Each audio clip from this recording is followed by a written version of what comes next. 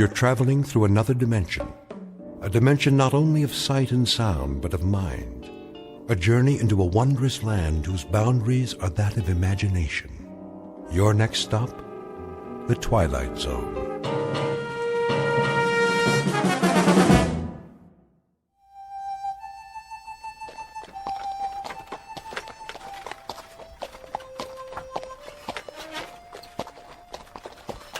How much longer, Chris? Not long. We'll stop soon as we find a place. Where? Look around. We saw the last shade 2 days ago. That's a buzzard up there circling the wagons, and it's been following us since dawn. It's waiting for the next one to die. How's the boy? Still burning up with fever. He can't take any more. All right, honey. Hold up! Whoa! Oh! Ho! We'll stop here for a few minutes.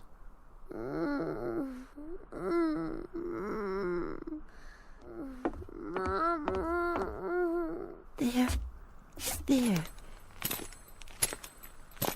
Still the fever? Poor little thing is burning up. If I could just use a damp cloth. Try my handkerchief.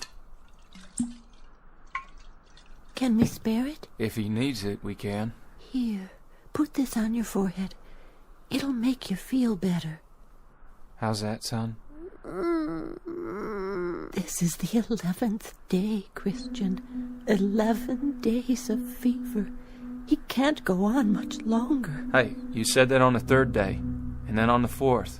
He'll take more, just as we all will. This is Arizona country. We've got 400 more miles, and we've already traveled almost 2,000. We'll do what we have to do. All of us. How's the boy, Mrs. Horn? About the same. Thank you, Charlie. Figure that Apache country is just due south. That's what you said we were looking out for, ain't it? That's what we've been looking out for.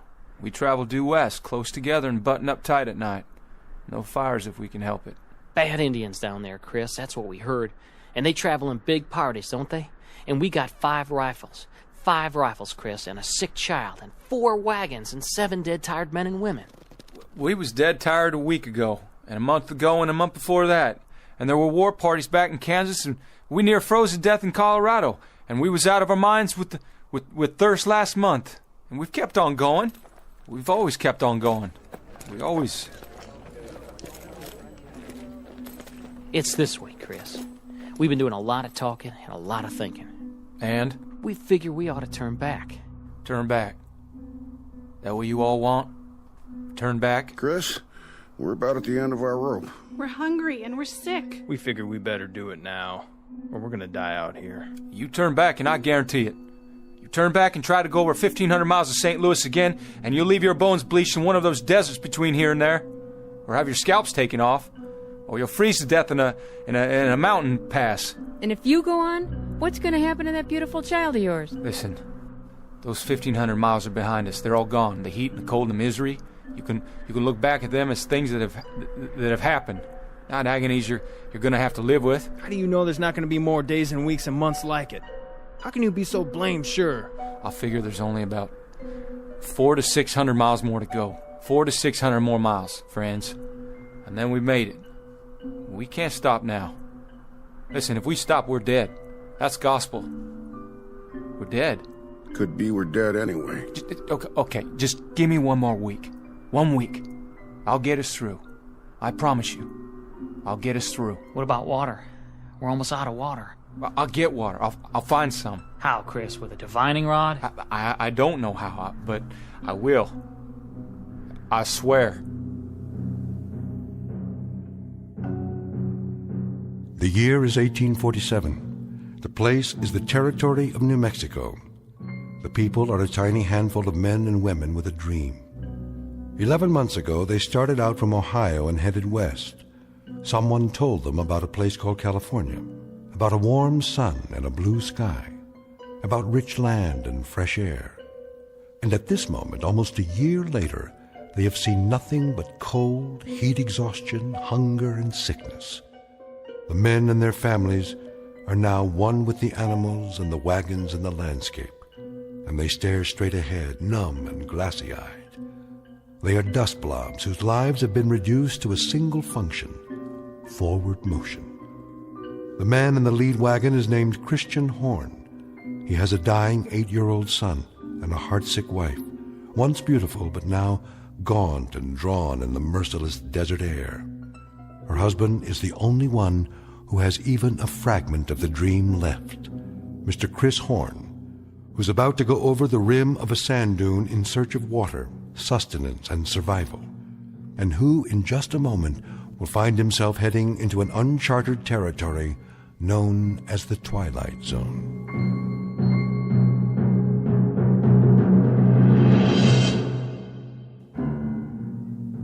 And now, back to our story from the Twilight Zone, 100 Yards Over the Rim, starring Jim Caviezel, with Stacy Keach as your narrator.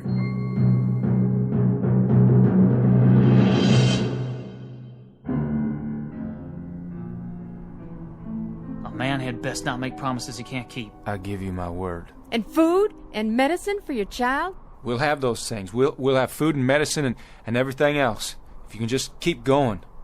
Just keep going and don't look back. Look out there instead. Look west. We don't even know where that is anymore. Don't make any decisions yet.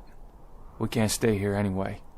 Once we're past the trail, we'll be able to rest a couple of days. I'm almost out of water, Chris, and food. I'll go up ahead, over that sand hill. I'll do some checking around.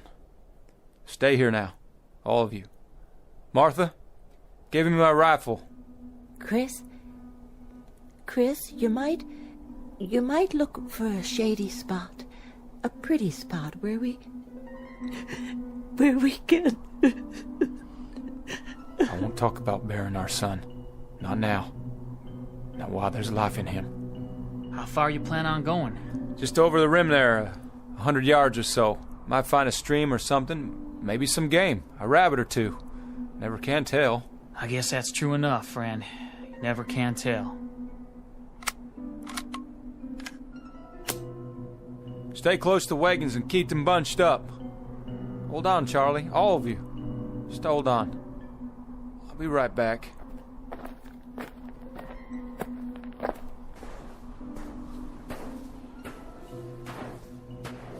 What in God's name? Hey, everybody, look what's over here! There's a road! Down on the other side, a road! Look! Martha? Charlie? Hey! Hey! Where's the wagons? Where'd everybody go? Must have got turned around there. Go on. Go up again and see. Yeah. See which way I'm looking.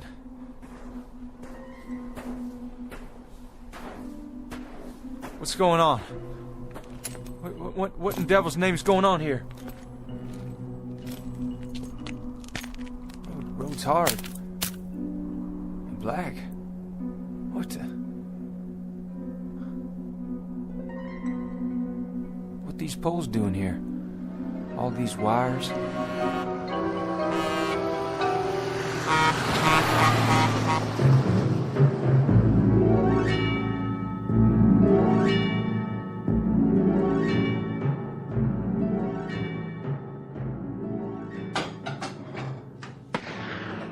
Joe? Yeah? What was that? Backfire. What? Truck backfired. Oh, you sure? I thought I heard a gun go off. Not likely. Might be one of those local boys shooting your sign. Well, if it was, I'll get the sheriff out here, but that didn't sound like any 22 to me. Look, Joe. Who's that? Some guy with a rifle. Go in the other room. But, Joe... I said get in back. I'll take care of it.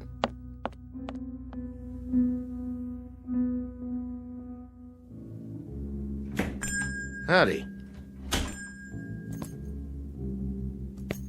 Did you see it? Did you see that thing?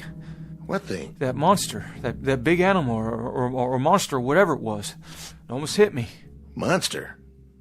No, I didn't see anything like that. If there was anything, it never got to here. It must have. It went by me just a mile or so back. You mean...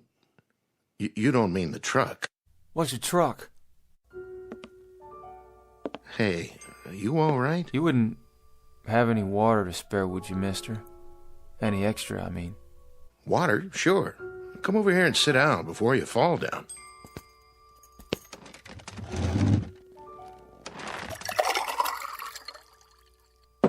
There you go. Is all this for me?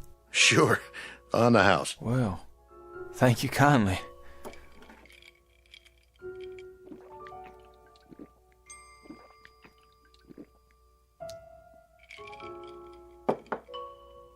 You want some more? You got more? Sure do.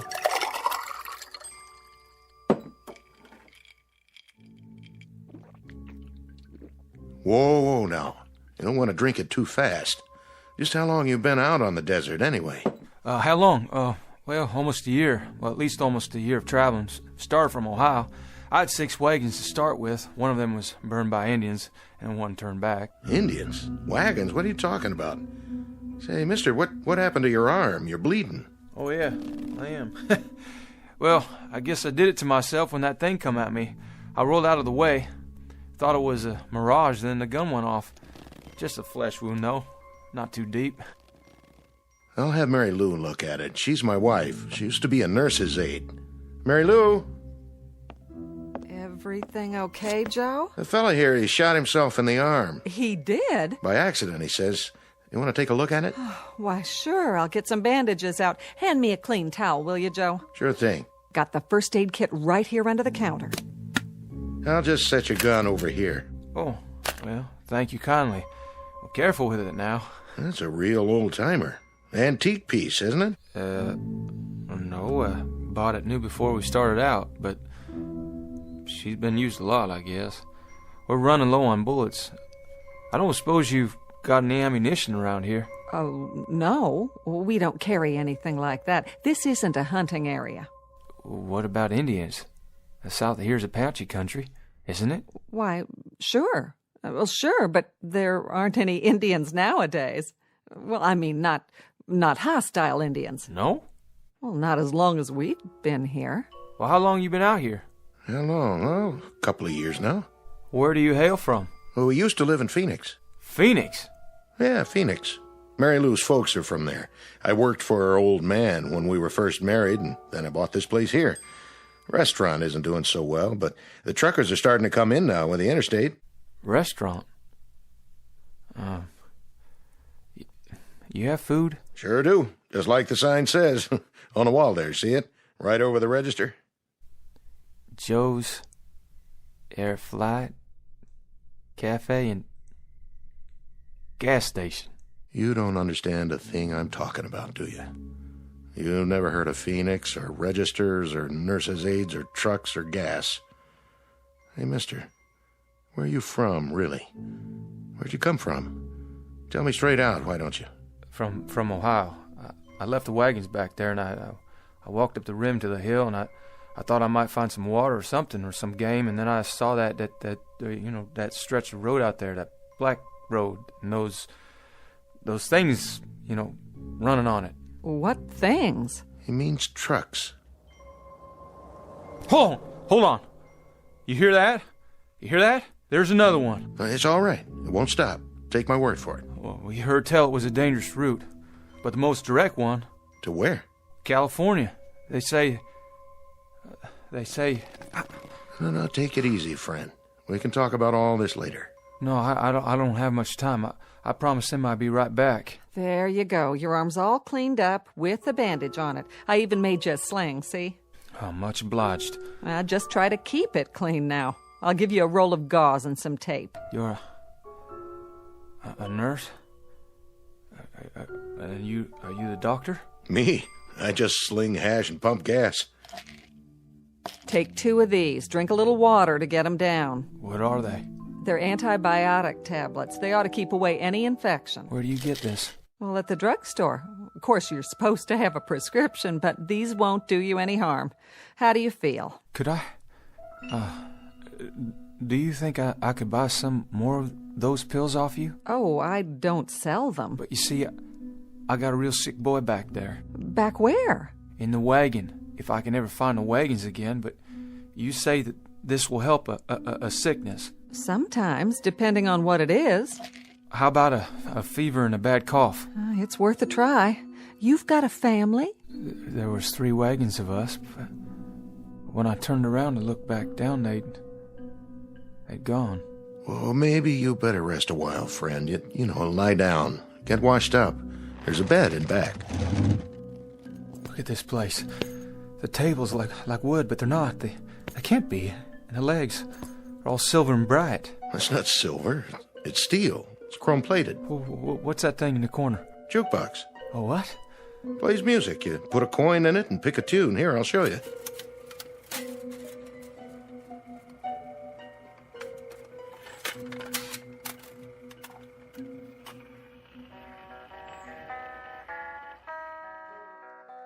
Hey, where's that coming from? From inside. Didn't you ever see one of these before? You got a man inside? Playing his guitar on my account? Let him out of there right now. Turn it off, Joe. There, that's better. That was a bad idea. All these things. Where am I? What is this place? Come with me. I'll show you where to wash up. Wait a minute. That picture. Where'd you get it? The calendar? Pioneer West Insurance Company. That's a picture of my covered wagon. Look just like my wagon. Oh, well, that's just an old lithograph. The date. That can't be right. It says April. But the year's all wrong. This is the year of our Lord, 1847. But this calendar says it's not even the same century. Oh, my dear God. How could that be? Easy now. What's going on here? Who are you people? Where am I?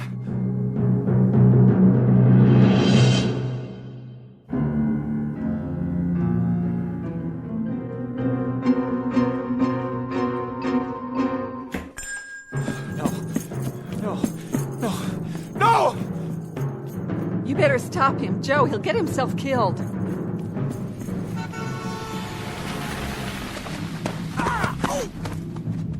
Come on now, fella. Come inside. Please. Somebody tell me where I am.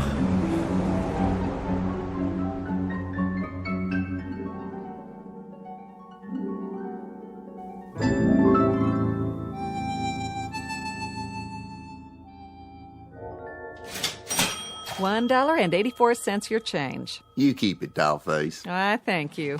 Say, pretty lady, if you don't mind my asking, what time you get off work here? Oh, not till late. But you better not let that man in the kitchen hear you say that.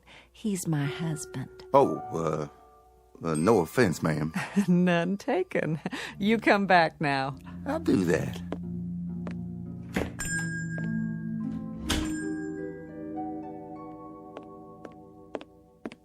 Doctor still in back? He is. Been a while now. I made a club sandwich for the fella. You think you want some soup, too? Well, you better ask Doc first.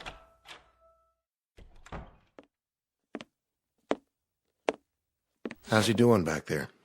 You have a fresh pot of coffee? Sure do. Shall I bring it to him? Not for your visitor. For me. I believe I'd like a nice, strong cup. Sit down, Doc. You look like you just seen a ghost. You look him over? I did indeed. And? Malnutrition, that's his major problem, along with dehydration. Though he's a strong specimen of a man, I'll say that. Tough stock. What else did you find out? You were right. He's an interesting customer, all right. Quite the character. The heat did it, or something, didn't it? I mean, he's not in his right mind. I figure that has to be it. I'm not a psychiatrist, Joe. I'm an ancient GP, not much past the school of castor oil and sassafras tea. But, you know, I think old Freud himself would have something to gnaw on here. How do you mean? He happens to seem very rational. Extremely rational. He can trace his imaginary life a whole lot clearer than some of us can our own. His recall of details is amazing. Or it would be if they were true. Maybe they are true. I mean, maybe he read it in a book somewhere. There's lots of books about the pioneer days. I even know a lot about my people, how they came out here. Now, one other thing.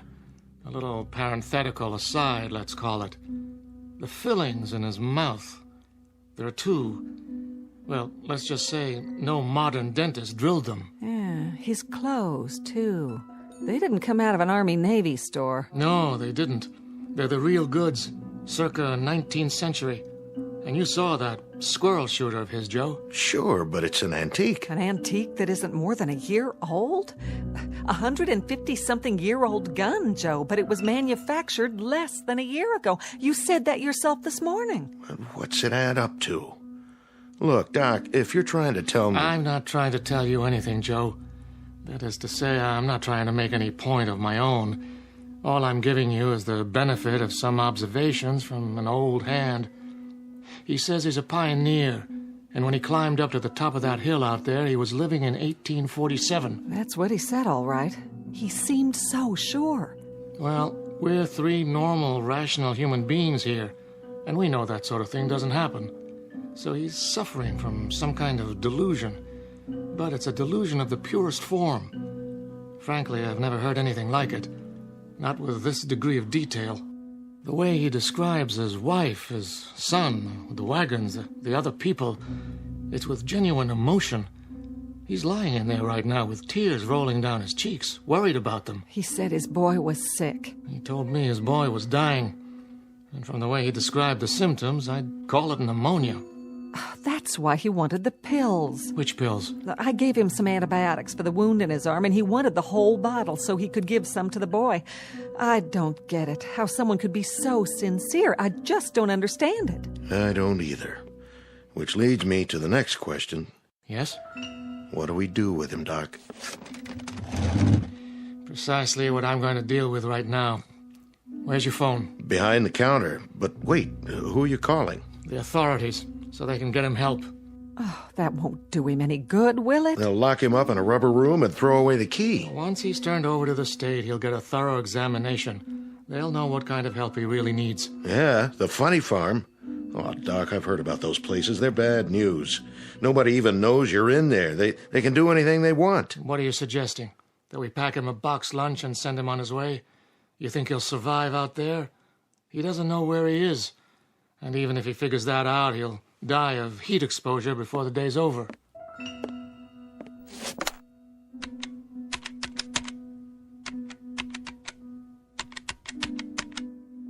I want the sheriff's office, please. Oh, it just doesn't seem right. Yes, is the sheriff there? Oh, in his car? Well, that's even better. Can you radio him to get over to Joe's Diner as fast as he can? We've got a man here who needs looking after. No, not violent, but he should get here real fast anyway. Yeah. Thanks. Oh, Joe, I hope we're doing the right thing. So do I. Well, at least he's calm now. As calm as any man would be if he suddenly woke up and thought he was past his time. That's enough, Doc. Well, hello, Mr. Horn. This book, it was in my bedroom. Well, that's the encyclopedia. I was looking through it. I found something. What? Well, this here. Horn Christian Jr., M.D., famous for his early work in childhood diseases, pioneer in vaccine research. Born 1839, died 1914. That was my son. That's Chris Jr. So I guess I'm either crazy or the world is turned upside down. But I think I got put here for a reason. Oh, you did. I just know it. For an important reason. What are you doing? You've been gracious and kind, and I appreciate it. But I gotta get back. I'll just get my gun now. Horn, we want to help you. But help means rest and medical attention. I can't let you leave like this. Come on, son. Come over here and sit down. I've called for the authorities. The authorities? Well, listen, I don't know who they might be, but I've got no time to wait and find out. Horn, please. Hey, don't don't go trying to stop me now. I know my purpose. I'm going to finish it. Or my life don't add up to much. Listen to us. Please, Mr. Horn. You take your hands off my gun, mister. You okay, Mary Lou? Oh, I'm fine. The gun just went off when he took it. And blew out my plate glass window. Horn! Horn, come back!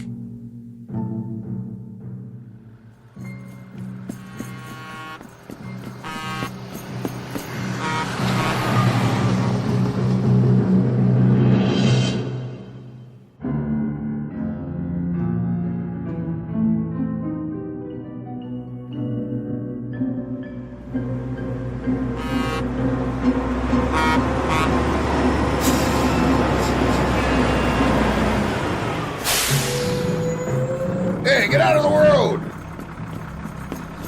Oh, I'm sorry, mister. What's the matter with you? Horn, wait up! Are you all right? Those people were trying to stop me. Yeah? Where are you going? I have to get back to the Arizona territory. You do? Well, that's an easy one. Don't just stand there. Get in.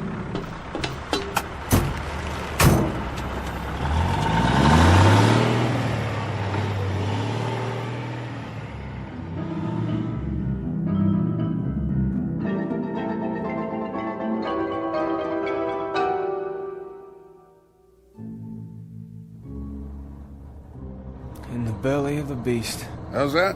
What is this contraption? Peterbilt 18-wheeler. Best long-haul rig ever made. Where's your team? I ain't a teamster. Strictly independent. But your horses. All the horses you want right under the hood. Sweet, huh? Where you say you're headed? California. We were headed for California. Well, that's where I'm going. Good country out there, is it? Easy living, if you ask me. Everything a man could want. And land of work? Any seed you plant, it grows tall. That's what I heard tell. Suppose I could give you a ride all the way in, so I'd have somebody to talk to. I'm going to California, but I can't get there this way. What are you talking about? It has to be the same ridge, right around here. It was. Mister, you have to let me out. Say, look at that. Sheriff's car, moving like a bat out of hell. Please, I made a mistake. You've got to stop this machine.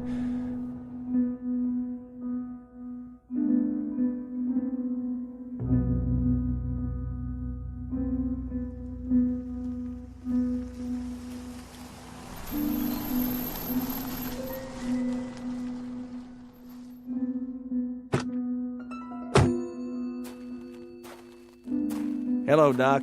What's this emergency you got? Not exactly an emergency, Sheriff, but since I called, it might have turned into one.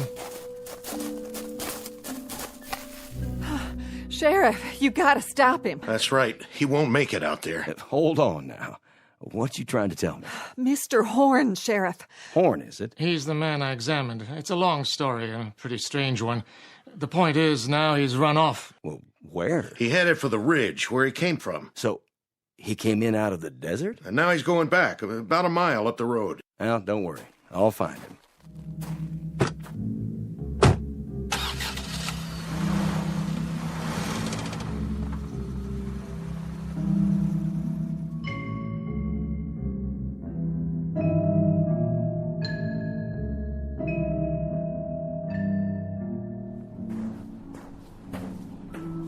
Gotta make it. Just a little ways more.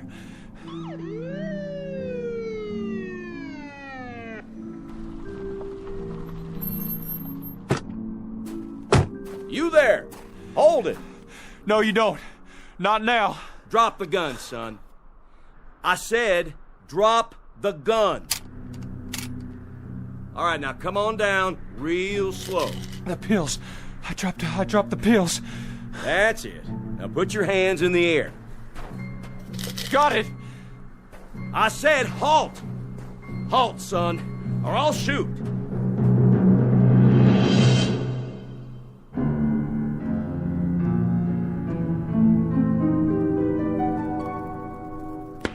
What was that? Sounded like a shot. Maybe Chris got himself a rabbit. But he ain't even had time to get up the ridge yet. Martha! Forget something, Christian? Martha, what happened? Where'd you go? Where did we go? What do you mean, Chris? Where could we have gone? When I looked down, I couldn't see you. Or the wagons. When? You haven't had time to go anywhere. Martha, I don't understand what you're saying, but I'm truly glad to see you. All this time. All what time? So much happened. First I fell and, well, somehow I shot myself and... It doesn't matter. I have so much to tell you. But how could you? God, Chris, honey, you just left a second ago. What did you forget? Forget? And what's that in your hand? Oh, that's a medicine. Medicine?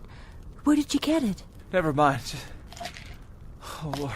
Give him some water. Give him 2 of these. I think it may save his life, Martha. I see. As you say, then. Chris? Charlie. Short trip. Was it? Nothing much on the other side, I guess. You'd be surprised, Charlie. You'd be mighty surprised. There was a whole lot to be seen at that rim. A whole new land. And you know something else, Charlie? Us. People like us. We're the ones responsible. That's the truth. People like us.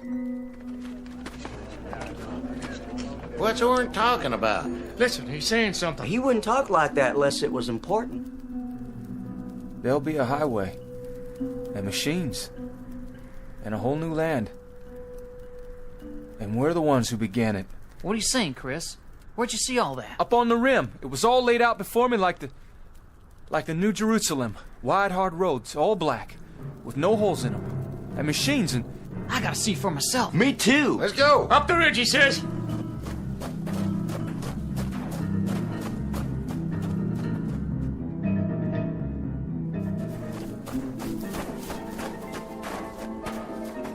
Chris, there's nothing down there. It's just like this side.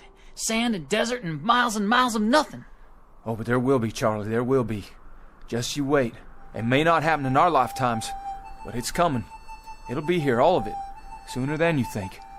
If you can hold on to what I'm telling you and keep the faith.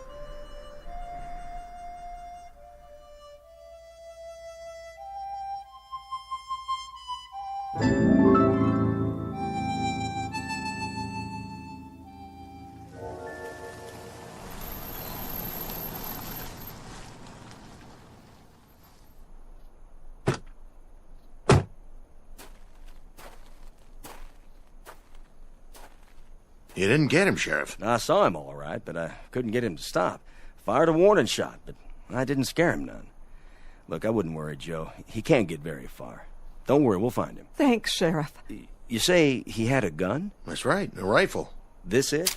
It can't be. That one's all rusty, like it's ready to fall apart. That's what I thought. He couldn't have done any damage with it. Look at it close, Joe. It is his rifle, but it's changed. It's just as if it had been lying in the desert for 100 years. What's it mean? Who was he? Where did he really come from? I think he went back to wherever he did come from. But to where, Joe? Back to where he should be. Back to where he can make certain that the things it said in that book can happen. Back to a wagon train, heading west to California on a spring day in 1847.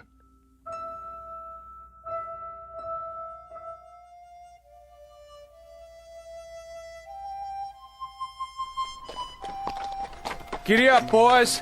We're going to California. And my son, too. He's got a whole lot to accomplish out there. A whole lot.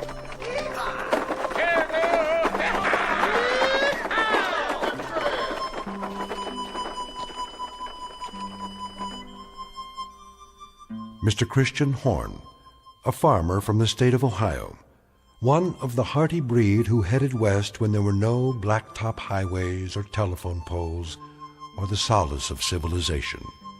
Mr. Christian Horn and family and their traveling companions, heading west after a brief detour through the Twilight Zone.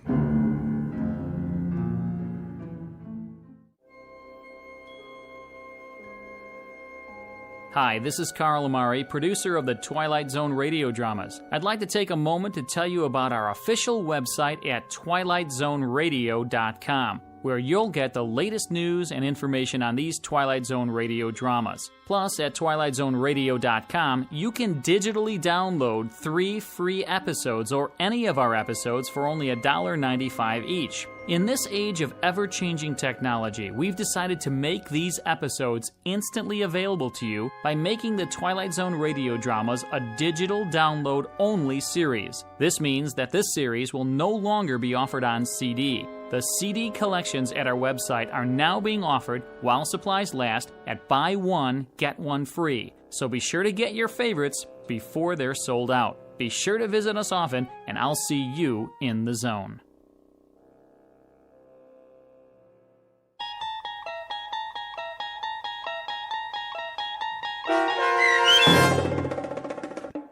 A 100 Yards Over the Rim, starring Jim Caviezel, with Stacy Keach as your narrator, was adapted for radio by Dennis Etchison and based on a script by Rod Serling. Heard in the cast were Peggy Roeder, Rick Peoples, David Darlow, Doug James, Peter DeFaria, Rich Komenick, Meg Thalken, Zach Gray, Carl Amari, Roger Wolski, Diane Trice, and Irene Olson. To learn more about the Twilight Zone radio dramas and to obtain audio cassettes and CDs of these programs, visit our website at twilightzoneradio.com. This copyrighted radio series is produced and directed by Carl Amari and Roger Wolski for Falcon Picture Group. Doug James speaking.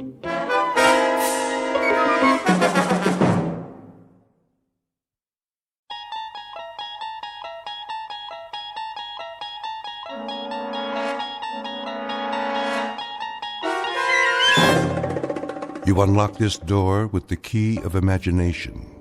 Beyond it is another dimension, a dimension of sound, a dimension of sight, a dimension of mind. You're moving into a land of both shadow and substance, of things and ideas. You've just crossed over into the Twilight Zone.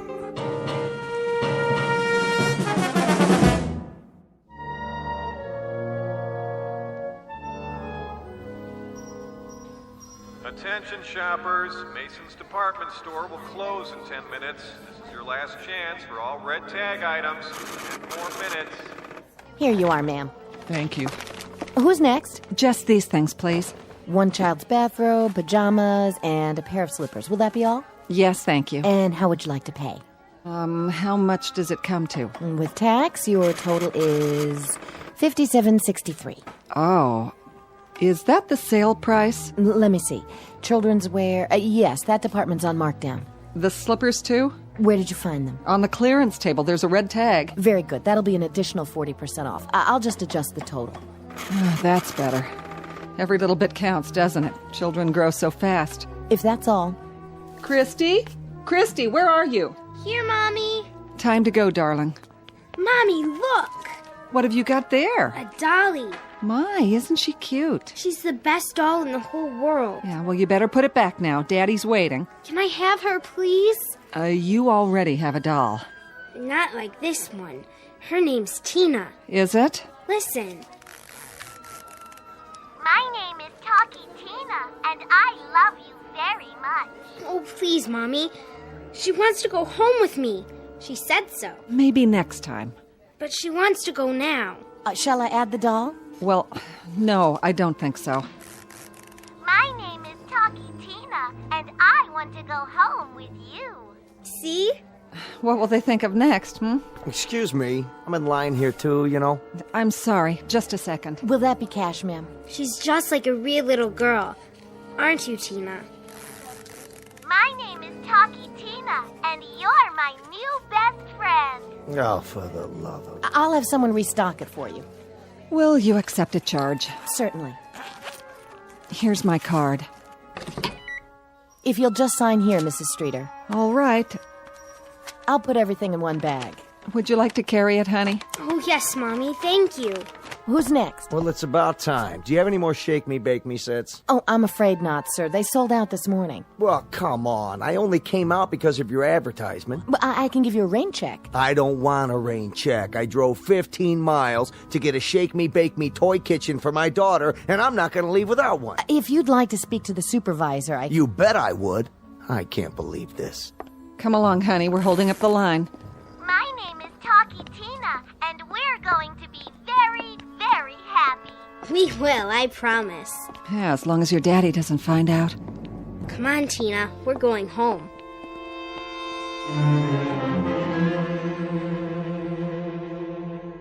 Meet Talkie Tina, the doll that does everything. A lifelike creation of molded plastic with a beautiful painted smile. For an only child named Christy, she's a brand new playmate.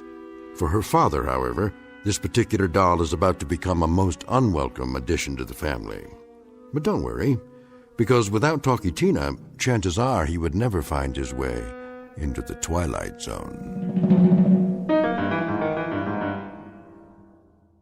And now, The Twilight Zone and our story, Living Doll, starring Tim Kazurinsky, with Stacy Keach as your narrator.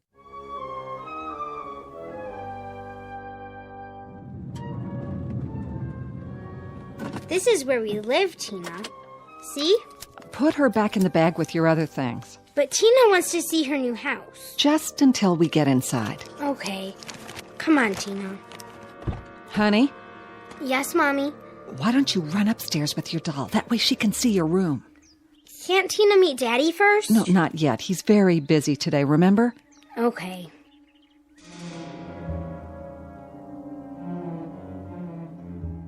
And the grand total for 1 month? I can't believe it. Eric? Hi. Oh, sorry we took so long. It doesn't matter, I'm still working on the taxes. Oh, did you make yourself lunch? Not yet. What'd you buy? Oh, nothing much. Just a couple of things Christy needed. What kind of things? Go on upstairs, darling. Yes, Mommy. Come on, Tina. Wait a minute. Christy? What do you got there? It's nothing, Eric. No? It's just a doll. A doll, huh? Show Daddy, honey. Her name's Tina. She doesn't need another doll. She fell in love with it. What was I supposed to do? Her birthday's not for months. I thought we agreed. She's only a child. She's just like a real live girl, Daddy. For heaven's sake, Annabelle, a doll like that costs... It was on sale. Oh, so that means we can afford it, huh? What was it, free? I put it on the account. Tina does everything. Don't you, Tina? Her arms move and her eyes open. Watch. She sees you, Daddy, and she can even talk. My name is Talkie Tina, and I love you very much. You have to admit it's adorable. See? I just love her already. My name is Talkie Tina, and I want to go home with you.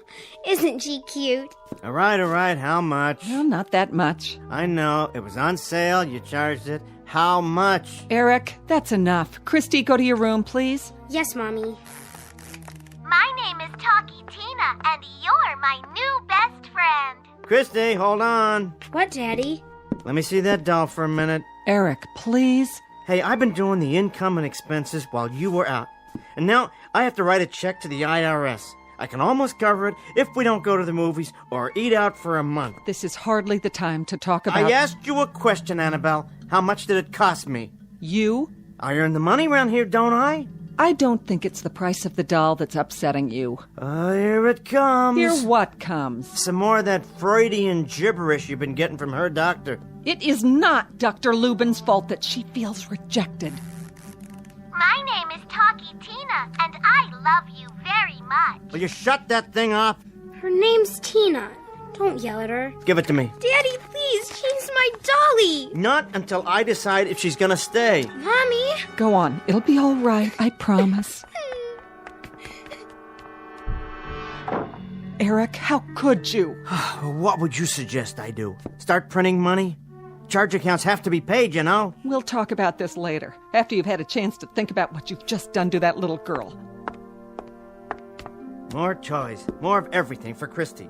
That's what she needs. Another doll. One that talks. don't think I like you. What? My name is Talkie Tina, and I think I could even hate you. What kind of doll is this? Get out of here! What do you say now, huh? You all broken up about it? My name is Talkie Tina, and you'll be sorry. Why, you... Eric? Yeah? Did you just throw something? What if I did? You broke the vase. So I'll get you another one. Just tell me why. I don't like what it says. The doll? You might be interested to know it has quite a vocabulary. Listen. My name is Talkie Tina, and I love you very much. I suppose that offends you in some way. That's not what it said a minute ago. Eric, I don't know how much more of this I can take. Oh, and exactly what is it you're taking? Your anger toward Christy. I know you're having a difficult time adjusting to her, but I can't let you treat her this way. She's my daughter, Eric. I love her. Oh, you love her, but I don't love her. I'm only your stepfather. I'm incapable of loving children because I can't have any of my own. That's what you're saying, isn't it? No, Eric, believe me, it's not. You could love Christy. I know you could if you'd only give yourself half a chance. Good. Then I'm not the cold, cruel ogre Mommy and daughter think I am.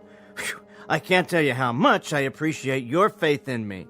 Eric, please, give us a chance. Christy and me. I know you got more than you bargained for when you married me. 2 for the price of 1. But we'll do anything to make you happy. Both of us. Daddy? Honey, just a minute. I'm sorry, Daddy. What? I'm sorry if I made you mad. Oh, Christy, I wasn't mad at you. Do you understand that? Sure, Daddy. Oh, there you are, Tina. No, don't do that. Why? My name is Talkie Tina, and I love you very much. Why not, Daddy? Nothing at all. Come on, Tina. Let's go upstairs.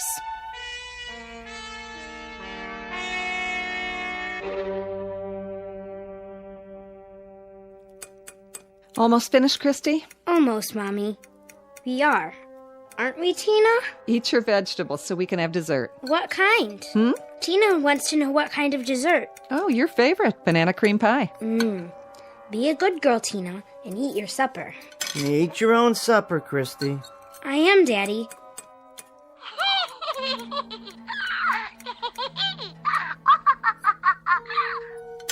I didn't know your doll could laugh. Oh, Daddy, Tina can do everything. Well, tell her not to do it at the table. What's the matter, Eric? Forget it. I didn't hear anybody laugh. Really?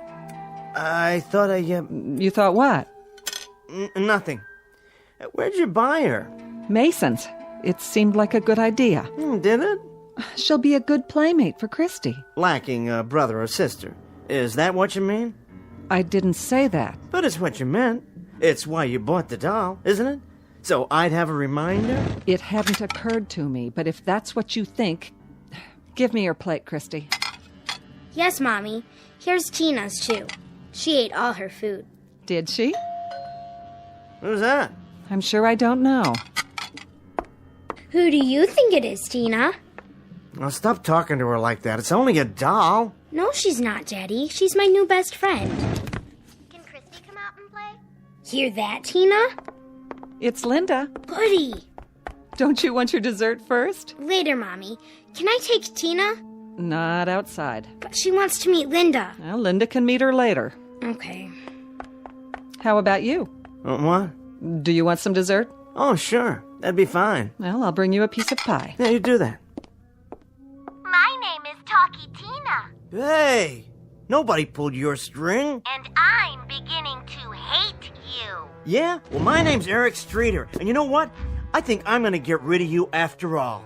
You wouldn't dare. Wouldn't I? Just watch. Don't pick me up. This is my chair. No, it's not. It's Christy's high chair. Or it was until she grew out of it. But you'll never grow because you're just a piece of plastic. Got that? What's the matter? Cat got your tongue? My name is Talkie Tina, and I think you're a very bad man.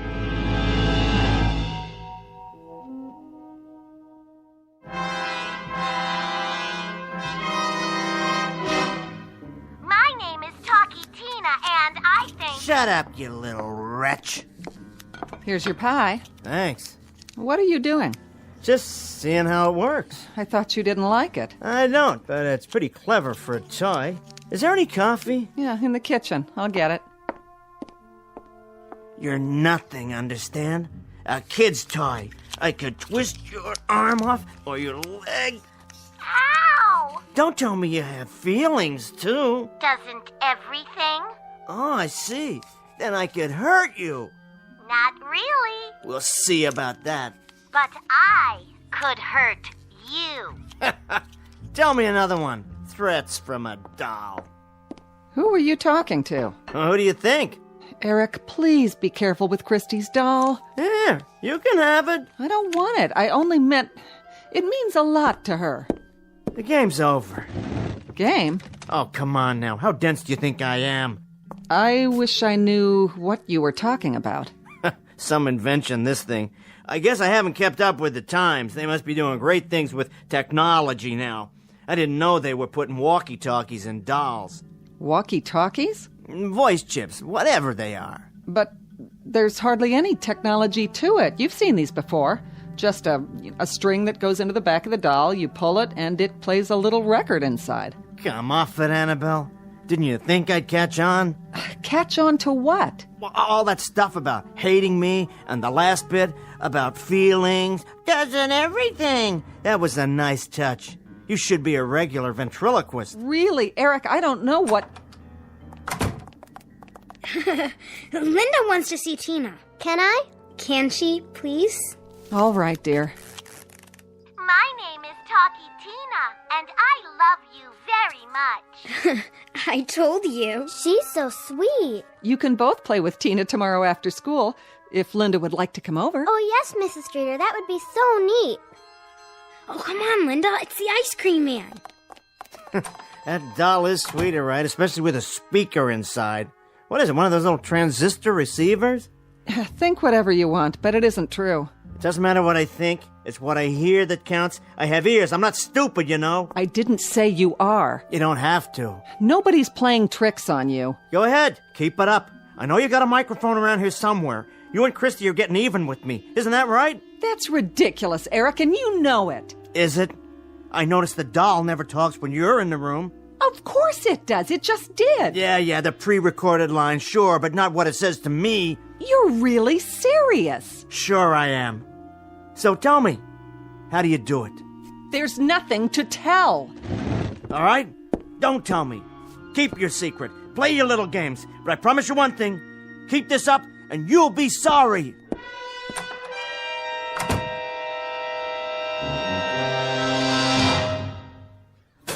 Christy? Christy? My name is Talkie Tina, and you'd better put me down. Or what? What are you gonna do about it, huh? Christy's not around to help you, and neither is her mommy. You'll be sorry. Nah, you're the one who's gonna be sorry, starting right now. What are you doing? What I should have done the first time you mouthed up. Put you where you belong. In the trash with the rest of the garbage.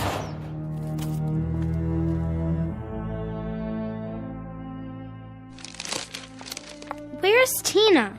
I wouldn't know. You had her, Daddy. Go ask your mother. She's already asked me. And what did you tell her?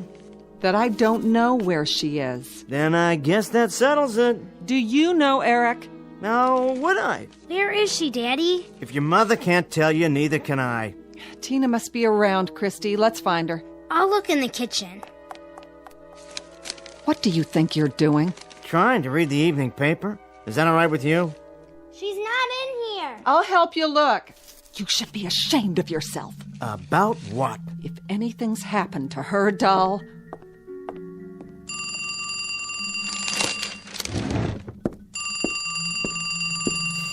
Hello? My name is Talkie Tina, and I'm going to kill you. Say that again. You heard me. How did you get out? Wouldn't you like to know? Who is this? Hello?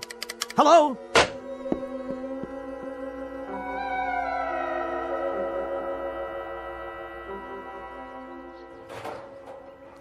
Not there. Then where?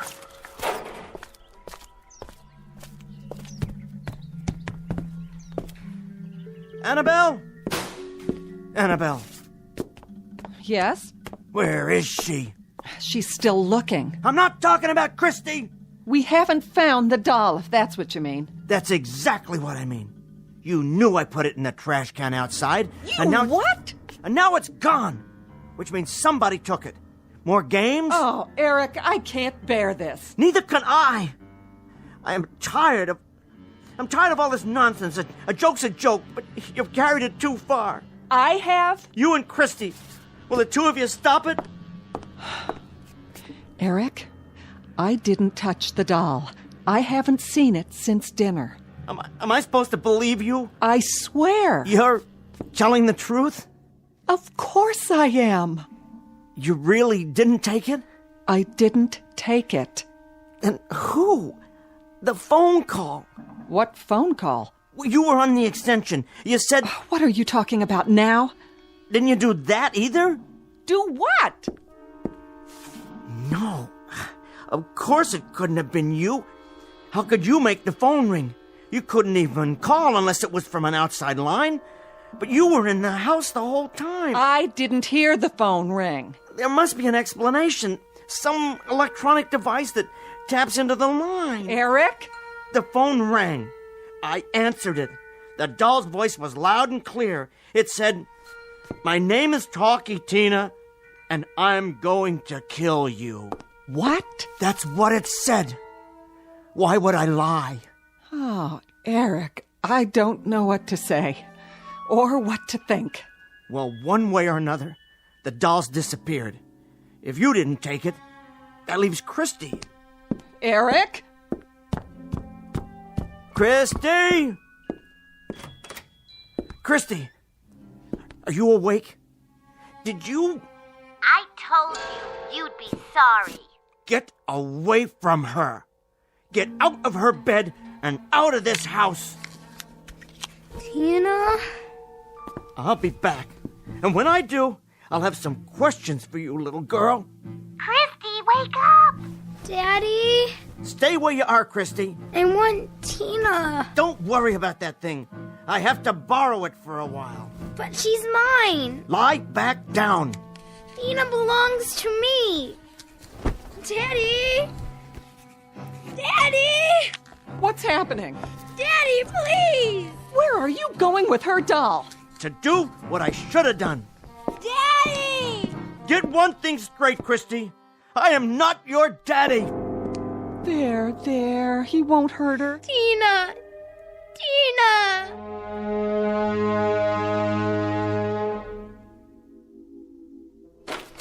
Know where you are now, baby doll? Where? Take a look around. If those eyes of yours can even see. Welcome to my workroom. You don't scare me. This is a garage. Right? And this is my workbench. And these are my tools. What kind of tools? Well, let's see what we have here. Know what this is, Dollface? A vise. That's what. What are you going to do? What does it look like? I'm gonna put your cute little head in it and crack you open like a ripe tomato. You can try. We'll see about that. You'd better stop. Yeah? Or what? Get ready to die. Don't say I didn't warn you. You're the one who's going to die.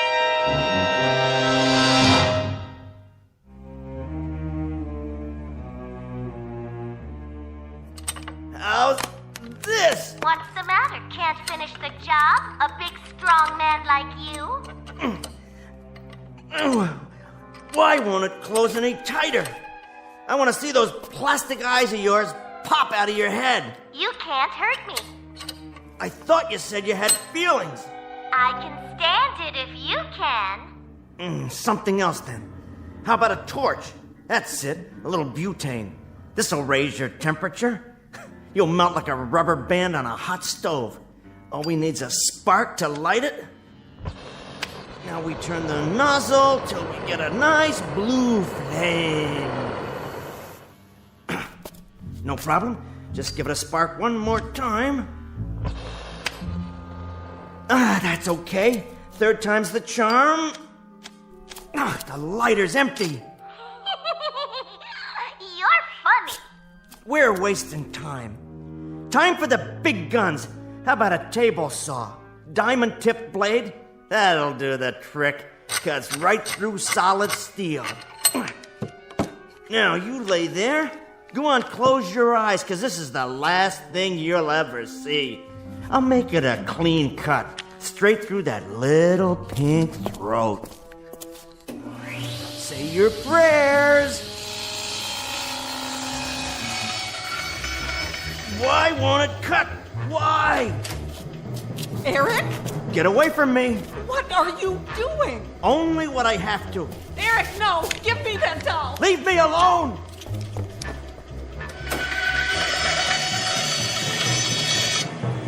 So I can't cut you, but you're still done for. You don't stand a chance. Now what, you funny man? Try this on for size. I got a burlap bag somewhere and some rope. Yes! You know what people do with kittens, don't you?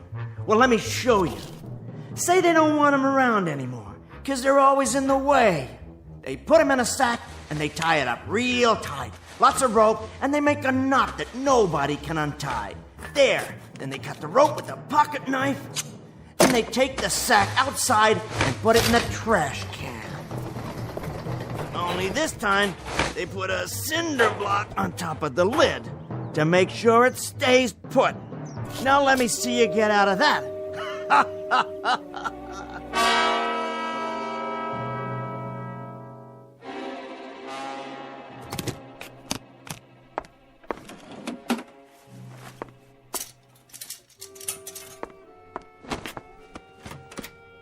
What are you doing?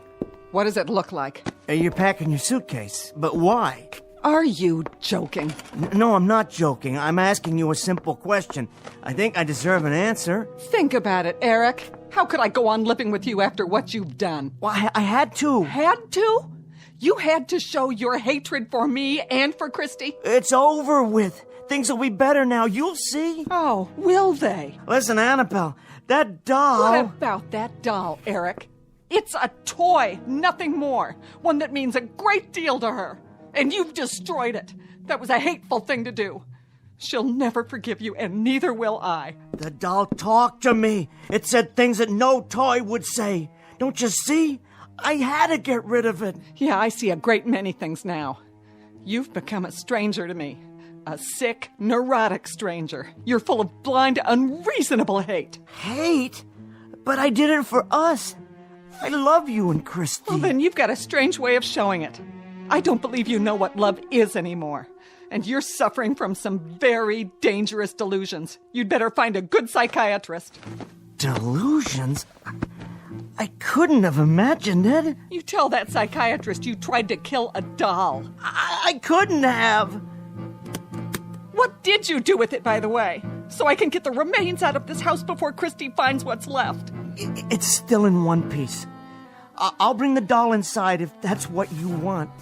I'll give it to Christy myself. How magnanimous of you. Will that make everything right? I don't know, Eric. I honestly don't know. I want things to be right between us. All three of us. It's a little late for that, don't you think? Just let me try. Give me 1 minute. That's all I'm asking. Oh, Eric. Eric!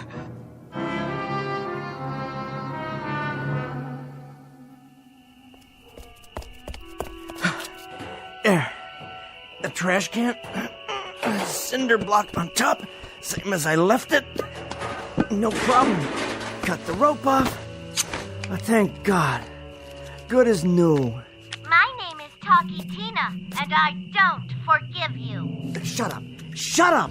Just until we get inside.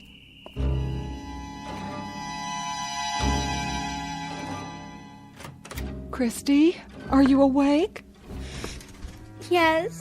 Oh, Christy, honey, listen to me. Where's my dolly? Daddy's bringing her. You'll see. He was mean to her. Oh, honey, he couldn't help it. Sometimes Daddy gets mad. It's not your fault. Why doesn't he like her? He's got a lot on his mind. You know how hard he works, but he's going to be better now. He's going to see a doctor, and this doctor's going to make him well again. Promise? We just have to be patient with him. Dry your eyes now.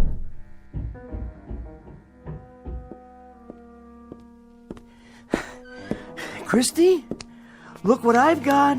Tina! Did you miss her? Well, now she can sleep with you, right next to your pillow, all night long. Is that okay? Oh, Tina! Thank you, Eric. Satisfied? We'll talk about it in the morning. But I did what you wanted. In the morning.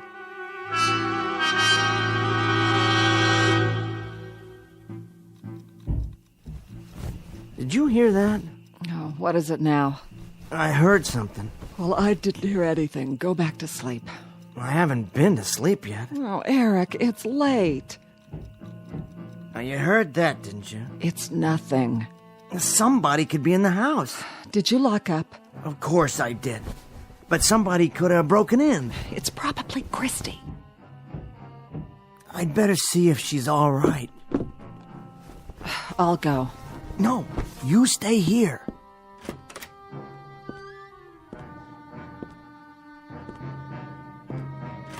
Christy?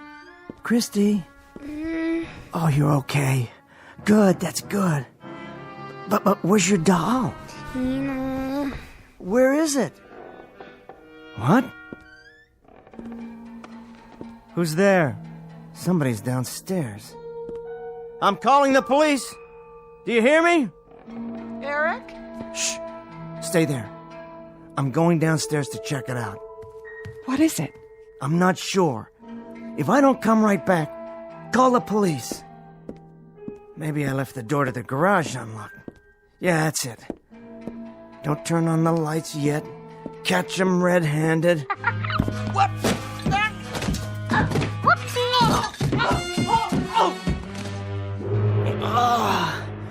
You.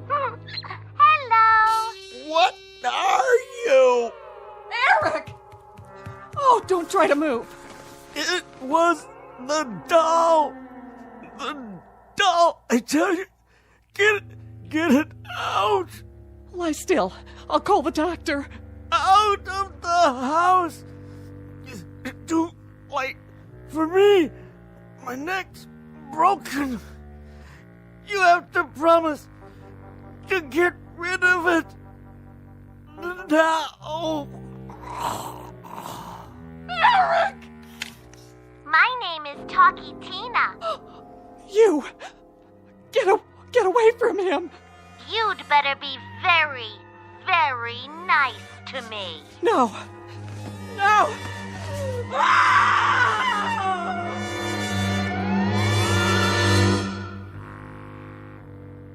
Of course, we all know that dolls can't talk.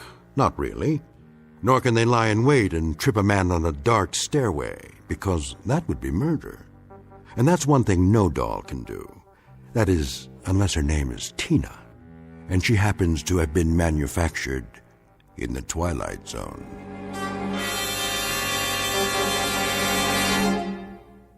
More from the Twilight Zone after this. Hi, this is Carl Amari, producer of the Twilight Zone radio dramas. I'd like to take a moment to tell you about our official website at twilightzoneradio.com, where you'll get the latest news and information on these Twilight Zone radio dramas. Plus, at twilightzoneradio.com, you can digitally download 3 free episodes or any of our episodes for only $1.95 each. In this age of ever-changing technology, we've decided to make these episodes instantly available to you by making the Twilight Zone radio dramas a digital download-only series. This means that this series will no longer be offered on CD. The CD collections at our website are now being offered, while supplies last, at buy one, get one free. So be sure to get your favorites before they're sold out. Be sure to visit us often, and I'll see you in the zone.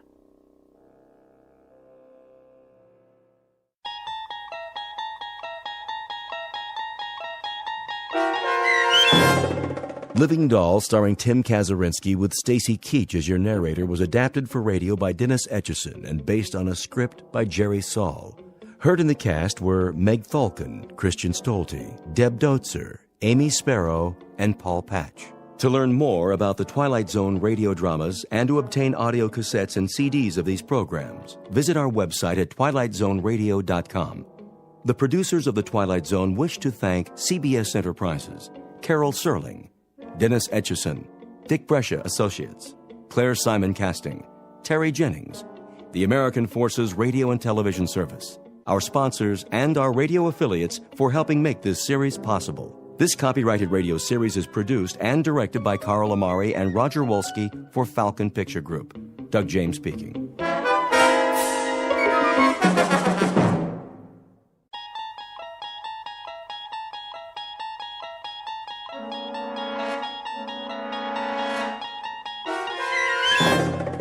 You unlock this door with the key of imagination. Beyond it is another dimension, a dimension of sound, a dimension of sight, a dimension of mind. You're moving into a land of both shadow and substance, of things and ideas. You've just crossed over into the Twilight Zone.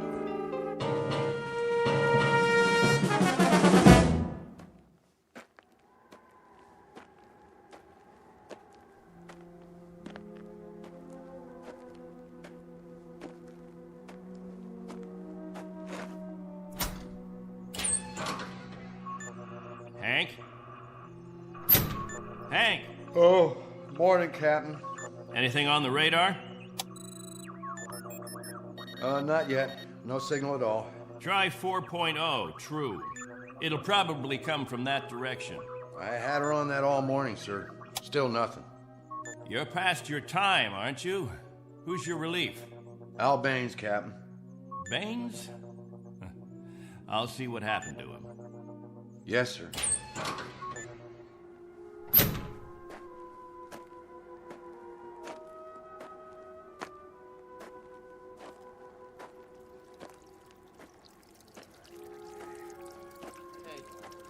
Morning, all.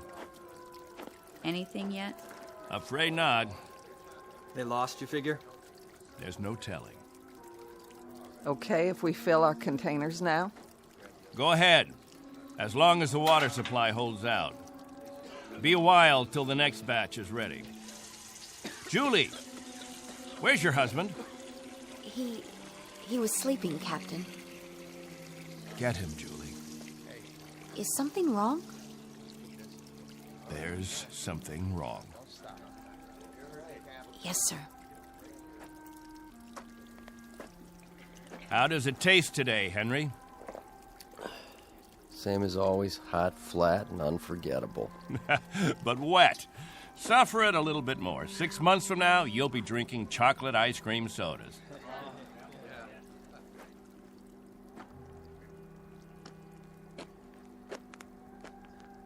You want to see me, Captain?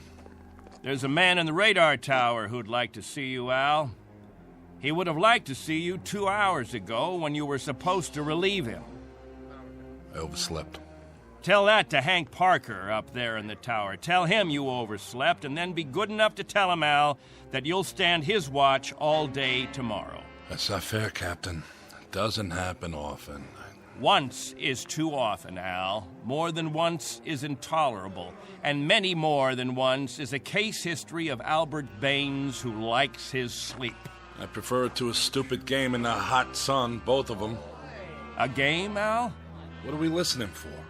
30 years of 2 shifts a day. What have we ever heard? Wind noise. And what have we ever picked up on the radar screen? Dust particles? But anything to make you happy, Captain. You listen to me. There's a ship on its way, and when it reaches this atmosphere, it may want to be vectored in. They may want landing instructions, wind direction, ground temperature. And if Al Baines is in the sack, we may spend the rest of our lives here. Is that what makes you happy, Al? How do we know there's a ship out there, Captain? A lot of garbled static 2 months ago that you told us was a message, and then Nothing. 2 whole months, and you decide there's a ship coming here to take us back. You make the rules and set the watches and plan the days, and now you tell us the Messiah is coming. And you tell us to pray? The difference between you and me, Captain Benteen, is that I do my dreaming when I'm asleep. You do yours on your feet. There's a ship coming, Al. All of us believe it. Because he tells you to. And we believe him. Whatever Captain Benteen says, that's what will happen. Sure you believe him. He tells you this is the best of all possible worlds, and by God, you break into song. You're sweating your lives away on this rock, but the captain says it's paradise, and we have to clap our hands. Rule by hypnosis. Al, there's a ship coming. This happens to be a fact. There's a ship coming. Believe it. I tell you, it'll happen. And you know it's real, just as you know this is real. You haven't forgotten our ship, have you? The Pilgrim One? The first spaceship sent up to colonize the outer regions? And this plaque, placed here by the 130 men, women, and children who established the first off-Earth colony. We owe them our belief, because they had faith. Don't ever forget that. Now, if you'll excuse me, I better go check on the generator.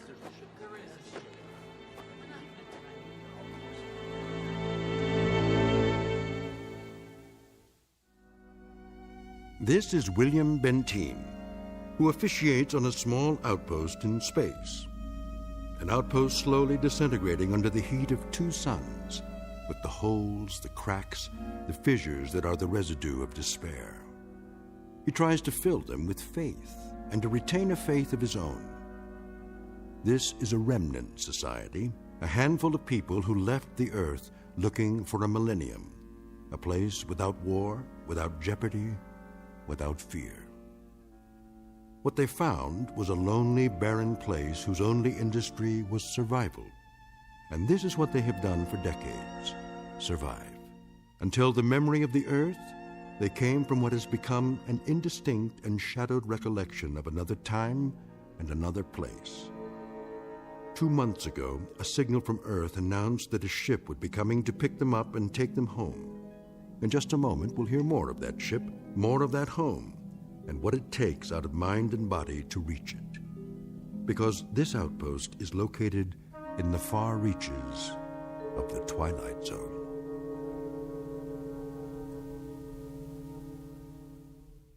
And now, The Twilight Zone and our story, On Thursday We Leave for Home, starring Barry Bostwick with Stacy Keach as your narrator.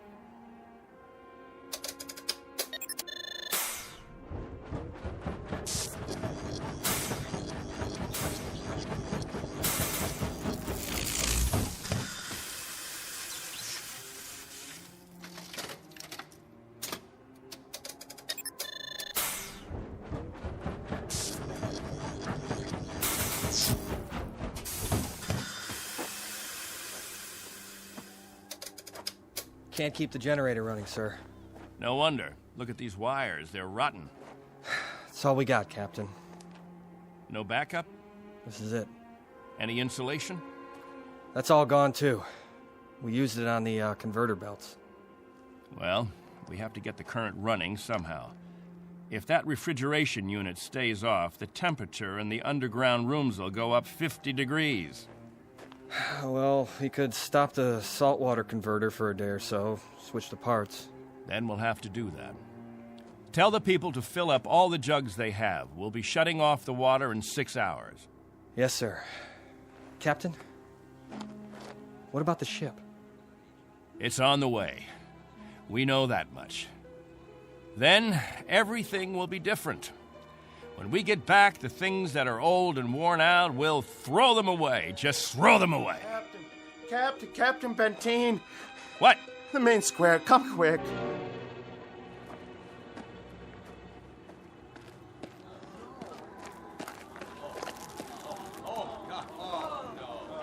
It's Mrs. Rodale. She's... hanged herself. Cut her down.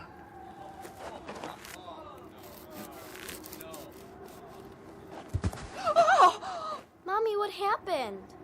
Is that lady all right? Get them out of here. Come, children. God have mercy on her. You men there prepare her. We'll bury her in an hour. Yes, sir.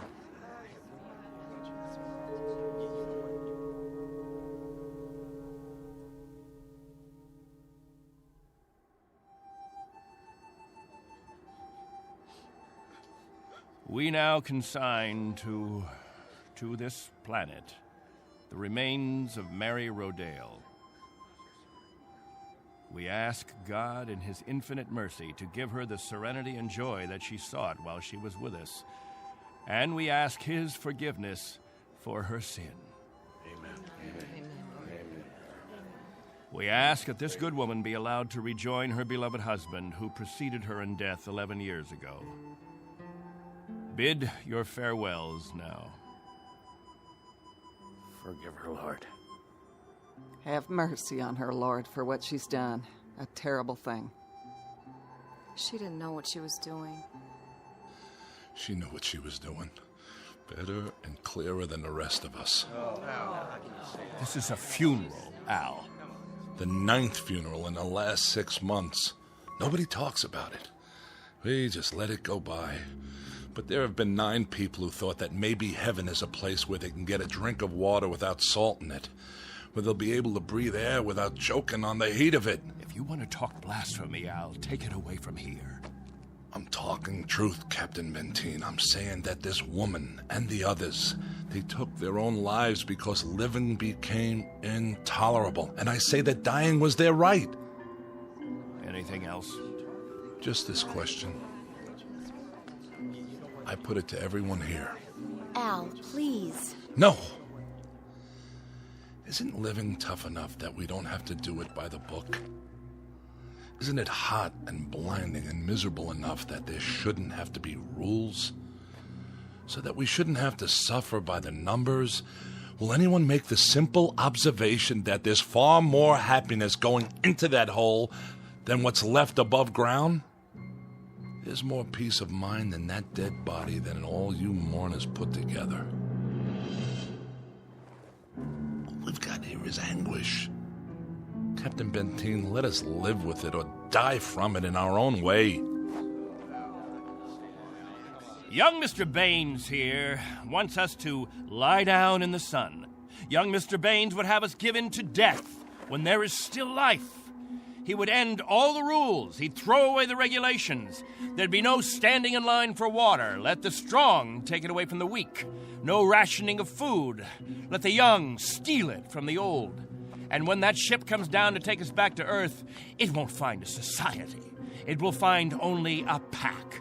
There'll be no human beings left. Only animals. There's a ship coming. It's winging its way in now. It's on its way. Say it. Say it out loud. Let me hear you say it. There's a ship coming. There is a ship coming. There's a ship coming. There's a ship coming. There's a ship coming. There's a ship coming. There's a ship coming. That's right. There's a ship. A ship. Yes. A ship that's coming to take us. What's that? Hear that? Can you hear that, everyone? Do you hear? It's the... Meteor storm! It's a meteor storm! Find shelter! Get inside! Up to the cave! Get up to the cave!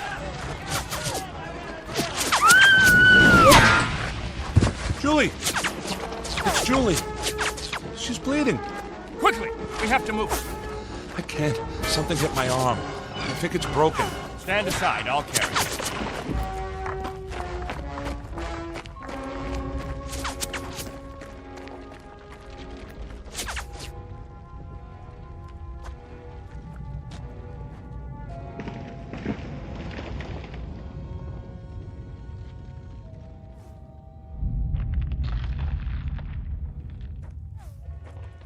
How is she? It's just a cut to the forehead, not very deep.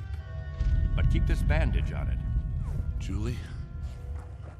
Julie, honey? Can you hear me? Al? Don't let her move just yet. She may have a concussion. How's your arm? It's not broken. Must have been a rock that hit it. Captain, thank you. For a little first aid. No thanks necessary. I deliver babies, too. You might want to keep that in mind. Now, I'd better go see to the others.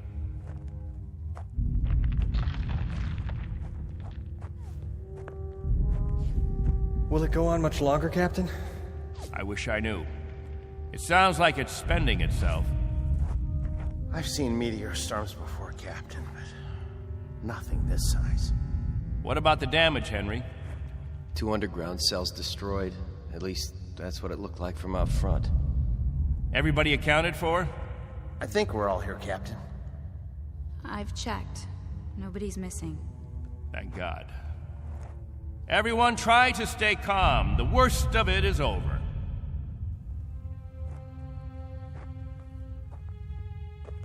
Jojo? Yeah, Captain? You're not scared, are you? Well, kinda. Now, we can't have that. Mind if I sit for a minute? We'll talk, you and me. Captain, tell me about the Earth. Would you, Captain? Tell us what you remember. Yes, do. Well, all right, I guess I can do that. We'd like to hear. You, over there, is that you, Fran? Yes, Captain. And you, Buck. Yes, sir. You fill in the holes if I leave out anything. Straighten me out if I'm wrong about any of my recollections. Jojo, I was a boy of 15 when we arrived here. But I remember Earth. I remember it as a place of color. I remember that in the autumn, the leaves changed. They turned different colors, red, gold, orange. And I remember streams of water that flowed down hillsides, and the water was sparkling and clear. And I remember clouds in the sky, white, billowy things that floated like great, majestic ships. They looked like sails. What are sails? Don't you know what sails were? In ancient times, that's how ships moved across the water. There was so much water. The men unfurled large sheets of canvas against the wind, and it was the wind that moved them. And I can remember night skies. Night.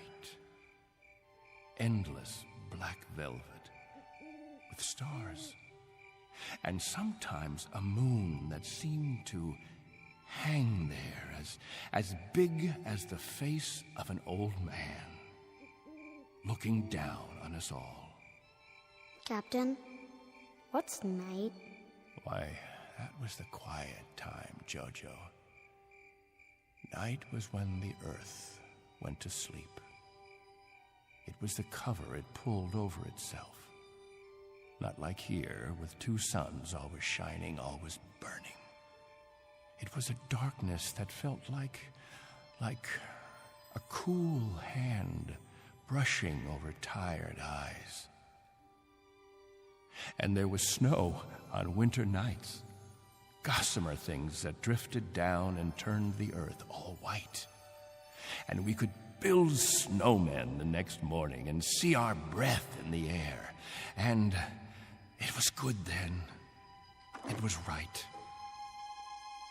So, why did you leave there? Oh, we thought we could find another Earth, Jojo. Then we found this. We thought we could escape war. We thought we could build an even better place. And it took us 20 years to find out that we had left our home 1 billion miles away, only to be stranded, like visitors, transients, that no roots could take hold in this ground. But it was too late. So we spend the next 30 years watching a clock and a calendar and waiting.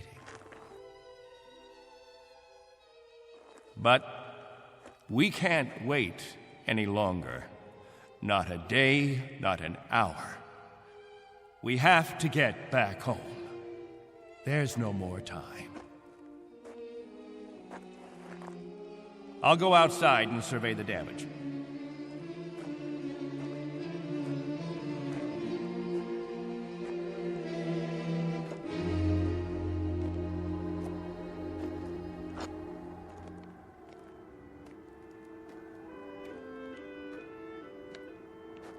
Not much harm. Radar tower's still standing.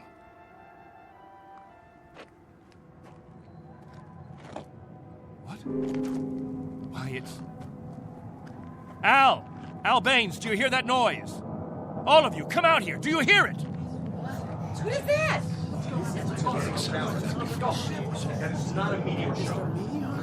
That's not a meteor, and it's not wishful thinking. Not this time. Those are rocket engines. I remember the sound of it. That's the ship. The ship has come at last.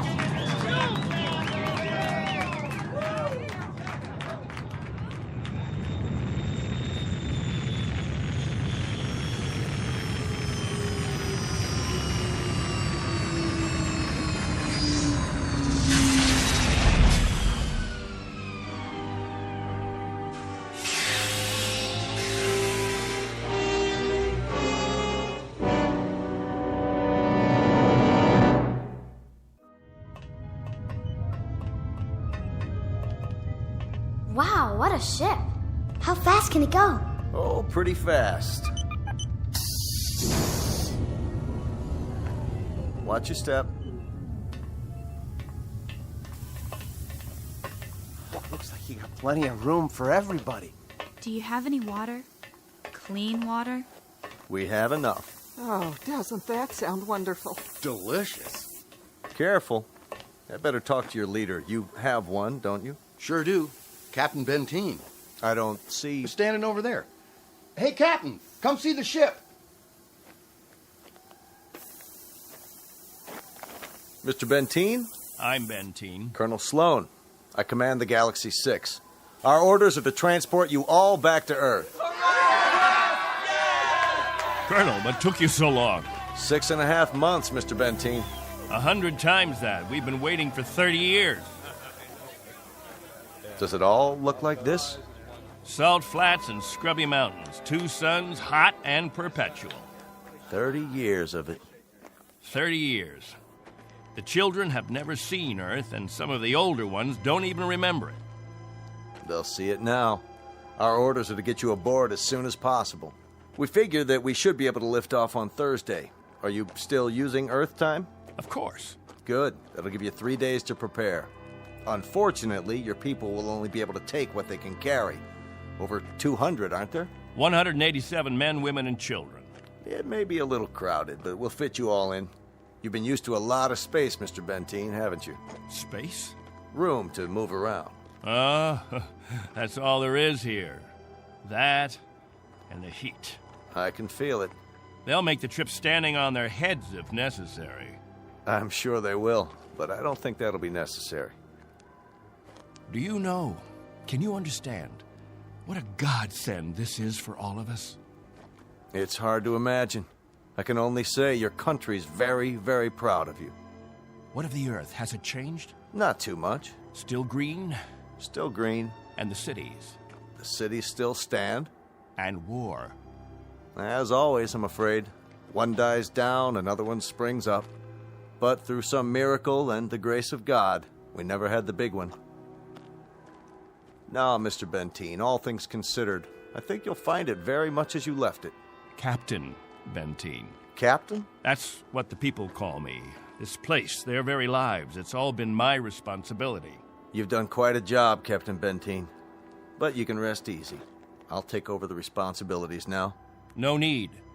I'm used to the job, Colonel. The living quarters, they're underground? I was saying, Colonel, I'm used to the responsibility. I wouldn't quite know how to function without it. Is it cooler there, Mr. Benteen? I'm sorry, I didn't... Your underground rooms, are they much cooler? Yes, they're refrigerated. It's... Captain. Morning, Captain. George. The best morning ever. We just wanted to say thank you, Captain. Why? For what? For keeping us alive all these years. That's right. Without the Captain, none of us would be here. That's not necessary. You better believe it, Colonel. I do. I do believe it. Captain Benteen. Go ahead, Colonel Sloan. That's all right. I'll see to the others.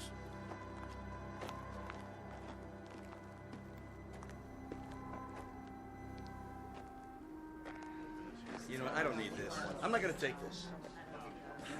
Hi, Captain. Julie, where's your bandage? Oh, I don't need it anymore. But we put one around your head so the cut would heal. What's this? Isn't it incredible? It's called a medicinal patch. You wear it for 24 hours. It accelerates the growth of new skin. Look at her forehead, Captain. You can hardly see the scratch. Better put the sling back on your arm, Al. I don't need a sling. Just this metal band. It's magnesium. Colonel Sloan said my arm would be perfect by the end of the week. Well, I seem to have had my practice taken away from me. But while we're here, I'd use that sling. I'll bet I've fixed about 500 broken wings in my time, and the only way to be sure it heals properly is to keep the limb immobile. Where's Colonel Sloan? I want to ask him what to pack.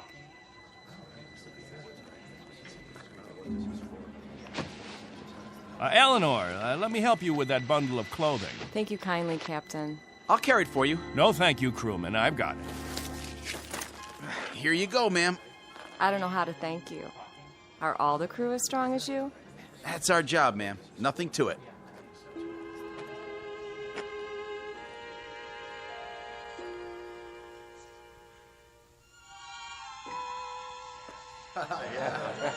Hello there, Captain. Well, I'm so excited. How much longer? not long. Be patient. May I have your attention, everyone? Good question. Quiet, please. What is it, Captain? As all of you know, we have less than 36 hours before we depart. And as I told you earlier, there is a maximum allowance of 14 pounds per person. Soon we'll begin weighing your belongings, and if we're over the limit, I'll make up a list of necessary items. I hope I'm not intruding, Captain. I was just telling them about the weight requirements. We'll handle all that tomorrow. I heard you'd called a meeting here in the cave, so I brought Lieutenants Engel and Rafferty with me. Everyone has so many questions about Earth, I thought perhaps this would be a good time.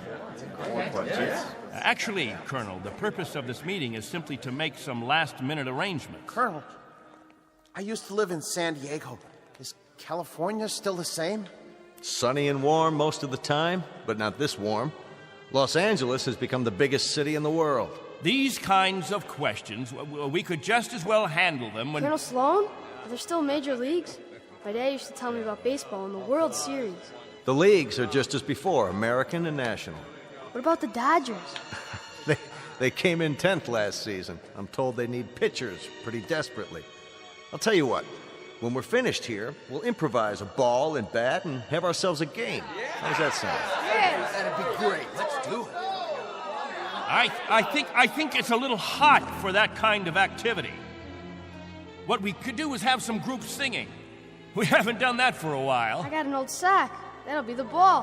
Who's got a stick? What are we waiting for? Let's go. Please, wait. We haven't finished yet.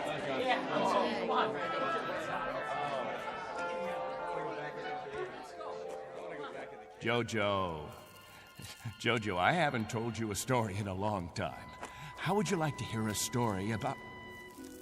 What have you got there? This is what they call candy. One of the spacemen gave it to me. It tastes... Sweet, Jojo. It tastes sweet. Yeah, sweet, Captain. Want a bite? Oh, thank you, Jojo. Back on Earth, we can get all we want. Something, Captain? I'm not sure. I'm not at all sure. You've promised them all candy.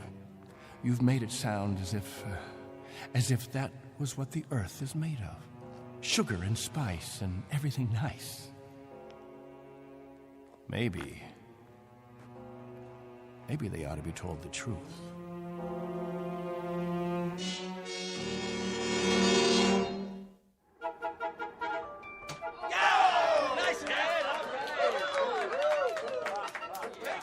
The universal language. Baseball. You have a limited vocabulary, Colonel. Do you have any idea what the temperature is? At this hour, it's about 110. I don't know whether your crew can take it, but I know my people. They're going to pay for this little athletic event. Some of the older ones, it might even be serious for them. It's just a game, Benteen. My guess is that it's worth it. Now, I'd better get back to the ship. Colonel Sloan. Something else, Mr. Benteen? Colonel, when we get on the ship, you can tell us what to do and we'll all fall into line. But here, in this place, I'm in command. I'm not trying to usurp authority, Mr. Benteen, but I really don't see what harm a little game... It's still Captain Benteen. For now. Galaxy crewmen, back to the ship. That's an order. Oh, come on. It's time for rest now. All of you go back to your homes. I'll announce when the new day will start. I don't know. I guess it's suddenly illegal to have fun. You happy now, Captain? I was never unhappy, Colonel. I just happen to know what's right and what's wrong. I ask you to keep your crew in the ship during the rest time. I don't want my people distracted. You rule with a heavy fist. If it were 1 ounce lighter, no one would have survived. I've held these people together by will. They'd have died, Colonel, without someone they could hold on to. They'd have withered away. Not anymore, Captain. Relax. That's a luxury I've never been able to afford, Colonel. I've never been able to marry, to think only of myself, because of them. I've been a father figure, a governor, a confessor. I've been all those things. And if I hadn't been, there'd be no life here. These are my people. Understand? My people.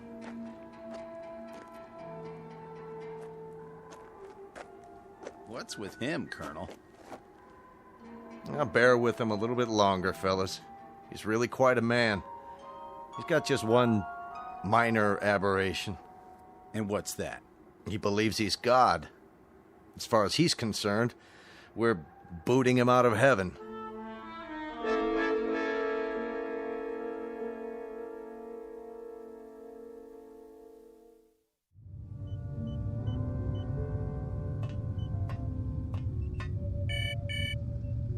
Yes? Mr. Captain Benteen is here, sir. Show him in. Very well, sir. Come in, Captain. Sorry my quarters are a bit cramped. Please, sit down. Colonel Sloan, this is a list of all passengers with their approximate weight and the weight of their belongings after each name. The scale we have is pretty beat up. My guess is that it underweighs by about 4 or 5 pounds. Fine. All I wanted was an approximation. We'll weigh them in on our own equipment before blast off. This is Wednesday, 12 midnight? I keep getting confused with the constant light. When do the people get up? About 2 Earth time. The hours from 7 until 1:45 are the hottest. That's when we try to stay indoors. Then we have our meetings at the cave about 2 hours afterwards. We've had to improvise our own schedule. You've improvised very well, Captain. I looked at the saltwater converter, your electro plant, the sun shields you put up over the crops. Very inventive. Necessity hasn't been the mother of invention here. It's been the father and the whole family. Well, you'll be able to give way to progress now. Though I wonder if all of it'll be to your liking. The way you'll be lionized when you get back to Earth. You're referred to in the press as the Lost Pioneers. They're gonna make quite a thing of you when we land. Oh? Wherever any of your people settle, there'll be keys to the cities, brass bands. I expect they'll scatter all over the U.S. The government's had inquiries by, well, it must be thousands of relatives. My guess is that they'll just about have time to look into a television camera and then get whisked off. Well, they won't be scattered, Colonel. They'll go as a group. We'll find a place where we can settle, and that's where we'll stay. I I'm talking about when we get back to Earth, Captain. That's what I'm talking about. They won't be splitting up. Not my people. Captain, as a point of interest, did you ever ask them? Ask them what? Whether they'd want to stay together. That would be a ridiculous question, like asking a child if he wants some more ice cream. They're children, you see, Colonel. Oh, chronologically, they range from 6 months to 60-odd years, but socially, psychologically, they're children. I've kept them alive and functioning all this time. Once we're back on Earth, I'll simply continue the process. Captain Benteen, have you told them that? Have you told them that after 30 years of waiting, 30 years of living in a compound, they're going to travel 1 billion miles just to walk into another one? Have you? There's no need. They wouldn't have it any other way. To leave them to their own devices, that would be an act of cruelty. Captain, do me one favor. Just ask them.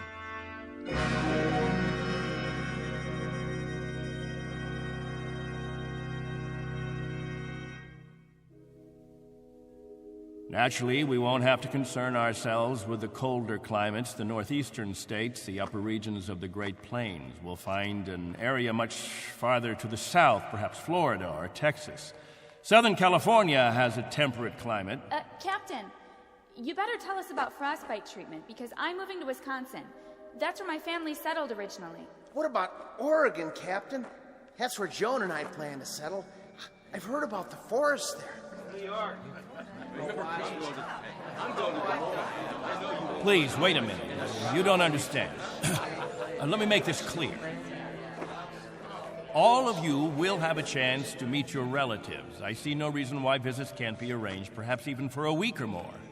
But naturally, we'll remain together as a community in whatever land grant we obtain from the government, or whatever given area we can arrange. I can assure you of one thing, and I hope put all your fears to rest.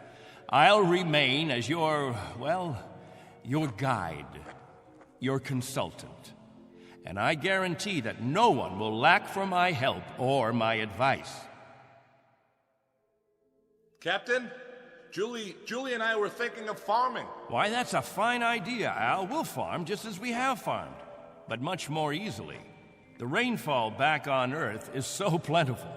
And as I told you, there's only one sun, so you won't have to shield the crops. Of course we'll farm. Certainly, we'll farm. Julie's got relatives in the state of Washington. You couldn't take the cold. None of you could.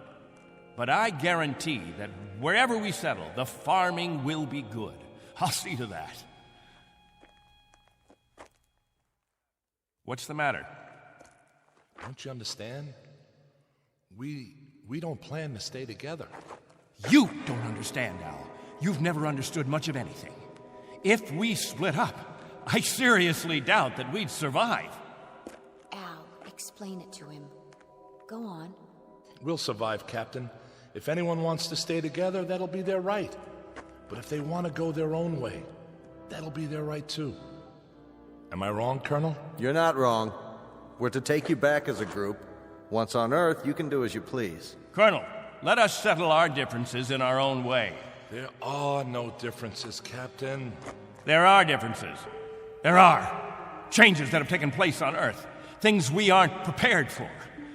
Oh, the Colonel has made it sound like a big holiday. The good life just plucked off a tree.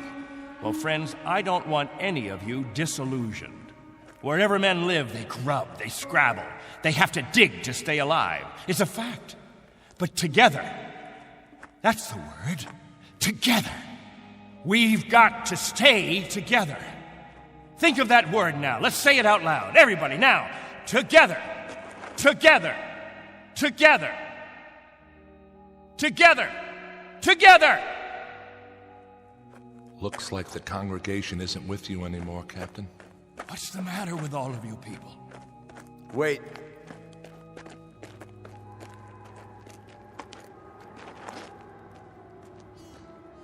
I've made the compartment assignments. I'd like to go over them with you. Assignments? There's not much time, and there's some things we have to check off.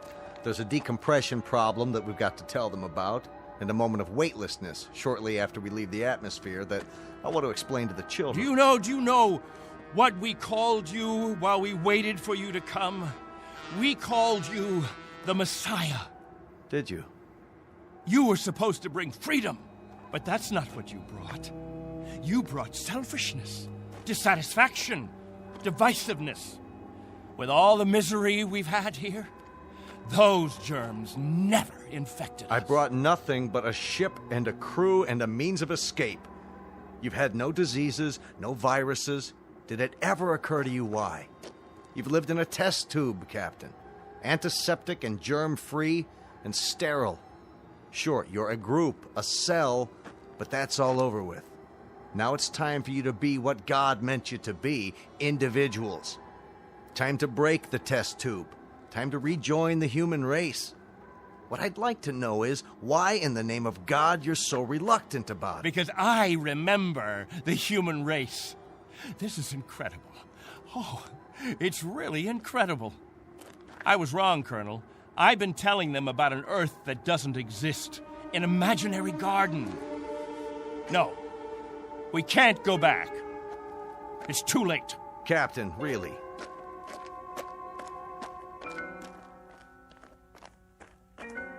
Everybody, gather around. I've got something to tell you. Listen to me, all of you. I want to tell you all. Listen to me, all of you. I want to tell you about the real Earth. Captain, are you all right? Let's talk about the diseases. What? The viruses, the cancers, the floods and the freezing, the wetness and the cold. And there are other miseries, worse than anything we've experienced. Hatred, jealousy, violence. Listen to me. It's an Earth we don't know. We can't leave here. We'd be committing suicide. We'd die of things we've never been exposed to before. We'd die of the loneliness that animals get in a zoo. Because we don't belong. We don't belong to his kind. Do you understand me? We don't belong there. Captain Benteen, why don't you let your children vote on it? Only if they know what's waiting for them. Only if they understand that Earth isn't any garden. It's never been, and it never will be. That's fair enough. I'll tell you what Earth is. The same as it's always been. It's a race struggling to survive, just as you have survived. Captain Benteen is right when he tells you that it isn't all a place of beauty. There may still be wars and prejudice and strife. I suppose there will always be jealous men and angry men and unforgiving men. But it has one thing you don't have. Every man is his own master. There won't be anyone telling you when to eat and when to sleep and when to meet, what to sing and how to play. Instead of heat, you may feel cold, and instead of thirst, you may feel hunger. But you'll be men and women. You won't be sheep. You won't be a kindergarten. And when you pray to God, his name won't be Benteen.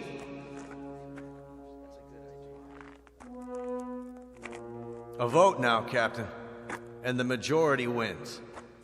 Those of you who want to be on the ship 10 hours from now, heading back to Earth, step forward.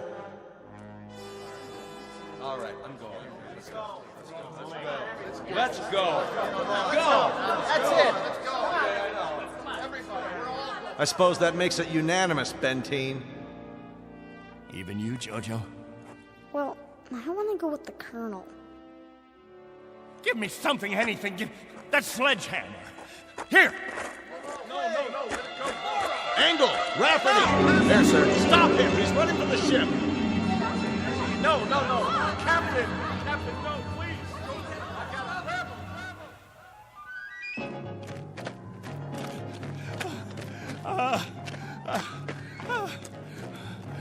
him! We'll see how far you get. Without a tail fin. Put it down!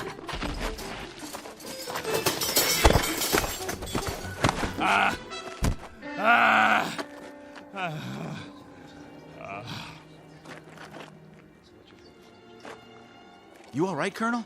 I'm fine. What about the ship? Just a couple of dents, nothing serious. Lucky you stopped them when you did. Captain Benteen, let go. For everyone's sake, loosen your grip and let go. God help you. God help you all. Tomorrow you think you're getting on a ship headed for paradise. What you don't realize is you're heading for hell. What about you? I'll stay here. That's right. This is my home. This is where I belong. This is where you belong. You just don't have the brains or the guts or the sense to know it. This ship leaves at 0800 tomorrow. If you're not on board... I want no special privileges, Colonel Slow. No special treatment. If you're to blast off at 8, you blast off at 8. As for the rest of you, you can go on the ship or you can remain here with me. I'll be at the cave. Any who want to remain can meet me there.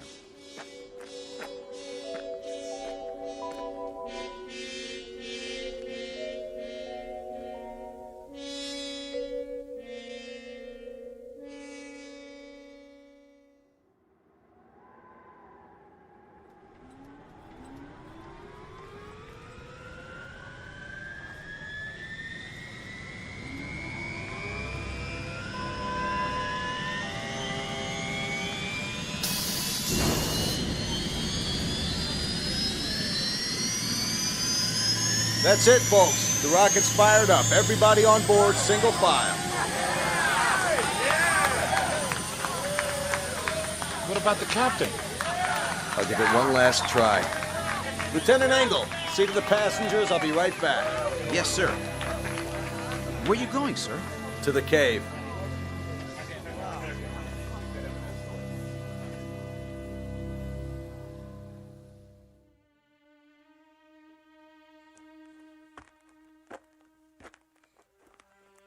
Captain?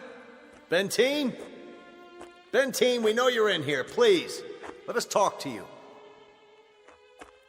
He's not going to show himself, Colonel. We're leaving now. We have to blast off in 5 minutes. If we don't, we'll have lost our orbital position. Benteen, it has to be now. Captain! Captain, please, come out! Remember this. If we leave without you, there'll be no other ships. This is where you'll live the rest of your life. And this is where you'll die. All right, Benteen. As you prefer. Let's go, Baines. Goodbye, Captain.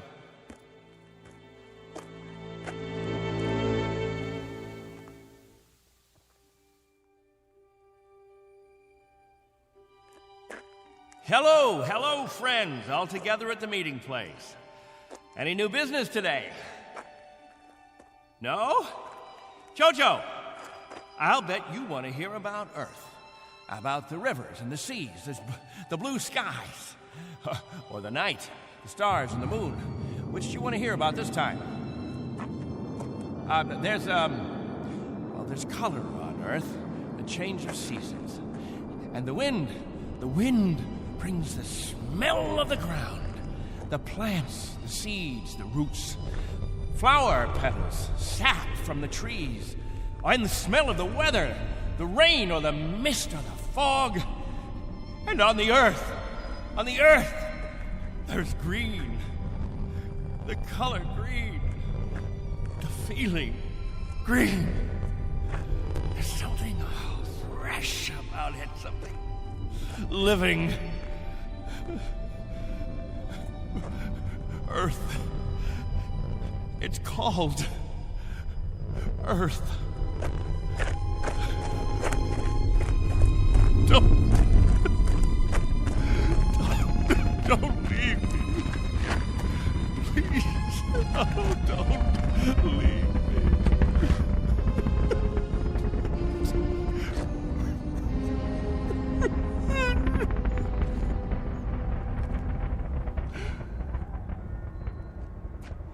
No! Don't leave me behind! Don't leave me.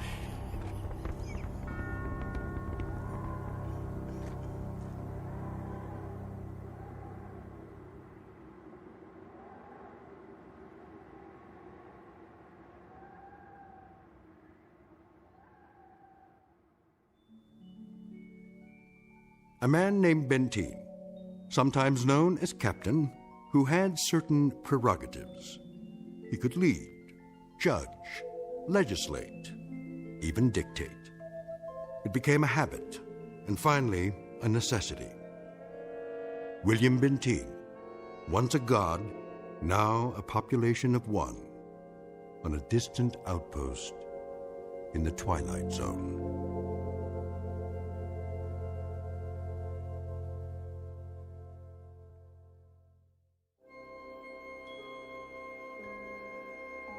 Hi, this is Carl Amari, producer of the Twilight Zone radio dramas. I'd like to take a moment to tell you about our official website at twilightzoneradio.com, where you'll get the latest news and information on these Twilight Zone radio dramas. Plus, at twilightzoneradio.com, you can digitally download 3 free episodes or any of our episodes for only $1.95 each. In this age of ever-changing technology, we've decided to make these episodes instantly available to you by making the Twilight Zone radio dramas a digital download-only series. This means that this series will no longer be offered on CD. The CD collections at our website are now being offered while supplies last at buy one, get one free. So be sure to get your favorites before they're sold out. Be sure to visit us often, and I'll see you in the zone.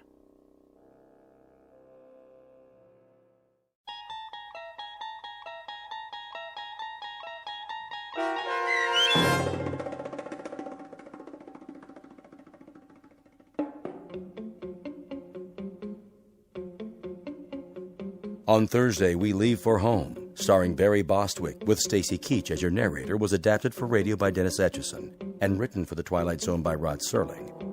Heard in the cast were Mike Starr, Christian Stolte, Elizabeth Lido, C.J. Amari, Richard Hensel, Justin Kaufman, Kurt Nabig, Joby Cerny, Jennifer Joy, Meg Thalken, Tracy Hernandez, Jake Salins, Doug James, Jeff Lupetin, and Amanda Amari. The producers of The Twilight Zone wish to thank CBS Enterprises and the Rod Serling Estate for making this series possible. This copyrighted radio series is produced and directed by Carl Amari for Falcon Picture Group. Sound design and custom Foley effects for The Twilight Zone by Cerny American Creatives Bob Benson, Craig Lee, Michael Slaybach, and Matt Sorrow. To learn more about the Twilight Zone radio dramas and to contact us, visit our official website at twilightzoneradio.com. Doug James speaking.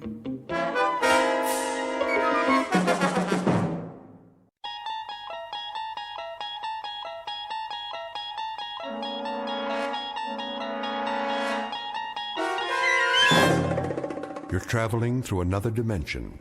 A dimension not only of sight and sound, but of mind. A journey into a wondrous land whose boundaries are that of imagination.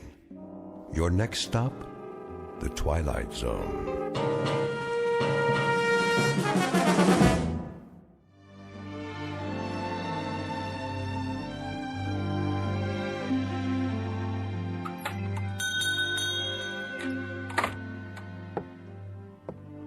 Morning, Mr. Castle. Hello, Ned. Any mail today? Got it right here. Where's my registered letter? Registered? Oh, I didn't see one. The one that says I won the Publishers House sweepstakes. Oh, well, I'll keep an eye out for it. I entered that one myself. Instead, I get only bills. Yeah, the check's in the mail, Mr. Castle. Say, maybe tomorrow, huh? Maybe. See ya.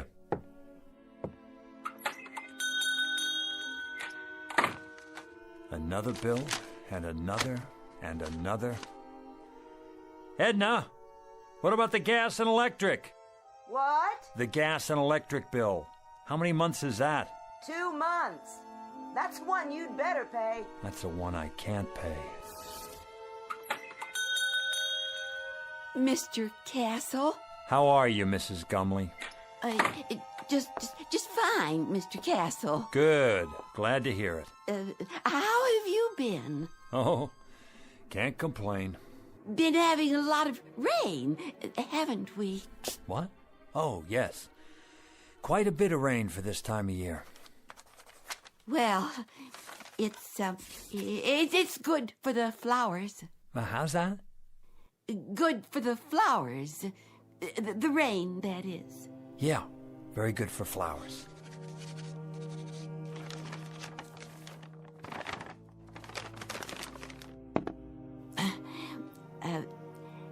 An heirloom today, Mr. Castle. An heirloom, Mrs. Gumley. You don't say.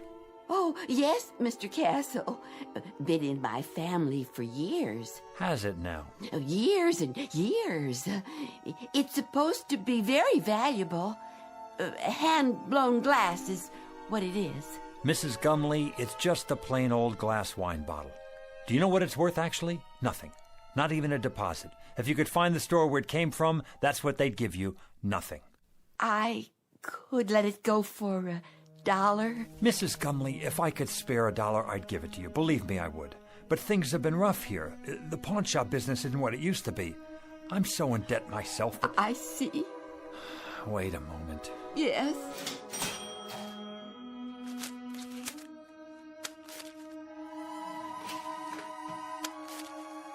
$1 it is, then. I wish it could be more, Mrs. Gumley. I really do. God bless you, Mr. Castle. I could kiss you. Stop that now. It's nothing. You're a wonderful man. Good luck to you. And to you. Better days for all of us. Mr. Castle, it's not an heirloom, you know. I found it in a garbage can. It's just a dirty old cheap glass bottle. Please forgive me for lying to you. That's all right, Mrs. Gumley. Who knows? Maybe it'll turn out to be an heirloom. We'll just have to wait and see.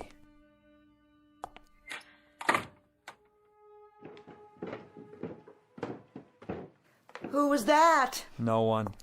It sounded like Mrs. Gumley. Then I heard the cash register. What did you buy this time? Edna. Oh, a bottle. Gorgeous. She said it was an heirloom. Is that right? She has to eat, doesn't she? And you don't? That's not the point. Arthur, we're a couple of weeks away from bankruptcy. Don't you think I know that? Then you'd better start rubbing that bottle and pray, Arthur. Pray that a genie appears, because that's about the only hope we have left. Oh, Edna. Edna, please.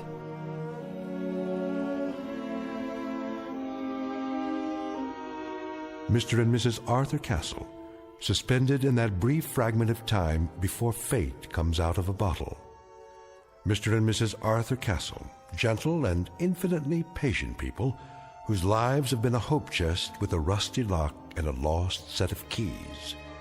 But in just a moment, that hope chest will be opened, and an improbable phantom will try to bedeck the drabness of these two people's failure-laden lives with the gold and precious stones of fulfillment. Mr. and Mrs. Arthur Castle, standing on the outskirts and about to enter the Twilight Zone.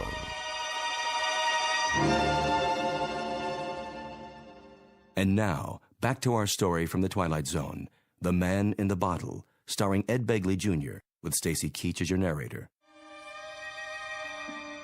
Here, give me the bottle straight into the trash with it. If you won't do it, I will. Wait, it's worth a couple of cents. A couple of cents, Arthur. A couple of cents. We've got more creditors than we've got cheap watches. You promised me no more handouts.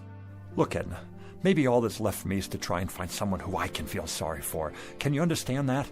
I need to feel that I'm doing something of value. Maybe a man can be a failure for only so long, and then it catches up with him. Arthur, you're not a failure. Of course I am. Look around you, Edna. In this clutter, you see the legacy of 100 years. My grandfather owned this shop, and it finally broke his heart. Then my father, and it killed him too. The meanness of it, Edna. The shabbiness of it. The hand-to-mouth of it. This isn't just a hock shop where you buy the pitiful little residue of other people's failures. It's a shrine to failure. That's what it is. It's a mausoleum, a burial ground for people's hopes. Arthur, please don't talk like that. Edna, what happens to us anyway? What happens to us? Have you ever thought of that? We're not old people, and yet this place is making us old. There should be years ahead of us. Years without having to make do, scrimping and counting and picking over checkbooks and budgets and final notices and old bills and... Careful, Arthur. You're knocking things over. I don't care about the bottle. I'm trying to explain... Arthur, what's all that smoke? I don't know, but it seems to be coming from inside Mrs. Gumley's bottle. How do you do? Where did you come from? From the bottle, of course. The bottle? It fell to the floor, the cork popped out, and here I am, at your service. I'm supposed to buy that. What do you take me for? Rather than go into any lengthy generic explanation of my existence, suffice it to say that I am here, and I am, in fact, a genie. In a business suit, with a derby hat and a walking stick. And you expect me to believe that you're a genie? That's quite correct. There's no such thing, except in fairy tales. On the contrary, I am living proof, in a manner of speaking. Arthur, who is this man? You'll have to do better than that, mister. I don't know what you're trying to pull here. Very well, I'll get right to the point. I can offer you 4 wishes with a guaranteed performance. 4 wishes? Aha! You got that wrong. It's supposed to be 3. In every book I ever read, it was 3 wishes. Better get your story straight. That's a myth, I'm afraid. Oh, they may have offered only 3 in the beginning. But for some time now, 4 has been the operant number. Some considerable time. It's proven to be the most effective option. Think about it. Too few, and a person may waste the opportunity of a lifetime, so to speak. Too many, and, well, the possibilities can get out of hand. Frivolous, in other words. The opportunities tend to cancel each other out, if you see my point. You've got your answers down, I'll give you that. I think I better sit. Well, Mr. Castle, Mrs. Castle, what do you have in mind? Arthur, I don't understand. What's happening here? Don't worry, Edna. The bottom line is he's a con man. He has to be. But I see him. Don't you? I don't know what I see. Could be some kind of hypnotist or something. Remember that guy on television? He made an elephant disappear. Child's play. Smoke and mirrors. You're telling me you're not a magician? Nothing of the sort. I grant 4 wishes to the owner and then go back inside the bottle for a century and a day. 100 years. Inside a bottle. Plus 1 day. A nice touch, don't you agree? Until a summons comes from the next owner. What if there isn't another owner? But, my dear fellow, there must be. Consider the span of a man's life. 70. Isn't that the tradition? So let's say nobody calls you, or it's the wrong day. Ah, you've hit the nail on the head. I've learned to cultivate patience beyond anything you can possibly imagine. All of which means you're extraordinarily lucky today, as am I, in a manner of speaking. Maybe he's from the lottery. We didn't play the lottery this week, Edna. Just as well. The odds are quite unrealistic. What I'm offering you transcends any lottery the world has ever known. They're strictly nickel and dime operations in comparison. I have to think this over. Take your time. Interesting shop you have here. Chinese vases, Tiffany lamps, bric-a-brac of every sort. Mostly imitation, of course. No offense. Nonetheless, I have the distinct feeling I've seen some of these items before. How could you if you haven't been out of the bottle in 100 years? I meant the originals. The originals? How old are you? If I told you, you wouldn't believe me. Nice silver cigarette case. Faux Victorian, isn't it? My uncle's. He passed it down from his great-uncle, who bought it in Liverpool in 1914. Is that what he said? How much? Take it. Get back to the subject. What else about the wishes? Oh, yes. Now, I think the business at hand is for you and Mrs. Castle to decide the nature of your 4 wishes, keeping in mind, of course, that each wish is irrevocable. Once made, it is fulfilled, and once fulfilled, it is a matter of record. It can only be altered by yet another wish. Clear, Mr. Castle? Clear enough. I think we better call the police. Why not wish for them? I can bring you Scotland Yard, the Federal Bureau of Investigation, or every bobby in the City of London. That won't be necessary. Is it the police you want? No. That's not what we'd wish for. Arthur, are you out of your mind? Go ahead, Mr. Castle. You were saying? Well, if I had a wish... You believe him? Just for the sake of argument, let's say that I wanted that broken glass in the case over there. Let's say I wanted it to be fixed. The glass display case? Unless that's too hard for you. I broke it cleaning up the other day. One whole side is cracked. Is that all? It's too expensive to replace and impossible to glue together. Impossible. Would you like to make it official, Mr. Kessel? Arthur, be careful with this man. You don't know what he's after. Well, Mr. Kessel, is that your wish? Yes, that is my wish. I want the glass in the case to be repaired. Very well, then.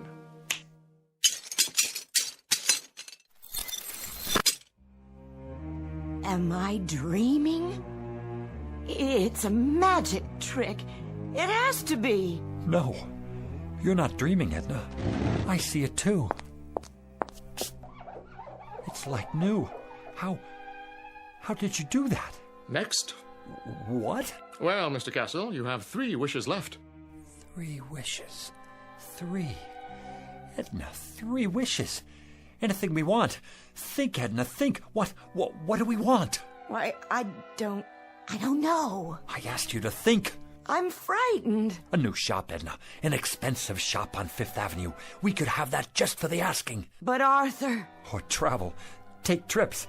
We could see the places we could never afford to visit, like Paris or Rome or even the South Seas. We could take a cruise around the world, first class. Surely there's a catch. Or money. $100,000. $200,000. $1 million. We wouldn't have to grub anymore. We wouldn't have to sit here and waste our lives away. Arthur, it isn't right. There's something unholy about it. Clothes, Edna. Expensive clothes. Jewels. A beautiful house. No more worries for the rest of our lives. Are you sure? Edna, we don't have to rot away here. We can have anything we want. Anything, Edna. Money. Money. The simplest of all requests, Mr. Castle. Simple? For you, maybe. How much would you like? In what denominations? Edna, how much do we want? I don't know. I just don't know. $1 million. That's what we want. $1 million. In what form? Gold? Silver? Of course, there are market fluctuations in precious metals, so there will naturally be an element of risk. Platinum shows the least movement. Diamonds are relatively stable at the moment. Forget it. Cash only. All negotiable U.S. currency. Very good. Denominations? No 50s or 100s. Make it $5 and $10 bills. Recent dates and no counterfeits. Where would you like it? Savings account or checking? Perhaps a numbered deposit in a Swiss bank. Right here. Here? Where I can see it. On the floor? Don't you worry about that. Just bring it here. I'll take care of the rest. That is your second wish. You understand English, don't you? That's our wish. Coming right up. Oh, just one thing. Aha! Arthur, I told you. Do you mind terribly if I... If what? If I smoke. Is that all? Of course, if you prefer otherwise. I see the no smoking sign on the wall. No. Go right ahead.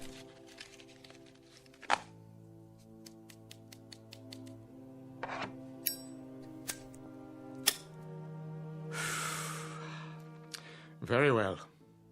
Now then, Mr. Castle, where were we? Ah, yes, I was about to say, ask and you shall receive. What's that? Where's it coming from? What is it? It's money. Look at it. A rain of money. Edna, $1 million, Edna. $1 million.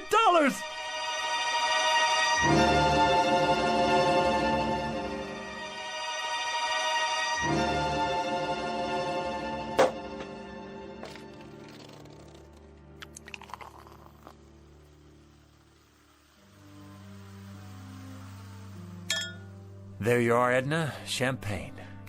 I think I've had more than enough. I suppose you're right. How can I work if I have a hangover? Well, you could take the day off. Edna, you're a genius. Why didn't I think of that? We both could. Close up the store and... And what? I wouldn't know what to do, would you? Well, let's see now. It's a beautiful day. We could take a walk together in the park. Oh, Arthur, I'd have to get dressed up, and I don't have any comfortable shoes. Or we could go to a restaurant. Any restaurant at all. But we've already had lunch. Then we could take in a film downtown, or a play, a musical. Do you know how many years it's been since we did that? And leave all this money out like this? I don't think that would be a good idea. So, we're prisoners here. We can't go anywhere, do anything, for fear that someone might steal it from under our noses. What good is it? Oh, Arthur, we can put it in the bank. That's tomorrow. The bank's closed now. Unless... What are you thinking? Call your brother on the telephone. Tell him to come over here. He needs money for his operation, remember? Oh, I like that idea. And while you're at it, call Avritton, the butcher, and Mrs. Tiola, and the checker at the market. And that nice girl at the bank. And the dry cleaner. And here, look in the book. All our old customers, the ones who can't afford to get their valuables out of hock. Call them all, every one. What will I say? Tell them we need their help.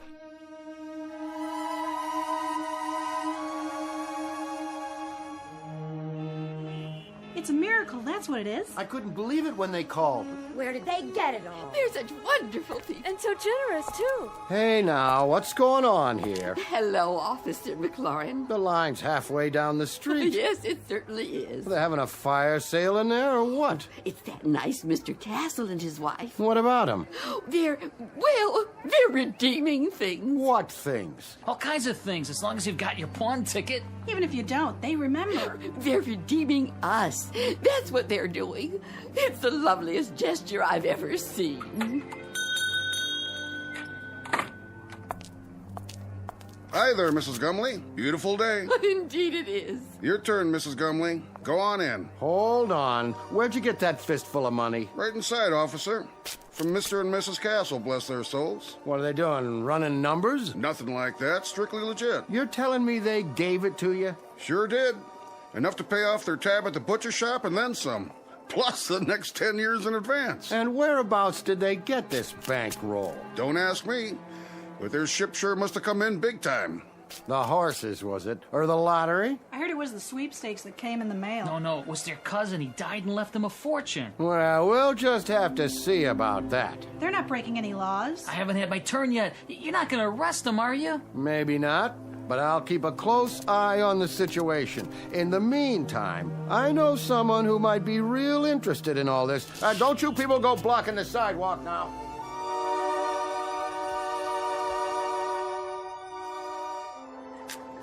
Here you go, young man. Pay off that mortgage now. I will. And then go have yourself a ball, you and your lovely wife. I don't get it. Why are you doing this? Do I need a reason? Every time I come in your gas station, you look under the hood. Oh, that's nothing. Check the air and the tires, all of it, without my asking. I say that's worth something. It's worth a lot these days. Well, thanks, Mr. Castle. Bye now. Who's next? Mrs. Gumley, how are you? Very well, thank you. Here, you take this now. I want you to have it. So much. Don't you worry about it, Mrs. Gumley. Anything you need, anything at all, you come to us. There's more where that came from. For you, plenty more. God bless you both. But why are you giving me this money, Mrs. Castle? Why? Because you're so bright and cheery every time I'm in the market. Oh, Mrs. Castle, thank you. You put this in the bank now for when you get married. And for you, Mr. Jacks? And you too, Mrs. Tiola. You have a nice day now.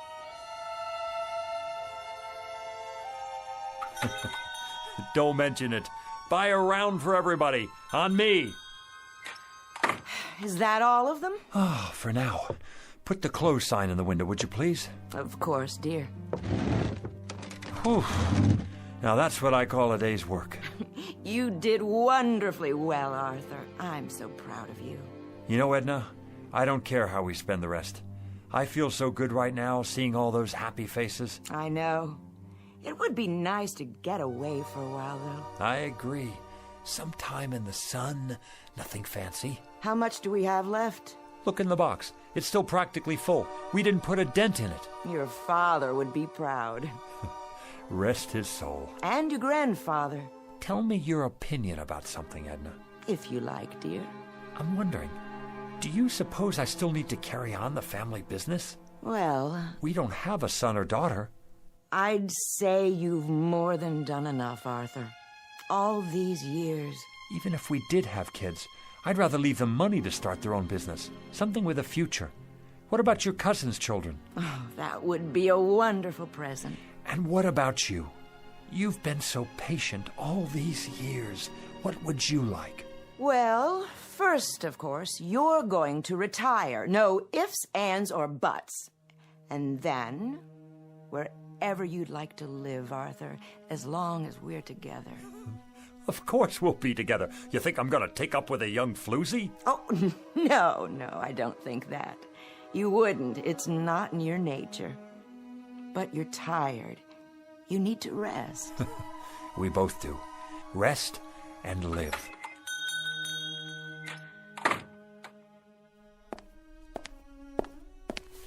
Yes.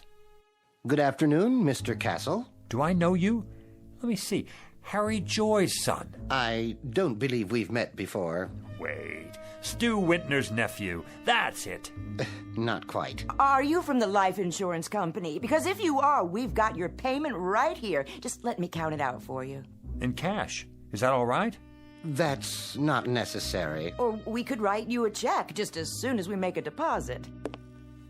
And quite a deposit it will be by the looks of all this. I told you, Arthur, we should have put it away. Let me give you my card. Internal Revenue Service. That's correct.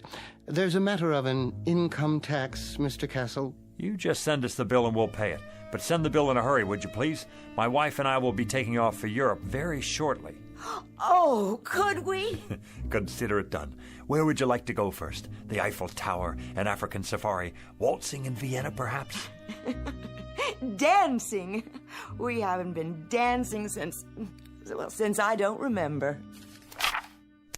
Dependents? Just a few details for the record. Ask away. We have nothing to hide. How many dependents can you claim? The whole neighborhood. They don't count.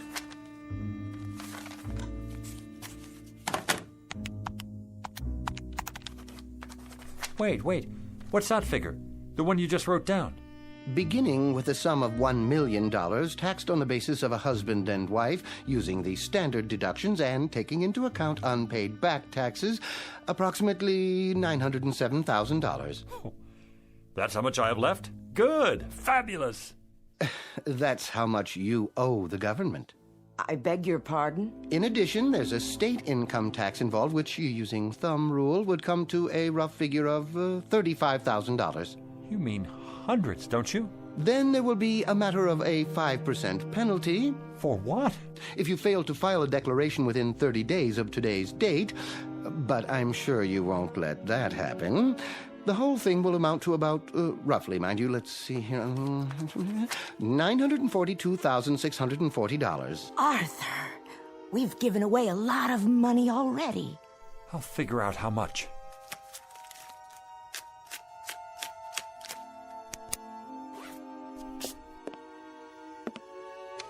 Fill out this form and send it to us with your check. It should be self-explanatory. If you want to use the installment plan, we'll send you a statement after your records have been analyzed. Mr. Castle? Yeah. Send us the bill. We'll be seeing you. Good evening to you, Mrs. Castle.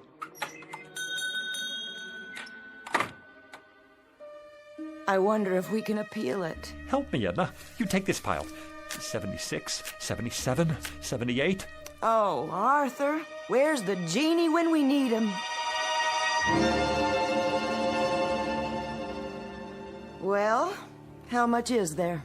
$910,535, $910,540. We gave away almost $60,000, and this goes to taxes, leaving us with this. One $5 bill. That's our entire profit, Edna. $5 whole. That was quite a wish, Arthur. Quite a wish. And we haven't even paid the bills yet. If you'll recall, it was my suggestion that you reflect very carefully, Mr. Castle. Very, very carefully.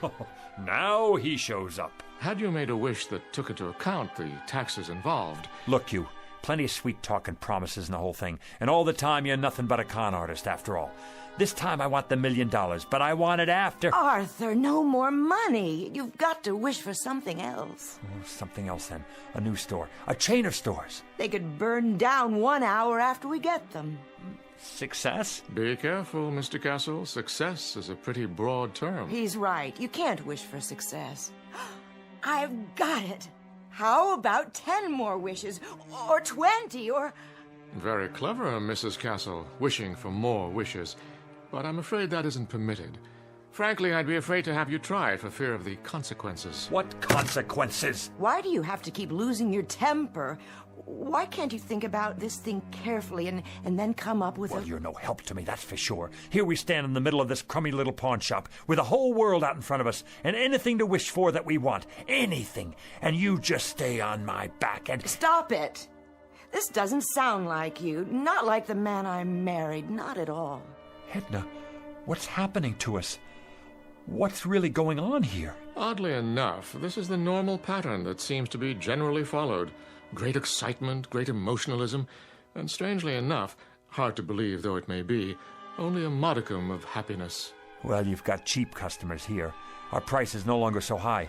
We're people who haven't had much happiness. People who've carried a crummy hawk shop on their backs all their lives. What, Edna? Tell me, what do we wish for? I don't know, Arthur. I just don't know. What about it? What can I wish for now? What can come to me without tricks? Without tricks? I question the semantics here, Mr. Castle. There are no tricks involved. There are simply normal and understandable outgrowths and conditions that go with any windfall.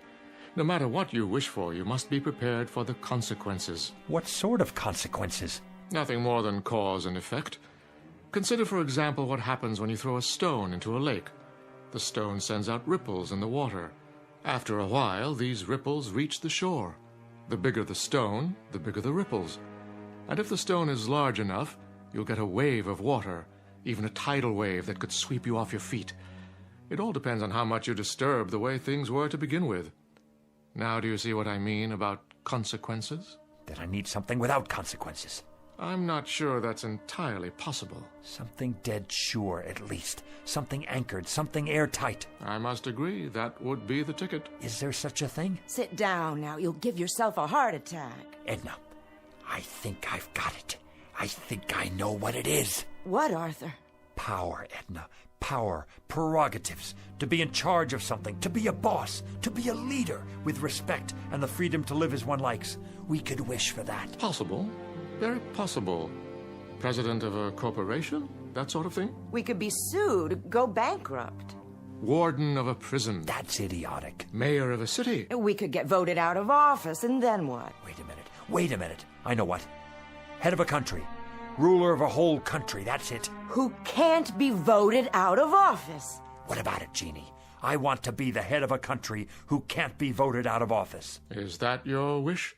Do you want to be more specific than that? Hold on. Let me give it to you this way. I want to be the head of a foreign country who can't be voted out of office. But it must be a major country, well known, not some poverty-stricken third world place, and not in ancient times either, in modern history. How do you define modern? Within my lifetime, and developed. A fully industrialized country with millions of educated people where I'm very popular and can't be voted out of office. No problem. You sure? Of course I'm sure. I mean, what about the consequences? Consequences, Mr. Castle, I've already told you. You run the risk of consequences no matter what you wish for.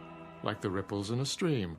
There's no predicting, at least not with absolute certainty, where they'll lead. All right, then. Go ahead, Arthur. Wish for that. The thing you said. I want to be the head of a foreign country, just as I've described it. Now it's your turn, Jeannie. Take over. As you wish, Mr. Castle. As you wish.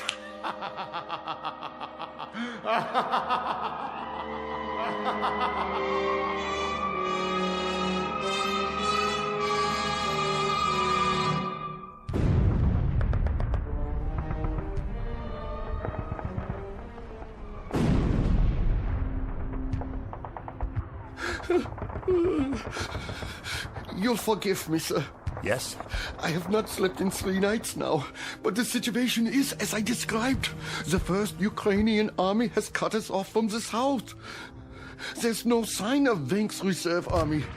There is no reserve army. We are simply doomed. There is no hope for us. From now on, it is just a mass suicide. Did you hear what I said? They are already in Berlin. What about it, Führer? Führer? What do you want to do? Why do you call me that name? Here is what you asked for. Very quick and very painless, mein Führer. And we have the gasoline for you and Miss Braun. When you're finished. Head of a country can't be voted out of office.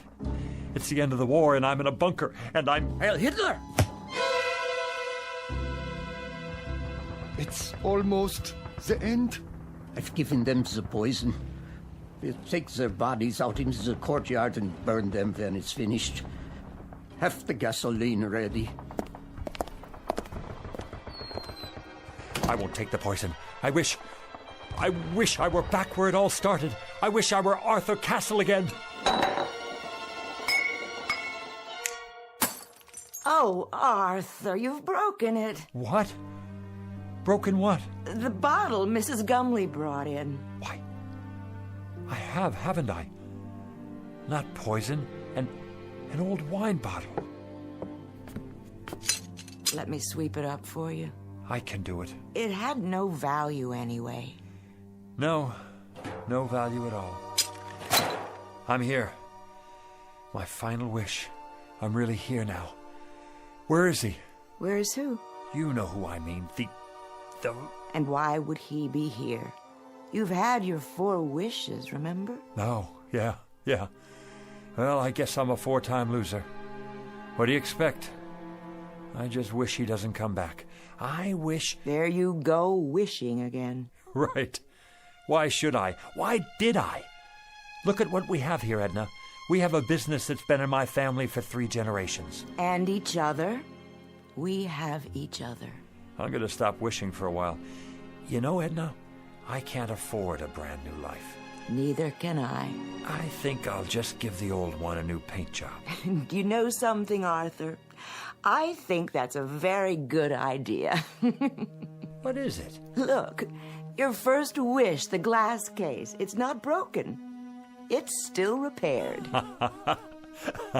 So we came out ahead after all. Nothing's ever a complete loss, is it? Careful, Arthur, with the broom handle. Well, we were ahead. Now you have more glass to clean up. You know something? I don't mind cleaning up any of it. Not at all. In fact, not at all.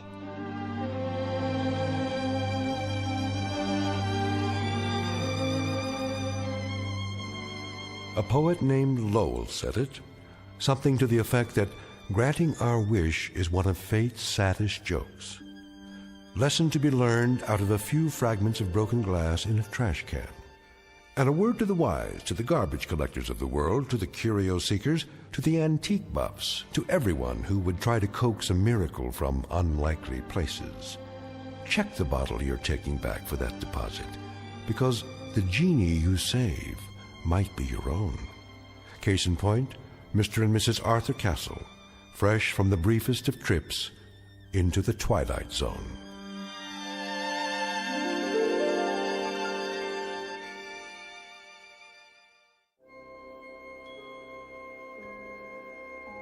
Hi, this is Carl Amari, producer of the Twilight Zone radio dramas. I'd like to take a moment to tell you about our official website at twilightzoneradio.com, where you'll get the latest news and information on these Twilight Zone radio dramas. Plus, at twilightzoneradio.com, you can digitally download 3 free episodes or any of our episodes for only $1.95 each. In this age of ever-changing technology, we've decided to make these episodes instantly available to you by making the Twilight Zone radio dramas a digital download-only series. This means that this series will no longer be offered on CD. The CD collections at our website are now being offered while supplies last at buy one, get one free. So be sure to get your favorites before they're sold out. Be sure to visit us often, and I'll see you in the zone.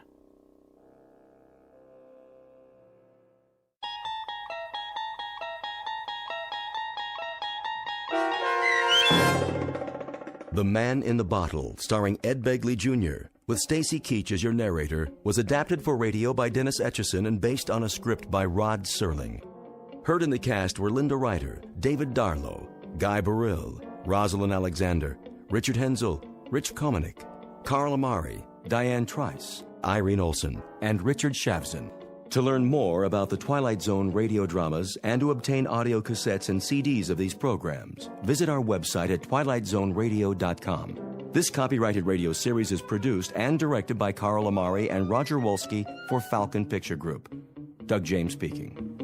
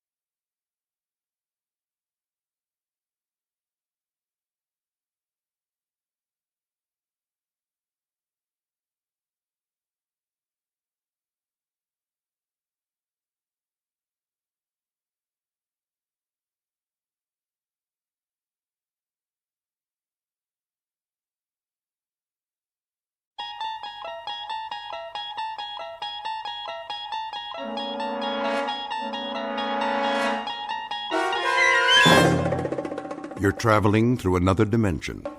A dimension not only of sight and sound, but of mind. A journey into a wondrous land whose boundaries are those of imagination. Your next stop, the Twilight Zone.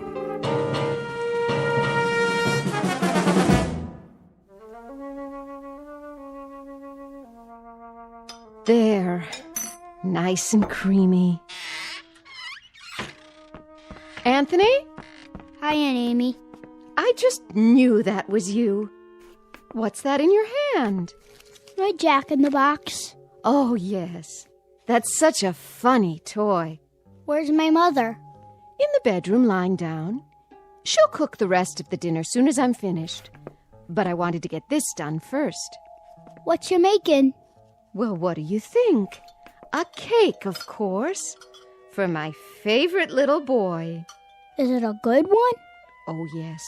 A very good one. Very, very good. I just took it out of the oven a while ago.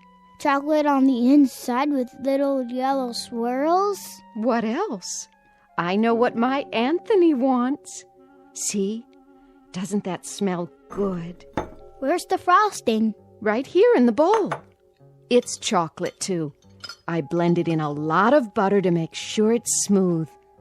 100 times. By hand. Milk chocolate? You bet. We don't like that dark chocolate, do we? Ugh. No, no. Hurry up, Aunt Amy. Don't you worry. It'll be ready in a jiffy. Put the frosting on. Plenty of time for that. Besides, we have to let the cake cool first. Put it on. Now. Oh, I know what you want. You want to lick the bowl. Well, you'll just have to wait. I don't want to wait. Be a good boy now. I am a good boy. I know you are. I know that. Of course I do. A very, very good boy. I'll just go ahead and frost it now. Why not? No problem, Anthony. None at all. I want lots on the top. Surely. Lots and lots. See how thick I'm putting it on? Swirls of chocolate butter frosting, and all of it for my favorite nephew. There. Some more around the sides. We don't want to forget the sides, do we, Anthony? The sides are good, too. So good.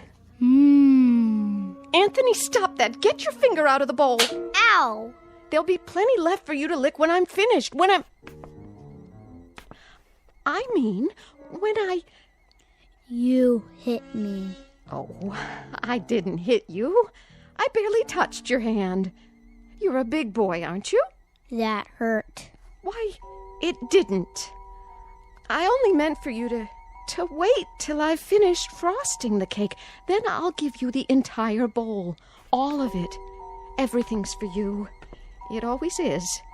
You know that, don't you, Anthony? I don't think I like you anymore. Well, I like you. I love you. You're my favorite boy in the whole wide world. I mean it. I really, truly mean it. Come and give your Auntie Amy a kiss. No. Then I'll give you one. I'm going outside now. Yes.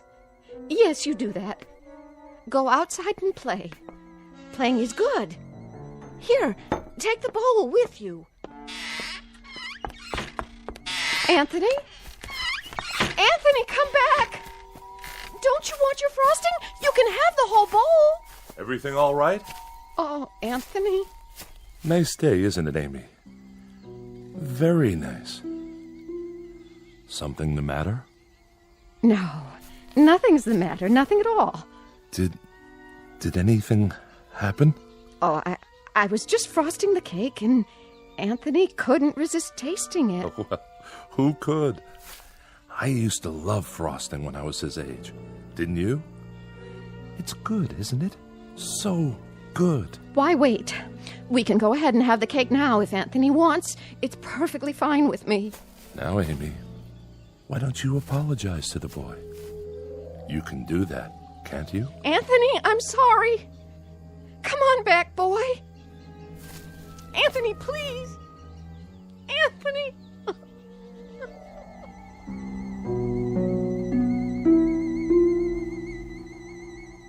Welcome to Peaksville, Ohio on a hot July afternoon. At first glance, you'd think this is a farm like any other, and the little boy, Anthony by name, is like any other little boy. But Peaksville is a place not found on any map, and those fields of wheat and barley, they're not the only crop. Something else grows in Peaksville, and for want of a better term, we'd call it horror. One day, exactly 6 years ago, a boy was born. And as far as the people are concerned, that's all that matters. There isn't anything else.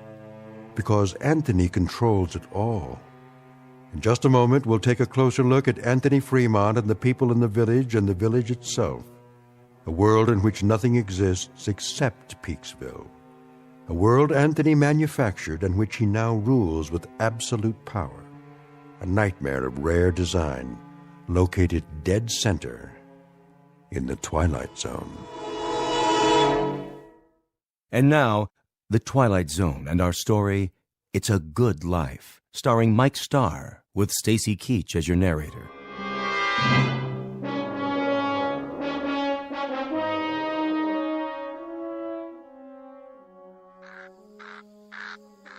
I'll see he gets it, Amy.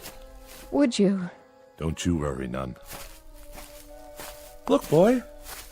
Look what Aunt Amy's got for you. Your own bowl of chocolate frosting. You like chocolate, don't you, Anthony? I know I do. Chocolate's good. I don't like her. Of course you do. She's your Aunt Amy, and she loves you. You know that. I hate her. Oh, that's a good joke. A very good joke. It's all for you, Anthony, all of it. And after you've finished, I'll make some more if you like. As much as you want. Get away. Oh, now, darling. Don't look at me. What? I don't like you to look at me. Hear that, Amy? Anthony's got a point. Why don't you go back in the house for now, so you can help Agnes cook dinner? Yes. Yes, I'll do that. It's going to be a good dinner, isn't it? I believe it will be, yes. You know, just the way he likes it. Don't you? It'll be delicious, Anthony. You'll see. I told you, don't look at me. She's not... I'll make it so she can't look at me. So she can't look at anything ever again. Watch your step there, Amy. I can't see. What do you mean? Sure you can. That would be some joke. Just go on inside. The light. That's all I can see. The sun. It's so bright. The sun blazing in the sky. Like white fire all around. Amy? Help me. Please. I can't see. I can't see. Help me. It's nothing, Amy. I'll help you up. Sit here in your chair. There you go. That's right. Sit and rock. You'll feel better real soon, I'm sure. It's good to rock, isn't it? Yes, it's good to sit on the porch and rock. There now.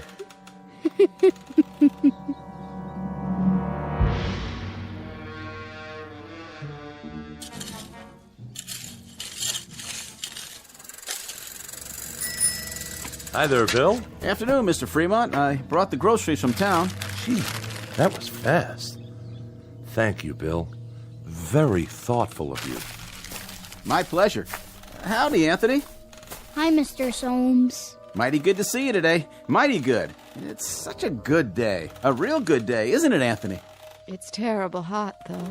Terrible hot. Oh, I wouldn't say that. No, ma'am. I wouldn't say that at all. It's fine. Just fine. A real good day all around.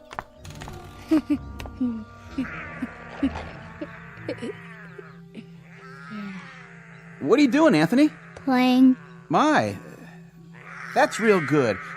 Whatever it is. You like it? Sure do. I was just wondering, what you were doing. I made something. By golly, you did. Know what it is? I can't rightly say that I do. Take a guess. Oh, I'm not very good at guessing. Guess. Go on, Bill. You can do that, can't you? Well, now, some kind of animal, is it? It's a gopher with 3 heads. See? Oh, yeah. He's a real fine one. I ain't ever seen a gopher with 3 heads before. He's alive, huh? Must be, the way he's moving around. He was. I'll make him dead now. I'm tired of playing with him. Be dead, gopher. You be dead. Now, that's real fine, Anthony. That's real fine, what you done. Sure is. Yeah. You made him dead, all right. Look at him laying there. It's good that you done that. Real good. Tell me what it looked like. Well, it was like a regular gopher, only more interesting. Was it ugly, though? Oh, I wouldn't say that. I wouldn't either. I'll bet it was ugly. Grotesque looking. That's the way Anthony likes things. What a good joke. You'd better bury him now. Okay. Want some help? No, I'll wish him into the cornfield. You do that. Gopher, go into the cornfield. Go be in the cornfield.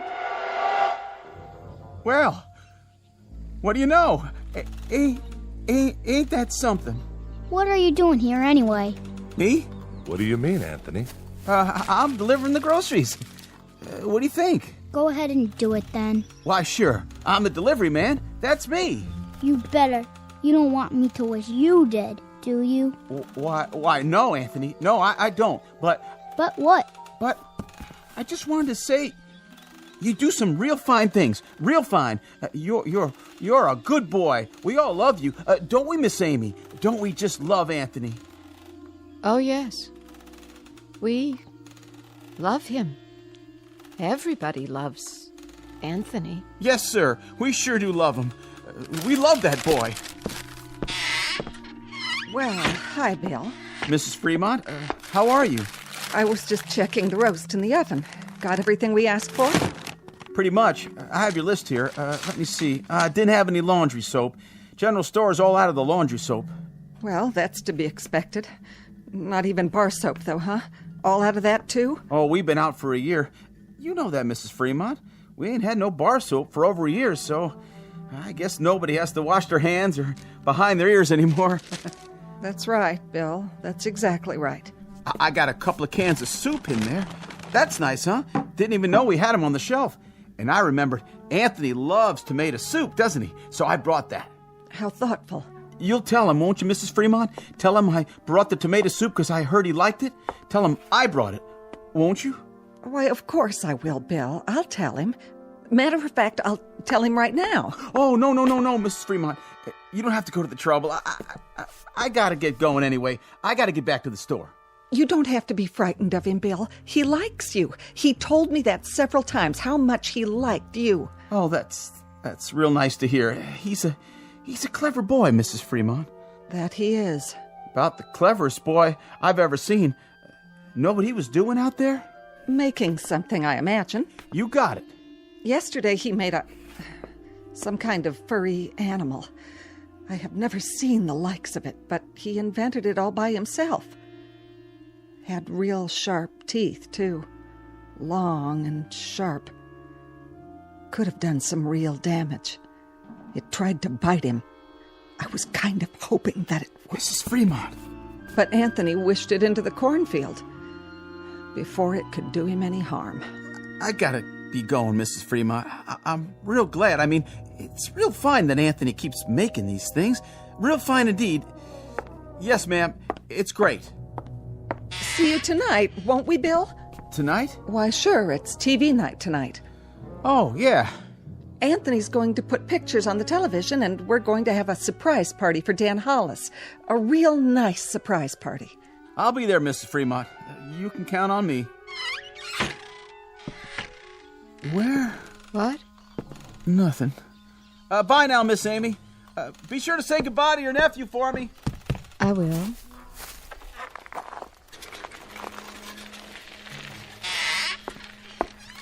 Where's Anthony? I think he went into the barn.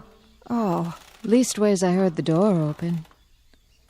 I keep telling him he shouldn't go in there, but... Amy, Why, it's real nice that Anthony goes into the barn. A real good thing. But Agnes, he isn't even around now. You don't have to say that. But even so, Amy, even so, it's nice that he goes into the barn when he wants to. It's real nice. We mustn't even think anything bad about him, Amy. Do you understand? But he isn't around. Amy, dear, you know as well as I do, sometimes he can hear what we're thinking, no matter where he is. He doesn't even have to hear it with his ears. It's like when you lost your temper. That was only for a second. 1 second. I know, but look what he did to your eyes. Now you can't even see. So you just think nice things, Amy. Real nice things about how good it is that Anthony's going into the barn to do whatever he does in there. And tonight we'll have Dan Hollis's birthday party, and we'll have a nice time. A very nice time. But it's such a hot day. I hope it cools off tonight. Oh, I wouldn't say it was hot, Amy. It's just right. It's a good day. Don't you think so, too? A real good day.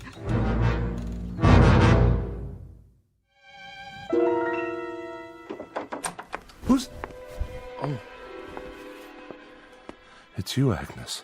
What are you doing? Thought I'd lie down and try to rest before dinner. Oh, that's a good idea. You worked hard today. Always do. Got to get the crops in. Come in, honey, if you want. And close the door. He's still playing outside? Good. That's good.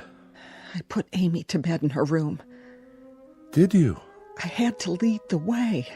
Is there a cane in the house? Do you remember? She's going to need one. I'll sure check. I told her to try and take a nap. Good. Jeff. Naps are great this time of day, don't you think? Yes, I do. I wanted to talk to you about... Sure, honey. We can talk all you want. Later. I was just going to change my clothes. Why don't you check on the roast while I wash up? How's that sound? All right. I'll do that. And you get a little rest, too, if you can. Sounds like a good idea. See you at dinner.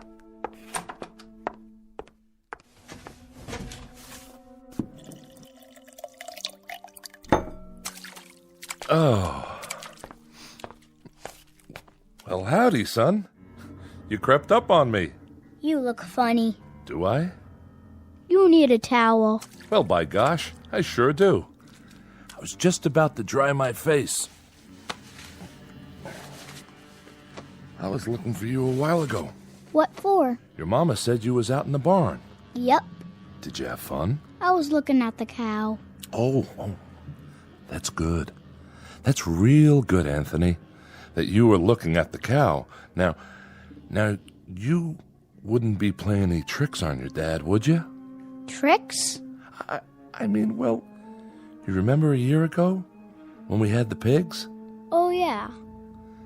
And what happened to the pigs? You remember that, too?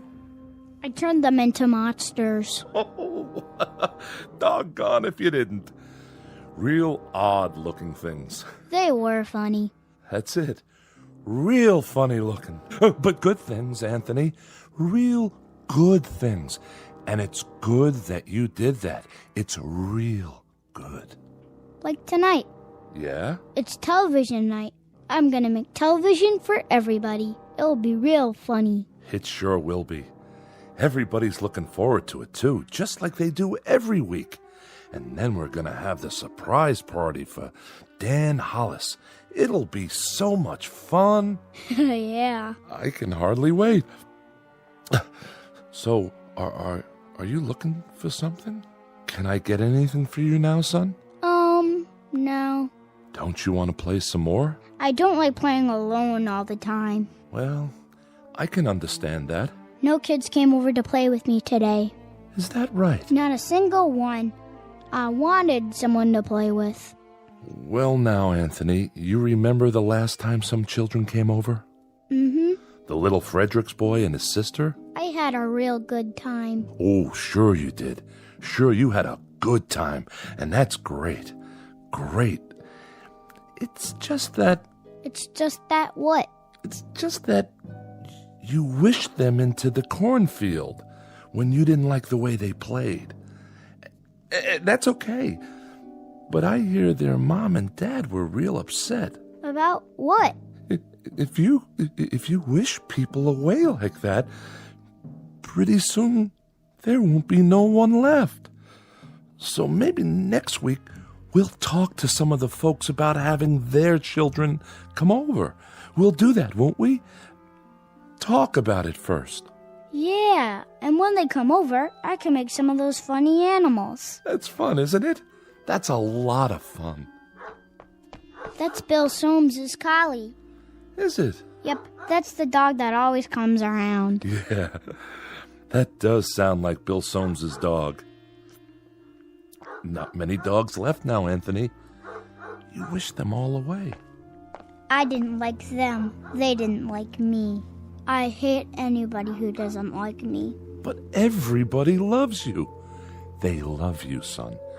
You're everybody's favorite. I heard somebody think one time. Somebody thought I shouldn't have wished away all the automobiles and things. And the electricity. They said it wasn't good that I did that. Somebody thought it one time. Who? Who thought that? Was it Teddy Reynolds who thought that? He owned the farm up the road. Oh yeah, I remember. He shouldn't have thought those bad thoughts. That's why I made him go on fire. Sure, that was why... That dog, that collie, he doesn't like me. Oh, I don't know about that. He's a bad dog. Well, now, Anthony, did you do something to Bill Soames's dog? Guess you must have. He isn't outside anymore. I put him in the cornfield. I'm gonna go out in the yard now. Bye. No. Bill Soames's collie was out by the tree just now. I heard him barking, and then he just... Why Anthony done that? It was a good thing that Anthony done that, wasn't it, honey? Wasn't it a real good thing? Oh, yes, indeed. It was a real good thing that Anthony did it. Well, I've got to get back and get supper ready. Stay a minute. Ethel's bringing over the candles for Dan's cake. Amy already made it. She got the last box of cane sugar there was to be found. Agnes? The very last box. And Dan hasn't got one single inkling that there's a surprise party for him. Not one. Glad to hear it. And you know how much Dan likes music? Well, last week, Thelma Dunn found a record in her attic. That a fact? Yes, and she's going to give it to him tonight. Isn't that a wonderful surprise? It sure is. A record. Imagine. That's a real nice thing to find. What record is it? Perry Como singing You Are My Sunshine. Well, what do you know? I always liked that tune. How did Thelma happen to find it? Oh, you know, just looking around for new things. Or old things. The ones that are still left. Say, who has that picture we found a while back? I kind of liked it. That old clipper ship sailing along. The Smiths. Next week, the Sipaches get it, and they give the Smiths the old McIntyre music box, and we give the Sipaches... I know. That's the way of things now. There's so little left. But that's okay, isn't it? Everybody keeps a few things for a while, and then they trade off.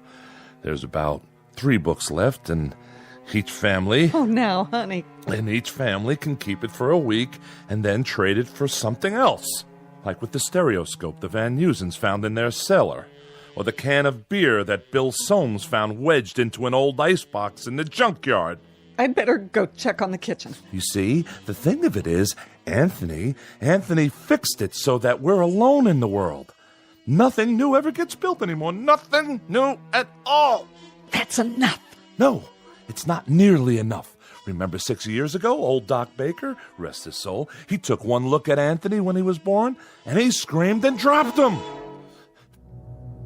Tried to kill him right then and there. He knew. Somehow he knew what Anthony was, and he thought it would have been better if he had been born dead. But Anthony, my son, he whined and let out a cry, and then he done this thing. He took his revenge. Oh, didn't he? Please, please, I beg of you, don't. No.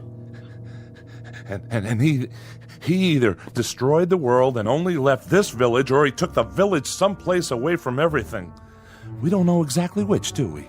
All we know is that we're alone, and there aren't any towns or villages or anything else left except this place. And Anthony, he controls it with his mind. He controls everything.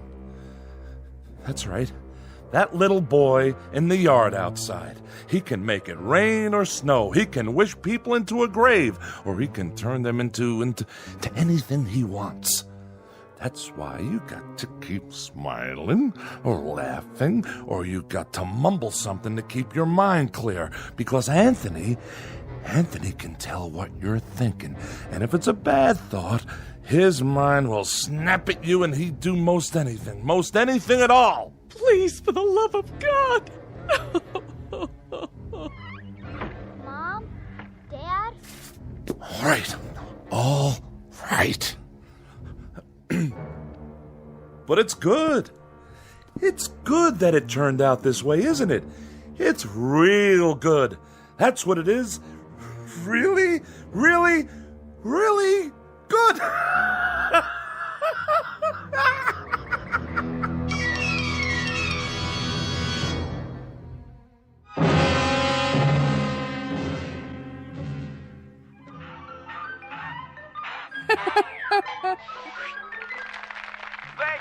Thank you, ladies and gentlemen, and especially you kids. And now for our next act. It's time for Stupid Animal Tricks. And here's some film we thought you'd like to see. First up is Rocco the Squirrel in Crossing the Road.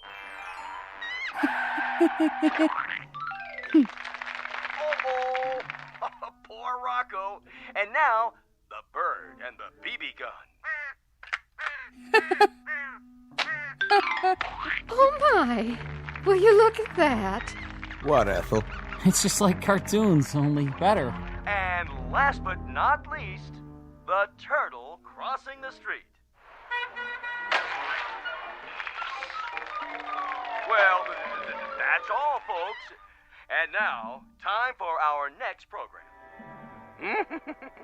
Welcome, horror fans, to tonight's episode of Scary Nightmares. This one's a real killer of a story. It's called Pleasant Dreams. Let's watch, shall we? Think I'll go get some fresh air. Shh. Not now, Dan.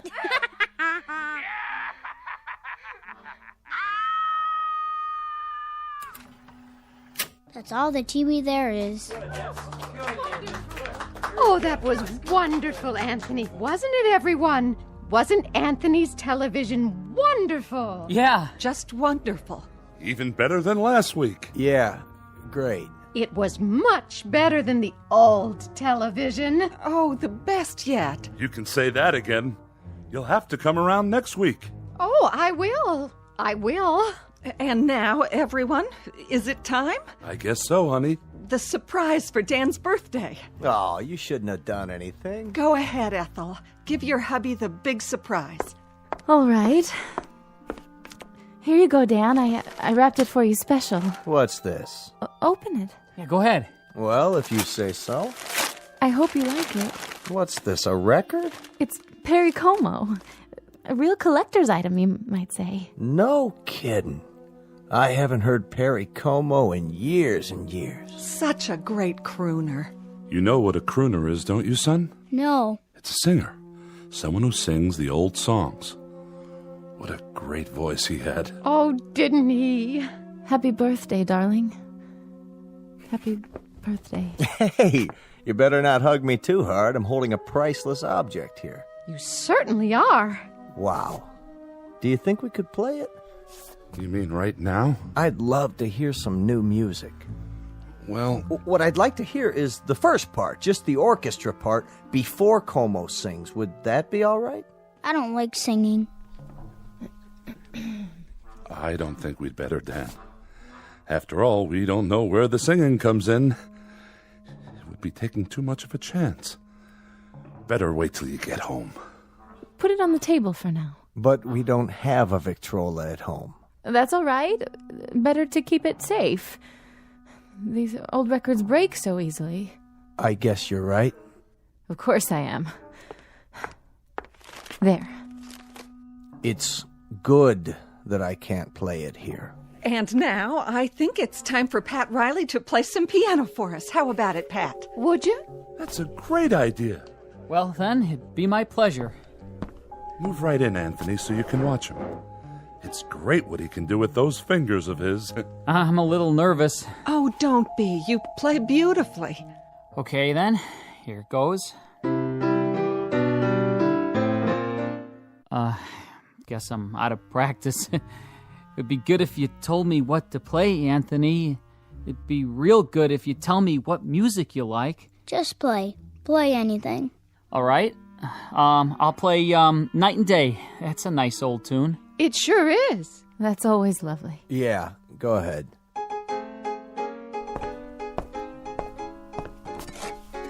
What are you doing? What does it look like? Having another brandy? You've had enough. Not hardly. Stop it. Leave me alone. Put the glass down. Take your hands. Don't make any noise. I don't like noise when the music is playing. I'll drink to that. Oh, don't worry. I'll clean it up. Go on, Riley. Finish the song. Yes, please. It's so pretty. Pretty, all right. Dan, please. Please what? I'm not doing anything. No, darling. But I'm just drinking this peach brandy on my birthday. That's all I'm doing. Please, Dan. For the love of heaven, please don't say anything else. Who's saying anything? I'm not saying anything. I'm listening. Shh. Play, Pat. This is real good brandy. Real good. You people know something? There's only 5 bottles of real liquor in the whole village. 5. 1 rye, 2 scotch, 1 after-dinner cordial, and this here. And when that's gone, there won't be any left at all. None. Keep playing. Nuts. Nuts! Can't even play my record. Can't even play Perry Como. Don't play that anymore, Pat. That's not what I want you to play. Play this. Happy birthday to me. Happy birthday to me. Dan! Happy... Please, stop! Oh, please, Ethel, be quiet! Dan! Ethel, you have to stop now. Happy birthday, dear Danny. Happy birthday to me. Play it, Pat. Play it so I can sing it right. You know, I can't carry a tune unless somebody plays it. I'll do my best. That's enough. I said that's enough. Go outside for a while, Dan. Get a breath of fresh air. You and her, you had them.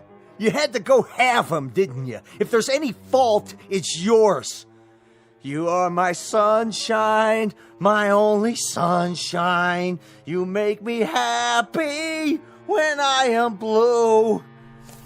You monster. You dirty little monster. You murderer. Hey, what you thinking, Anthony? You go ahead. You think about me. You think bad thoughts about me. And maybe some man in this room. Some man with guts. Somebody who's sick to death of living in this place and is willing to take a chance. Maybe he'll sneak up behind you and lay something heavy across your skull and end this once and for all. You're a bad man. You think that, Anthony. You go ahead. I'm a bad man. Keep thinking that.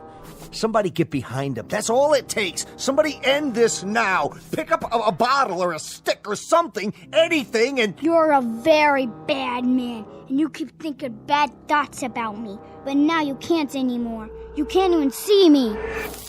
My eyes? Your eyes aren't real. They're like a toy. That's all you are now. A toy Jack-in-the-Box.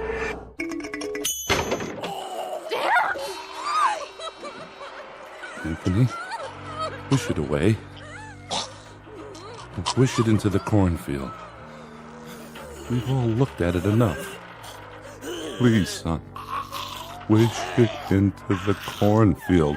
All right. That's better. He was a bad man, so I turned him into a clown Jack-in-the-Box. A clown that still had his face. You shouldn't think bad thoughts either, lady, or I'll do the same thing to you. It's a good thing you did that to Dan. It's a very good thing. Play some more music, Mr. Riley. Oh, yeah, it was swell. Just swell. A real good thing. I like that song. Come on, Anthony, I'll lift you up so you can sit on the piano. Would you like that? You know something? What's that, Amy? Careful, watch your step. Why don't you sit down again? I kind of liked it a little bit better when there were cities outside. And we could get real television and radio and things like that. Didn't you? Why, Amy, it's good for you to say such a thing. Very good, but you must be making a joke. Anthony's television is much better than anything we ever used to get. Oh, yes. It's fine. It's fine. Anthony's are the best shows we've ever had. Yeah. Very best.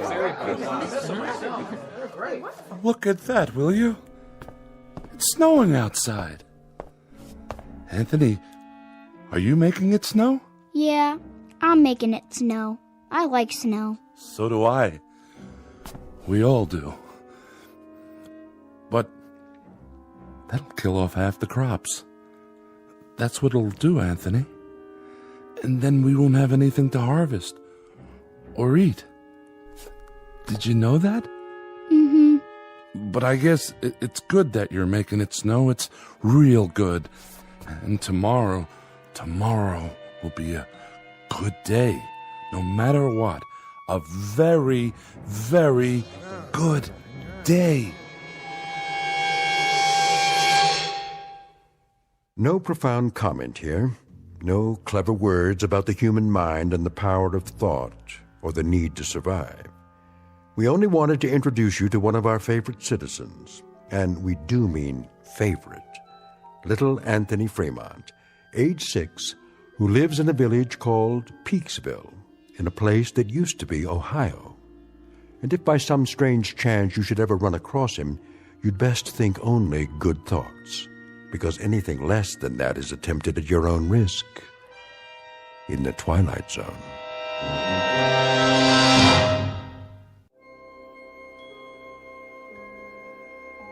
Hi, this is Carl Amari, producer of the Twilight Zone radio dramas. I'd like to take a moment to tell you about our official website at twilightzoneradio.com, where you'll get the latest news and information on these Twilight Zone radio dramas. Plus, at twilightzoneradio.com, you can digitally download 3 free episodes or any of our episodes for only $1.95 each. In this age of ever-changing technology, we've decided to make these episodes instantly available to you by making the Twilight Zone radio dramas a digital download-only series. This means that this series will no longer be offered on CD. The CD collections at our website are now being offered while supplies last at buy one, get one free. So be sure to get your favorites before they're sold out. Be sure to visit us often, and I'll see you in the zone.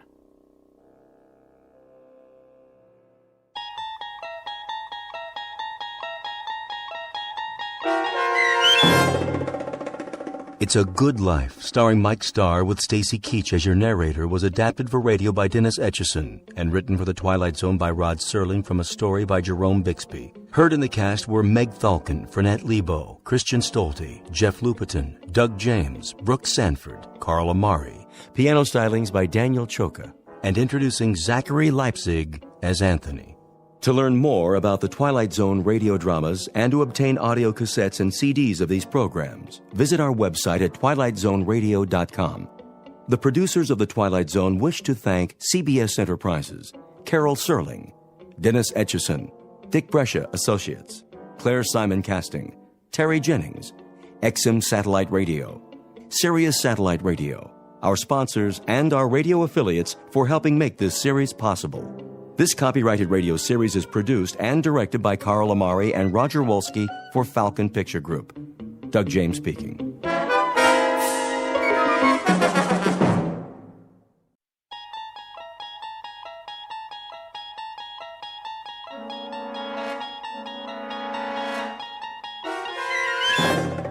You unlock this door with the key of imagination.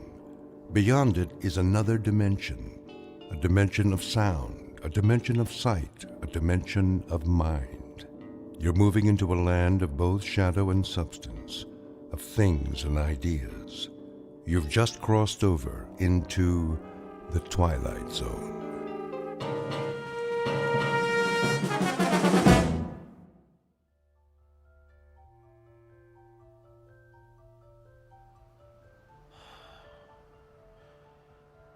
You are totally relaxed, floating. You are in a deep, deep sleep and can only hear the sound of my voice. You are safe, relaxed, and at ease. Can you hear my voice, Alex? Yes. I would like to continue where we left off last week. Is that okay, Alex? Yes. Last week, you were telling me about a strange laboratory. Do you remember it? Yes. You described it as filled with instruments. Tell me about the instruments, Alex. They're metal and shiny. There are lots of lights. Tell me about the lights, Alex. Are they bright? Yes. The lights are bright. Are there people in the room, Alex? Aliens? Yes. There are aliens. Come on. Sir, please. I'm allowing you to sit in, but please do not interrupt. Fine. Sorry. Can you describe the aliens for me, Alex?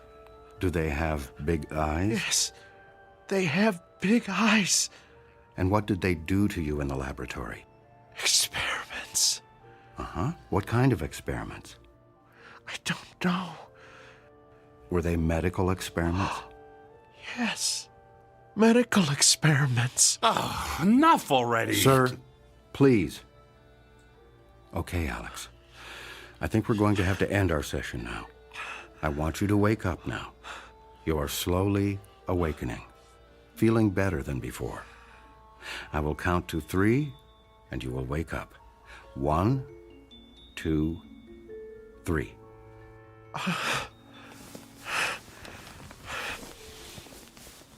Did I talk about the aliens again? Yes, Alex, but I must say I think we are making progress. Yeah, right. Alex, let me introduce Tom. Tom is an author researching a book on alien abductions, and he is very interested in your case. Have you ever been abducted? Can't say that I have. You should have Dr. Heisenberg hypnotize you. You never know. I think I'll take a pass on that one. Okay, then. Alex, I think we still have much work to do. Can I count on seeing you next week for our next session? Yeah, sure. I really appreciate all your help. That's fine, Alex. That's really fine. Now, remember to give a check to the receptionist on your way out and schedule your next week's appointment. Sure. Okay, I'll see you next week, Dr. Heisenberg. Yes, next week, same time. Make an appointment with the receptionist and give her your check. Bye. Oh, it was nice to meet you, Tom. Yeah, good luck out there and in here. Sir, I must ask you to never disturb a session like that again. Session? You call that a session? You essentially told him what to think and say. This is not the first time I've met with Alex. He and all of my other patients have been seeing me for years, and I have their experiences with abduction memories well documented. You can't expect me to start over with a patient just because you are here. Look, I appreciate the time, but I need hard evidence. All you seem to have are stories from people extracted with a methodology that looks to be anything but scientific. If you have nothing better to do than question my integrity, you do not need to return to this office. I don't even know you, and I thought you had a serious interest in this subject. Dr. Heisenberg, I'm sorry. Thank you for letting me sit in the comfortable chair and study your methods. And yes, I can guarantee you that I will never return to this office. I just hope that someday you tell that poor sap he's cured. Goodbye, Dr. Heisenberg. Hello, friend. Here is your invoice for today's session. And should I schedule you for the same time next week? Whoa, slow down. I'm not a patient. I'm researching a book. There's no reason for a bill here. You can pay with a credit card or debit card if you wish. $500? Is that what he charges for that scam he's got going in there? This is a racket. We could send the bill to your home if you prefer. With a proper diagnosis, your insurance may cover part of the treatment.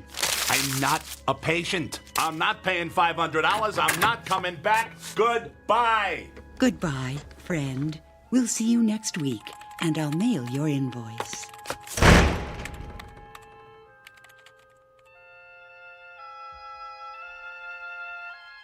Meet Mr. Tom Calkin, a bad writer with a bad attitude and good intentions who pins conspiracy books that no one seems to read.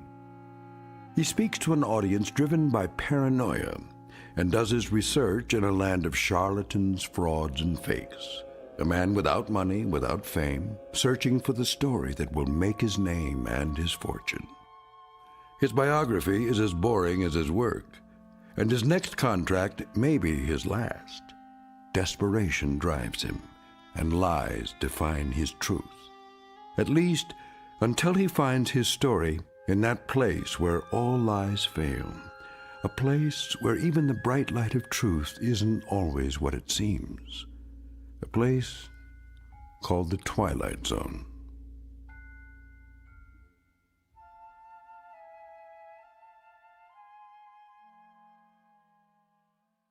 And now, The Twilight Zone and our story, The Walkabouts, starring Mike Starr, with Stacy Keach as your narrator.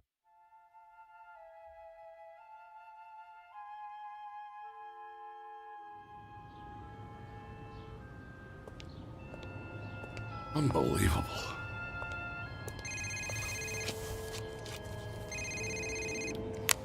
Hello. Tom, it's Maria. Oh, hi. Where are you?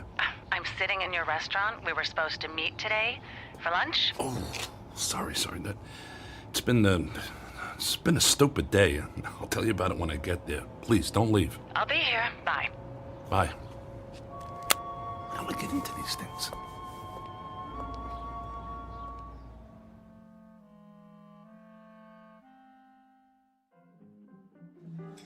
Sorry I'm late.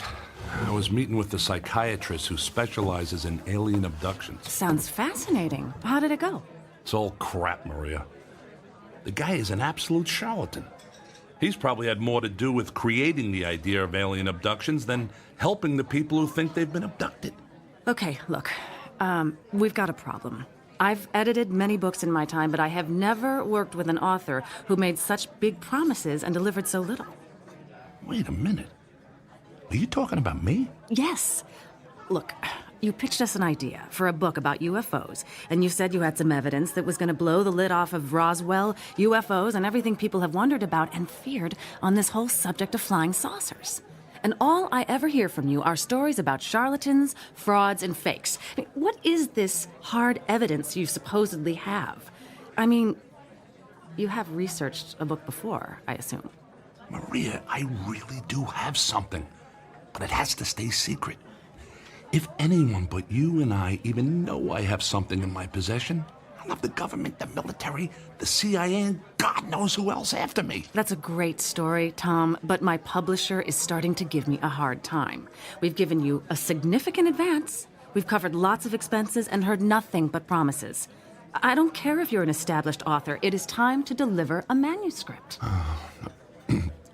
Speaking of expenses, I think I owe that psychiatrist $500. What? His receptionist said they were going to mail me a bill for $500. Okay, this is what I mean. All I ever get from you are excuses, apologies, and bills.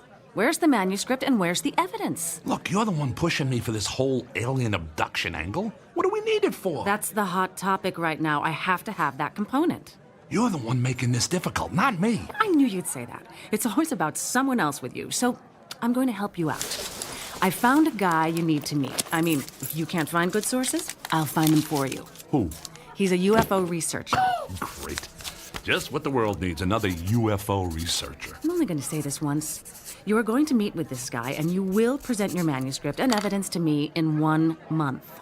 Fine. I'll meet with him. What's he do? He's a hypnotist. Oh, you gotta be kidding me. Have you listened to anything I've said? This guy is different. He goes out with small groups of UFO abductees, and they revisit the site of the abduction. He engages in hypnosis on site, in the field, and he has supposedly uncovered some hard evidence. He calls them walkabouts. Huh. Is he Australian? No. Oh, and let me guess. You're going to publish his book instead of mine. He's not writing a book, but if you don't come up with something soon, I might ask him. That's good. That's a good one, because the last thing anyone wants to see is another boilerplate book about UFOs and alien abductions from your publisher. You're getting a little cocky, and quite frankly, I don't appreciate it. Besides, my publisher sells what people want to read, and people read what we sell. Why do you think we're having this conversation? Look, you told me you had it all the evidence the world would ever need to know the truth about UFOs. Of course, you can't show it to anybody because it's so secret. But Tom, I'm telling you, if you didn't have so many books under your belt, I never would have bought into this. Is this how you've done all your books? Fine. I get it. I'll shut up. Who is this guy and where do I find him? His name is Tammuz. To what? Tammuz. It's pronounced Tammuz. Maybe if you show me your evidence, he'll show you his, and we'll all be happy. Okay. I'll get a hold of him. Do it soon, Tom, and show him what you've got. I'll call him today. Good. And I'll see you in a month with the manuscript. Deal. Is it possible for you to pick up the tab?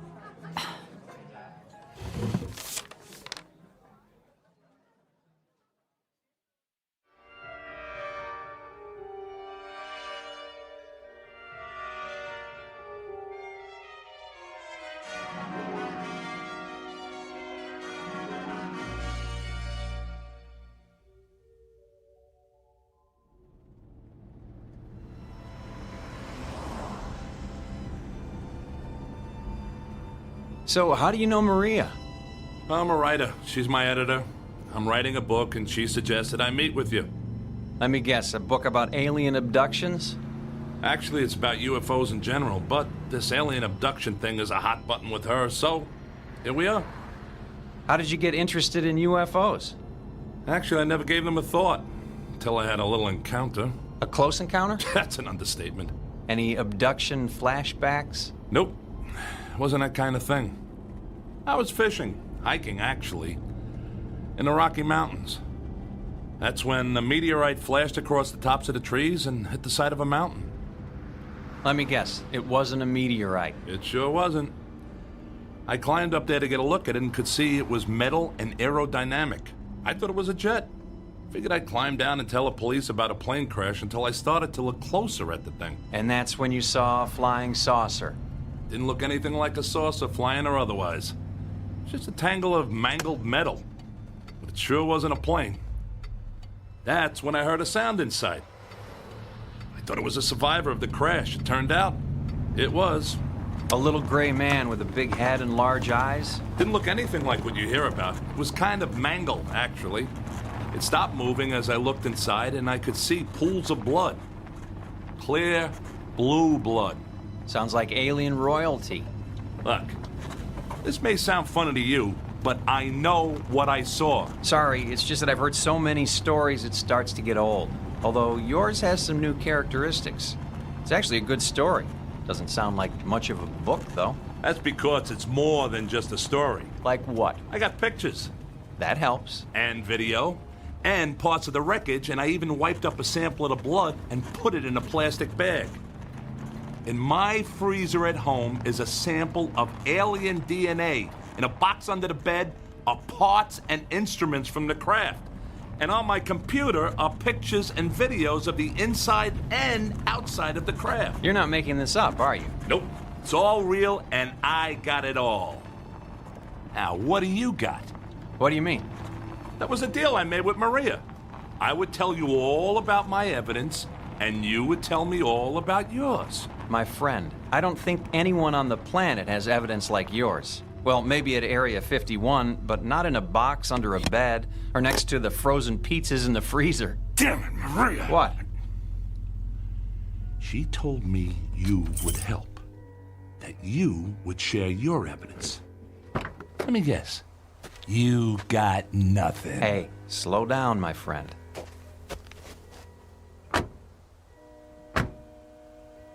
I'll show you what I got, but when it comes to pictures, videos, wreckage, instruments, and alien DNA, well, I gotta tell you, that's tough to beat. But give me a chance. We're almost there.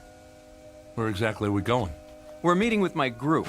We work together on various UFO projects. On this trip, we've brought along 12 people who claim to have been abducted by aliens. The site we're going to is where 3 of them say they were abducted. What's the point of that? Evidence. The evidence that both you and I are looking for. We've found that if we return to the site of the reported abduction, some people can actually recall where UFOs supposedly landed, hovered, or demonstrated some phenomena or activity. We then go to that particular spot and look for evidence. Now we're talking. What kind of evidence? Pretty boring stuff compared to what you got. Usually we do soil samples, take readings for radioactivity, magnetic fields, pass metal detectors over the ground. We've managed to find some interesting stuff, assuming you're a soil chemist. That's it? You got dirt? I didn't say that. It's just a question of how you look at it. A UFO site can tell you a lot if you know what to look for. Speaking of that, is your crashed vehicle still sitting up there on that mountain? No, it's gone. I went back a week later and there was no sign of it. I hate when that happens. Are you sure you saw something up there? I saw it, I have pictures, and there is still some evidence up there. The kind of evidence you look for. The rocks on the side of the mountain. You can still see where they're scratched and gouged by the crash. But that's all you can see. I looked everywhere and there's no sign of anything else. I'd like to go there with you someday. The craft, or whatever it was, may have left some metallic particles on the rocks as a result of the collision. Do you remember where it is? I have it marked on a map. Back at home. In the box under the bed, no doubt. Where else would I keep it? You're a funny guy, and obviously a man with a lot on his mind. I think you'll like this group of people we're about to meet. They've got a lot on their minds, too.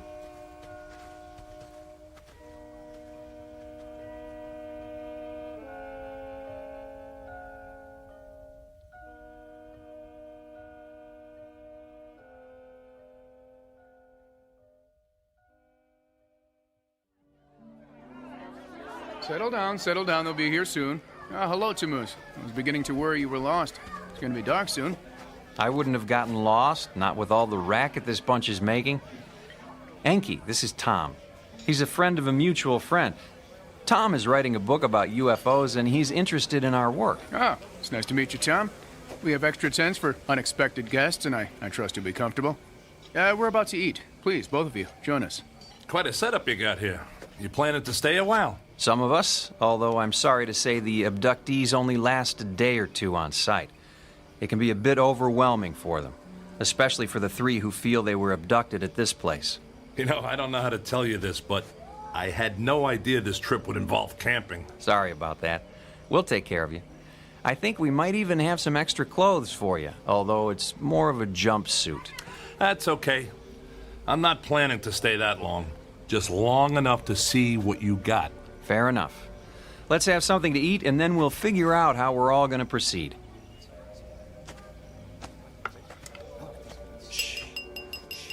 If I could have your attention, please.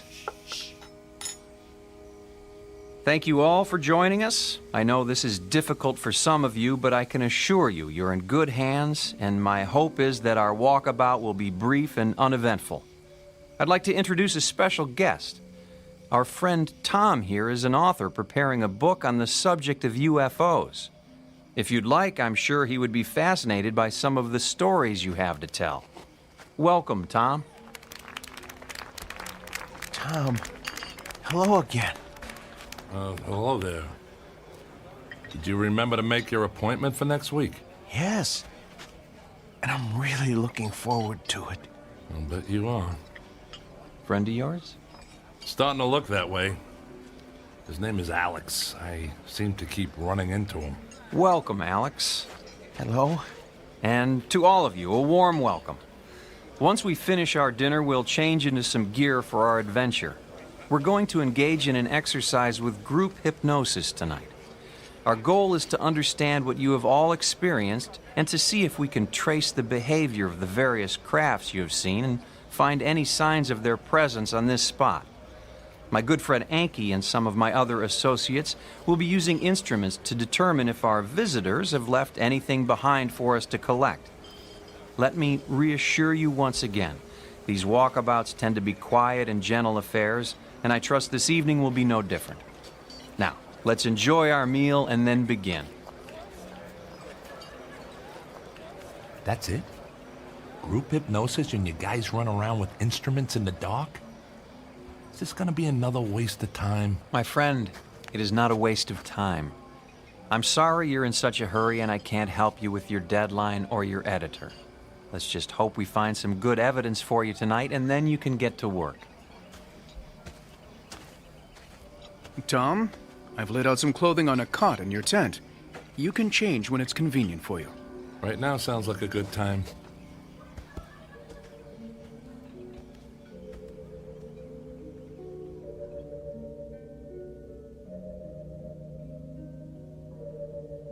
Tom? Hey, Tom! Wait up. Oh, it's you. Is this how you spend most of your time? Dr. Heisenberg recommended I try this form of therapy. Heisenberg? He doesn't seem like a guy who would want to lose a paying customer to a competitor. What?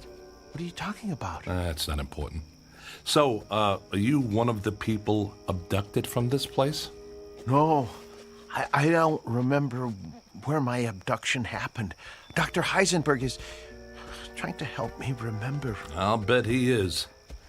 Wonder how much that's gonna cost you. Oh, it's not about the money. It's about finding the answer. Well, that's one thing we both agree on. Well, this looks like my tent. You doing the camping thing too? Oh, we all are. I don't think we have a choice. We walked here and I have no idea how to walk out. Yeah, I know what you mean. Some reason I don't like the way this is set up. Do you know anything about these people?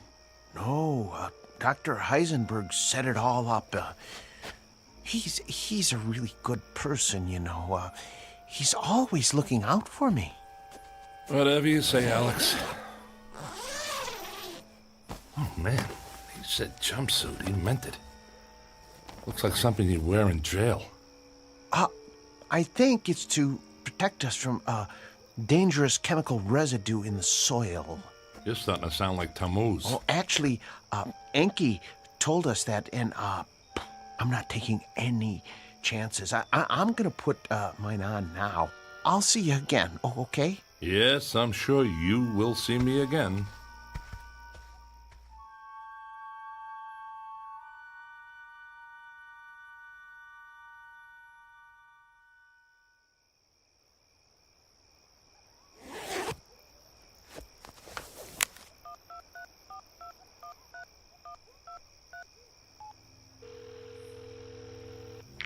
Hi, Tom. Were you expecting me to call? No, I saw your name on the caller ID. Did you show Tammuz your evidence? No, but I told him about it. That's why I'm calling. Maria, this guy's got nothing. He's as big a fraud as that quack psychiatrist I saw yesterday. And hey, you know what? These two are connected somehow. Heisenberg has lots of connections. He's actually somewhat famous, but obviously he didn't impress you. Yeah, obviously not. Look, Maria, I'm going to give this my best, and then I'll get right to work on that manuscript, okay? Are you all right, Tom? I mean, is everything okay? Yeah, everything's fine. I'll see you in a month, okay? Tom? Okay, that's our deal. Tom! Oh, sorry, Tom. I didn't know you were on the phone. Yeah, I'll talk to you later, Maria. Goodbye, Tom. I'm very sorry. Was that your wife? No, I'm not married. Someone I'm working with. Maybe you've seen her. Her name is Maria. Maria. Oh, sorry. I don't know anyone named Maria. Yeah, but somehow she knows Heisenberg. Lots of people see psychiatrists. Yeah, the only thing is, I never told her the name of the psychiatrist I was meeting with, yet she knows his name. You sure you never saw a woman named Maria around the office? I don't know. You sure you don't know some way out of here? Oh, gosh, no, especially now. I mean, it's pitch dark out here. Yeah, it sure is. I feel like an idiot in this jumpsuit.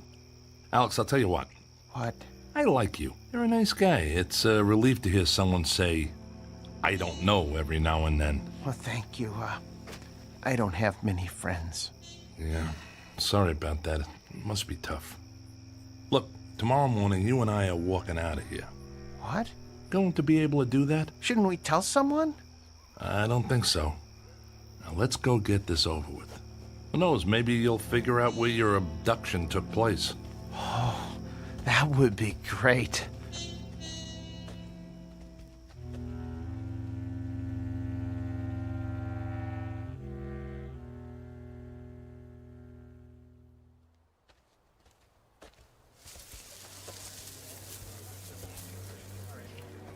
Hello, my friends. I see you're wearing our group attire. So how come we're all dressed in white and Tammuz and his buddies get the blue jumpsuits? I don't know.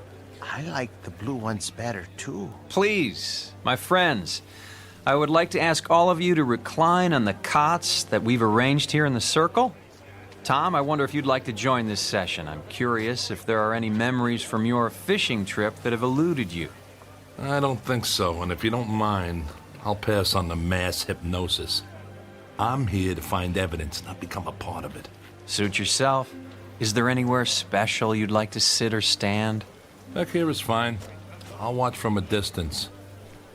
Good luck there, Alex. Have a nice nap. Thanks. I'll see you later, Tom. Right. My friends, please, if you'll take your positions and simply lie down. Get comfortable, please, and be at ease. I want to begin by asking you to close your eyes and relax. Relax the muscles in your face and feel the tension go out of you. Relax. Feel your shoulders and arms slowly relax and allow your body to relax down your back, to your legs, to your feet. Relax.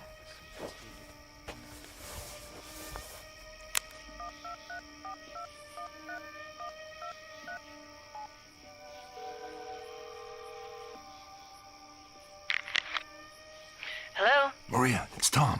I know. Maria, I don't like this. What did you get me into? And by the way, how do you know Heisenberg? What exactly am I doing here, Maria? What are you talking about? This outfit is like a cult. There's no science here, and there sure isn't any evidence. And how do you know Heisenberg? Maria, I never told you his name, but you knew that's who I was talking about. And he's connected to this Tammuz guy somehow. Tom, you're starting to sound like a conspiracy nut. Maria, I am a conspiracy nut. I'm writing a book about UFOs, remember? You publish books about UFOs. Your business is built on paranoia. So spare me the lecture and tell me how you know Heisenberg. So maybe I need counseling from time to time. Tom, get over it. You're looking for monsters in the closet, and I'm not one of those. I'm starting to wonder if any money is worth all this. Hey, if you want to bail on the contract, be my guest. We'll total all the money from your advance and all of your expenses and subtract it from the royalties of your other books. But get this in your head right now. This is the last book you will never write. Hey, I'm sorry. I don't know why I called. I guess I just don't know what to believe anymore or who to believe. Look, when I get out of here, I'll finish the book. If I learn anything tonight, I'll add that as well. Tom, do me a favor.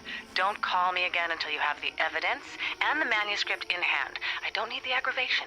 I need the story you threatened to tell and the evidence you found to support it. Got it? Got it. Bye. Fred? Come on, babe. It was just a book proposal.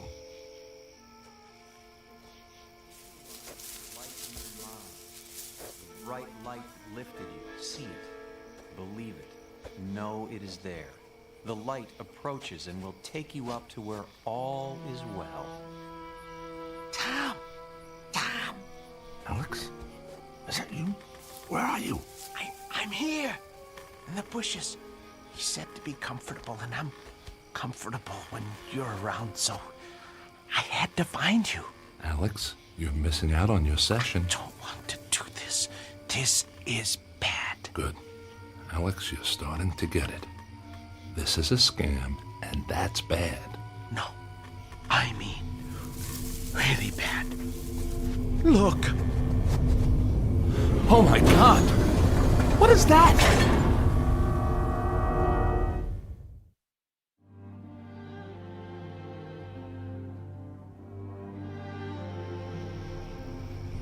As the chariot descends to receive you, you will allow yourself to be lifted up. Feel yourself rising into the light. This is the place. This is where I was abducted. This is where it happened to me. I was lifted up into that circle of light. Alex, they're faking this. No. It's a spotlight in a hot air balloon and a lot of reverb through a speaker. What? It's all cheap theater and just another way to get money out of people. How much did they charge you for this camping trip? They didn't charge us anything. Oh, I was afraid you'd say that. So why are they doing this? Maybe it helps to sell books. Good God, that's it. That explains it. Alex, these people are just perpetuating the myth of UFOs to make money on fear. We have got to get out of here. Did anyone see you come over here?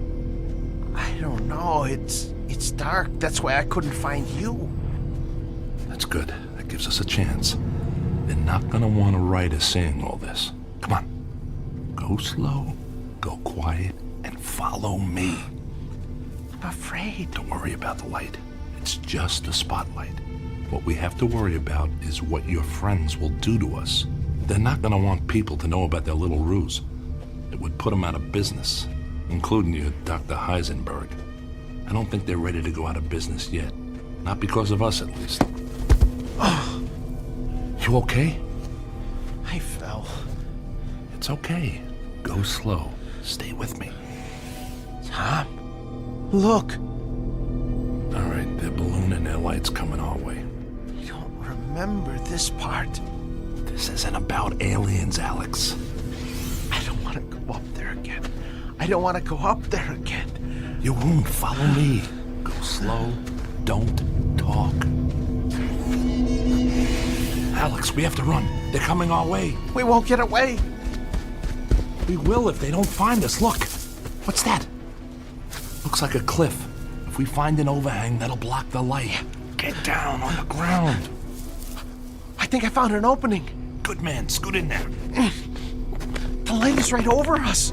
Yeah, just enough to help us see. Keep moving back. See a light. Don't worry about it, Alex. They can't see us. No. I see a light in the cave. What? We should go back out. Come on. That's not an option right now. Let's go see what's in here. Might be a mine or something. This part of the area is loaded with them. We'll hide in here overnight, and then hightail it out of here in the morning. I see a light bulb. Yeah, we're in a mine. I just can't figure out why they're still running power to it.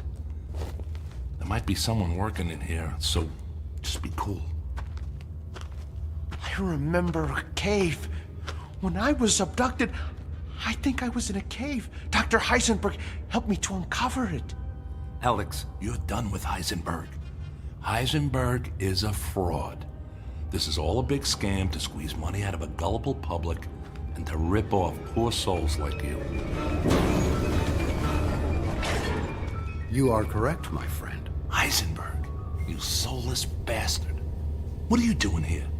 You are part of this. You're destroying people with this charade. Can't you find another way to make money? On that count, you are right and wrong. Yes, this is a charade, but not the kind you think. Ah, hello, Tammuz. Hello, Enki. I seem to have found your missing friends. I am sorry. With such a large number of subjects, it was difficult to herd them all effectively. Herd them? What are we, cattle? No, if that were the case, you would probably have been mutilated. Maria, this is impossible. What are you doing here? This is like a law school prank. Am I on some kind of TV show? It's not a prank, and you are most definitely not on television. For that matter, you will never be on television, especially your videotape. It looks like a treasure chest. That's the box I had under my bed. You've been to my home. Yes, and thank you for making it so easy for us to find what we needed. Unfortunately, we found nothing of the evidence you described to Tammuz. Is it possible you have it hidden somewhere else? Sorry, pal, but there's nothing to hide. I made it all up. Sorry, Maria, but it's a tough game out there for writers, and you editors aren't exactly easy to please. By the way, Maria, how did you get hooked up with these crooks anyway? Let's just say we have common interests. So, this is how you know Heisenberg? You're all part of a money-making machine that preys on paranoia. Your publisher, his practice. How long have you people been in business?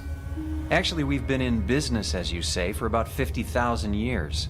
I must say it used to be much easier, but as your species and technology has improved, we've had to improvise some interesting new solutions to cover our tracks. You people are crazier than Alex. I'm not crazy. This is all real. Alex, you're going to be fine.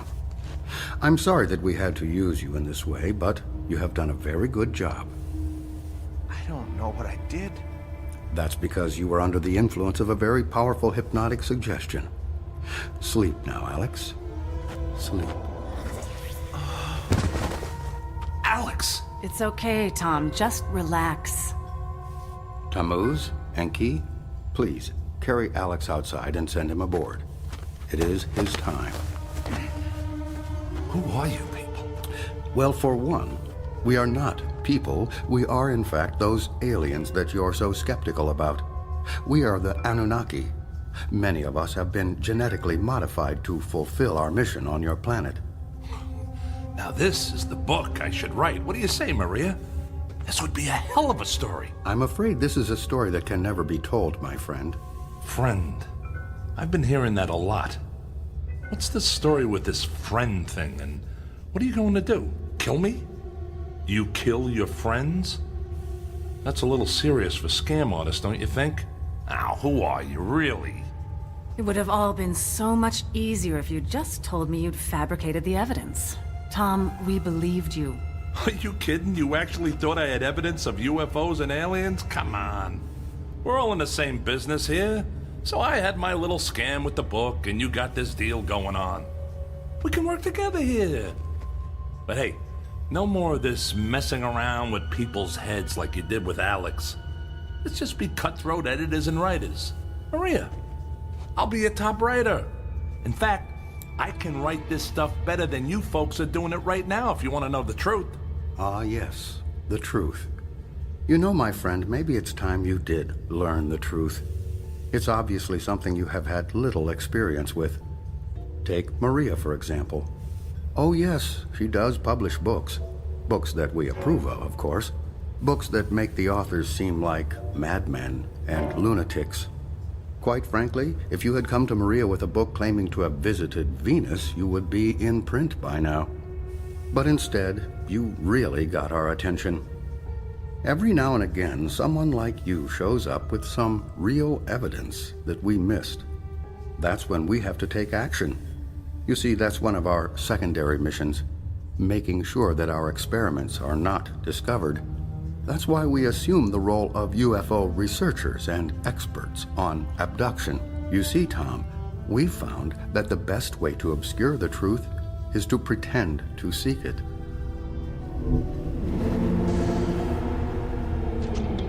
Well, it sounds like our friend Alex has made his final journey. That is actually our primary mission. We are harvesters, in a way. You're going to kill him, aren't you? That's what you do with friends. He may be gone soon, but his DNA will live forever. It's necessary for our survival. You too will live forever, Tom. You are one of the chosen now. You are now our friend. What are you, serial killers? You have nothing to fear, really. The whole process takes about 10 to 15 of your years. Alex was first harvested at a very early age, so his time is now. For you, you will still have some time left. It will be a time of some confusion, but all for the best, really. All for the best. You're going to kill me too? Like I said, you will have some quality of life for 10 to 15 years. And then, yes, you too will be harvested. Right. Harvested. But before I go, I have one question. Can I get an answer to one question? Sure, why not? After today, you will only remember what we allow you to recall as a new member of the abductee class. What's your question? It's just this. How many people will it take to pull out the fingers I'm about to bury in your throat?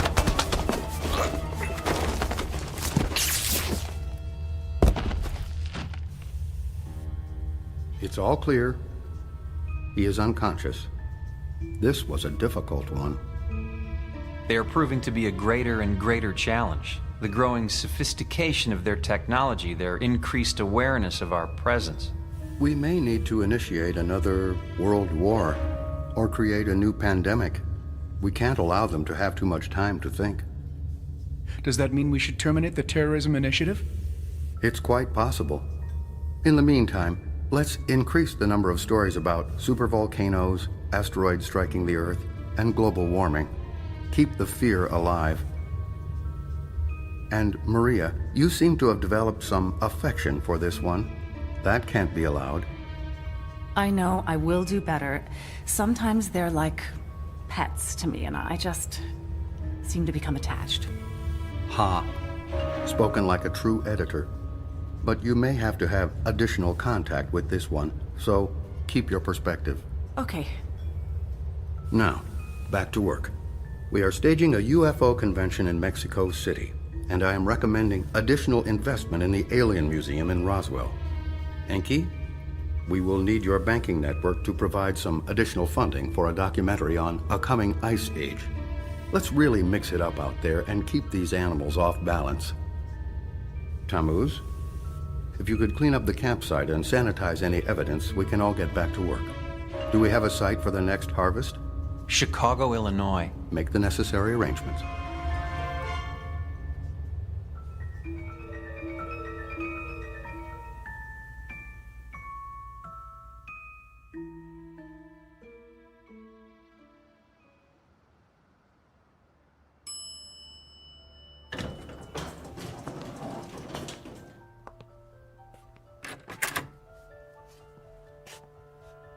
Hello, friend. So nice to see you again. It's nice to see you, too. Please, go in. The doctor is expecting you. Hello, Dr. Heisenberg. Hello, Tom. How are you feeling today? I think I'm getting worse. I think I need more sessions with you. Let me ask you something, Tom. Do you still believe you have been to Jupiter? I don't know. It doesn't make any sense to me. It's a gas giant. You can't breathe there. Well, if the alien technology you have described in our sessions is as advanced as you believe, anything would be possible, wouldn't it? I think you're right, Dr. Heisenberg. Tom, I must tell you, you have a way with words. Have you ever thought about writing a book about your adventures? No one would believe me. People want to believe, Tom. That's all that matters. I know an editor who I think would be very interested in your story about Jupiter. Why don't you meet with her? I could set it up for you. Okay. Then it's settled. Now, let's begin our session. Close your eyes, and you will go into a deep sleep. Deep, deep, deeper, deep.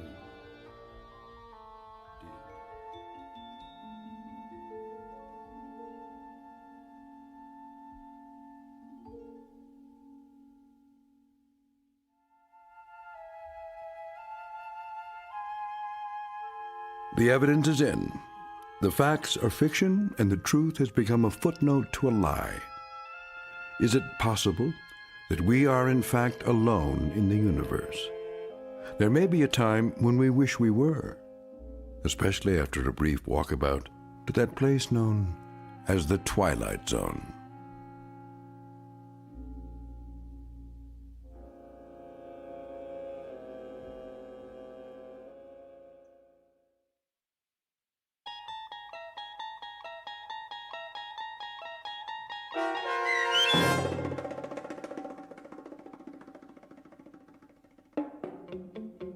The Walkabouts, starring Mike Starr with Stacy Keach as your narrator, was especially written for The Twilight Zone by Steve Newby.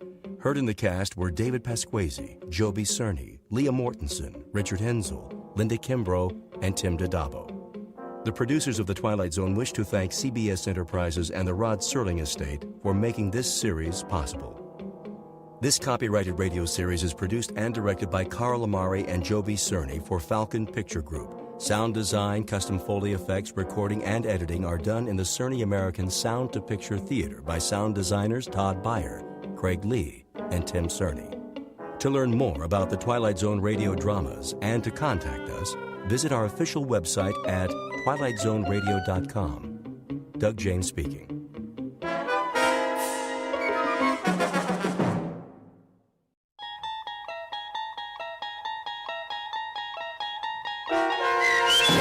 Nightmare at 20,000 Feet, starring John Schneider with Stacy Keach as your narrator, was adapted for radio by Dennis Etchison and written for The Twilight Zone by Richard Matheson.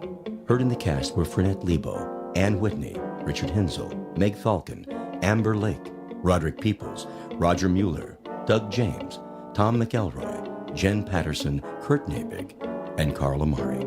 To learn more about the Twilight Zone radio dramas and to obtain audio cassettes and CDs of these programs, visit our website at twilightzoneradio.com. The producers of The Twilight Zone wish to thank CBS Enterprises, Carol Serling, Dennis Etchison, Dick Brescia Associates, Claire Simon Casting, Terry Jennings, XM Satellite Radio, Sirius Satellite Radio, our sponsors, and our radio affiliates for helping make this series possible. This copyrighted radio series is produced and directed by Carl Amari for Falcon Picture Group.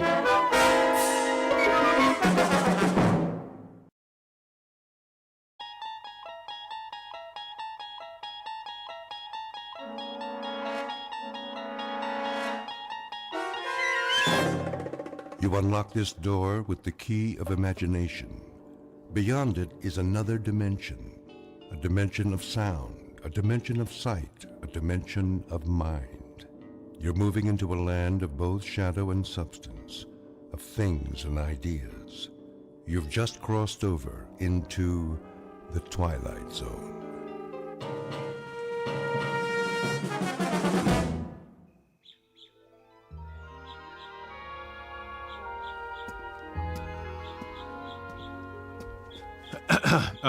Nurse? There you are, Mr. Wilson. You ready for some lunch? Oh, no, thanks. I was just... Lovely morning, isn't it? Yes. Yes, it is. I thought I'd... wait outside.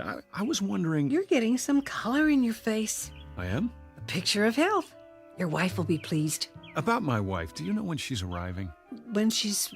To pick me up. Oh, this is the big day? It is, yes. You'll have to check with Dr. Martin, but I'm sure it won't be long. If you'd like to say your goodbyes to the others... I better pack first. Oh, naturally. It's good to see you doing so well. Thank you for everything. Not at all. Oh, and nurse. Yes? If my wife should get here in the next few minutes, tell her I'm in my room, would you, please? Of course. She's a lucky woman. You've done wonders for my self-esteem. I don't know what I'll do without you. You'll do fine, Mr. Wilson. Just fine.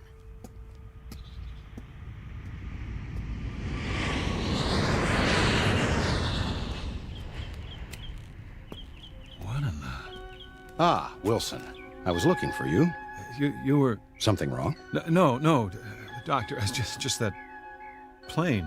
What about it? Does it always fly directly over the grounds? Every day, on its way to the airport. Guess I never noticed. Perhaps you chose not to, until you were ready. Then I guess I must be cured. You've come a long way, my boy, or I wouldn't have signed the release. I wanted to ask you, what time will Ruth be here? I believe she said 12:30. Isn't that right? Yes, but I thought she might have been delayed if there was a last-minute change of plans. Relax. That's probably her plane now. Do you think so? Would you mind stopping by my office before you leave? I wanted to go over a few things with the both of you. Don't worry about me, Doctor. That's all behind me. Eager to get back home, I'm sure. To your job, your life. Just remember, there's no rush. One step at a time. You know, it's strange, but I actually feel better now than before it happened. Not strange in the least. I prefer to think of it as a kind of timeout. Something most people could use. Most people don't have nervous breakdowns. Only the best people. Oh, come on, Doctor. That's very nice of you, but... I'm serious. Like a piece of fine china. The better the quality, the more likely it is to crack under stress. Oh, human beings aren't china plates, of course. Considerably more complicated. But when a bone fractures, it heals and grows back even stronger. I believe it's that way with the mind. Now that is the finest pep talk I've ever heard. I wish everyone would stop worrying about me. I never felt better in my life.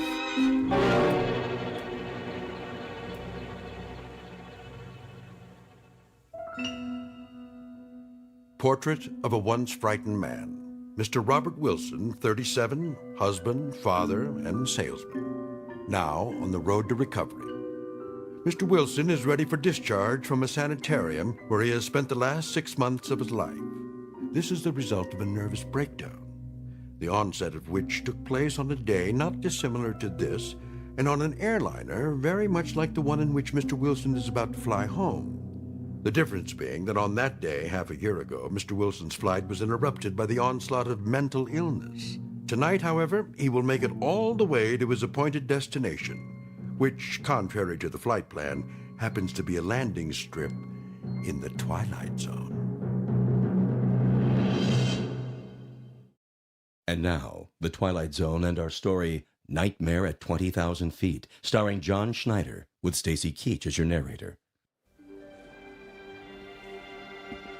Flight 713, now boarding at gate 12. All passengers for Flight 713, please have your boarding passes ready. That's us. Is it? I have the tickets right here. We're already checked in.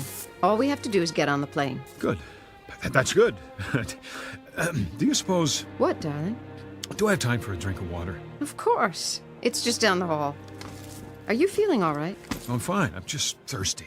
Why, you're perspiring. It's warm in here. Aren't you warm? Bob, take it easy. Remember what the doctor said, one step at a time. I know. You've been on plenty of planes in your life. Well, haven't you? This one's no different. I take your arm and we walk on together. When we get to our seats, you'll take a nap, and when you wake up... I'm perfectly fine, really. I've got your pills. Good. They should help you sleep. Shall we?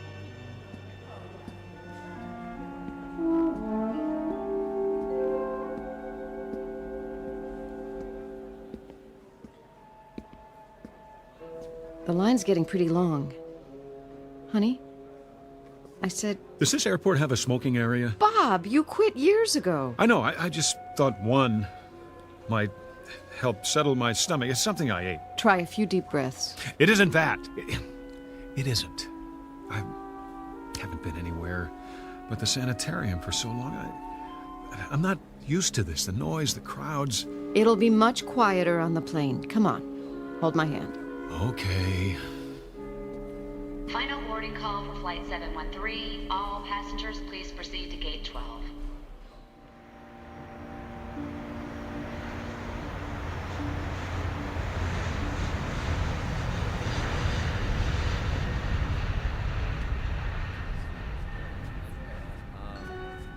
Please keep the aisles clear. Stow all the carry-on luggage overhead or under the seat in front of you. Here we are, honey. Great. Do you need any help, sir? What? If you'd like to take your coat off. I can do it myself. She's only trying to help, Bob. I thought you were warm. Right. I'll fold it and put it in the overhead for you. Ma'am? I'll keep mine for now. Do you have any pillows up there? Here you go. Thank you, stewardess. If you need anything else, you just let me know. I could use, something to drink. Well, I'll bring the beverage cart as soon as we're underway. Great. Did you want the window seat? You can have it. Honestly, I don't care. It's almost dark out. Besides, if I'm on the aisle, I can get up without climbing over you. Are you sure? I'm sure. I mean, if you are. Doesn't make any difference. I shouldn't. Enough already. I'll take the window. Oh, I didn't notice. What's the matter? We're over the wing. Miss? Yes? This row, it's the emergency exit. Would you prefer to sit somewhere else? It's okay, really. I think we would, if you don't mind. Well, I'll see what I can do. The seat isn't the problem. It's... The fact that we're on an airplane? That shouldn't bother me either, not if I'm a cured man. Honey. I don't act much like a cured man, do I? But you are. Would Dr. Martin let you fly if you weren't? I suppose not. Of course he wouldn't. If you weren't well, he'd never let you go home. It's as simple as that. You make it sound simple, anyway. Is, Bob. Just that simple. Yeah, look at me, hogging all the attention. You're the one who must be exhausted. I'm doing great. No lies, remember. Come here. Oh, Bob. I missed you, baby. All these months. Shh. It's over now. I'm taking you back where you belong. Must have been awful for you, the kids, all the responsibility. None the worse for wear. Everything's intact. Except me. Now, I am not going to let you talk. Excuse me? Yes? It looks like this is a full flight. I'm sorry, but I can't find any open seats. Do you mind terribly? No, not at all. We're fine here. Thank you for trying. I'll bring you that drink first chance I get. What would you like? Just water. For you, ma'am? Nothing yet. Very well.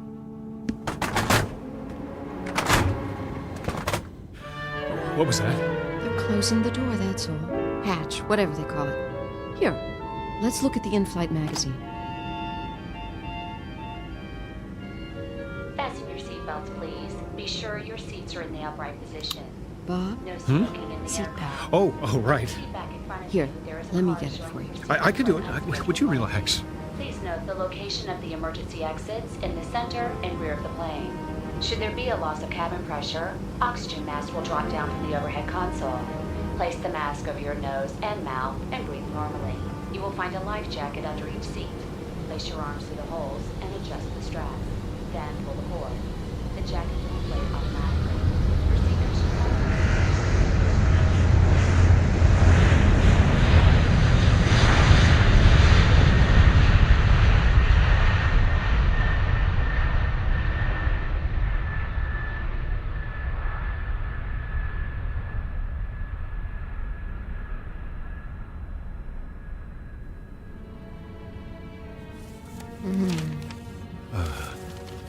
Go back to sleep. Bob, what are you doing? I'm sorry, honey. I found a newspaper under the seat. The light must be bothering you. Oh, I should stay awake. No, I don't want you to, sweetheart. Go to sleep now. Can't you sleep? I will. Promise. You worry too much. I can't help it. You shouldn't. Not anymore. Bob, do you... Do I what? Are you comfortable talking about it? That night, I mean. What do you want to know?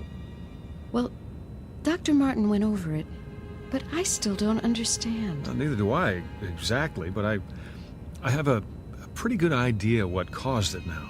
Do? Well, it's no great mystery. Overwork, nervous tension, a touch of blood pressure. But why that night on that particular plane? What set it off? I guess it was a lot of little things come together. Lack of sleep, fast food, years of being uptight. Oh, honey, you should have told me. I didn't know myself. I was holding everything in for the sake of the job, trying to think about nothing but facts and figures. There are other jobs. That's just it. There's nothing wrong with my job. I like it. Then why? Call it the perfect storm. When I wasn't working or home with you and the kids, I didn't know how to take it easy, so my imagination went on overtime. I looked out the window and I thought I saw, I don't know what, clouds that looked like snowfields, then someone skiing on that snow. Can you believe it? I just plain couldn't tell the difference anymore. It was a wake-up call, all right, in more ways than one. Thank God it's over, and we're going home. Oh, Bob. Bob. Could you move your legs to the side? What? Oh, just for a second. I have to get out. Let me call the stewardess. She'll bring I whatever... have to go to the restroom, Ruth. It's no big deal. Oh. I'll be right back. Promise.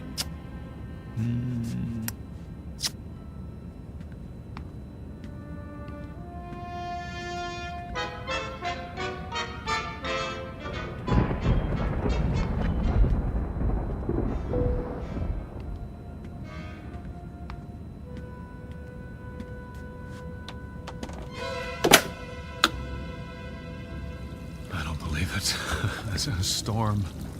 Sir? Yes? Would you return to your seat, please? We've hit some turbulence. Just a moment. Wouldn't you know it? Okay, let's see how bad it is.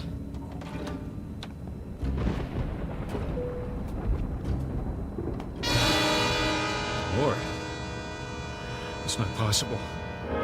Sir, please. I have to ask you... Did you see that? You'll have to sit down and fasten your seatbelt. Don't alarm the others, but look outside.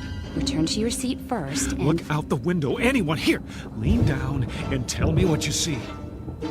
That man, what's he saying? I can't hear. He looks crazy. Too much to drink. They shouldn't serve him. If you don't sit down, I'll have to call the captain. For the love of God, woman, look! I know it's impossible, but tell me you don't see a man, no, a creature of some kind out there on the wing of the plane.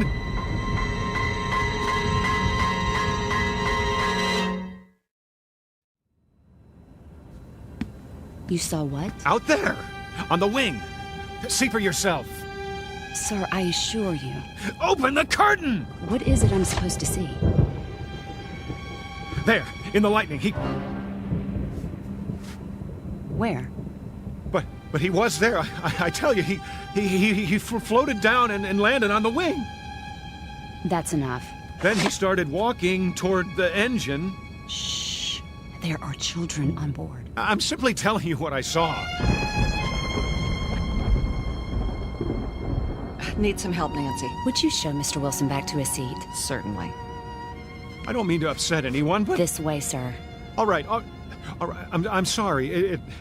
It must have been a reflection. Yes, it must have been. If you'll just come with me... I made a mistake. I'm going to my seat now. See? Now, sir. I didn't mean any harm, I tell you. Is something wrong, stewardess? A low-pressure pocket, that's all. The plane feels like it's dropping. Nothing to worry about. We'll be through it in a minute. Don't wake my wife. You can move around the cabin again as soon as the overhead light goes off. Yes, of course. For now, I suggest you get some rest and stay in your seat. I understand.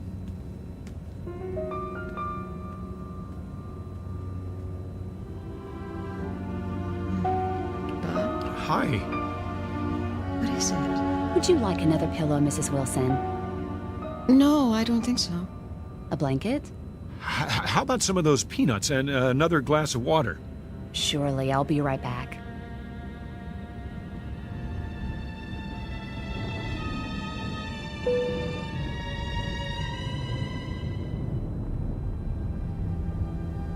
Did something happen? Started to rain. Is that what it was? I just saw something, that's all. Everybody has to stay in their seats for a while. What did you see? Nothing. You must have seen something. I happened to look outside just as the lightning flashed, and for a second I thought I saw something. Like what? Shadow. A shadow? In the shape of a man. Where? On the wing. Not a man exactly. What are you saying? A creature standing upright with long hair on its body and an animal face. Of course you know. That's all it was. A shadow. Of course. People don't walk around on the wings of airplanes. No, they don't. Not while they're moving hundreds of miles an hour. That would be impossible. Wouldn't it, Bob? It must have been a trick of the light. Like your imaginary skier. What? On the snow-capped clouds 6 months ago? The one you told me about? Yes, I suppose so. And you know that wasn't real. No, it was a hallucination of some sort. You must be more tired than you thought. But, I wasn't hallucinating just now. Then what would you call it? It was more the lines of an optical illusion, my eyes playing tricks on me. Then don't look outside. Leave the curtain closed. Believe me, I intend to. You ought to get some sleep, so you'll be rested when we land. I agree. Need another pill? Ruth, I'm all right, I tell you. Couldn't hurt. If you say so. Where's my purse? Your water and some extra peanuts. Thank you, stewardess. You're welcome. Bob, put the tray down for her. Sure. Are we moving into a storm?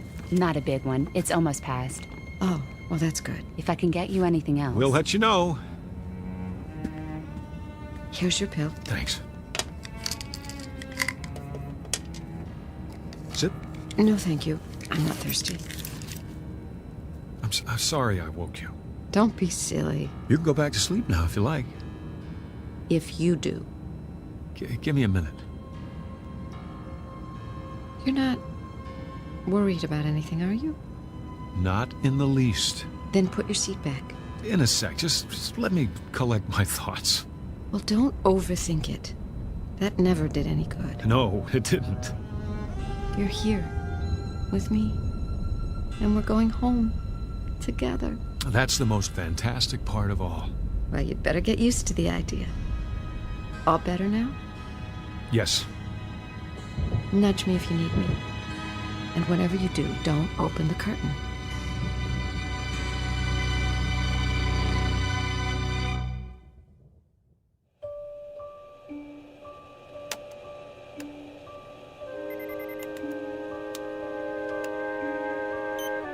How's the wind speed? Easing off, Captain. Good. Fuel consumption right on target. Storm's moving starboard. We should miss the worst of it. Need a break? No. Yeah, but I could use some coffee. Ah, right on cue. Yes? I made some fresh coffee. You read my mind, Joni. 1 cream and sugar, 1 black. Put it next to the console, will you? Hit a little bump back there, huh? Sorry. Tried to go over it, but it should be smoother from here on. Oh, I'm not worried. We're in good hands. Everybody sleep through it? Almost everybody. 1 crying kid and 1 slightly uptight passenger. Ah, the old lady, huh? Oh, no. Mr. Wilson, 13A. What? What did he do? Didn't want to come out of the bathroom. Said he saw something. Where? Outside the plane when the lightning flashed. The old wings moving routine. Tell him it's supposed to move. If it doesn't, it'll snap off. Oh, you're going to love this. He said he saw a man on it. Don't tell me. An alien, big head, round eyes, that thing. Tell him he'll take a description for the captain's log. Listen, was he wearing a spacesuit? Oh, or was the clown shoe? It says he came down out of the sky and took a walk on the wing, just like that. Ah, yeah, a floater. I see him once in a while when I have too much to drink. Yeah. Or maybe a gremlin. A what? Haven't you heard of gremlins? Must be before my time. It started back in World War II. Whenever something went wrong, the mechanics would chalk it up to gremlins. Better than admitting they made a mistake. Well, Mr. Wilson's okay now, but you should have seen his eyes. He looks scared out of his mind. For a minute there, I thought we had a nutcase on our hands. Cut off his drinks. Well, that's just it. He hasn't had a drop. Where's in-flight security? 32B. Tell him to keep an eye open. I like to run a tight ship. Yes, sir. But I don't think it'll be necessary. The wife gave him a sleeping pill. Thank heaven for pharmaceuticals. You fellas want some chow? We've got filet mignon in first class. No, thanks. You and Nancy relax for a while. Aye, aye, Captain. Listen, I can take over if you want to stretch your legs. You sure? Yeah, storm's thinning out, just some more rain clouds. Well, maybe for a minute.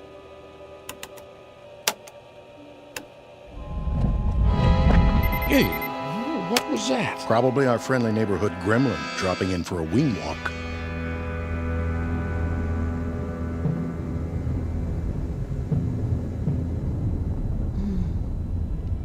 Bob? Oh, there you are. Go to sleep, darling. Right. I want to sleep, but I can't. She doesn't believe me. None of them believe me. I'm not even sure I believe it myself. Why should I? It's impossible. Yet I'm not dreaming. I'm wide awake and I'm cured. The doctor said so. No more panic attacks. But I saw it, didn't I? I was out there on the wing walking toward the engine. But why? There it is now. I can hear it. What's it doing? It wants to destroy this plane, bring us all down. Because of me. Because I've seen it before. Or maybe it is all in my mind. How can I be sure? There's only one way. God, help me. I've got to look. I've got to. Time to be brave. Face it down. And if there's nothing out there, then that's that. This is the only way. Here goes. It's simple. I put my hand out. I pull the curtain aside, and I'll know. He'll either be there on the other side of the window looking in, or there'll be nothing but the darkness. One way or the other, I'll know. And put my hand out. Do it. Do it.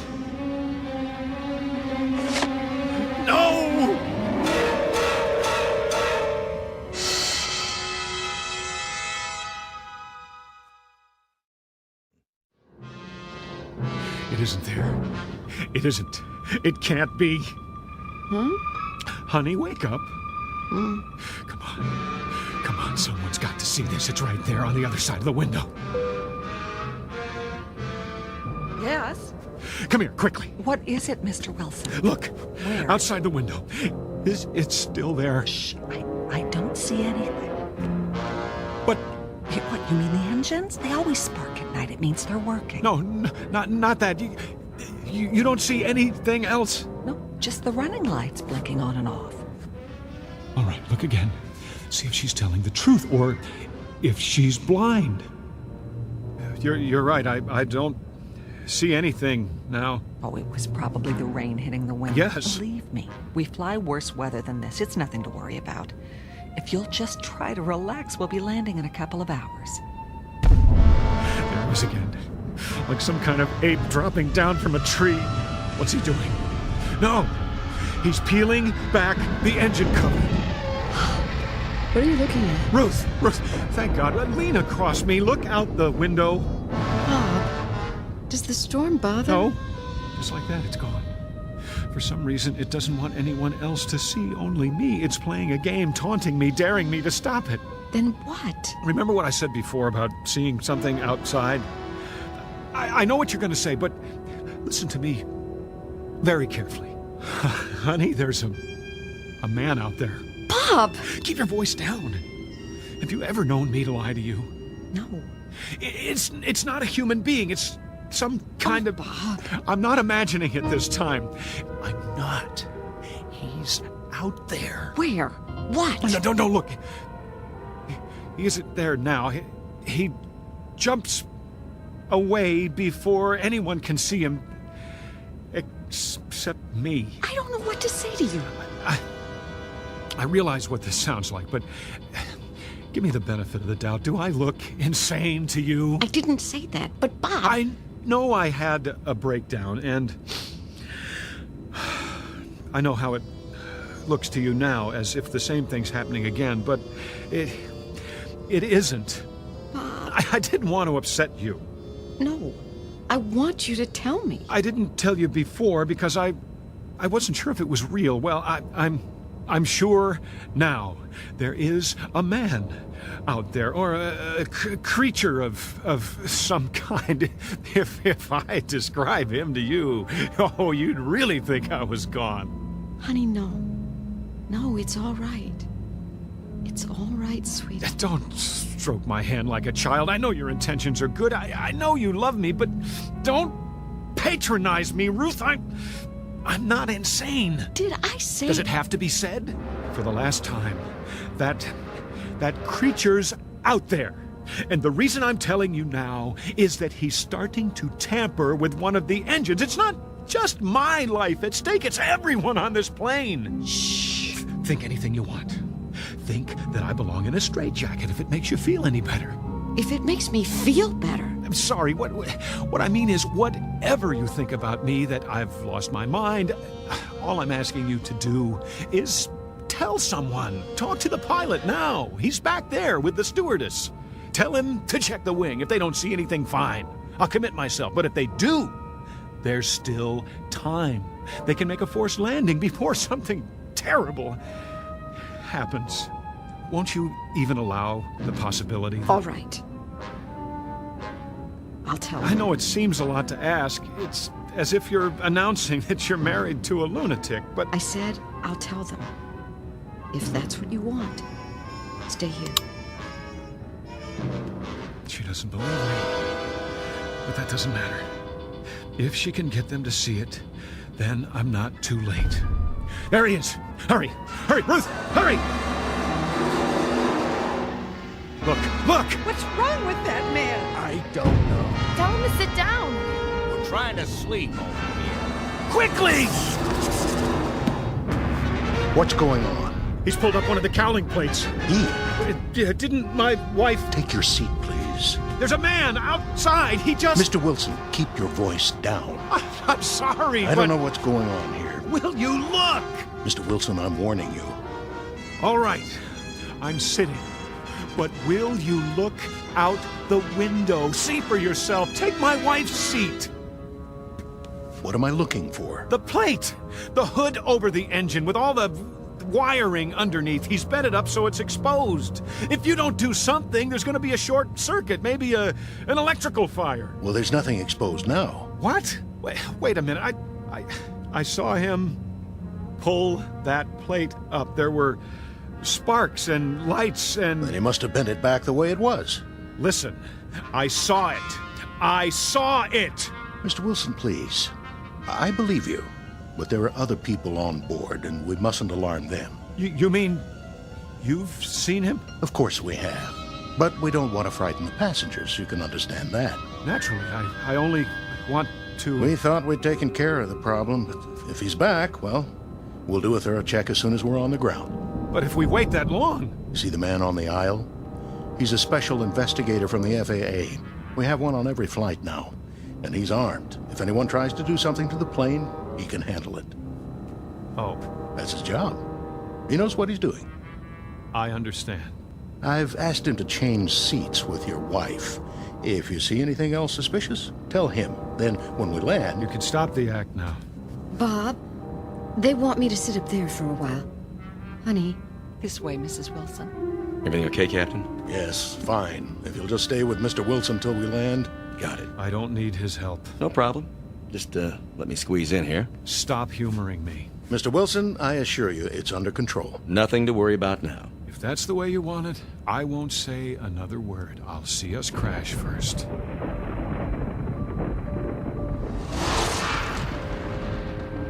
He's at it again. Peeling back the plate, putting his horrible, misshapen fingers into the wires. Did you feel that? Feel what? Nothing. No, go ahead. I'll put it in my report. I just thought we changed altitude for a moment. Pilot must have made an adjustment. But to stay above the storm. Yes, that must be it. I wonder if I can get some information from you. About what? May I see your ID? You have your wallet, don't you? Of course I do. Why wouldn't I? Here. Robert Jeffrey Wilson. Ever been arrested? Never. Why do you ask? Oh, just for the record. I'm a law-abiding citizen. I'm sure you are. What kind of gun do you carry? Pardon? The pilot said you were armed. Oh, standard issue 38. Never had to use it, though. Strictly a last resort. I thought guns weren't allowed on board. Well, they're not for the passengers. But with security so tight now, we don't like to advertise it. Then you should keep your coat buttoned. I can see the holster. Bob, how are you feeling? Great. How about you? I brought you some water and another pill, so you can sleep the rest of the way. That sounds fine. Go ahead, Mr. Wilson. Take it. Why not? I hope you're doing okay now, honey. Couldn't be better. I'll be just a few rows up if you need me. I don't need anything, Ruth. Get some rest. You too. I love you, you know. Same here. It won't be long now. For what? Until we sit down. You're lucky. Am I? You get to sleep through it. Let them think that. I didn't swallow the pill. How could I? What's going on out there? Somebody has to do something, and we're all doomed.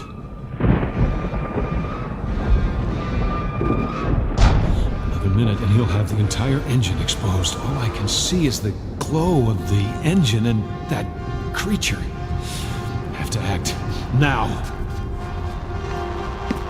Hey, what are you doing? Somebody's got to stop that thing. That's the emergency exit. Take your hand off. Leave me alone. You'll depressurize the whole cabin. Got to stop this man. Don't push the door open. Don't! I'm placing you under arrest.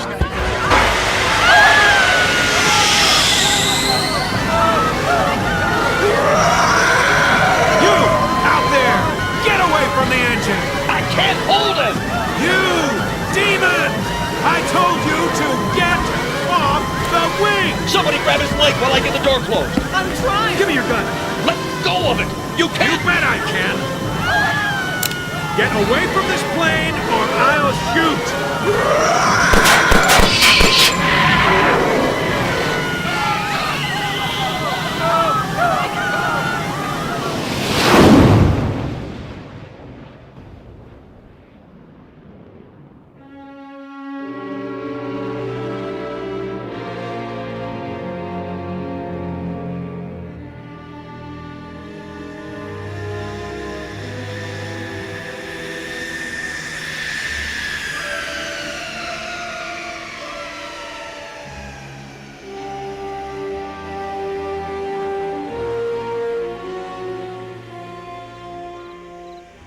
Easy. Lift the gurney down. Yeah, I got it.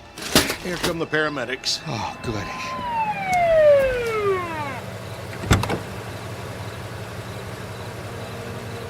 What do we have here? A guy tried to open the safety hatch.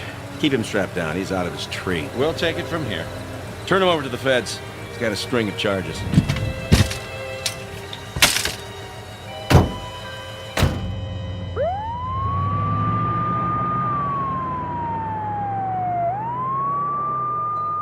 Bob, everything's going to be fine. Everything's gonna be fine. I know. But right now, I'm the only one who does.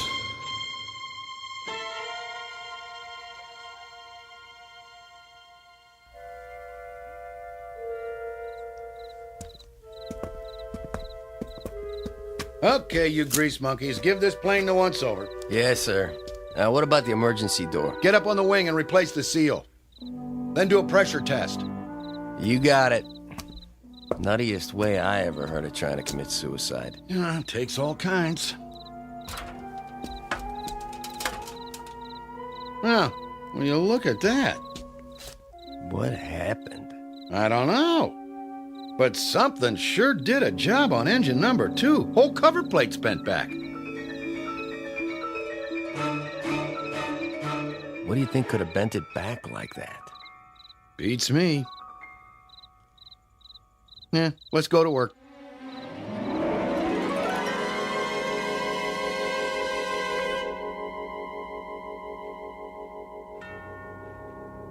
The flight of Mr. Robert Wilson is over now. A flight not only from point A to point B, but from the fear of madness to sanity. Mr. Wilson has that fear no longer, though for the moment he may be quite alone in his conviction. Happily, that conviction will not remain private much longer. For this time, tangible evidence has been left behind, even from so intangible a region as the Twilight Zone. The Twilight Zone continues in just a moment. You are about to enter another dimension, a dimension not only of sight and sound, but of mind, a journey into a wondrous land of imagination. Next stop, the Twilight Zone. Hi, this is Stacy Keach. I'd like to take a moment to tell you about our Twilight Zone website at twilightzoneradio.com. At twilightzoneradio.com, you'll find the latest information on these Twilight Zone radio dramas, including behind-the-scenes photographs, plus the newest product releases, trivia contests, ways to contact us, other Twilight Zone-related info and merchandise, plus links to other fascinating websites. So make your next stop twilightzoneradio.com. Visit twilightzoneradio.com to purchase these Twilight Zone radio dramas on cassette and CD, or call toll-free 1-866-989-ZONE. That's 1-866-989-9663.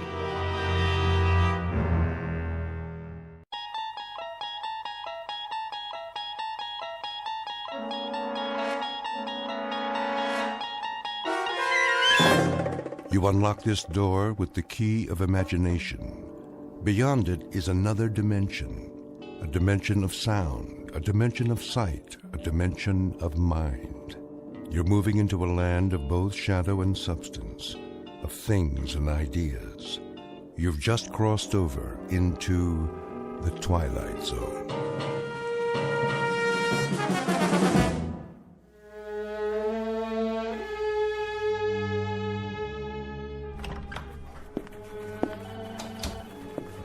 Mr. Sperry, Director of Development.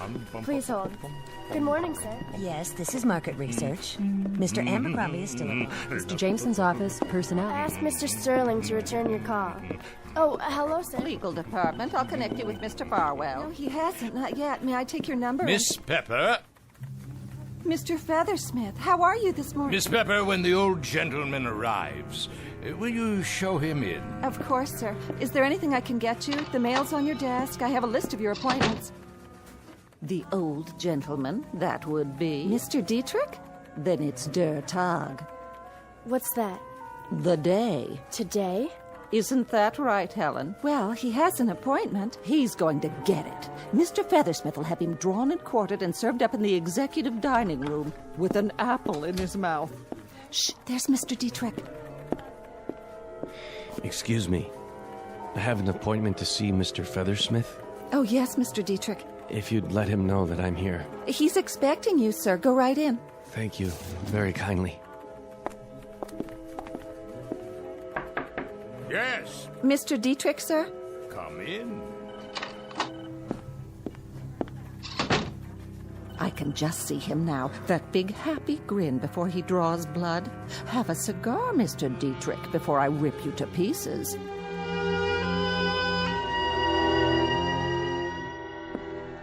A cigar, Mr. Dietrich?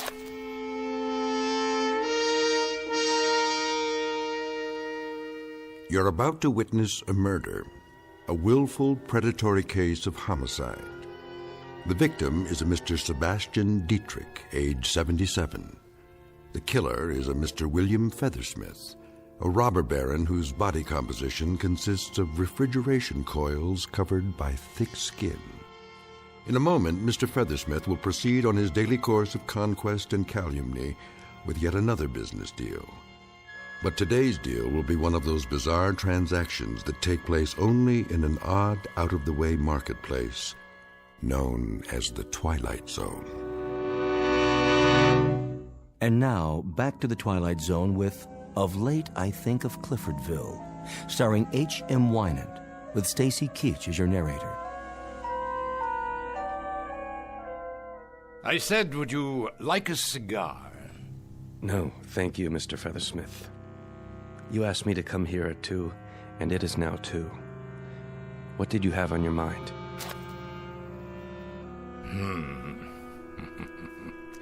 You've never cared much for my personal habits, have you, Diedrich? Smoking, for example. Whether I do or don't is really not at issue, Mr. Feathersmith, but the extent of time that you keep me here is, on the other hand, of considerable import. I'm a busy man. I'd like to get on with it. Oh, by all means, we've gone a pretty far route, the two of us. Have we? I owe you a great deal, Mr. Diedrich. I remember vividly the afternoon many, many years ago, back in Cliffordville. You called me into your office. You ran a rinky-dink, nickel-and-dime little tool shop. And you said, Bill Feathersmith, I like your style, boy. I want you in with me. Do you remember that afternoon? I shall never forget that afternoon, Mr. Feathersmith. I've thought about it a good deal in the ensuing years, and I've never ceased to regret it. You never did like me. I wouldn't say that. I have disliked and detested you with great cordiality. I have found you to be, as of the day you walked into my office, a predatory, grasping, covetous, acquisitive animal. Without heart, without conscience, without compassion, and without even a subtle hint of the most commonplace decency. Does that answer your question? I give you this, Diedrich. You never were a man to toady around with a lot of phony euphemisms. You always did speak your mind. And you, Mr. Feathersmith, mark you, this is perhaps the singular compliment I can dredge up, have always been a man to speak yours, so why don't you? All right, then. I'll do precisely that. See this map? It's my empire. Mining over here. Electronics here, and here. Lumber, railroads, minerals. An industrial complex I built up step by step, piece by piece. And in which I take pardonable pride. Yet there's a piece missing. Go on. Well, that is to say, there was a piece missing. The Diedrich Tool and Die plant. Was? A good, substantial plant employing 13,000 people, some 40 years in operation, not always perfectly managed. But sufficiently well to make you move heaven and earth to try to buy it. Thank God I won't live to see the day when you get your greasy hands on it. Of course, as a matter of your financial problems, I happen to know, Mr. Diedrich, that you secured a loan of $13 million. This is the note here. Isn't it?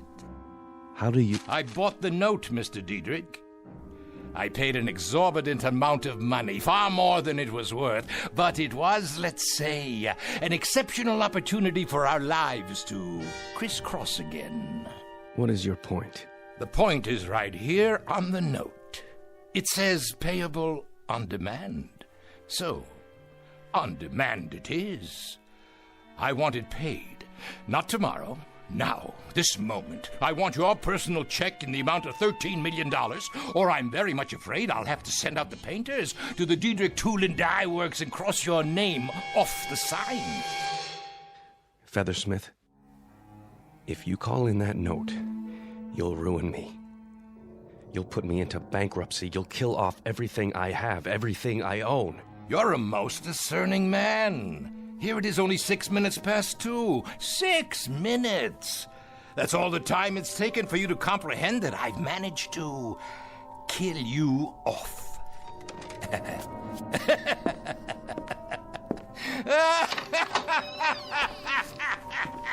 Mr. Diedrich, are you all right? Sir, is everything... Would you like to sit down? You look so pale.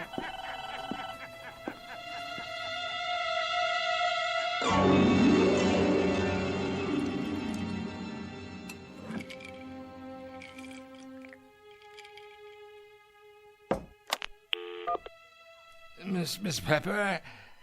Miss Pepper? Where is she? What time is it? Oh, excuse me, sir. I didn't know you were still here. I'm here, my good man. I'm assuredly here. And here is the mountaintop. The high rung on the ladder. I'll finish cleaning later. No. You may join me on the mountaintop. Here I am, way up on the mountain, like who was it? Genghis Khan or Julius Caesar? Julius Feathersmith.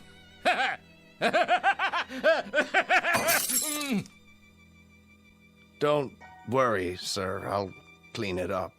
Who are you, anyway? I'm Hackett, sir. The custodian, top 3 floors. Well, how would you like a drink, Mr. Custodian of the top 3 floors? Yes, I have another bottle somewhere. Thank you, no, but I appreciate it. How long have you been performing this illustrious task? 34 years, sir. I've been 34 years in the building. I got a gold watch last year. A gold watch? Ho! After 34 years. That's practically as long as I've been in the building. But I didn't start here. No. I know indeed. I started in a little town called Cliffordville. Never hear of Cliffordville, Mr. Hackett?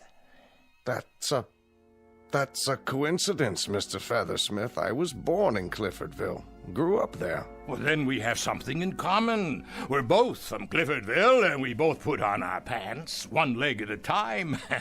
But there, the similarity ends. Come here, I want to show you something. Yes, sir? See this picture on the wall? Know who it is? Why, I'm not sure. That's William Feathersmith. Me. Taken in front of our old home in Cliffordville. Now that was a town, wasn't it? That was a real place. Stately trees, gracious homes, beautiful sprawling park, and real people who knew the value of a buck, people who worked hard to get it. There was none of this crazy stuff about unions, retirement benefits, or antitrust suits, or any of that claptrap. Those were the real times, when a man could go up to the stars if he had a mind to, and the legs to carry him, and the fingers to reach out and grasp. Not like now. Nah, not like now at all. I reckon so. I'm going home now, Mr. Hackett. May as well. No place else to go. Yes, sir. I've been sitting here for 3 hours, all by myself, thinking about Cliffordville. About how I wished it was that way again. I had an old man here today, Diedrich. He gave me my first real job. Well, I fixed his wagon. He never liked me, I never liked him. We both used each other, and I got the most use out of it. I broke him to pieces today, just like he would have done to me if he could. And he's tried, Mr. Hackett, let me tell you. He's tried. Good night, then, Mr. Feathersmith. William Feathersmith, what a crock. Alexander Feathersmith is more like it. Alexander the Great Feathersmith. I've got everything there is to get. But I'm still hungry. Understand? I'm hungry. A 20-course meal. I've got a tapeworm inside me that's taken every bit of it. He cried. What? What did you say? Alexander the Great. He cried because he had no more worlds to conquer. I guess maybe he was kind of like you, Mr. Feathersmith. You know what I wish? I wish I could go back to Cliffordville.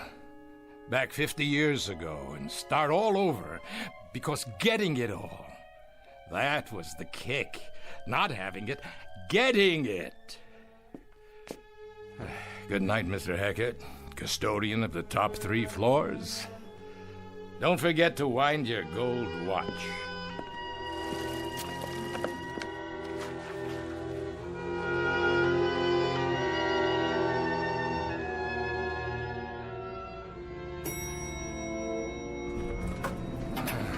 Oh, at last. Hold on. This isn't the lobby. Hey, wait! I said wait! Where? 13th floor. Oh, great. But well, this building doesn't have a 13th floor. Hello? Who's there? Hello? Hello? I'm glad you're still here. The elevator let me off at the wrong floor. Oh, how do you do, sir? I was just about to close up. Who are you? Devlin. Just Devlin? The first name's not important. No. I own this building. I'm aware of that, Mr. Feathersmith. What I'm not aware of is you're having an office here, whoever you are. Oh, I've just opened it, Mr. Feathersmith. Devlin's Travel Service. As a matter of fact, I opened it for your convenience. Mine? Would you care to come in? Why? Why, because, Mr. Feathersmith, we've got some business to transact, you and I. Please, have a seat. There's no reason why we shouldn't be comfortable, is there? I must have missed something. We have business? What sort of business? Travel, of course. I've been expecting you. You have? Sit, please. Now, isn't there anywhere you'd like to go? Your heart's desire? Well, there was this town. Of course there was. The name of the town was Cliffordville. Ah, yes, Cliffordville. And it was a pleasant town? It was better than pleasant. And there were the local girls. Oh, beautiful, just beautiful. They always are. Go on. You were saying? I remember old Doc Wagner, too. Treated me when I broke my arm. That's another thing. There was none of this blood pressure, basal metabolism, cholesterol nonsense. Old Doc Wagner looked at your tongue and wrote out a prescription, and that was it. And the food, simple, fair, healthy, and delicious. That was the way life was then. Simple. And you enjoyed that, didn't you? What? No, I didn't have time to enjoy anything. But I did what I wanted to do. I worked, I scrambled, I dug, I scratched, I pushed, drove, and I went up. Understand? I went up. And now you're all the way up. But you're simply bored. That's what it is, isn't it, Mr. Feathersmith? I'm worse than bored. I don't have any purpose now. No plans. No drive, because there's no place left to go. Are you sure? The sign on your door, what does it mean exactly? A succinct suggestion of the kind of service I offer, Mr. Feathersmith. And that is? Just as it says. Travel. Or more to the point, if you don't mind the rather melodramatic terminology, one might call it time travel. Miss Devlin, I think we may have something to talk about after all. Indeed, Mr. Feathersmith. You've got everything you want. And the pleasure is not in the acquisition. It's in the struggle to acquire. Isn't that the sense of it? Go ahead. So, let's do this. Let's send you back to Cliffordville. The Cliffordville of 50 years ago. And you can start fresh. Acquire. Build. Consolidate. Do it all over again. How does that sound? You're not dealing with a bumpkin, Miss Devlin. This isn't one of those sell your soul for a nickel country boys. Try this. You send me back in time to Cliffordville, but I want to look like I looked 50 years ago. Agreed. Number 2, I want to keep my memory, everything that's happened since, not impaired one bit. Check again. And I want the town to be exactly as it was, the same people. All very easily arranged. Now for the price. I suppose the standard payment is, well, what you call a soul. On occasion, that is part of the transaction, but in your case, I believe we got a hold of your soul some time ago. Let me check.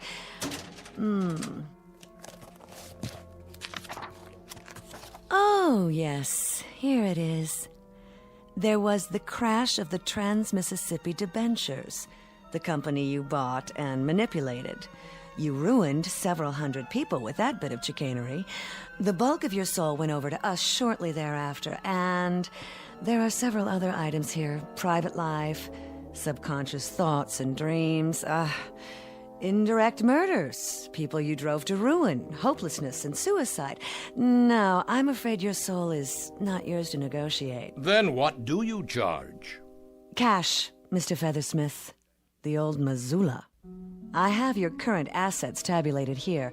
Were you to liquidate as of this moment, you'd be worth precisely $136,891,412.14. You're very thorough. We have to be.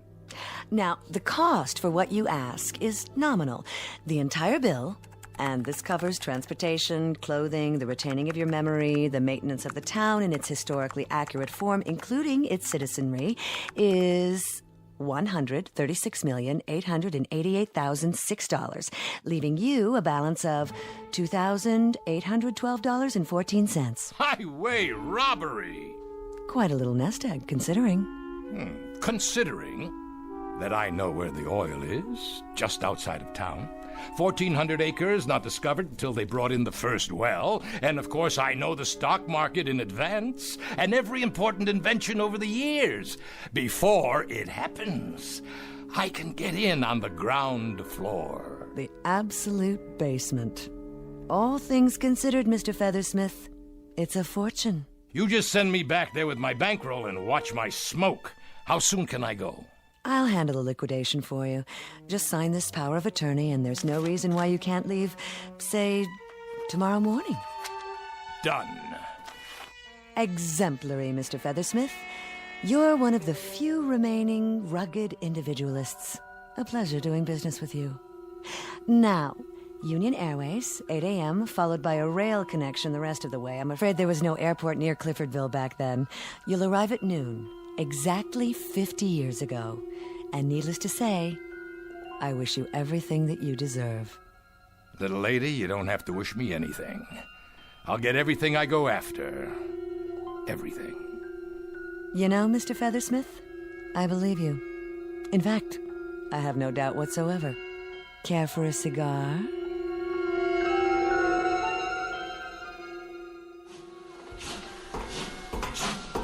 Here's your stop, sir. Are you sure? Yeah, this is it. Yes, there's the town square. You need a hand with your bags? I don't have any bags, and I don't need a hand from anybody. Then good day to you, sir. Enjoy your stay in Cliffordville. All aboard! Cliffordville. The devil, you say?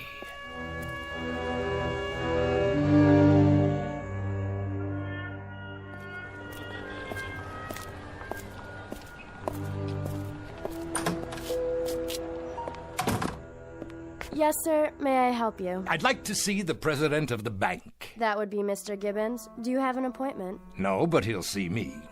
He's having his lunch right now. Tell him Mr. Feathersmith is here to talk about investments. Some very important investments. All right, sir. I'll tell him. Take your time, sweetie. By the time the bank closes, I'll have this dumpy little milk stop tied up with a ribbon around it, deliverable to me.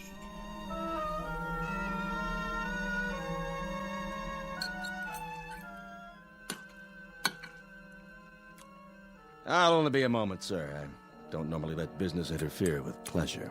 I never allow pleasure to interfere with business. The name is Feathersmith. I'm not a peddler, a drummer, or door-to-door salesman. I'm here to make myself rich, and in the process, you'll pick up a few crumbs of your own. I beg your pardon? The Widow Turner's land. The south end of town. Is it available? The Widow Turner's land. There were 1,400 acres. Mr. Gibbons, is there an echo in here? No, indeed. It's just that... Well, sir, you're talking about a valuable piece of property. A beautiful spot. Singing birds and constant sunshine. A Garden of Eden for a man with vision. The potential is unlimited. It's a swamp for mosquitoes, and the potential's malaria. I just want you to tell me who owns it and how much they want for it. As a matter of fact, it was purchased from the late Mrs. Turner's estate by... yours truly. In partnership with a Mr. Sebastian Diedrich. Diedrich, huh? What do you know? Well, do you suppose you and Mr. Diedrich could be persuaded to part with your land, assuming the price is right? As valuable as it is, well, sir, everything has its price. How does $8 an acre sound? Lovely. Good. If I were an idiot. But I'm not an idiot, Mr. Gibbons. I'll give you $1 an acre. Well, why don't we strike a compromise and say $6? Let's say $1.50. You drive a hard bargain. Mr. Diedrich and I might hold still for $4 an acre. Mr. Gibbons, you wouldn't hold still for a back rub if it couldn't be converted into currency. $2 an acre, and that's it. 2, you say? 2, I said. And 10 minutes from now, it'll go down to 160. Going. Gone, Mr. Feathersmith. I presume this will be a cash transaction. You bring the deed over to my hotel tonight, properly signed and notarized, and you'll have your money. Well, now, sir, this is the way I like to do business. No fiddling around, just 2 staunch men of goodwill who know what they want. Wouldn't you agree, Mr. Feathersmith? I'll agree with you all the way down the line, Mr. Gibbons, as long as you keep both hands on the table.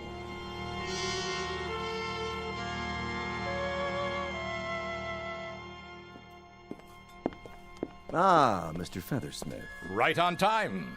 I don't believe you two gentlemen have met. This is my associate, Mr. Dietrich. How do you do? Yes, I recognize you, Mr. Dietrich. So very, very much younger, though. You have me at a disadvantage, sir. Never mind. Sit down.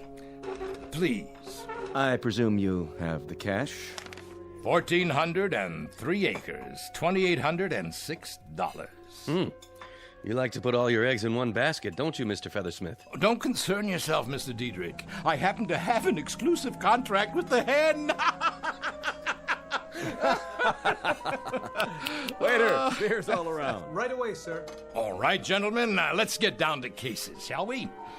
When it comes to a fast shuffle, I don't mind telling you I'm a very knowledgeable dealer. Comment, Mr. Dietrich? You have the floor, Mr. Feathersmith. You seem rather anxious to have it.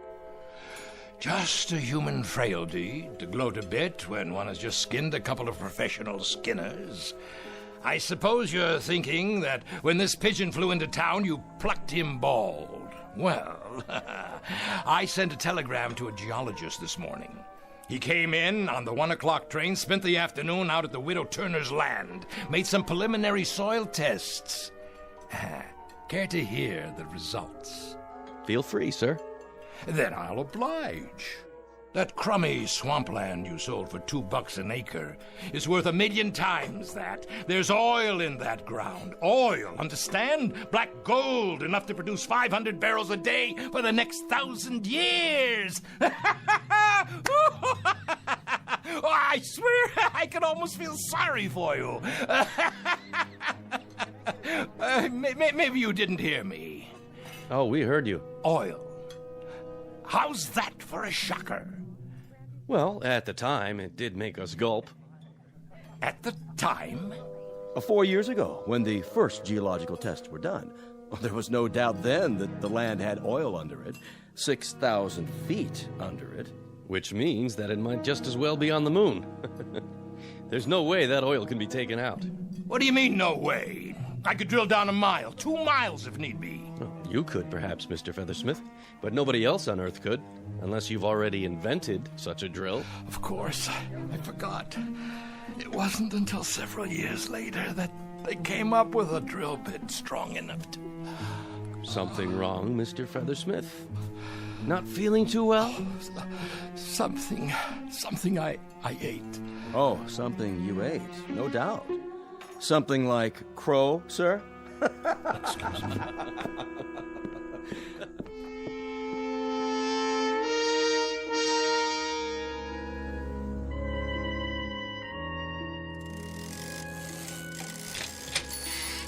Mr. Kronk, this here is Mr. Feathersmith. Yeah, he says he wants to talk to us about inventions. What kind of inventions? Something that'll turn this 2-bit bicycle shop into a factory. Such as? Well, for starters, how about a motor-driven scooter for kids? You want to enlarge upon that, Mr. Feathersmith? What do you mean enlarge upon it? It's a gadget that gets kids around town. Teenagers, too, even businessmen. What's it used for? It's used to make about $200 million. That's what it's used for. Lightweight aluminum with wheels and an electric motor. What's wrong with foot power? Everyone's gonna want these. Kids will be begging Santa Claus for them. Look, I'm handing you the whole thing on a platter. All you have to do is build it. Well, I'll tell you what. You draw me a blueprint and some specifications, and Mr. Clark and I will give it a try. I'm no crummy draftsman. I've given you the principle. All you have to do is manufacture it.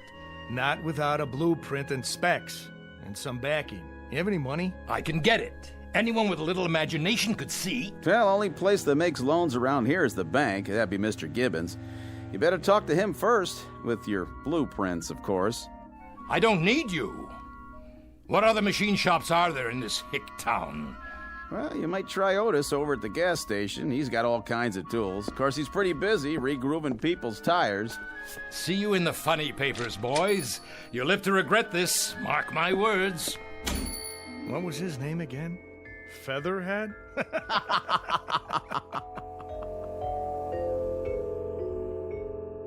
Modems. You connect your home computer to the telephone line. Your home what? Cable television. You pick up the signal from a satellite. What's a satellite? Listen, you download it over a dish network. Dishes? But nobody watches TV in the kitchen. Pantyhose. I say take off your garter belt now and throw it out. Now. And I say get out of my store. All the way out. You have a filthy mouth, sir.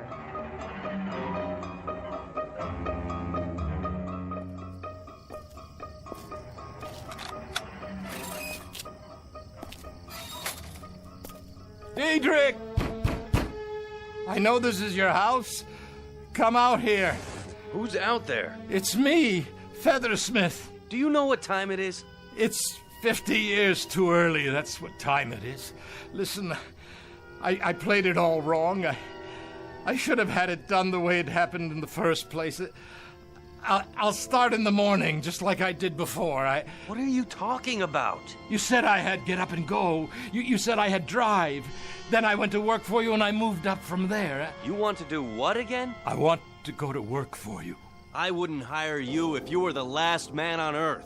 You're a loudmouth clod born to get suckered out of his last quarter. Now let me have my sleep. I got to rest. Oh, this pain in my chest. Are you all right, sir? You look pale. Why don't you sit down on this bench? Doc Wagner? Is that you? Now, you must be the new fella in town. Nothing but idiots in this place. Now, take it easy. That's not a very good pulse. Not good at all. Never mind that. How do I get through to these village idiots here? They're peddling their lives away on bicycles, and I'm trying to give them the space age. I don't know much about that. But I can tell a bad pulse when I feel one, and yours feels like the heart of a 75-year-old man. You sure don't take care of yourself. What did you say? The pulse of a what? A man in his 70s. If I've said it before, I've said it 100 times. Modern man drives himself to an early grave just trying to keep up with the pace of life nowadays. Why, that dirty, cheap little thief. She didn't change me inside. That's why I'm so tired. That's why I can't make it here, because inside I'm old, the way I was. Swallow 2 of these pills. You horse doctor. I remember when you were diagnosing acute appendicitis as cramp colic. Go on, get out of here. You couldn't diagnose anything. Well, I can diagnose insanity when I see it. And that's what my diagnosis is in your case. Insanity. Plain and simple. I don't need you. I don't need this jerkwater town. If I were you, I'd check myself in for observation. At a mental hospital. Well, you're not me. It was that Devlin dame. That dirty, two-timing little hustler. Why, Mr. Feathersmith, everything all right? You look a bit queasy. You miserable! Now, let's be fair. Nothing was said about changing your chronological age. You wanted to look 30. And you do. We said nothing about your insides. Your heart, veins, kidneys. What about this town? You wanted it as it was. The contract was very specific. It's really not my fault that your memory is so imperfect. And as to the possibility of investments, your problem was that you leapt before you looked. But everything else is wrong, too. I mean, the deals, the inventions. They've never heard of space shuttles or microchips or... Of course they haven't. And you, Mr. Feathersmith, because you're a wheeler-dealer, a raider, because you're a taker instead of a bringer, you are now what is commonly referred to as behind the old 8-ball.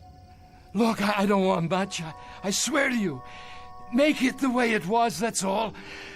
Get me back with Dietrich. Let me start out there, that's all I ask. I think we might be able to arrange that. Mind you, purely as a gesture of sympathy, though it hurts me to mouth the word. Frankly, you are so unhappy, so totally abject a creature that I cannot find it in my... well, in the place where you'd normally find a heart, to leave you here. There's a train out at midnight. A special train. Bless you, Miss Devlin. Please. I won't forget this. There is a small surcharge for the service. How much? $40. Things do cost, Mr. Feathersmith. I don't have $40. I don't have 10. I don't have... What's this in your pocket? Well, how about that? This is your night. You have one negotiable item left. The deed. All you need to do is liquidate it. But who'd buy it? That I wouldn't know. What do I do? You've got a few seconds. Find yourself a customer. It's as simple as that. But where? There's a young fellow over there on his way home. You could ask him. It's bargain night, right here. Huh? 1,400 acres of singing birds, constant sunshine, all for $40. Here, please. Well, for $40, I might be able to... All aboard! Please hurry. There. You won't be sorry. You'll be rich. Hey, what's your name, young fella? Hackett, sir. Bill Hackett.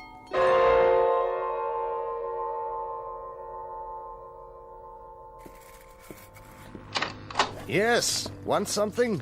I was gonna clean up, sir. So clean up. Who are you? Feathersmith, sir. Great old town. What is, sir? I was just thinking about Cliffordville. That's where I grew up, got my start. That's a coincidence. I grew up in Cliffordville, too. Well, now, how similar we are, Mr. Feathersmith. We both came from Cliffordville, and we both put our pants on one leg at a time. And here we both wind up in the same building, each with his own particular function, eh? Yes, sir, our own particular function. They gave me a gold watch 4 years ago. My 40th year as a custodian. Well, now, maybe for your next 40 years, if you really apply yourself, Featherstone, I'll get you a box of these imported Cuban cigars. What do you think of that? That sounds great, Mr. Hackett, sir. Have one now, why don't you? On me.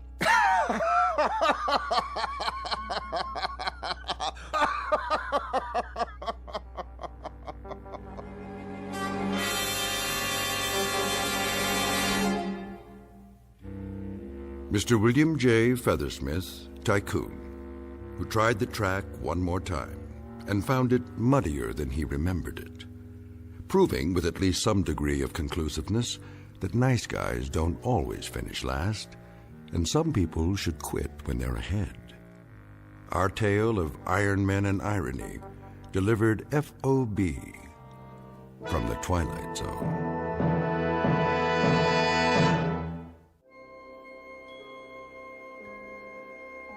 Hi, this is Carl Amari, producer of the Twilight Zone radio dramas. I'd like to take a moment to tell you about our official website at twilightzoneradio.com, where you'll get the latest news and information on these Twilight Zone radio dramas. Plus, at twilightzoneradio.com, you can digitally download 3 free episodes or any of our episodes for only $1.95 each. In this age of ever-changing technology, we've decided to make these episodes instantly available to you by making the Twilight Zone radio dramas a digital download-only series. This means that this series will no longer be offered on CD. The CD collections at our website are now being offered while supplies last at buy one, get one free. So be sure to get your favorites before they're sold out. Be sure to visit us often, and I'll see you in the zone.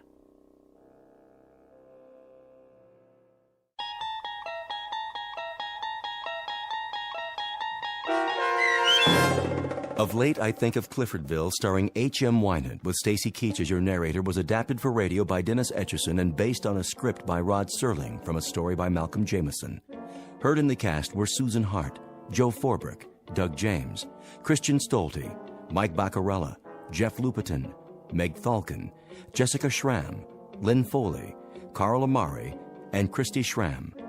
To learn more about the Twilight Zone radio dramas and to obtain audio cassettes and CDs of these programs, visit our website at twilightzoneradio.com. This copyrighted radio series is produced and directed by Carl Amari and Roger Wolski for Falcon Picture Group. Doug James speaking.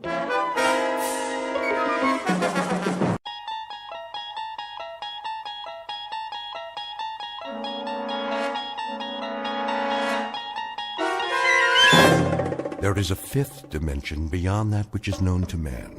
It is a dimension as vast as space and as timeless as infinity.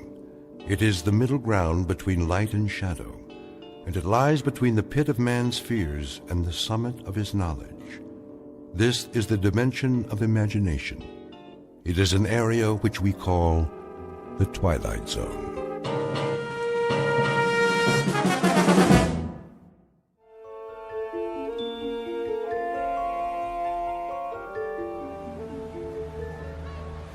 You're gonna do good today, Lou. I can tell. Yeah?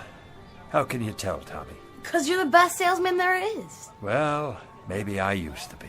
You are, Lou. You always have such neat stuff. Oh, yeah, I got everything. A little bit of this, a little bit of that. Something for everybody. Help me set up the table, will you, Tommy? Sure. There we go. We'll be ready to start in a minute. What's in the bag today, Lou? Take a look. See anything you like? Lots of toys. Always. Which one's your favorite? Let's see. The little wind-up dogs. They're so cute. And the monkeys. And the zap gun. It's cool. Pow, pow, pow. I thought I gave you one to test for me. You did, but, well, it kind of broke. Don't worry about it. I'll give you another one later. How you doing today, Bookman? Oh, just fine, officer. Another day, another dollar. You know how it is. Gonna sit up right here in the corner? I thought I might, yes, if that's all right with you. Well, just don't block the sidewalk. People coming and going. I wouldn't think of it, officer. Or you'll have to move. You don't want a citation, do you? Oh, absolutely not. All these busy people can't hold up commerce. You know, Bookman, maybe you should find yourself another line of work. Streets are so busy these days. There ain't much room for a pitchman anymore. Isn't that the truth? You got a permit, don't you?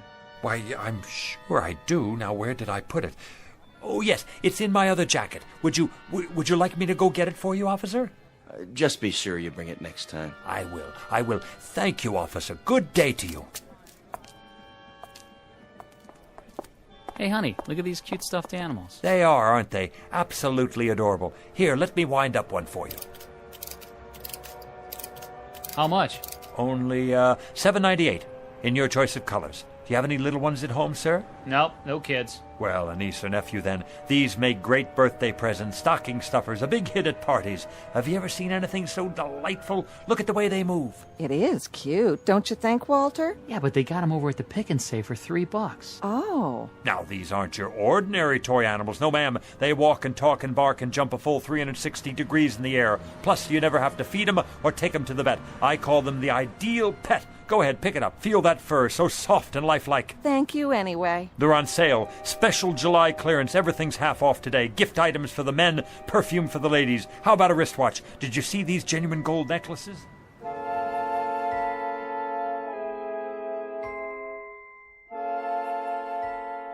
Street scene. Summer, the present. Man on a sidewalk. Age, 60-ish. Occupation, pitchman. Name, Lou Bookman. A regular fixture for the summer, the kind you pass by every day and don't pay much attention to anymore. A rather minor component to a hot July in the city. A nondescript, commonplace little man with a wrinkled suit, a pork pie hat, and a loud necktie that always seems to be coming loose at the collar. A man whose life is a treadmill built out of sidewalks and street corners everywhere. Lou Bookman, a walking rebuttal to the American dream, which states that success can be carved, gouged, or grubbed out of the landscape no matter where you are, whether it be log cabins or tenement buildings. Because Lou Bookman has not even a nodding acquaintance with success, and his dreams only extend from the curb to where the sidewalk ends. But in just a moment, Lou Bookman will have something to occupy his time which transcends both success and failure. He'll have to concern himself with survival. As of 3 o'clock this hot afternoon, Mr. Bookman will be stalked by his toughest customer to date, a man in a black suit who's out to close a deal of his own and who won't take no for an answer. In the Twilight Zone. And now, back to our story from the Twilight Zone. One for the Angels, starring Ed Begley Jr., with Stacy Keach as your narrator.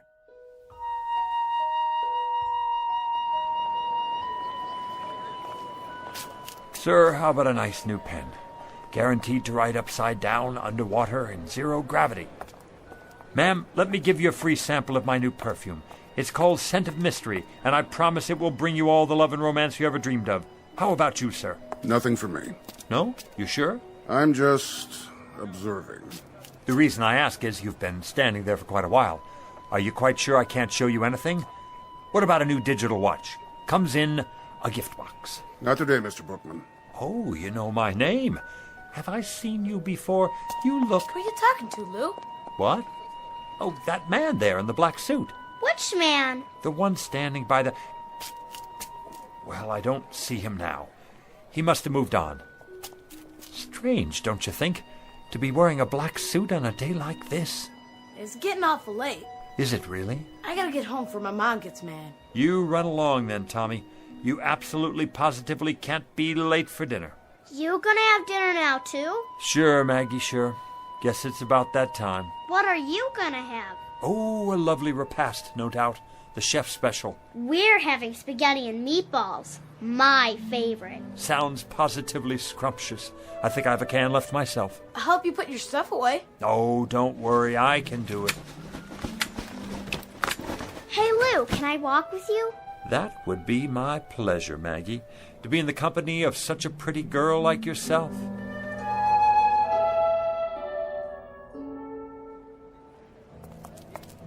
Hey, Lou! Hey, it's Lou! Lou! What's going on, Lou? Hey, wanna play with us, Mr. Bookman? Come on! I'd love to, children, but I must get home to my plants. Delicate creatures, you know. Your plants? My wisterias. They've been cooped up in this heat all day. Oh, so what? Show us some toys. And magic tricks. I don't have much magic left. And the zip gun. I want to see the fuzzy doggies. Carrie, is that a new bathing suit? Yeah. Well, don't you look nice? And Bobby, where have you been? I haven't seen you all week. I was sick. Then you shouldn't play in the water like that. I'm all better now. Let me feel your forehead. Why, what's this? A quarter stuck behind your ear. No wonder you were sick. Wow! Oh, me, come on! Me! Come on, me! I don't think anybody else has a temperature, but maybe you could test these. Let me see. These rings, to be sure they're okay. Oh, yes, toys! Yes! Oh, they may look like toys, but they're not toys you can buy at the 5 and dime. Anybody can sell toys, but these, my young friends, are very, very special. Did you know they're among the wonders of the world? Go ahead, Lou. Give them the pitch. Young ladies and gentlemen, the rings you now have on your fingers come from a remote corner of the Tibetan mountain country. Do you know where that is? No. Well, it's where the wisest people in the world live. The jewels are pattern-shaped and forged by strange little men who work underground, far from the light of day. Some folks call them... the Moly Men! Right, Bobby, the Moly Men. They use magic words and incantations to produce what look like toys, but each and every one they make has extraordinary powers. What kind of powers? The power to keep a person young forever. Science can't explain it. Your teacher wouldn't believe it, your mother and father either, but it's true. And when the Moly Men are finished, They say the magic words. Mini tekel. Words that hold a strange power from another world, the power of the life force. Watch the jewel in the ring. When it changes color, something is about to happen.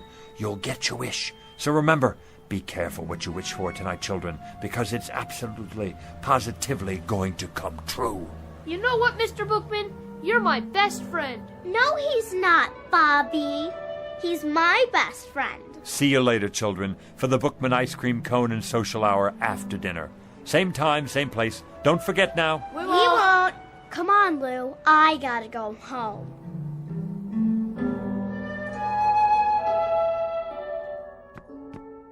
That you, Mr. Bookman? Good evening, Mrs. Magnuson.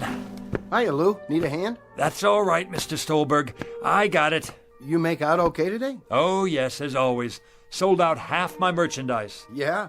Looks like you got a whole lot left. Want to come over for a cold one? That's kind of you, but I'm on the wagon these days. Well, I'll keep one on ice for you anyway.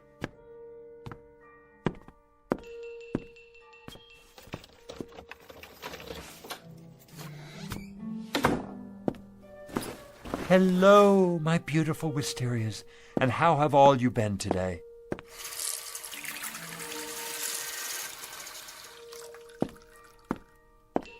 Did you say you're thirsty? I'll bet you are. Here, have a drink of water on me.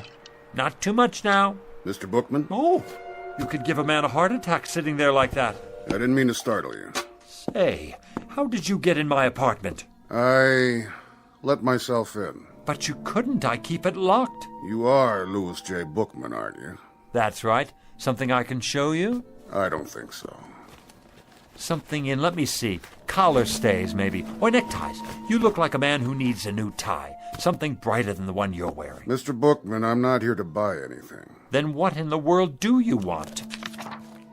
Let's get down to business, shall we? Yes, here it is. Louis J. Bookman, age 69, right? 70 in September. Well, I must say you don't look it. Nice of you to say so, young man. I try to keep busy. Occupation pitchman, correct? Are you a census taker? If you are, let me sit down. I hope this doesn't take too long.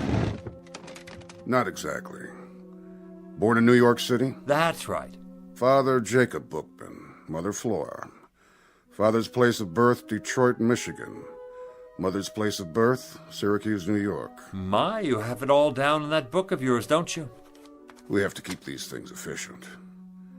Now, today is the 19th of July, and your departure is at midnight tonight. My departure? Excuse me. Go right ahead. Hi, Maggie, darling. My doggies broke, Lou. Let me see. Oh, here's your trouble right here. See this little cogwheel? You pushed down on the key when you were winding it. Can you fix it? I can try. Yeah! Oh, Lou, you're so smart. You can do anything. Hear that, mister? Mm-hmm. I'd introduce you to, but I don't know your name. No need. I think I got it now, Lou. Thanks. You're very welcome. Oh, this gentleman has come here to ask me a lot of questions.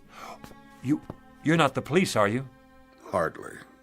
Oh, kind of gave me a turn. Huh? I'm glad he's not the police. I've got my vendor's license here somewhere. I thought maybe I forgot to renew it or something. Who's the police, Lou? This gentleman here.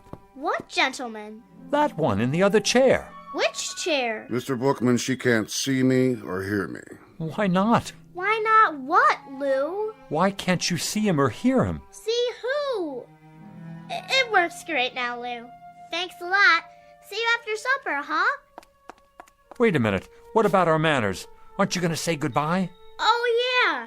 Goodbye, Lou. Thanks. I mean to the gentleman. Oh, it's a game. I get it. The Invisible Man. Goodbye, Mr. Invisible Man. See you, Lou. I can see you, yet she can't. Only those who are to accompany me can see me. Understand my words, Mr. Bookman? Only those who are to accompany me. I'm still not sure Now then, don't you think you'd better start making your arrangements? Arrangements for what? For your departure. My departure where? You still don't get it. I just never understand you people. You get this idiotic notion that life goes on forever, and of course it doesn't. Everyone has to go sometime. Go? You don't mean... That's right. No, that's ridiculous. I don't have time. I'm a busy man, a very busy man. Let me make you a cup of tea before you go. No, thank you. Take a look around. You can see how busy I am. My flowers, for example. I have a green thumb. Whatever I touch, well, it grows, if I do say so myself. I won second prize last year at the YMHA Flower Show. See the plaque on the wall? Wisteria, open class. Oh, nice. Nice? Is that all you can say? Look at them, will you? You've never seen flowers like these. And what I further don't understand is how little you appreciate the nature of your departure. I thought we were finished with that subject. Think of the poor souls who go in violent accidents. These are the non-precognition victims. We're not permitted to forewarn them. You, on the other hand, Mr. Bookman, fall under the category of natural causes. Natural causes? What's natural about it? As opposed to accidents, car crashes, things like that.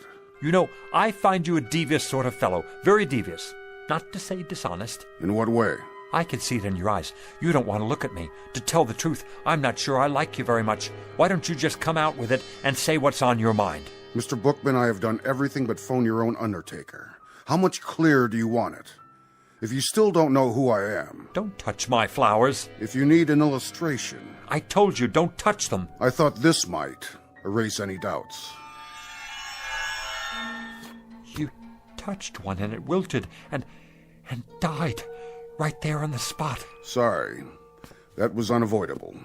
It actually turned black. Do you mean your death? Exactly, Mr. Bookman. Now shall we get down to business?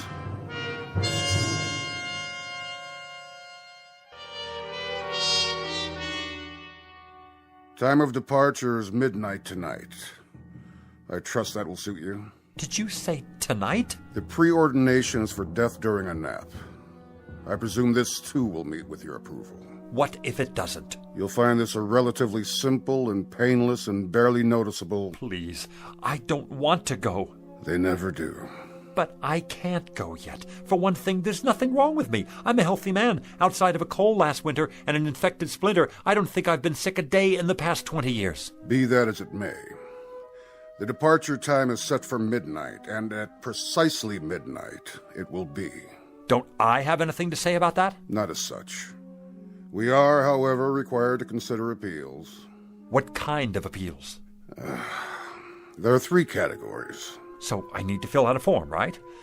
Give me one and I'll start right in on it. No forms. We listen to what you have to say up to a point, but frankly... What are the categories again? Frankly, Mr. Bookman, I must tell you that I see very little here in the way of an extenuating circumstance. In any event, there are 3 major categories of appeals. One is hardship cases. What kind of hardship? Do you have a wife or family who might suffer your demise beyond a reasonable degree? No. No family. Second category is priority cases. Statesmen or scientists, primarily. Men on the verge of discoveries. I take it you're not working on any major scientific pursuit at the moment. No, I'm not. What about the third category? Well, Mr. Bookman, that would be unfinished business of a major nature. I don't know how major this would seem to anyone else. Go on. But I've never made a truly successful pitch. A sales pitch? Oh, surely you must have many times over if that's your profession. Yes, it's what I do, and I've managed to get by after a fashion. But I never hit it just right, you know? I'm not sure The man I learned from back in the Carney, he had it. He could sell igloos to the Eskimos. But what I'm talking is a big pitch. One where it finally all comes together and the words just flow off my tongue. Not just any words either. Something I believe in. Something so good that people won't have a choice. They'll have to listen. A pitch so big the sky will open up. A pitch for the angels. I guess that wouldn't mean much to you. But it would mean a great deal to me. It would mean that I could have one moment in my whole life when I was successful at something. Just one moment when the children would be able to be proud of me. The children? I've always had rather a fondness for children. That's in the record. Then you know how I feel. Not precisely, but... The problem here, Mr. Bookman, is that you'd require a delay until... Until I could make a pitch. The kind of pitch I told you about. One for the angels. That's right. I'm terribly sorry, Mr. Bookman. You see, these categories are fairly specific and... I see. And when reference is made to unfinished business of a major nature, well, the only interpretation to be made here is simply that my business isn't major enough. That's not quite the way we look at it. That I'm not, then. What other way is there to look at it? What I mean is that, unfortunately, Mr. Bookman, the ability to achieve success in a given professional venture is hardly of a significant... I get it. You don't have to spell it out. I'm small potatoes. And who cares what happens to a potato? They're nothing special. We try to approach each case on an individual basis. Only some are more individual than others. Oh, don't worry about it. I've heard the same thing all my life. We go out the way we came in. Since I never had that much to start with, that's how I'm supposed to leave. It's not your fault. You're just doing your job. Means a great deal to you, does it? You could say that. Uh-huh. It would be highly irregular. So's this whole thing, if you ask me. But under the circumstances, I believe we might... Yes? We might be able to grant you a one-time delay, Mr. Bookman. A conditional one, you understand. Until? What do you mean, until? Until you've made this pitch you're talking about. I can stay alive until then? That's the arrangement. I'll have to think of some way to write it up. You do that. As for me, I think it's a fine bargain. More than generous, frankly. It's been awfully nice talking to you, mister. I didn't get your name. About this pitch, Mr. Bookman. Yeah? When might we expect it? When? Soon. What does soon mean to you? That's hard to say. Gets into definitions, doesn't it? You have a dictionary with you? No, I didn't think so. But it's a pretty simple word when you get right down to it. Soon means in the near future, the very near future. Not right away, though. And after a while, it's all relative, isn't it? Soon compared to what? A week? A month? A whole life? Mr. Bookman. That's open to interpretation, you see. So my answer to you is maybe not this year, maybe not next year either, but soon. Mr. Bookman, I have a very odd feeling that you're taking advantage of us. Do you? Do you really? That's a pity. Because I am. Mr. Bookman. I just won't make any pictures at all. Didn't think of that, did you? As long as it's up to me, I won't even hardly open my mouth. I don't have to if I don't want to. That's the term, so you run along now. Think you'll get me, huh? Well, I have no intention of... Really, Mr. Bookman? How did you get back in here? I locked you out. This is much more serious than you imagine. I have to go now. I promised to meet the children. We have a kind of social club, you know. Ice cream and stories. Lots of stories. Right down there on the stoop. It's much more complex than you realize, what you've just done. What you think you've done. See you sometime. I'll let you know when. Here we've gone out of our way to help you, and this is the way you repay us. Bye now. Mr. Bookman, it won't just end here, you understand. There'll be consequences. You'll see. FYI, that means for your information. You have made your bed, and you shall now sleep in it. You say I won't go until I make the pitch? Well, all right. You'll have to wait till I make the pitch. And young man, and this I can say to you without fear of contradiction, you have got a long wait. That may well be, Mr. Bookman. But since you won't come with me, we've been forced to select an alternative arrangement.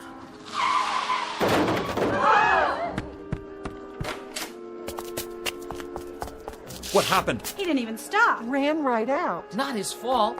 I swear I didn't even see her. She just jumped off the curb. I didn't have a chance to hit the brakes. Has someone called a doctor? Who got... Oh, no! Maggie! I swear to you, I never had a chance to stop. Call an ambulance. You're gonna be all right, Maggie, darling. Oh, my little Maggie. Hi, Lou. See? You're gonna be just fine. Lou? Who's that man? What man? Where? I told you, Mr. Bookman. Consequences. You can't take her. No, siree, you can't take her. I'll go. I'll go as planned. Never mind the pitch. I don't even want to wait. I want to go right away. Go where? Who's he talking to? What man? He's out of his head. Mr. Death! Mr. Death, come back! You mustn't take the little girl.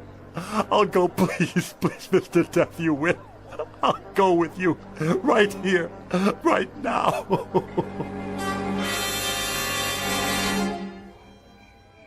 I wonder how she is. The little girl? Yeah, how is she? Poor Mrs. Polanski. Look, here comes the doctor.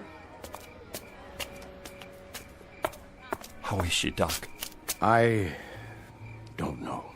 What do you mean you don't know? She's a mighty sick little girl. Brave, too. Shouldn't she be in a hospital? That's just it. There's no particular trauma. In fact, there's hardly a mark on her, except where she fell and scraped her knee. Then what is it? Something's going on with her. Her fighting spirit, as it were. That's not a medical term, of course. But I think we'll know in a few more hours. If she hasn't hit a crisis by then, I'll move her to a hospital bed. A few more hours? Around 12 o'clock. 12 midnight, you mean? I think by then we'll know. He won't get in. Who, Mr. Bookman? I'm gonna wait right here, so he can't get in.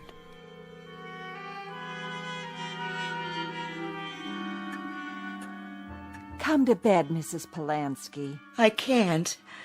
I have to take care of my baby. There's nothing you can do. That's what the doctor said. She just needs rest. I can't sleep.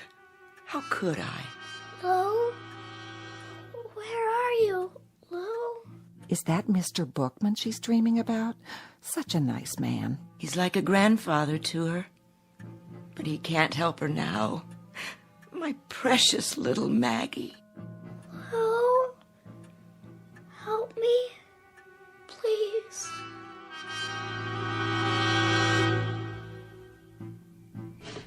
Come on in, Lou.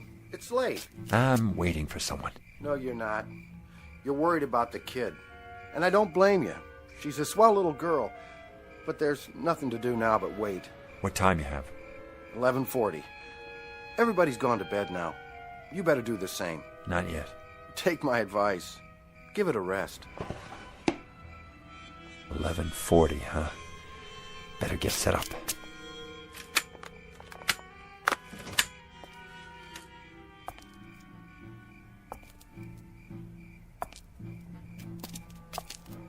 Who's there? Good evening, Mr. Bookman. Thought I'd see you again. You got business inside? I most certainly do. It's 11:45. In 15 minutes it will be midnight, the time of my appointment. Mr. Death, the little girl's only 6 years old. Please, you don't have to do it. I'm ready. I'm sorry, Mr. Bookman. But I'm ready now. We had to make another arrangement. It's impossible to change at this point. She's to come with me. So you see, I must be in there at midnight. And if you're not in there by midnight? That would be pretty much unheard of. If I didn't get there at precisely 12 a.m., then the whole timetable would be upset. Oh, my, no. It's unheard of. Nice pocket watch you have there. But have you thought about digital technology? A wristwatch? It's more efficient. If you ever need a good one. What are you doing, Mr. Bookman? What am I doing? Oh, nothing. Just setting up a pitch is all. At this time of night? Oh, I very often have a late night sale. Very often. Not many customers out and about. They come, they show up. You're here, aren't you? Oh, yes, I'm here. But I'm afraid I'm not much of a customer. How do you know? Have you ever seen my stock? Now you take a tie like this one right here. Like what? Like this tie. Looks like a toy dog to me. Oh, excuse me. Here, this is what I meant. Now you take this tie. I already have several. Go on. What does it look like to you? It looks like a tie. Feel it. Mm-hmm. So? If you'll feast your eyes, my good man, on what is probably one of the most exciting inventions since atomic energy, a simulated silk so fabulous as to mystify even the ancient Chinese masters, not to mention the silkworms, a perfection of detail, an awesome attention to fit and finish, a piquant interweaving of gossamer softness, absolutely and positively the smoothest substance ever to embrace the human neck. If it's a synthetic, as you say... Come closer. I can't hear you. How did the manufacturer get it so soft? It's the thread, of course. The thread? I'll answer all your questions in just a moment, but first let me explain the applications of this magnificent invention.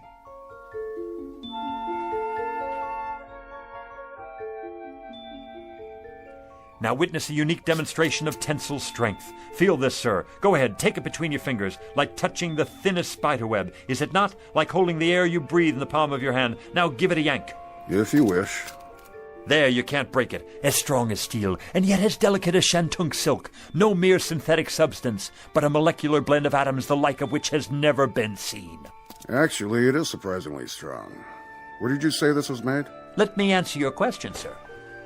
Hey, Lou, What you doing down there? Come on, you gotta see this. Yeah, no kidding. It's really something. Do you have a scarf made out of this stuff? Scarves, blouses, I've got them all on order. You can't hurry the process. Picture, if you will, 300 years of backbreaking research and development to produce the ultimate thread. The which, than which there is no witcher. And what will you pay for this fabulous, I say fabulous, incredible and amazing achievement of the tailor's art? Softer than the feathers of an angel's wings. Expensive, no doubt. $20? Too rich for my blood. $10. $5. You might indeed pay that much and more. If you were to purchase this at a retail store, consider the markups, import fees, but this exquisite thread is not available in any store. How did you get it then? I have connections in the government, you see. It's smuggled in from behind the bamboo curtain by Oriental birds specially trained for ocean travel. Each one carries a minute quantity in a small capsule underneath their ruby throats. It takes 832 separate crossings to supply enough thread to go around one single spool. But tonight, as a special get-acquainted offer, and to help advertise the product, I'm giving away a limited number, a very limited number, not at $20, not at $10 or even $5, but at the ridiculously low price of $1 a spool. If you promise to take it home, test it out, and tell your friends. I'll take all you have. No, you don't. What about me? I gotta have some of that for my wife. Wait, that's not all. Everyone who purchases a spool of this thread gets a free bonus pack of imported sewing needles and a gold anodized thimble. One size fits all. Gather in close now. You got change, Lou? Sure I do. You, ma'am. Sir.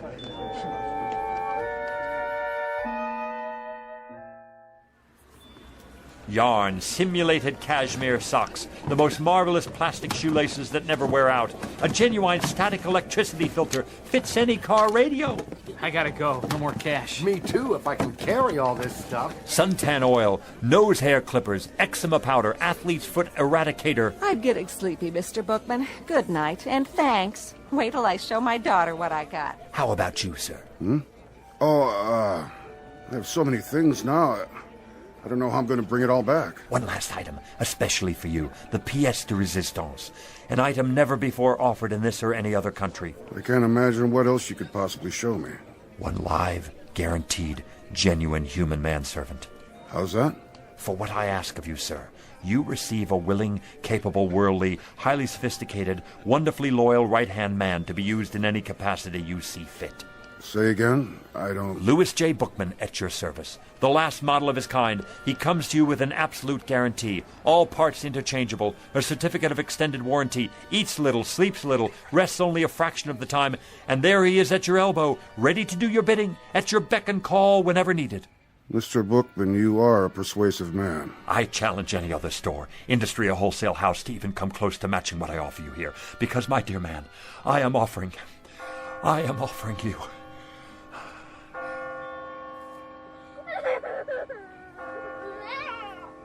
Midnight. It's midnight, and I've missed my appointment.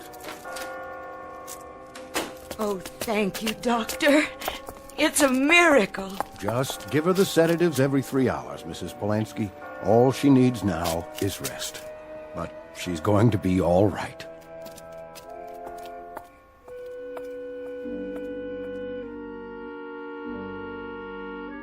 One minute past 12, Mr. Bookman, and you made me miss my appointment. Thank God. A most persuasive pitch, Mr. Bookman. An excellent pitch. It had to be to make me lose track like that. The best I've ever done. The kind of pitch I've always wanted to make. A big one. So big the sky would open up. A pitch for the angels. That's right. A pitch for the angels. I guess it's my time now. As per our original arrangement. Well, I'm ready. After you, Mr. Bookman. What is it? You'll excuse me for a minute. I forgot something. My folding table. You never know who might need something up there. It is up there. Up there, Mr. Bookman. No need to worry about that. You made it.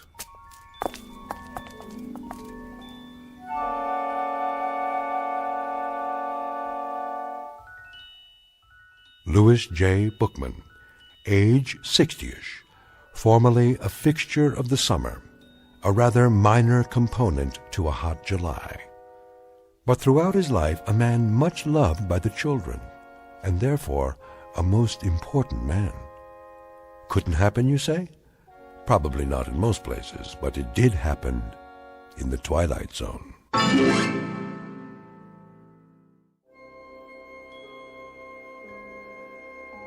Hi, this is Carl Amari, producer of the Twilight Zone radio dramas. I'd like to take a moment to tell you about our official website at twilightzoneradio.com, where you'll get the latest news and information on these Twilight Zone radio dramas. Plus, at twilightzoneradio.com, you can digitally download 3 free episodes or any of our episodes for only $1.95 each. In this age of ever-changing technology, we've decided to make these episodes instantly available to you by making the Twilight Zone radio dramas a digital download-only series. This means that this series will no longer be offered on CD. The CD collections at our website are now being offered while supplies last at buy one, get one free. So be sure to get your favorites before they're sold out. Be sure to visit us often, and I'll see you in the zone.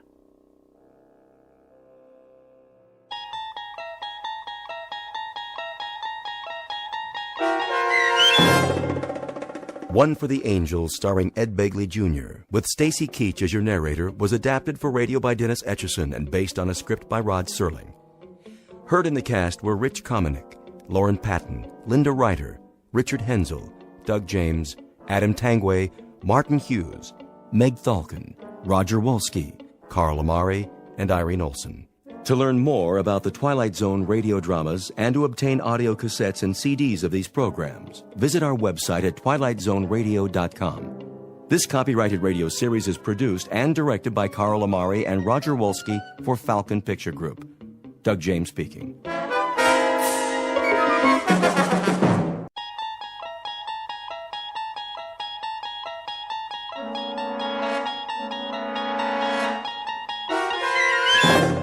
You unlock this door with the key of imagination. Beyond it is another dimension, a dimension of sound, a dimension of sight, a dimension of mind. You're moving into a land of both shadow and substance, of things and ideas.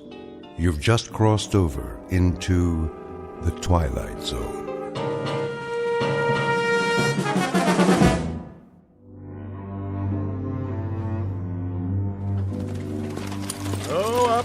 There she is, DP.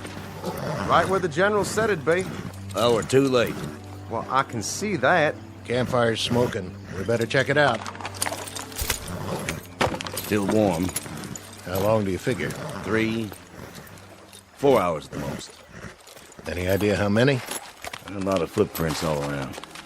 My guess is that if your general's looking for Sue, he's going to have his breeches full of them before the sun goes down. That all you can tell us? Thought you were a scout. Well, they don't leave much behind. That's the Sioux way. Nothing their enemies can use. And a little ways downriver, that'd be the junction? Not a ways. Right here. Bighorn, Little Bighorn. This is where they converge. Right here? Well, that'd put the Menoconjou fort about 4 miles up. That's where he's thinking about crossing. Wonder where they are now. Them Sioux? I wouldn't be impatient, Mr. Two Stripes. We can go back and tell General Custer that his Indian trail's just as fresh as ever. A little too fresh for my pay. Give me some of that water. Go fill your own canteen, Corporal. I don't mind. Have a drink if you want. Take cover! Dang Indians! I knew they was around! Hold your fire! I said hold it!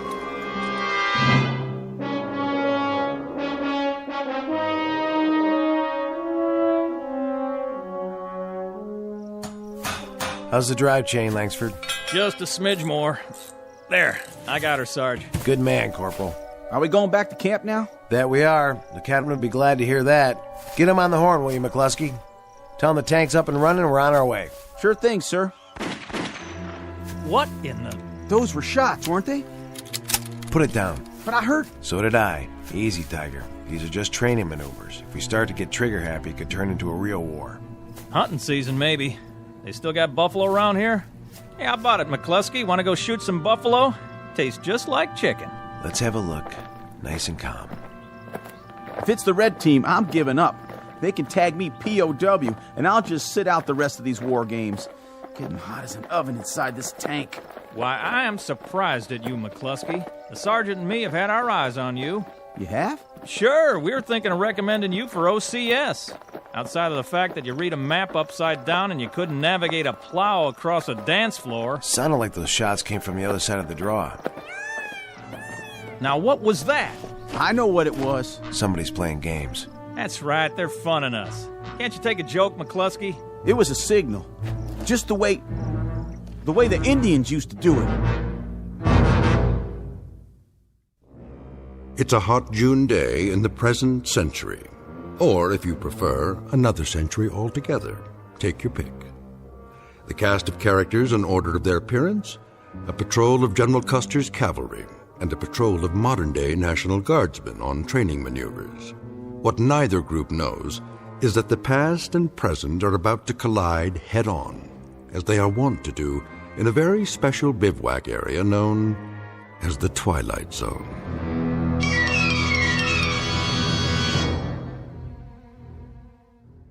And now, The Twilight Zone, and our story, The Seventh, is made up of phantoms, starring Richard Grieco, with Stacy Keach as your narrator.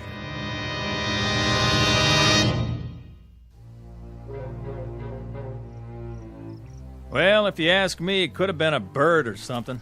What about the rifle shots? Listen up. I've been on a lot of these training missions, and sometimes the men get bored, so they play pranks on the other team. But we do our job, that's all.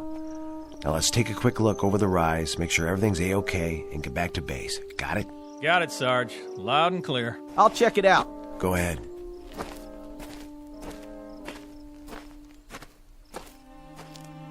Well, how about that? What do you see, McCluskey? It's a wigwam. An honest-to-Pete wigwam. 1 million men in the National Guard, and it's just my luck to go riding around in a tank with the last of the red-hot Eagle Scouts. So it's a wigwam, McCluskey. What are you so happy about? Well, it's real interesting, don't you think? Authentic and everything. Well, why don't you take a look inside? Maybe there's a pretty little squaw in there waiting to be your fiancée. Nope. Whatever was here cleaned it out. Don't you think that's kind of strange? Leaving a wigwam made out of real hides, sitting in the middle of nowhere? Must have been some kind of youth camp or something. Either that or somebody's making a movie. Out here, Sergeant? On Army training grounds? That's a point.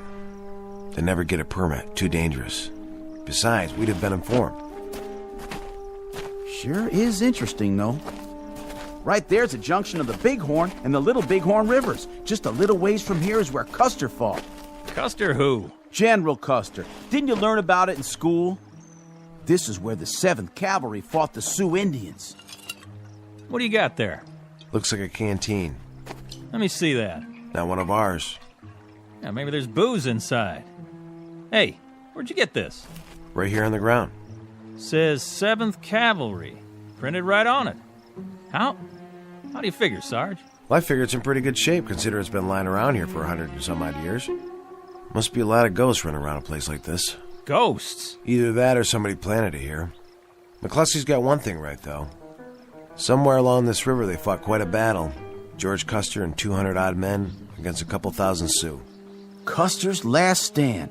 Didn't you ever hear of it, Langsford? I heard of it. Maybe next year a museum will send you guys out on an expedition and you can spend all your time picking up antiques.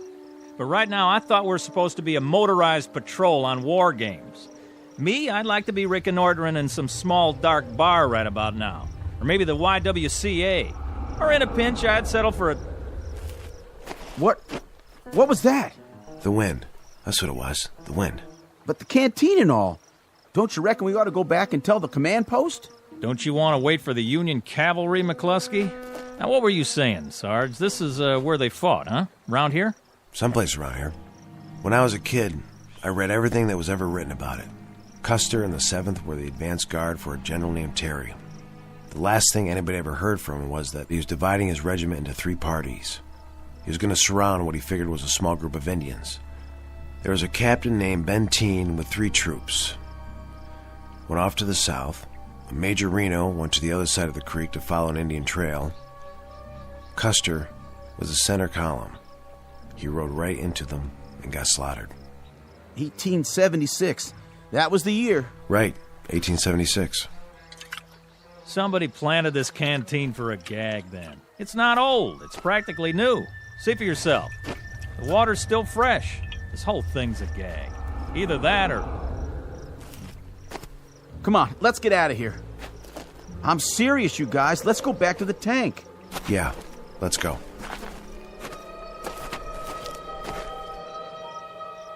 All right, Sergeant. I'm asking you, what was that? The wind again? I don't know. Yeah, sure, that's what it was, the wind.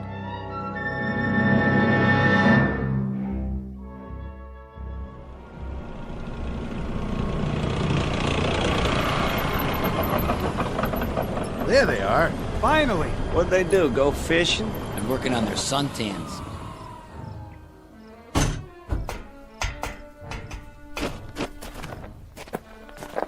Well, boys, never thought I'd be glad to see you again. Hey, the captain's PO'd. You better get in a 10 on the double. How come? I called in a position report. Yeah, but that was a while ago. Lieutenant, if you had seen what we saw... Can it, McCluskey? I'll give my report directly to the captain. Say, any of you good old boys got a cold one stashed around here?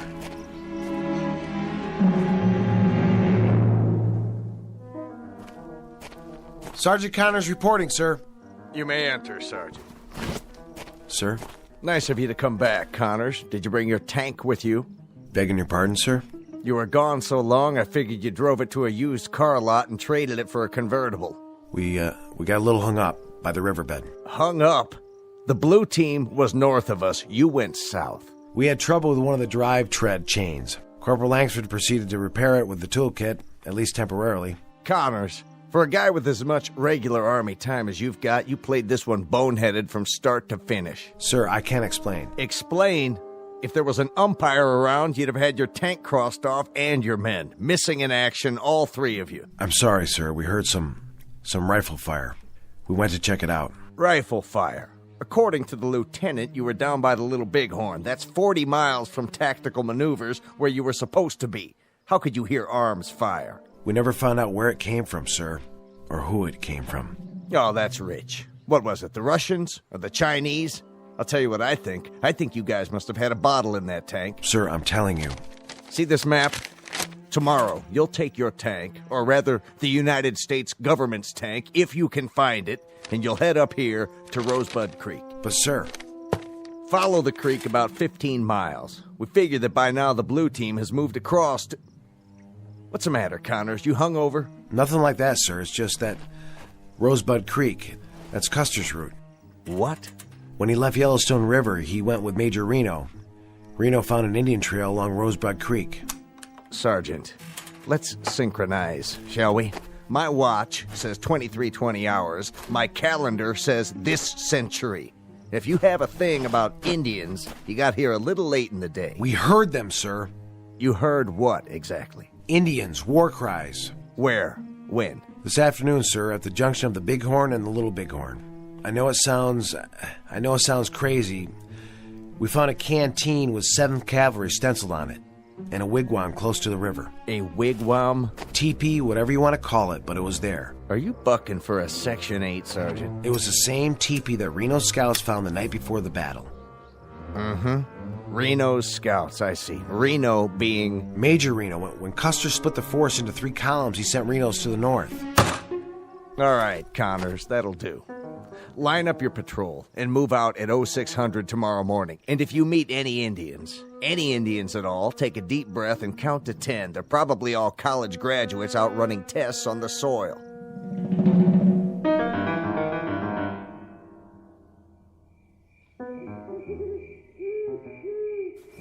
Sergeant? What? You awake, sir? Yeah, I'm awake. What's the matter? Nothing, sir. I was just lying here thinking. Thinking about what, McCluskey? Well, sir, wouldn't you say it's strange? The only thing that's strange around here is you. Now, will you knock it off so a fella can get himself a little shut-eye? Langsford's right. We've got an early detail in the morning. I know, Sergeant, but the teepee and that canteen and all... Listen, kid, I'm asking you politely. Sorry, guys. I don't mean to be a drag or nothing, but that sound we heard today, it could have been a signal, don't you think? Indians do that. I mean, they used to. They can imitate anything. Birds, animals... and you can never even hear them creeping up on you. They could even shape change, according to some folks. And then there's the little bighorn, General Custer. I read one time that there's no such thing as a coincidence. That's it. I'm moving my bedroll. Someplace where a man can get a night's sleep. Will you guys pipe down over there? Simmer down, Colonel. And you, Private, do me a favor. Put a cork in it. All right, Sergeant Connors, I'll try. I just want to be responsible is all. It's like they said in training. If you see anything and don't report it... Shh. Hear that? Yes, sir. Night, sir. Good night.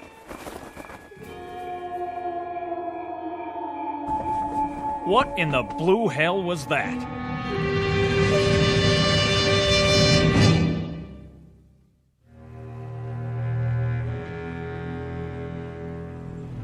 Where to now, sir?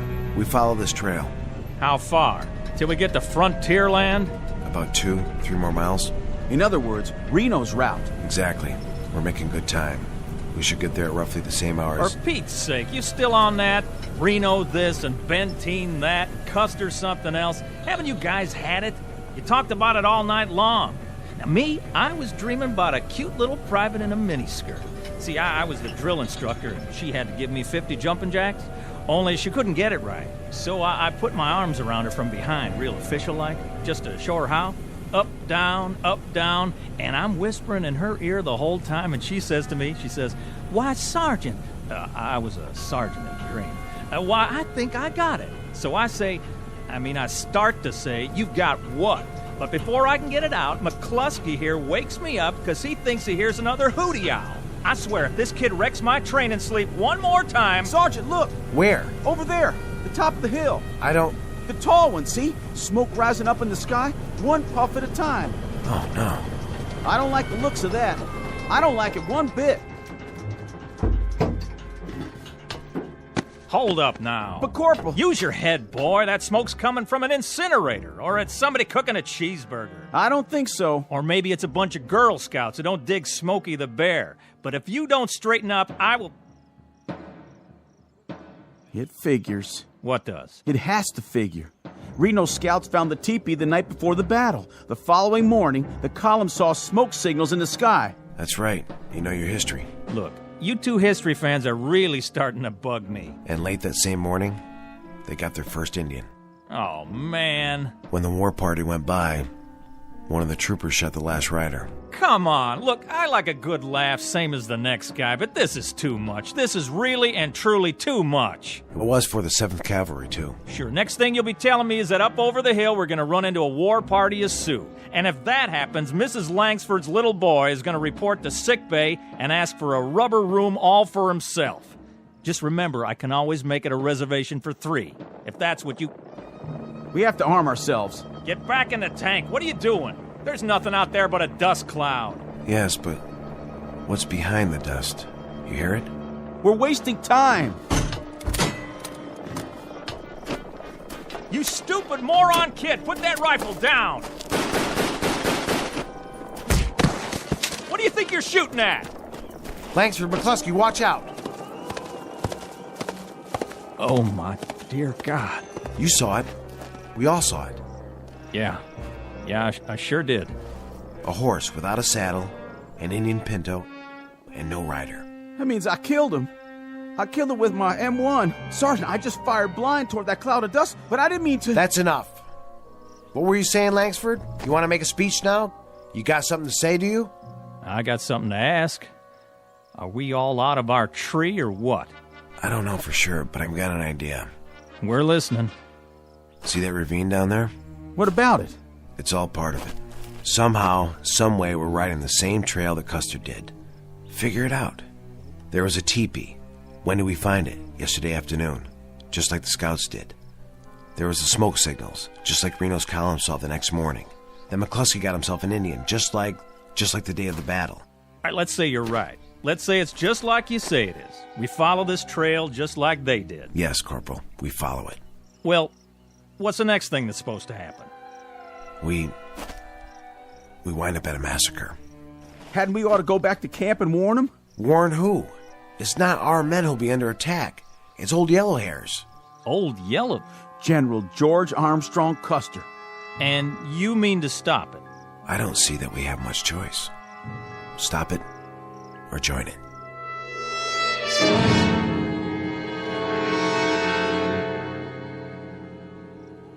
Sure is hot. Hotter out there. What do you think happened to him? Probably kicking back with a fishing pole. I hear there's trout up here. They gonna bring some back for us? Miller, Yes, Captain. has Connors reported in? Not yet, sir. Get him. I've already tried. Try again. Yes, sir. Bluebird 9, this is CP. Come in. Bluebird 9. No dice, sir. Keep trying. What if they're out of range? Then they've disobeyed a direct order, and this time they won't get away with it. Bluebird 9. Come on, guys. This is Bluebird 9. Go ahead, CP. They're acknowledging, sir. Give me the microphone. Connors, this is the captain. This is McCluskey, sir. McCluskey, where... Sorry, you're breaking up. Private, do you think you might extend yourself enough to give me your position? We're 4 miles down Rosebud Creek, about to cross over. You're about to come back here double time. You're about to report to me personally, and you're about to do it inside of a half hour, or you'll be spending the next 3 national holidays in a guardhouse. Do you read me? Yes, sir. Just a minute, sir. Here's Sergeant Connors. Captain. Connors, do I have to send a couple of MPs down there? Captain, we're just a mile away. Away from what? From where Major Reno met the Sioux. Listen to me, Connors. I'll give this to you just once. When these maneuvers are over, you can come out here on a vacation, dig up arrowheads, or anything you like. But right now, I want a government-issued tank back here at the command post and 3 National Guardsmen named Connors, McCluskey, and Langsford right alongside it. You've got 30 minutes to bring her back. Now acknowledge. Connors. Acknowledge. Connors. He's broken off, sir. Lieutenant. Yes, sir. Take a jeep and 3 men. See this line on the map? Follow the creek down here. I think this is the crossing he talked about. Just follow his tread marks and bring them back here. What if he resists? Resists? They don't seem to want to come back. Well, I'll tell you what to do in that case, Lieutenant. You do whatever it takes. Sir? First you apologize to them, and then you shoot each one of them in the leg, throw them in the jeep, and get them back here. Now, do you read me? Yes, sir.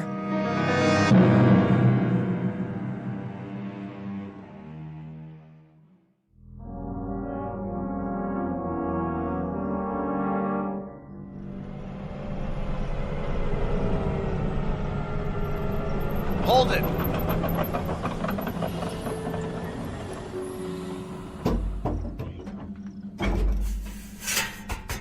So this is what we've been busting our humps for, huh? A big fat nothing.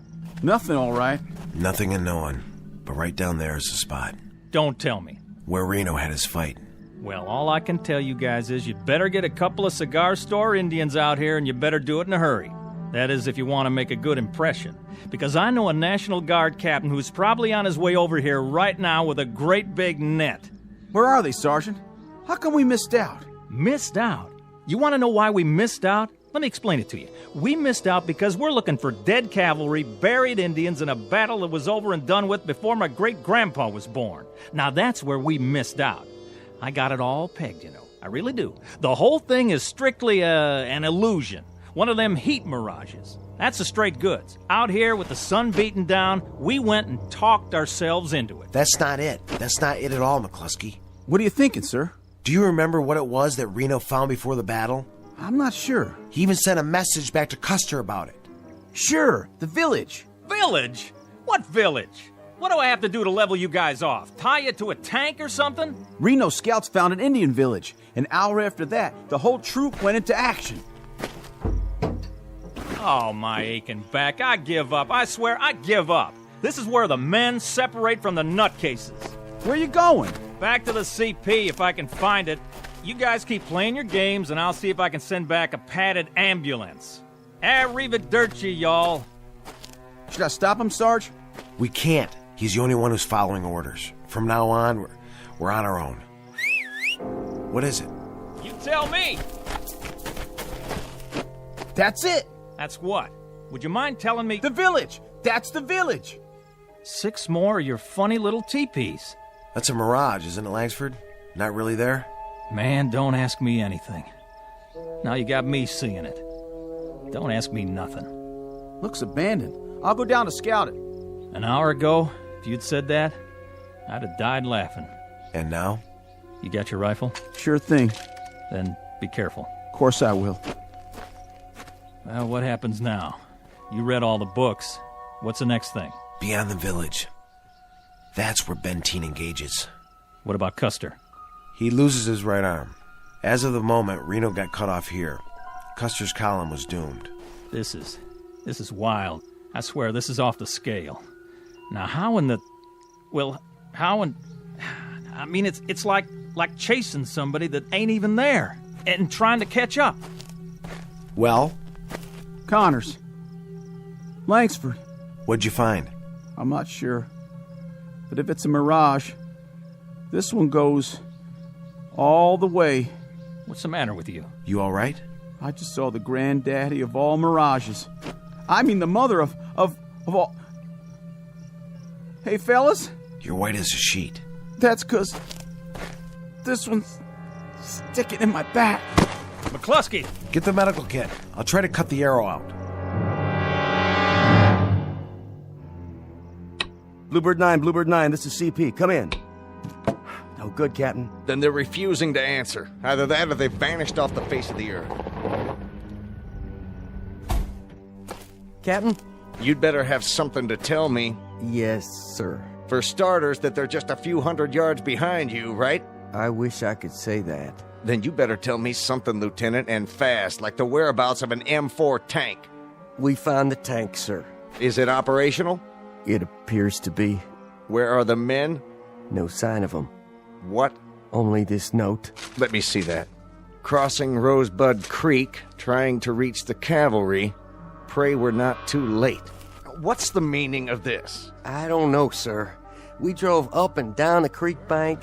Is that true? This is all you found? No sign of them? That's right, sir. What about you? There were tracks leading to the tank, but after that, it's hard to say. All I know is they weren't in it. And you, Private, I want you to consider your words very carefully. Yes, sir. The tank was empty, except for some of their gear. Well, what are the rest of you grunts standing around for? Anybody need a work detail this morning? How about a recon march with full packs? Just finishing up, sir. Come on, guys. What about their gear? Most of it was still there, except for the rifles and the sidearms. Great. That's just great. Now I've got 3 trigger-happy soldiers on the loose with live ammo. Captain, I know Connors. He is strictly by the book. Yes, but what book? Langsford's regular army, and McCluskey, well, he's a good kid, just wants to put in his time and get back home. If they've gone off on their own, there must be a reason. I don't get it. I swear I don't get it. What are they drinking out there? Or have they seen too many Western movies? Sir, about the note, what does he mean when he says cavalry? The 7th Cavalry. But what's the 7th Cavalry? A very hot outfit, headed up by a tiger named George Custer. Custer? Wasn't he... Don't ask me any more questions. I don't have the answers. But I'll tell you this. Those 3 guardsmen are going to go on active duty so fast it'll make their heads spin. If they ever get out of the stockade.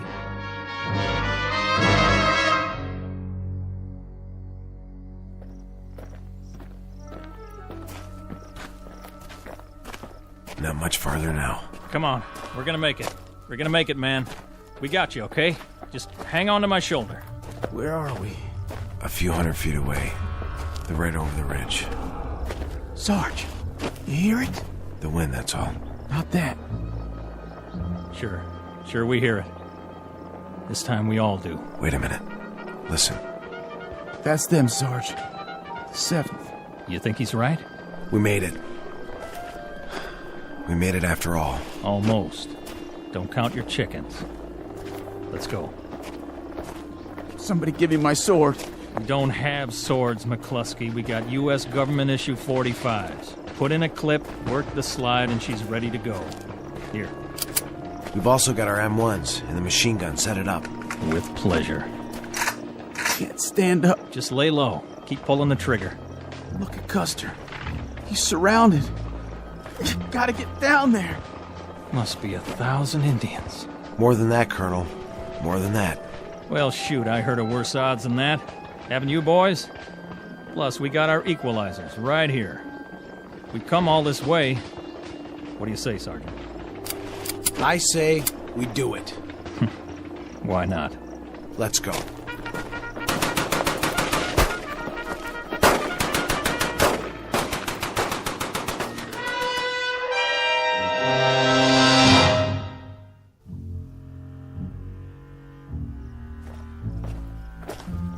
This is it, Captain. The last known location. What's that plaque for? Read it, Lieutenant. Custer Battlefield National Cemetery, honoring the memory of 261 men of the 7th Cavalry who lost their lives in battle.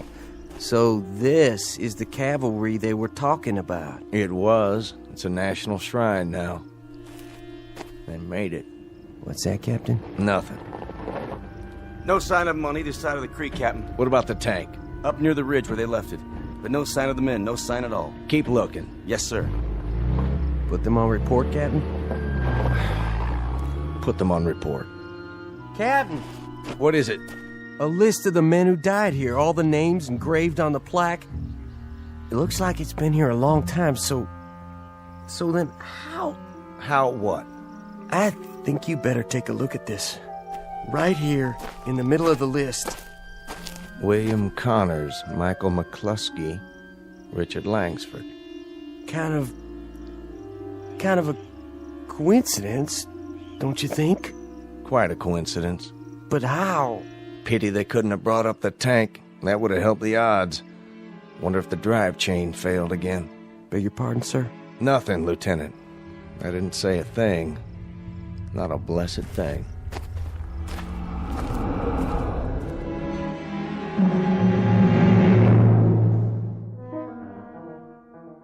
Sergeant William Connors, Trooper Michael McCluskey, and Trooper Richard Langsford, who on a hot afternoon in June made a brave but hopeless charge down a hill and never returned. Look for this one under P for Phantom in the pages of a historical ledger filed in a reading room known as the Twilight Zone. More from the Twilight Zone after this. Hi, this is Carl Amari, producer of the Twilight Zone radio dramas. I'd like to take a moment to tell you about our official website at twilightzoneradio.com, where you'll get the latest news and information on these Twilight Zone radio dramas. Plus, at twilightzoneradio.com, you can digitally download 3 free episodes or any of our episodes for only $1.95 each. In this age of ever-changing technology, we've decided to make these episodes instantly available to you by making the Twilight Zone radio dramas a digital download-only series. This means that this series will no longer be offered on CD. The CD collections at our website are now being offered, while supplies last, at buy one, get one free. So be sure to get your favorites before they're sold out. Be sure to visit us often, and I'll see you in the zone.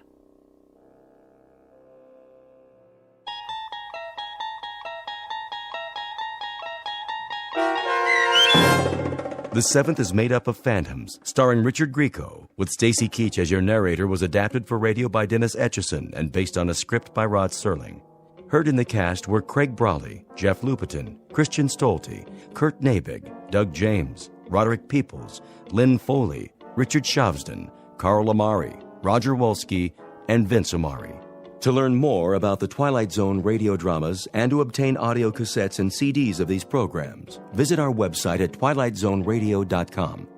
The producers of The Twilight Zone wish to thank CBS Enterprises, Carol Serling, Dennis Etchison, Dick Brescia Associates, Claire Simon Casting, Paul Patch, Terry Jennings, the American Forces Radio and Television Service, our sponsors, and our radio affiliates for helping make this series possible. This copyrighted radio series is produced and directed by Carl Amari and Roger Wolski for Falcon Picture Group. Doug James speaking.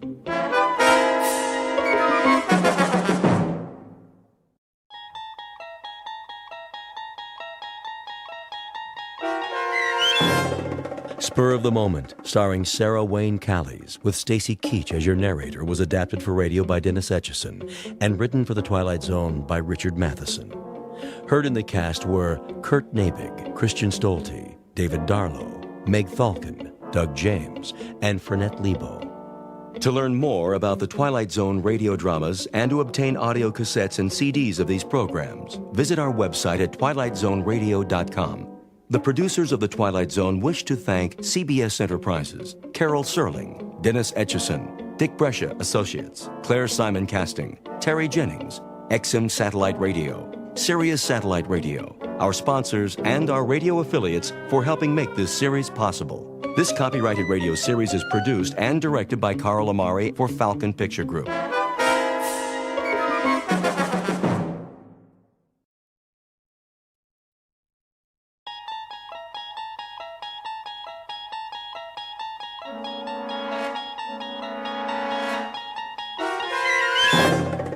You unlock this door with the key of imagination. Beyond it is another dimension, a dimension of sound, a dimension of sight, a dimension of mind. You're moving into a land of both shadow and substance, of things and ideas. You've just crossed over into the Twilight Zone.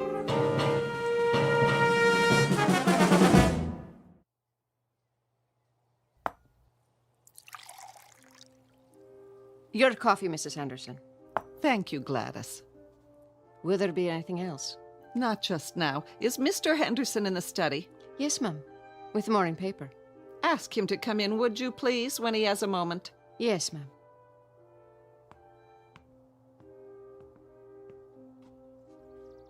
Anne, is that you? Yes, Mother. Are you going somewhere? I'm taking Kalua out.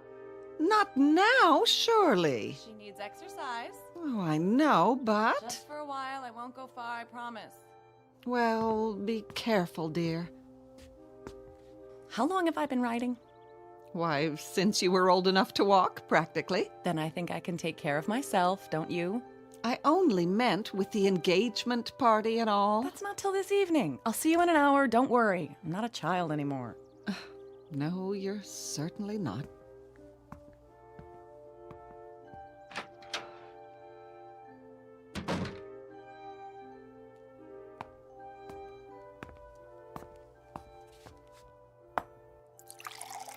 Where's she off to? Exercise, John, for her and the horse.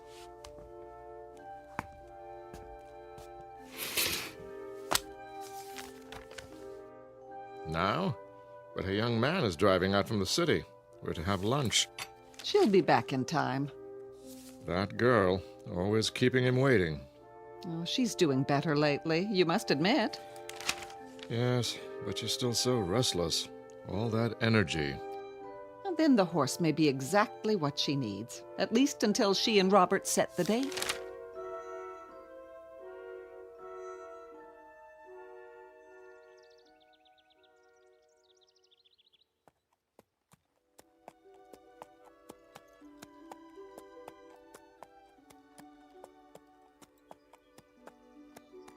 Good girl.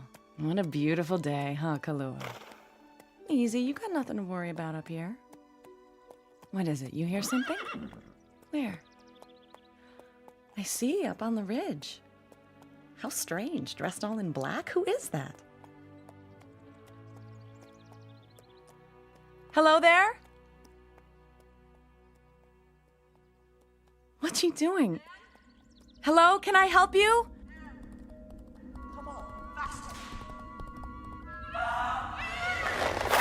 Slow down, please. You're spooking my horse. Come on, Kalua. She's not gonna stop. She's crazy. We've got to get away. We've got to.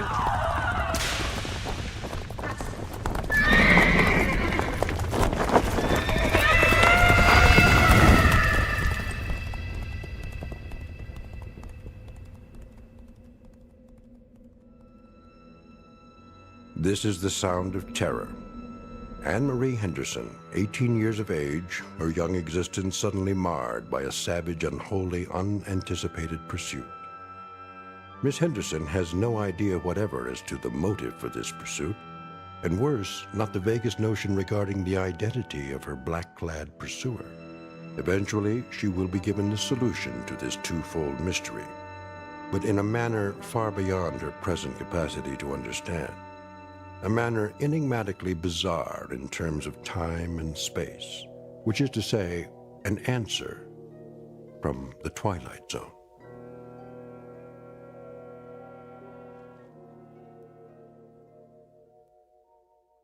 And now, The Twilight Zone, and our story, Spur of the Moment, starring Sarah Wayne Callies, with Stacy Keach as your narrator.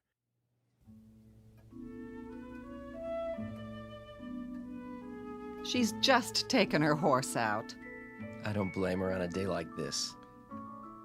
She must have lost track of time. That's easy to do. Here, Robert, sit down. Would you like something? Don't go to any trouble for me. No trouble at all, my boy. I'll have Gladys bring us a tray. No, really. I'd just as soon wait for Anne. Where is that girl? You're looking well, Mrs. Henderson. Oh, now. I mean it. Is that a new hairdo? Oh, don't let's talk about me. No? What should we talk about? How are things in the city? Same as always. Oh, the firm is expanding. Did Mr. Henderson tell you? I think he mentioned something. A promotion may be in the air. Of course, it's not definite yet, but... Oh, that's wonderful, Robert. Dear, did you hear? Robert says he's about to receive a promotion. Well, it hasn't quite been decided. What in the name of... Will you look at that? What is it? Anne just came riding back as though the devil himself were chasing her. Really? I wonder what's wrong. Anne? Bob. Anne, what happened? Darling, you look positively terrified. Hey, what's the matter? Anne, did something... Oh, Bob! Please, tell us what happened, baby. No, you're all right. There was a woman out there.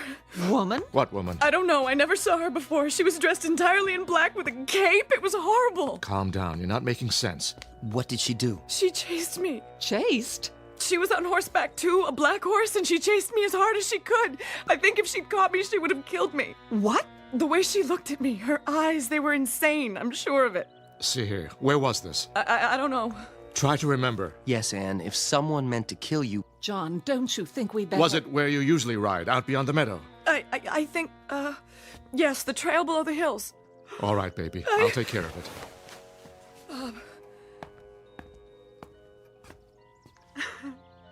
Shh. It's all over now, honey. Everything's going to be all right. Poor darling. What a fright you must have had.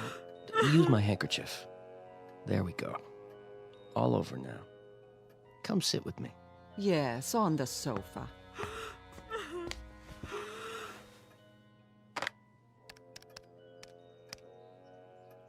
This is Mr. Henderson in the main house. We have a problem with an intruder. Yes. It was so frightening, I can't tell you. She just rode at me, whipping her horse with such a look of hatred. I don't understand. If you'd been there. At once. Take the gardener with you. It's possible that the woman is insane. And she's not one of the locals? You've never seen her before? No. Here, lean back. When you find her, bring her to the house immediately. Yes, immediately. An outside line, please. Get me the police. Better now. I'm all right. Will someone see to Kahlua for me? The groom's already taken her to the stables. It was just so unexpected. 1 second, I'm alone, and the next, there she was at the top of the hill, glaring at me with her long hair blowing and those eyes. And then she started down the hill. There was no trail, but that didn't stop her, whipping her horse all the way. It was so terrifying. Quiet now, darling. You don't have to tell us any more. Just try to forget it. I can't forget it. I don't understand. Who is she? Why did she chase me like that? I've never done anything to her. We'll find out. Your father's talking to the police right now. If she doesn't live around here, I can't imagine where she came from. It was like she was waiting for me, but why? Why me? Hey, I know. Maybe she had a message to deliver. Message? A warning. Mm-hmm. Sure you're telling us everything? What? You're sure she wasn't carrying a sign in her hand that read, "Cancel that engagement party. Don't marry that investment banker from New York. Signed, yours truly, Fate." Please don't joke about it, Bob. It wasn't funny. Sorry, I was only trying to cheer you up. This is John Henderson up at the Spires. My daughter Anne was just attacked by a woman on horseback. Yes, on our property. She was out riding when she came across this woman. No, on the meadow. It runs roughly parallel to the old granite road. There's a gate just past the crossroad that you can... Yes, that's right. No, my daughter was able to outride her, which is, of course, beside the point. I've sent 2 of my staff out to find the intruder, but I will naturally want her arrested when and if she's... Thank you. As soon as possible, if you will. Feeling better? Yes, Daddy. Good. Wouldn't do to have a red-eyed fiancé at the party, would it? Certainly wouldn't. Where's my pipe? Why, in your jacket pocket, I imagine, dear. Tell us about this woman now. I've told you everything. And you have no idea at all who she might be? No, Daddy. She must have ridden onto our property by mistake. Mistake? That's a point, Mr. Henderson.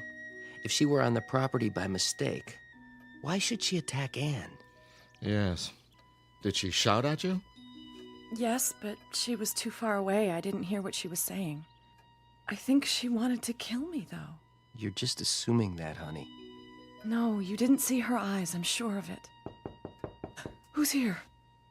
Oh, I doubt if she followed you all the way home, baby. What if she did? Let's hope she did. Save us the trouble of looking for her. Now, where exactly did this happen? Anne? Aren't you gonna look? Whoever it is, Gladys will let them in. Now... I know, but... Come on, baby. Where along the trail? In the hills, you say? Well, it was... Yes? Beyond the meadow, out near that fallen oak, you know, where the stream... Go on. Yes? I want to see Miss Henderson. No mysterious woman, I'm afraid, unless she's a baritone. That sounds like... I'm sorry, Mr. Mitchell, but Mr. Henderson has given strict orders that I'm not... I said I want to see Miss Henderson. David. I'm afraid that's not possible. Oh, dear, I thought everything was ended. It is, Mother. I didn't know he was... Didn't you? I'll take care of it. Would you like a hand? No, stay here.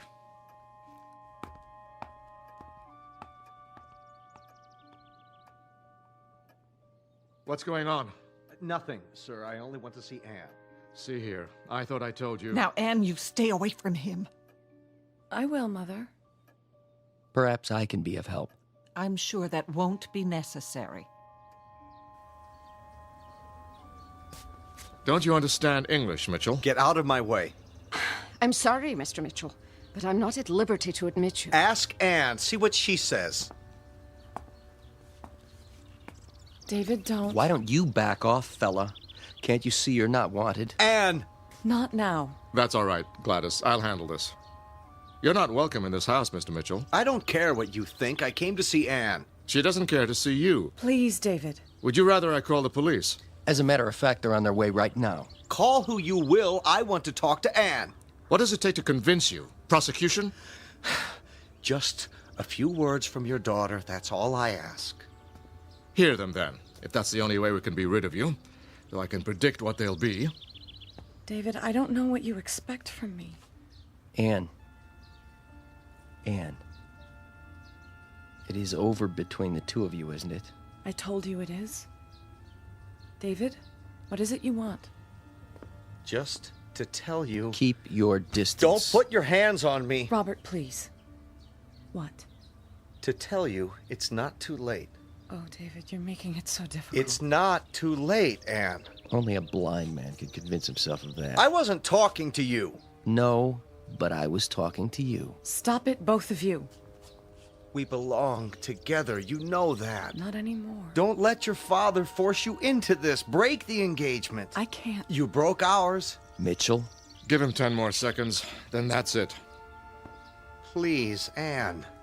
You belong with me. Don't, David. Time, Mr. Mitchell. You've said your piece. Get out. I'm not through yet. I think you are. Anne. Let go of me. Did you hear the lady? She said, let go. And I said, take your hands off me. Is that your best punch? More where that came from. Stop it, both of you. I wish she had caught me back on that trail. Anything would be better than this.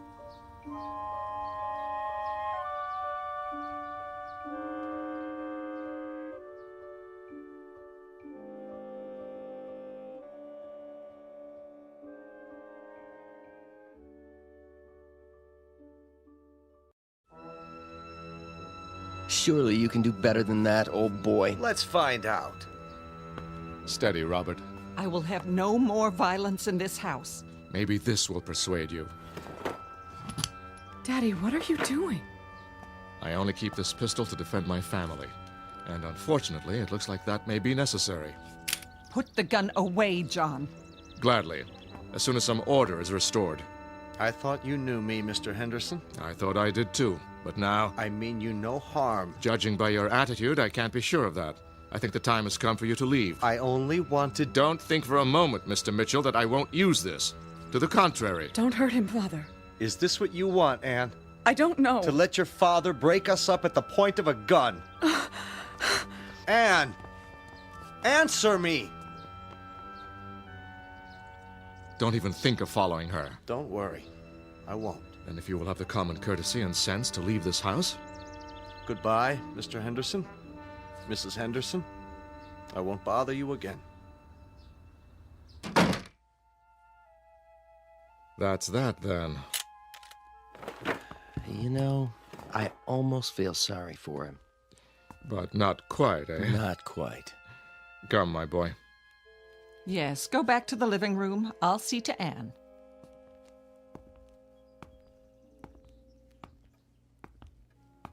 Didn't hurt you with that punch, did he? Hardly. I think a good stiff drink is in order, don't you? Amen. Wonder what's keeping the police. About that woman? They should be here. I wouldn't worry. She's probably gone home by now to wherever she lives. I didn't realize you had such crazy neighbors. Neither did I, my boy. Until today. She's probably not from around here. Hard to be sure these days. People aren't always what they seem. Ah, well. Cheers. Cheers.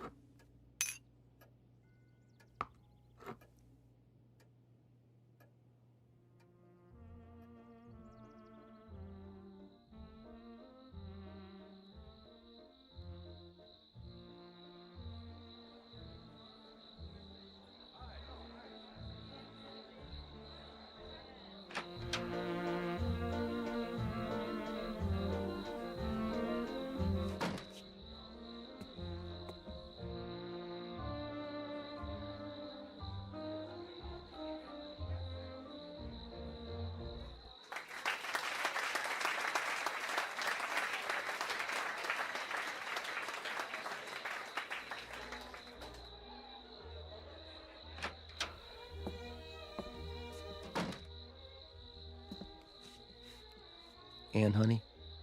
Yes, Robert. There you are. What are you doing out here? I just needed a breath of fresh air. Aren't you feeling well? I'm fine. Your folks were wondering what happened to you. Tell them I'll be right in. Can I get you anything? Some punch? No, thanks. Sure. I'm sure. Just a little tired, that's all. Well, don't be long. You're the belle of the ball. Am I? It isn't every night a girl announces her engagement. I know. Are you sure you're all right? Yes, Robert. Just give me a moment. Anne, I wanted to tell you something. What? Only that you've made me very happy. I consider myself the luckiest man in the world. You do? These past few months, I knew the first time I saw you that you were the one. The woman I want to share my life with. You're very sweet, Robert. I love you very much, you know, and I'll do everything in my power to give you a good life. I swear it. I know. I know you will. Tell Father I'll be right there. I think he's ready to make the announcement. Of course he is. Now go on. Don't be long. I won't.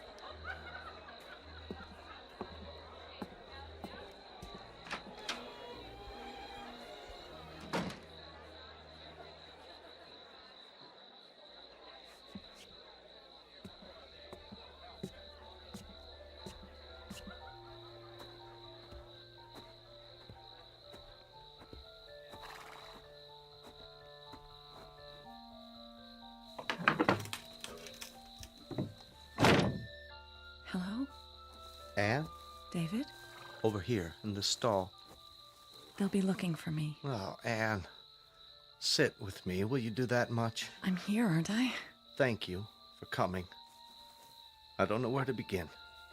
You don't have to. But Anne... It's already been decided. I can't let you make a mistake like this. I'm not making a mistake. Forget about me. It's you I'm worried about. I'm not worried. And I can't forget about you. How could I? Ever since we were children.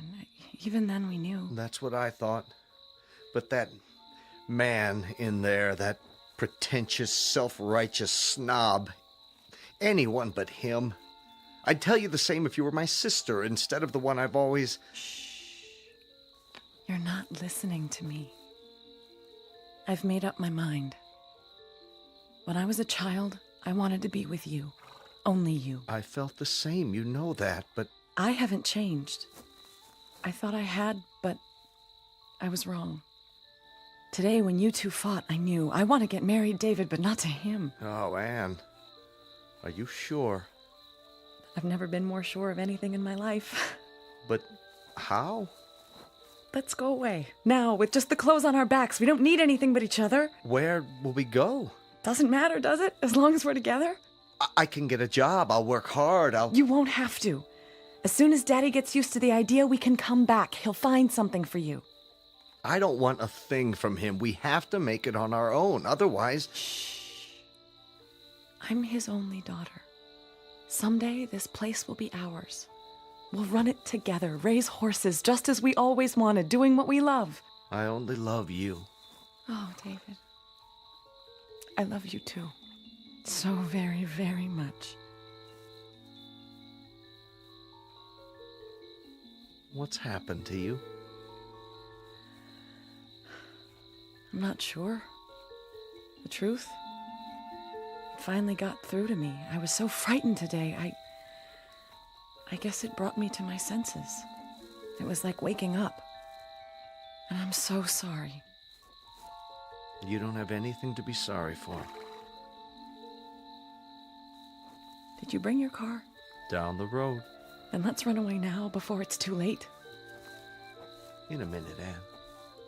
In a minute.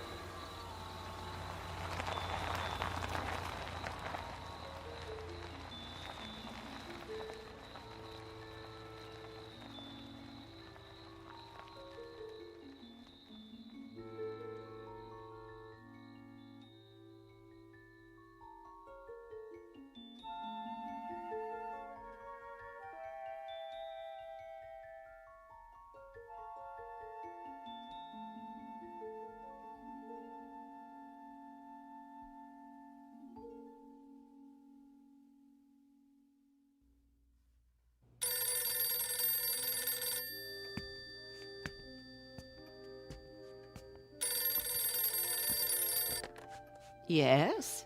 Mrs. Henderson. Who's calling, please? Mrs. Henderson, this is Don Manichean. Who? From the law firm. Oh, yes. Have you taken care of that matter for me? I'm afraid... Well, I have some bad news. Don't tell me they've agreed to a smaller amount. Well, I suppose we'll just have to accept. My daughter will be disappointed. They won't agree to any amount. Your estate is mortgaged to the gills. And those back taxes have put you in a very dangerous position. The bank says... What's that? My hearing aid's not working. It sounded like you said... There's no possibility of a loan. And unless you sell the property... Sell? Why, this is all we have. It's always been ours. My husband built it up from nothing. And when he passed away, your daughter and son-in-law took over the estate. Your net worth dropped precipitously. Sell some more stock. Mrs. Henderson, there aren't any more stocks to sell. Mr. Mitchell had everything in high-risk growth funds. I advised him to diversify, but he wouldn't listen. And now, with the way things have been run, the only alternative is receivership. If we can arrange arrange a time to sign the papers. I can't talk about this anymore. My heart. I'll have my daughter call you when she returns. But, Mrs. Henderson, I have to tell the bank something this afternoon. Good day to you, Mr. Manukian.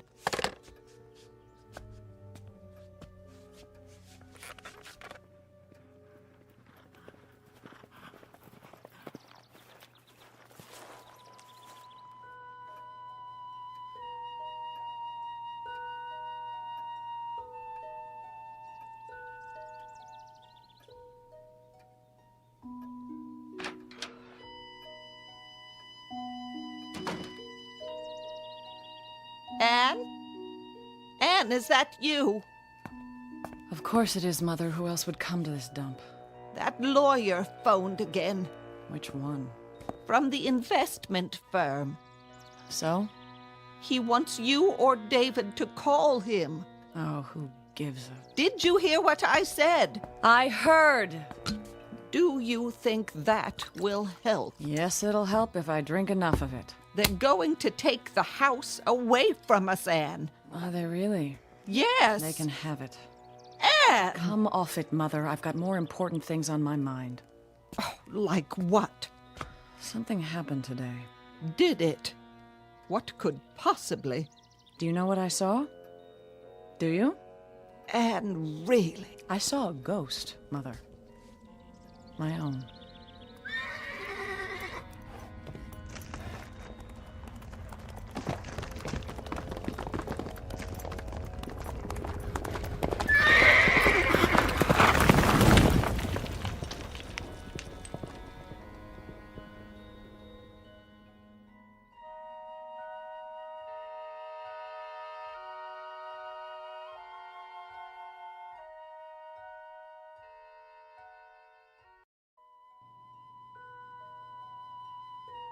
What are you talking about? A ghost? That's right, Mother. A phantom. A visitation from the past. This is no time for such nonsense. You haven't heard a word I said. We're in danger of losing the house. Oh, come off it. That's all it means to you? That's all. The home you were raised in. Raised? You mean lowered? Spoiled? Squeezed to death with a velvet glove. Oh, don't let's start. It started the day I was born, thanks to Daddy dearest. I won't hear you debase his memory. Debase his memory? How cornball can you get? How can you talk like that about your own father, who gave you everything? Everything! That's right. Gave me. I never had to earn a bit of it. In fact, I never had to work for anything in my life, never had to bother acquiring such useless traits as judgment, discrimination. Who needs them? Cheers, Mumsy. You blame your father? Yes. I blame my father. But how? Easy? Oh, he was so strong, wasn't he? So efficient, so meticulous. I was his baby. Oh, wasn't I? 16, 17, 18 years of age, I was still his baby. With all the keen insights of a baby, all the capacity to understand, the ability to judge people and make decisions, the right ones. So I made a mistake. One little mistake. Just enough to ruin my life. And I've suffered for it, haven't I? Haven't we all? I'd say that calls for another drink, don't you? Oh, Anne, don't. Oh, how wonderful. I'm finally being disciplined at the age of 43. What about the house? I don't care about the house, Mother. Well, I care. That's your misfortune, and none of my own. At least we should talk about it. Time is running out. It ran out a long time ago, Mother. A long, long time. I have something more pressing on my mind, what I saw out there today. The ghost of engagements past, you might say. Oh, there you go with your ghosts again. Mine indeed. Intriguing, isn't it, to be haunted by one's own self? Positively fascinating. What exactly did you see? A reminder from the past and the future. I was riding where I always go out beyond the meadow. I was on a ridge when I saw this young girl pass on the trail below. There she was, with her new saddle, a wonderful white horse. Her daddy gave it to her when she graduated high school. You may remember it, Mother. How could I? Because it was my horse once. The girl was me. As I looked at 18. Oh, I think you've had too much to drink. No, you're wrong. I haven't had enough. You remember the day of my engagement party? I do. I even remember the date. It was June 13th, 25 years ago.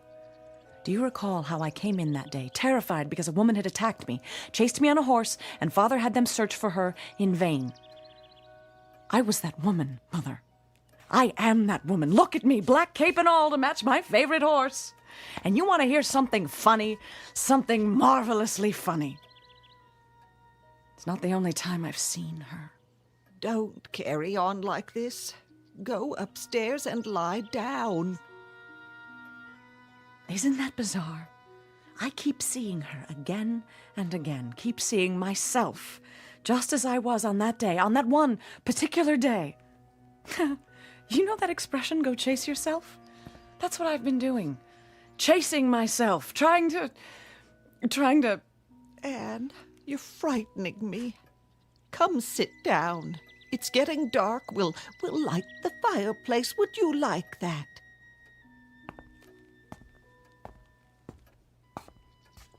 You remember what Bob said to me on that day when I told him? Maybe it's a warning, he said. He thought he was joking. It was a warning. I was warning myself not to marry the wrong man. But I married him anyway, didn't I? Of course, I didn't think so at the time. I thought I was being so brave and independent, following my heart. And now I've paid the price. I've become the grotesque wraith dressed in black who frightened that poor, naive child half to death 25 years ago. A phantom who lives in a bottle married to a man who's run our estate into ruin. If only I'd known I was being warned. But who could have told me? Who could have made me listen? Warned of what? Speak of the devil. I asked a question. At least I think I did. Not now, Not David. now what? I can talk to my wife anytime I want to. Anne's not herself. Oh? Then who am I, Mother? I'd say I'm more myself than ever. Perhaps for the first time. What are you talking about? Get out of here.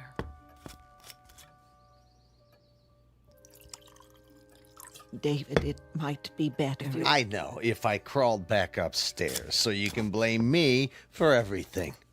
That's not fair. I did the best I could. What did I know about it? Investments, running a business. If your old man hadn't up and died... David? Well, it's the truth. But look on the bright side. We had some good years. Did we? When? After we came back and your father set us up. Some bad luck, that's all. But we'll get on our feet, you'll see. All it takes is for For what? A miracle? Another life? We only have one chance, and we blew it. Don't you see? I blew it. But maybe, just maybe, if I can find her again and get through one last time. What's the matter with her?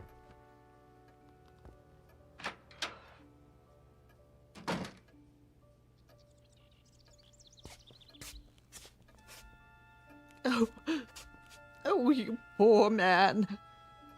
Get out of my sight. I know what it is. Do you think she doesn't love me anymore?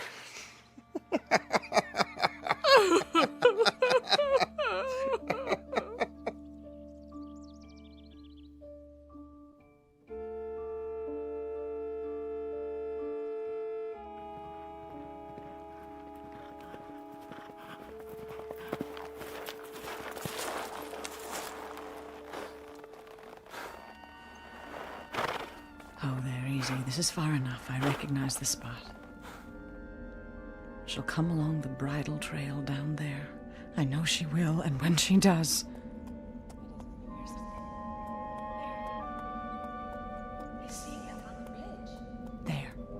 There she is.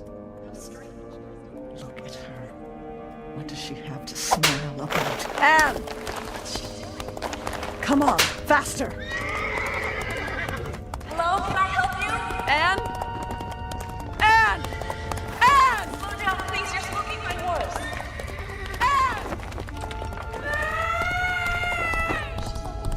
Oh, Anne! You've got to get away. You've got to. Faster!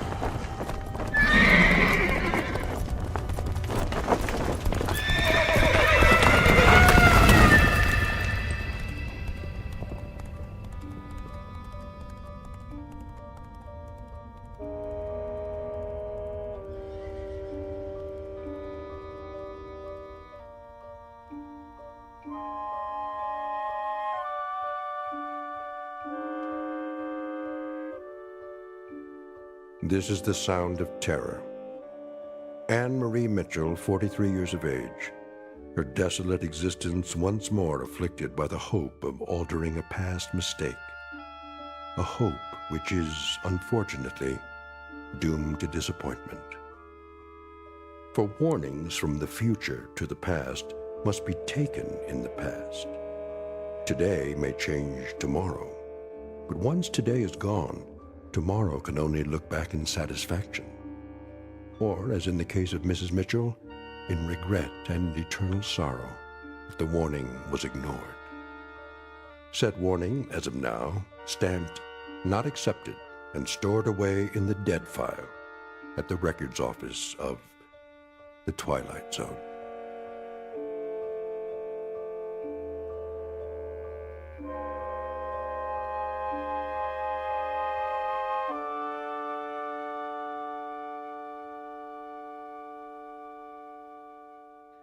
The Twilight Zone continues in just a moment. You are about to enter another dimension, a dimension not only of sight and sound, but of mind, a journey into a wondrous land of imagination. Next stop, the Twilight Zone. Hi, this is Stacy Keach. I'd like to take a moment to tell you about our Twilight Zone website at twilightzoneradio.com. At twilightzoneradio.com, you'll find the latest information on these Twilight Zone radio dramas, including behind-the-scenes photographs, plus the newest product releases, trivia contests, ways to contact us, other Twilight Zone-related info and merchandise, plus links to other fascinating websites. So make your next stop twilightzoneradio.com. Visit twilightzoneradio.com to purchase these Twilight Zone radio dramas on cassette and CD, or call toll-free 1-866-989-ZONE. That's 1-866-989-9663.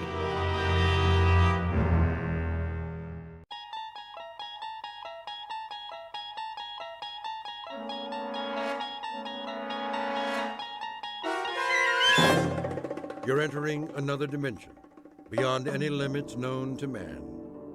This is the universe of imagination, a wondrous land of brave new stories from the far reaches of space and time. So fasten your seatbelt. There's the signpost up ahead. Your next stop, the Twilight Zone.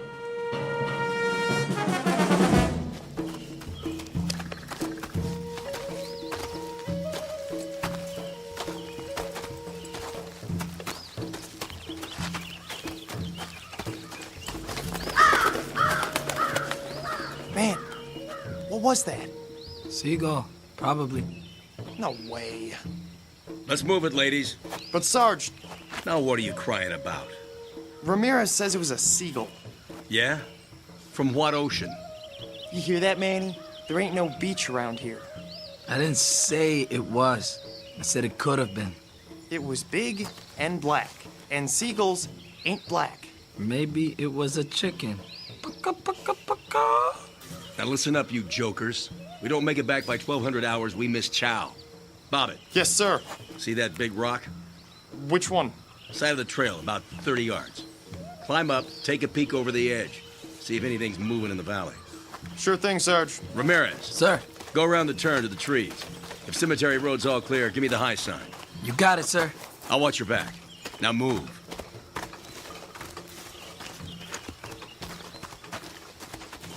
Sarge wants to take a break.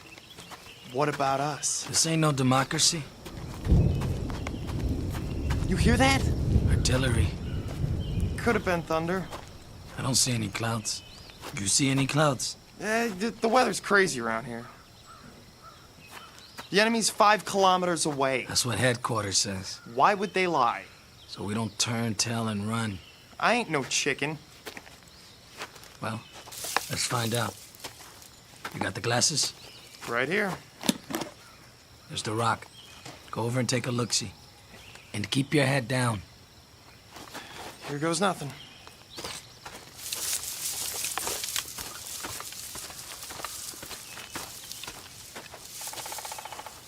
What do you see? Crop fields. Grass. That's all. My turn. Wait there. Hey, Manny, be careful. That was a mortar for sure. What do you know? It's raining. We better get going. I'd like to take me a little shower first. Oh! Manny!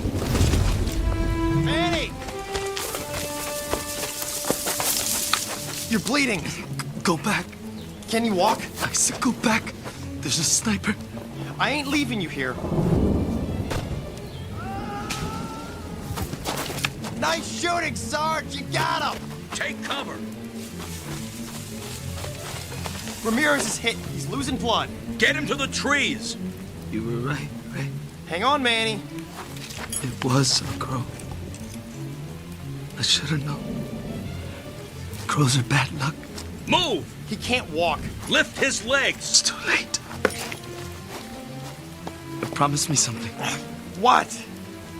When the captain writes my folks, tell him to say, I didn't feel a thing.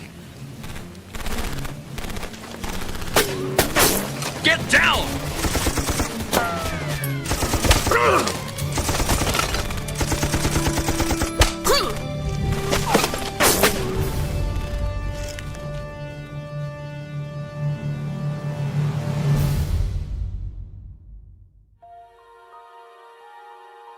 Three men on patrol, a mile from camp.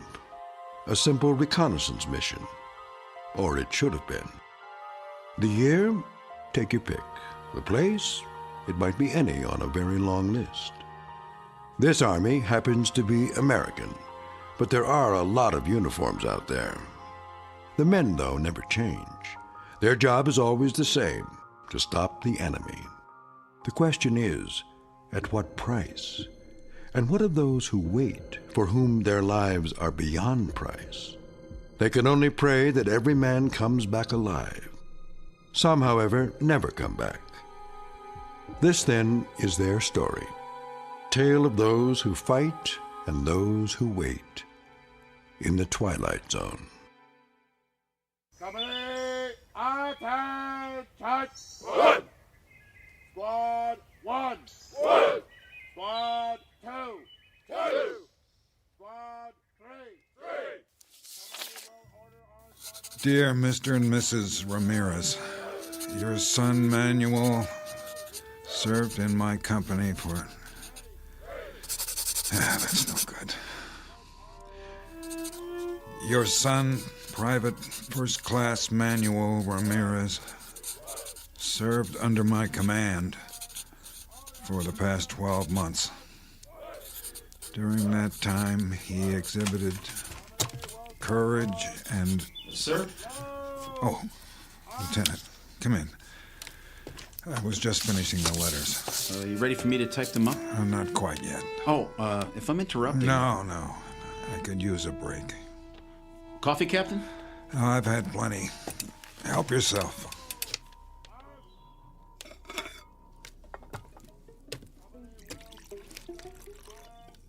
How many is it now? What? The letters. Too many. One for every man we've lost. I always thought... What's that, Eddings? Isn't it the Pentagon's job to... Officially, yes. Then why... They were under my command. That makes it my responsibility. I see. Every one was somebody's son, or husband, or brother. They deserve more than a form letter. Frankly, sir, I don't know how you do it. Sitting here, writing? That's the easy part. Just the same, Tom, I've been meaning to thank you. For what? I'm only the typist. Something I was never very good at. How many to go this morning? I've written Miller's Family, Bobbitt's. Rough drafts, at least. That leaves Ramirez. I'd hope to have them done before the truck gets here. Well, you can always dictate. That wouldn't work. Why not? I'm pretty fast. I know you are, but I seem to be running out of words. At least the kind that mean anything. Well, let's give it a shot, sir. If you draw a blank, I'll make suggestions, and then I'll read it back. You have final say, of course. I'm afraid I'd drive you crazy. I tell you, we can do it. Just sit me down, give me some paper. You don't know what you're in for. All right. Okay. Ready when you are, sir. This is what I have so far. Dear Mr. and Mrs. Ramirez, your son, Private First Class Manuel Ramirez, served under my command for the past 12 months. During that time, he exhibited courage and, dedication? Good. It was on the tip of your tongue, sir. I don't know what's wrong with me. Nothing's wrong with you. The fact that you took the time to write, believe me, Captain, that says a lot. His loyalty and motivation were an example to the entire company. It is therefore with the deepest regret that I write today to inform you.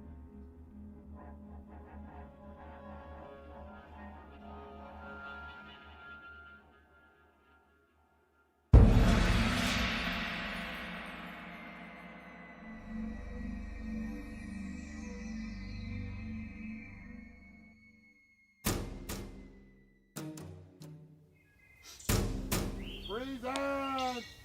Art! Order! Art! Hey, Lincoln. What? You seen the bodies? Yup. All bagged up. Where'd they put them? Behind the latrine, till the truck gets here. They laid them on the ground? No. They put them in the little chapel of dreams, done up in their Sunday best. What do you think? They shouldn't leave them out like that. Afraid someone's gonna steal them? No. Well, they're sure not gonna get up and walk away. We're talking about Manny. I went through basic with him. Me too. And Bobbitt, and the Sarge. This morning we had mess together. So? And now, what are they? Dead meat. That's what. Missing and presumed dead. Same thing, isn't it? Once you're on the list, you don't come back, just like Inglis and Willard and Ruiz and... Forget about it. We used to have 100 guys. Now how many we got? 67. Who's next? I mean, if we don't watch it, we're all gonna be on the list. We're all... I said forget it, Cook. This isn't war games. You want to make it home in one piece? Then keep your head screwed on straight or you're done for. You got that? I just don't want to end up like I was nothing. We could bite the big one and nobody'd even know. What if they never found you? All you'd be is a name on a list. There's the truck. Now shut your mouth and do your job. You hear me?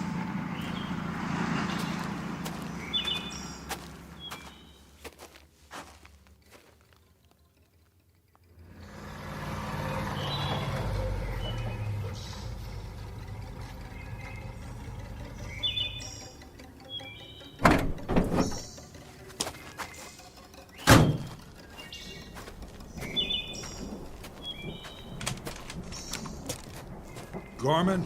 Captain? How are things at battalion headquarters? 5 by 5, sir. Can't complain. How nice for you.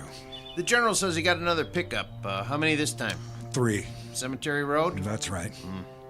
No mystery why they call it that. No, there's not. Here's the paperwork, Sergeant, plus the letters for stateside. No problem. Pull the truck over there. Lincoln, you and Cook, load them up. Make sure they're tied down securely. Yes, sir.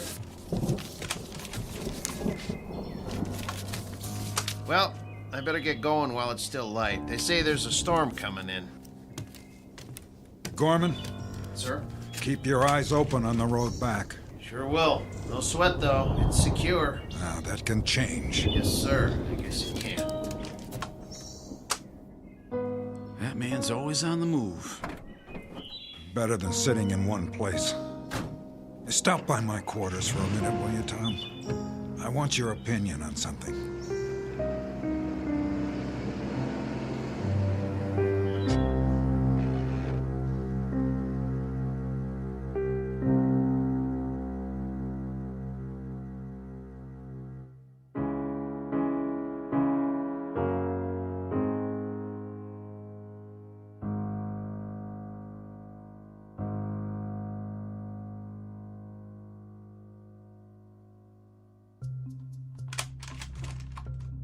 What is it, sir?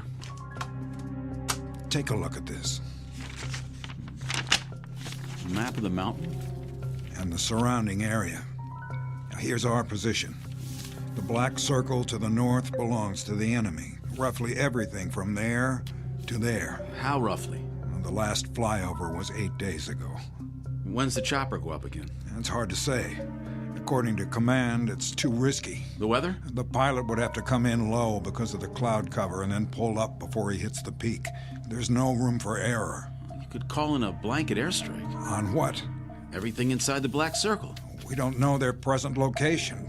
If they've moved, the locals may have come back. Headquarters doesn't want to bomb civilians, and neither do I. So until the weather lifts, all you can do is send out more recon. And keep adding names to the list. Missing, presumed dead. A terrible, terrible waste. It doesn't make sense.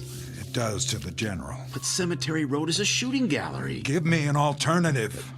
Pull back for now, until we know more. Somebody has to hold this side. What if all they have is a few snipers up there? Then we better pray someone makes it far enough to find out. I don't like it. You think I do? We tried the Eastern Fork and we tried the West. We stopped before the road splits and we sat there and we waited. It doesn't make any difference. At the very least, they have some well-placed spotters. Either that or... Or what? They're preparing for a large-scale attack. Possible, but unlikely. The road's too narrow. Exactly. Listen, forget Cemetery Road. That's where they expect us to fight them. You know what I'd do if I were the enemy? I'd spread out across the floor of the valley, then move up to attack our flank. That would cut off our supply line. They'd have us right where they want us, like sitting ducks. That would also put them out in the open. It's too dangerous. They love that it's dangerous. They don't care about casualties. But we're not sure they're in the valley. How can we be sure if they only come out at night? It's so dense they have all the cover they need. There's one way to know, absolutely. All it would take is one man. One. Say he climbs straight down from the camp, away from the mountain, with a night vision scope and a camera. Then Command will have all the proof they need, because if I'm right, you know what he'll see? The entire floor of the valley alive in the dark, like ants moving leaves. It just might work. Of course it would. Can you imagine how many lives that would save? It's not worth wasting any more. My men aren't pawns, they're flesh and blood. Oh, forgive me, Tom. For what, sir? I'm just spinning my wheels. We both know that that's not the way the Army thinks. Forget I said any of it. I guess I just had to blow off some steam.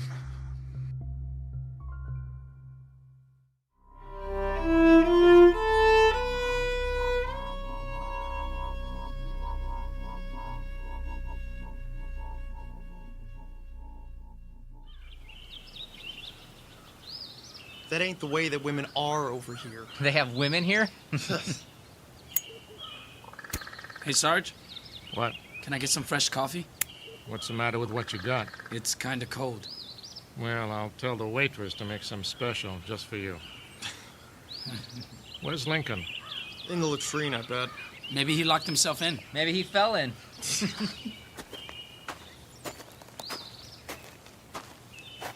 Well, it's about time. Sorry I'm late, Sarge. Where you been, Private? Looking for the lieutenant. Yeah? Where is he? Search me. Sit down, Jack, before you fall down. Any of you guys seen him? Not me. Me neither. Captain wants to know. Well, I thought... You thought what, Cliff? Oh, nothing. The captain asked you a question. Well, it's like this. Last night I was trying to get some shut-eye, but I kept hearing a noise. So I looked around and... And what? I might have seen him. Where? Edge of camp, had his pack on, like he was heading out. But I know he wasn't on watch, and then all of a sudden he just disappeared. What do you mean? Well, he walked over to the rim, and that was it. He climbed down toward the valley? He must have. We're talking about Lieutenant Eddings. Yes, sir. You saw him do that? It sure looked like him. Why wasn't I informed? First I heard about it, Captain. You did a head count this morning? All here, except for the lieutenant. I thought he was helping you. The valley's off limits. You knew that, didn't you, Private? I figured he was gonna do some stargazing. Why would you think that? He was carrying his night vision scope, which was funny, because there weren't no stars. You know how the clouds are, so thick you can't see the moon. Sergeant Lowe. Sir. I want you to put together a search party. Right away. And don't show your faces back here until you've found him. Are we clear? Redmond, Trulick, Hernandez, you heard the captain. Grab your gear. Yes, sir. All right. Come on, boss.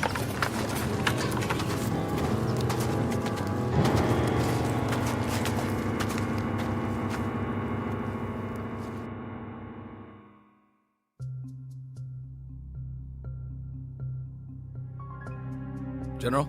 Captain? No, sir. This is Second Lieutenant Reber. The captain's right here. Hold on. General Hassler on the line. Thank you, Reber. General? Captain? What's your status? Repeat, please.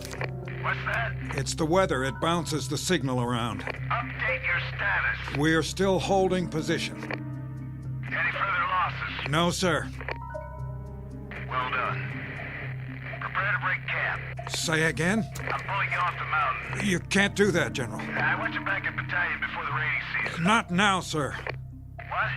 I thought you wanted Blue Company out of there. Not yet. If we retreat now, there'll be nothing to stop them. I'll lay down artillery fire once you're out. But, sir, I still have a squad in the field. What's the mission? One last recon. We're about to pinpoint the enemy. I'm sure of it. How much longer? As long as it takes, General. For now, I could use some support on the supply road so I can get everyone out if they cut us off. How much support? How much have you got? I can spare a platoon, but only till your men are accounted for. Roger that, General. Sir. What is it, Reber? Did you say recon? That's a term the old man understands. It's been 4 days since the search party went out. Longer than that for Eddings. What's your point? Well, shouldn't they be considered... Missing, presumed dead? After so long, I thought... You thought wrong. Yes, sir. The next step is always a regret to inform letter. That seals it. I don't want to write any more of those, not ever. Do you understand? I suppose I do. With a little luck, maybe just this once, I can buy them enough time for a second chance.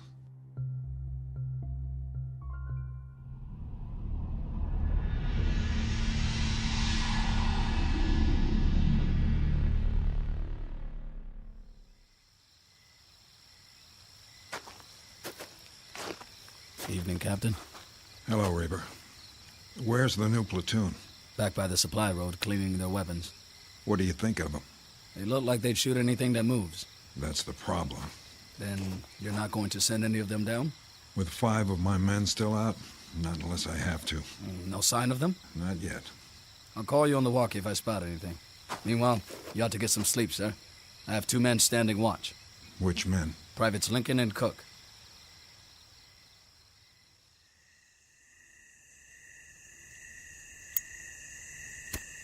Hey, watch it. What's the matter? Somebody might see you. Like who? Somebody out there. Oh yeah, I forgot. The boogeyman? You want one? Nope. Might help calm you down. I don't need to calm down. Maybe you do, boy. All I need to do is fast forward my butt out of here before... What was that? The wind. There ain't no wind tonight. Well, maybe you're hearing things. Douse the cigarette, soldier. Evening, Captain. You know better than to light up out in the open. Sir, yes, sir. Anything to report? Nothing, sir. No movement down below? Not as such. You seem uncertain. Well, sir, you know how your eyes can play tricks on you. If you're scared of the dark. Are you? Heck no. I always said the nighttime was the bright time. You know, Draco the Dragon. I don't believe I've had the pleasure. Oh, well, I used to look at the stars when I was a kid. Had me a map that showed the constellations. Big Dipper, Little Dipper, Belt of Orion. I know them all. Plus, the meteor showers, where they was gonna be. I just lay out in the backyard and wait. Zip, there goes another one. Sometimes I'd make a wish. Of course, the stars look different here. Art? Yeah. The captain doesn't want to hear your life story. Quiet. Huh? What was that? I didn't hear anything. Let's have a look with the glasses. see something? I'm not sure. What was it? Some sort of movement in the tall grass. Yeah? Reber? Yes, sir. I'm going down the side for a look around. Wait, sir. It may be nothing. I'll send some men. Negative. But, Captain... No one else. Not this time. Stand by. We'll go with you. No. Maybe the captain's right. He can't go alone. Cover me from here. But, Captain... And don't shoot any uniform that might be one of ours. Here. Use my glasses.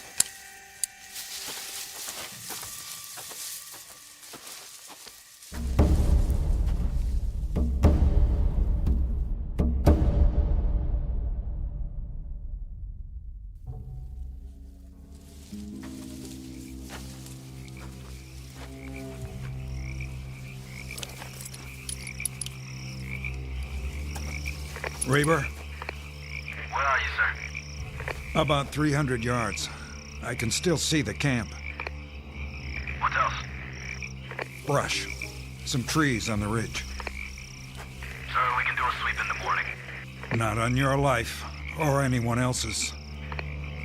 Captain, please. Hold on. What is it?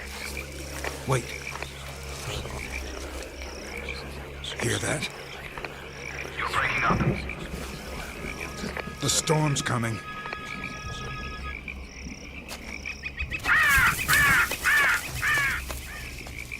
And that's not all.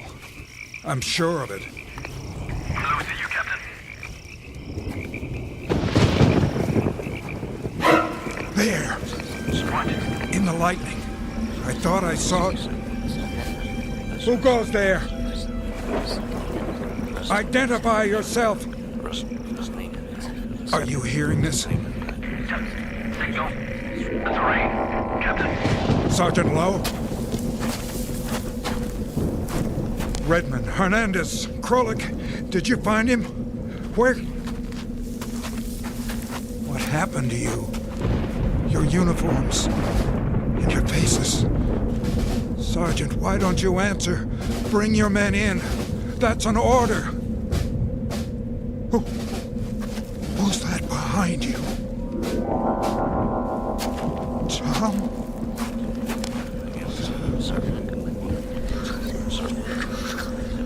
Yes. Yes, I understand. Did you get that? Get what? The enemy's coming from the north. A massive troop movement. We have 72 hours at most. Tell headquarters, Reber. Tell them now.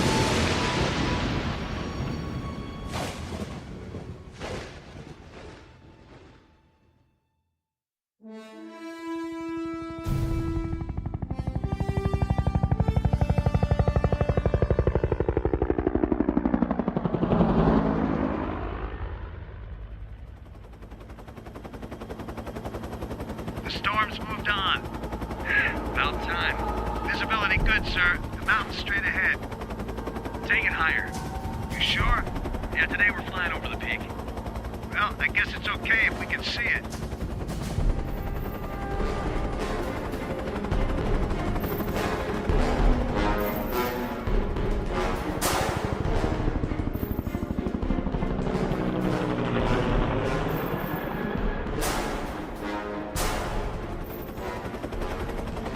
How's the trail look? West side's clear. The valley, too. You think the enemy pulled out? They must have. Their kind don't usually give up. Well, they could have reinforcements on the way. No ground troops in sight. The boys will be glad to hear it. There's Blue Company down below. Take her back now, Major? Maintain course. How far? North. A few kilometers. General's orders. How come? You think there's more coming? That's what we're going to find out. Increase altitude.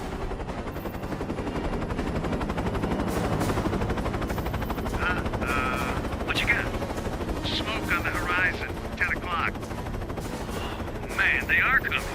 Sure looks like it. They're burning barbs on the way. Radio headquarters, tell them to dig in. It's going to be a full-scale offensive.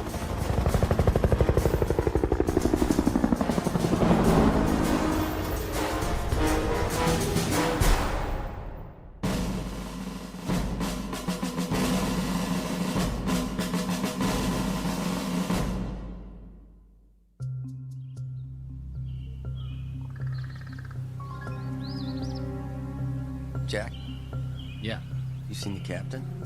he'll be along. You can set your watch by it. That's the truth. Every 15 minutes. That's all he does, walking back and forth, checking the valley. Sentries ain't good enough for him. Still nothing down there. Then why aren't we moving out? Ask him yourself. Here he comes. Private Cook. Yes, sir? Report.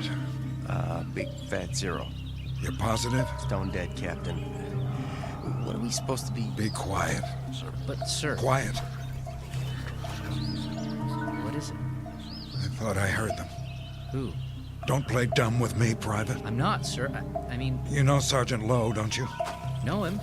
Why, sure. And Private Redmond? Yeah? And Hernandez and Krolik and Lieutenant Eddings? We know all of them, sir. Or we did. Then you should have no trouble recognizing them. Huh? They may have trouble getting up the side. It's still muddy. Let me know at the first sign. Yes, sir. He's losing it. Big time. Don't he know they're dead meat by now?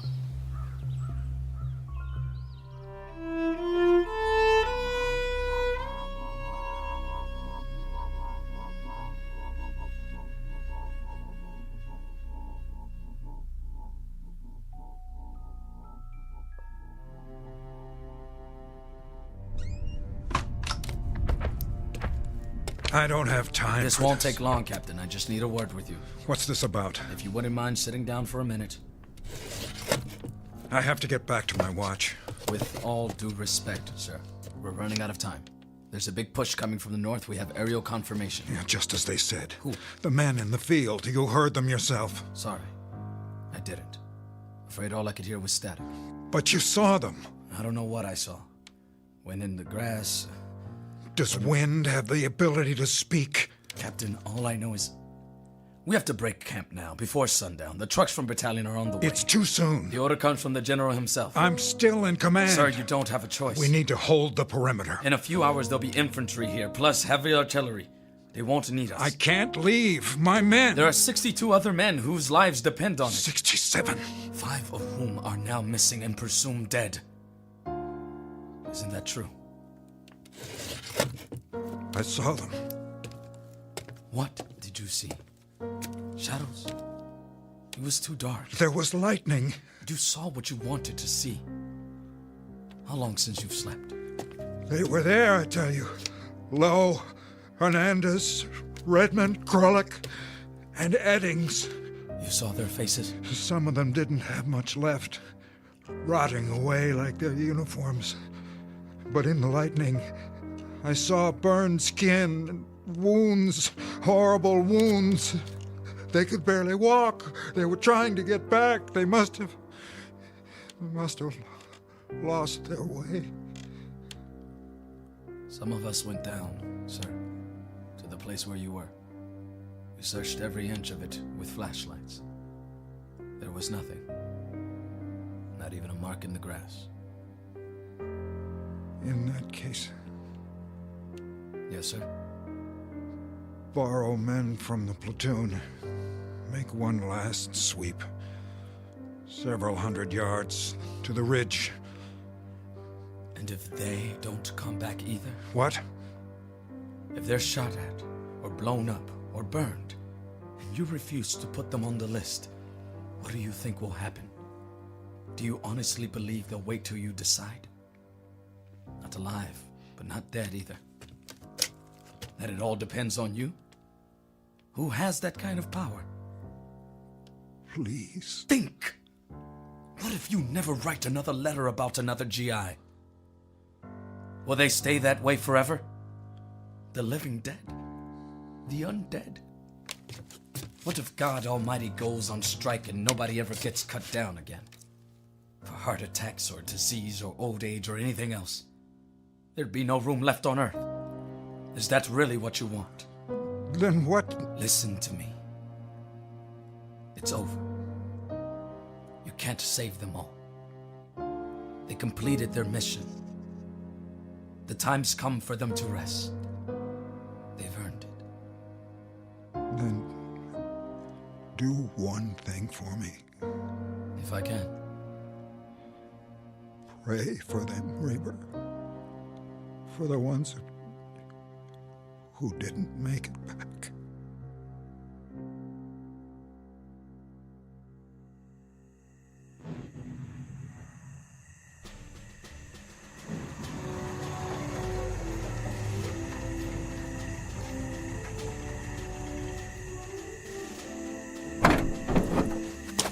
Okay, everybody out.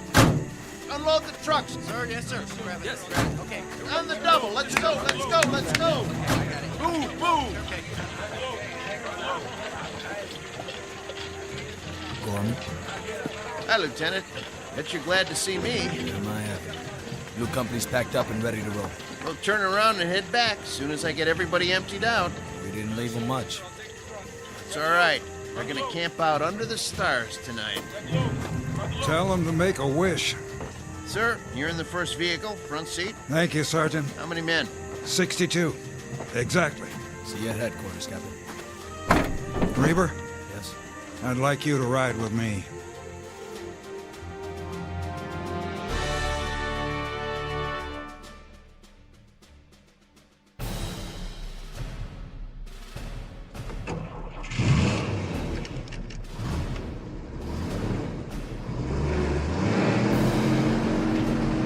Now don't mind the road. It was made for cows and farmers. You're doing fine, Gorman.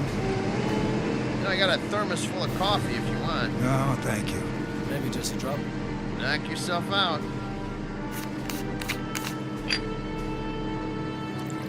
Some sight back there, huh?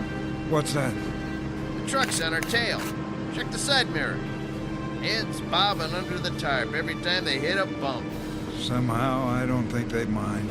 Those drivers don't know the way like I do. Never been to Chinatown, Sergeant? Which one? It doesn't matter.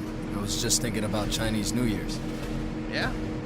They have those big paper dragons, you know, with 5 or 6 guys underneath to hold them up. Yeah, right. That's what all these trucks remind me of. Only here it's canvas instead of paper. And there's a whole lot of guys. Look at them back there. Heads bouncing up and down. I'm not sure where they're going. Lieutenant. Yes, sir. When we get back to battalion, I've got a lot of things to catch up on. You wouldn't by any chance know how to work a typewriter. Can't say that I do, Captain. But I can give it a try.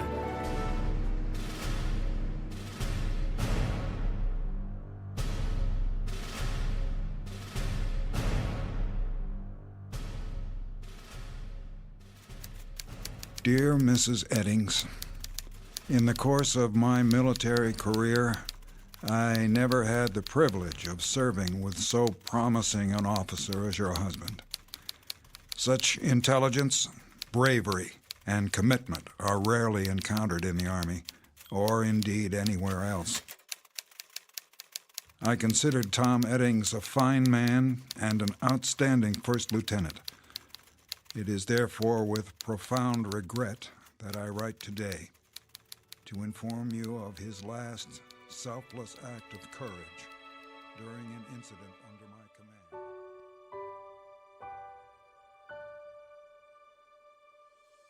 command. Incident on a Mountainside, a fable to file under ghost stories, or perhaps a brief side trip on the road to understanding. But however you view it, know that we can't forget the price paid by others in our name, or refuse to grant them the peace earned by their blood. Such matters never die, here or in the Twilight Zone.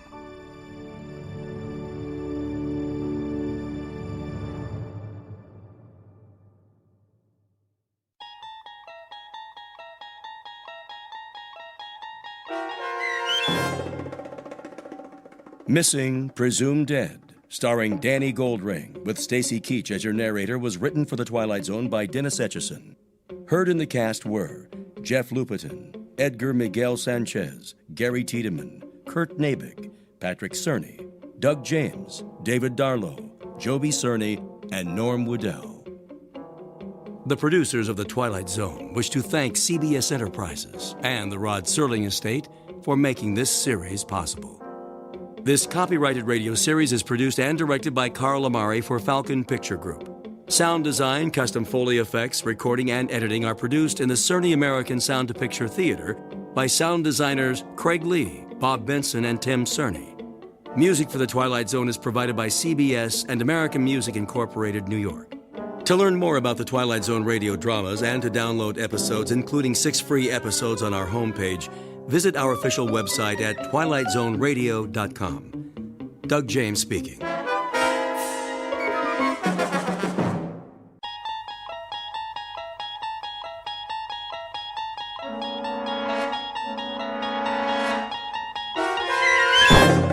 You're traveling through another dimension. A dimension not only of sight and sound, but of mind. A journey into a wondrous land whose boundaries are those of imagination. Your next stop, the Twilight Zone.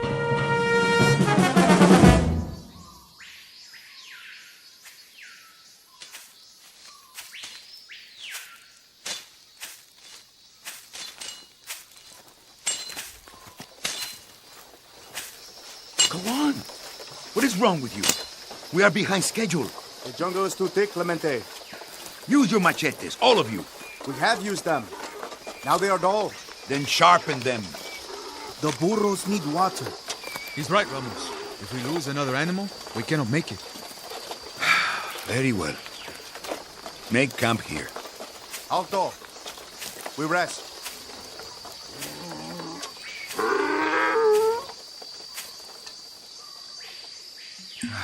How much longer, Alessandro? A few more days, perhaps a week. If this is the right way to the capital. What? You have the map. What does it say? We are here by the mountains. We should go around, through the lowlands. No, that is too far. We must strike the Cruz now, before his army comes looking for us. Don't worry, Ramos. We are not worth hunting. You say that to me? I speak the truth. Look around. What do you see? Men of destiny. Oh? And how many are we today? The campesinos support us. They give us food, shelter. That is because we are the ones who march. We are the point of the spear. When we strike, they will follow. But only if we succeed. The jungle is full of rebels. They will come out of their caves to join us. First, we must survive. The way through the mountains is difficult. Cristo and Tamar are loyal. And Garcia. And what of the others? If they go back to their wives, we are alone. A teacher and a dreamer. Your words are strange to my ears, Javier. As if they come from a woman. Politics is more than a cause, my friend. It is a strategy. When a bridge is weak, it must fall. Remember the history of our land. The earth is ripe with the blood of other rebellions. We will not fail. There is no shame in it. We can take up arms again when the time is right. This is our moment. Not this year, Ramos. And perhaps not next year either. That is still too soon. But sooner or later, the crops will fail. The people will rise up, and we will show them the way. Now, their bellies are full from the harvest. They are not ready. Listen to your fear. You yourself taught me that the people rally behind a leader. A brave leader who knows no fear. Only a fool is without fear. I am not a fool. I'm a man. More will come. They will leave their villages and march with us, 10,000 strong. The Cruz's guard will not fire on us. They are our brothers. And how many brothers do we have here? 11? 12? Turn back now, my friend, before it is too late. Too late? Hear me well, because this, I swear, 1 week from now, we take the capital.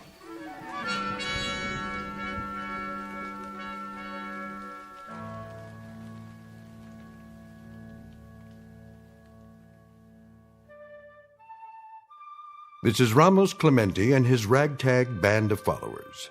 Chief among them, Xavier D'Alessandro, his political advisor and sergeant-at-arms.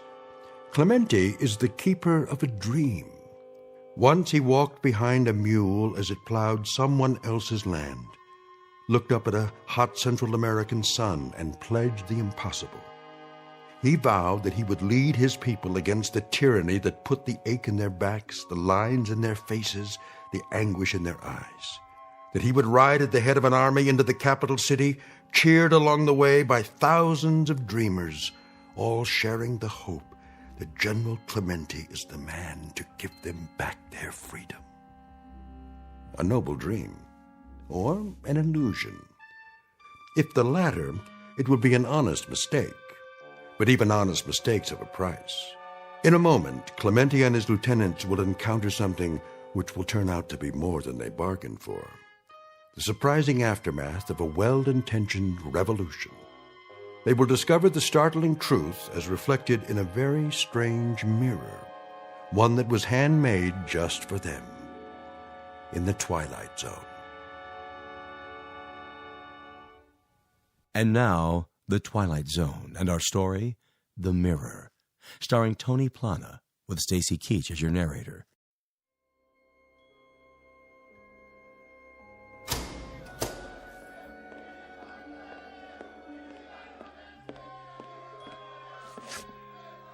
Do you hear that? See me, General. They are calling for you. They are. They are. Let them see you, Clemente. Yes, from the balcony.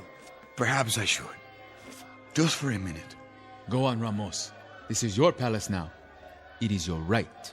Very well. Look, there he is. It's him. My countrymen, a new day. I promise you the time has come. The president has fallen.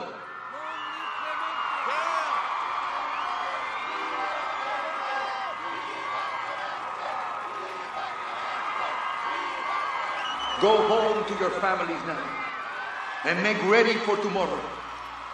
You shall have peace, justice, and equality.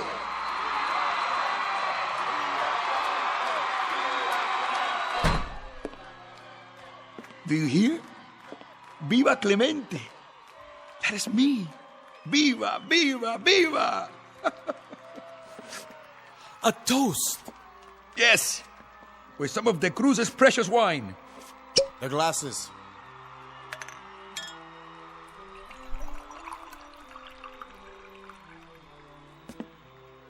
To the revolution. Revolution! So do you know? Do you know why I laugh?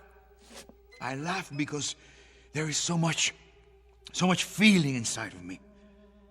I didn't know in the beginning. I didn't know when this moment came how I would react to it. What would I do? Laugh? Cry? Get drunk? I didn't know. What makes a man more drunk? Wine? Or the people shouting his name? Another toast to you. No, my friend. To you. To all of you. I toast my friends. Cristo, the bold one. Alessandro, the dedicated one. Tabal, the quiet one. And Garcia, the strong one. To the 4 lieutenants of the revolution. To the new heads of government. To the new government. Not to the Cruz, whose portrait stares down on us from the wall. Now the wall drips with wine, like blood. And so we begin. De Cruz. He is still alive? As you ordered. Bring him here. Let that be the first order of business. Yes, sir.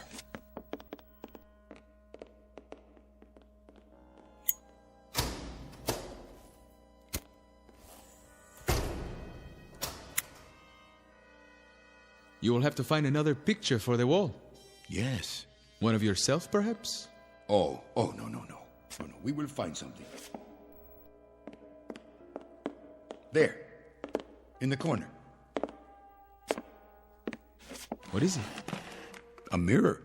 Ah. To reflect the new leader. A beautiful frame. Hand-carved. General De Cruz had exceptional taste, huh? You should hang it up. Very well.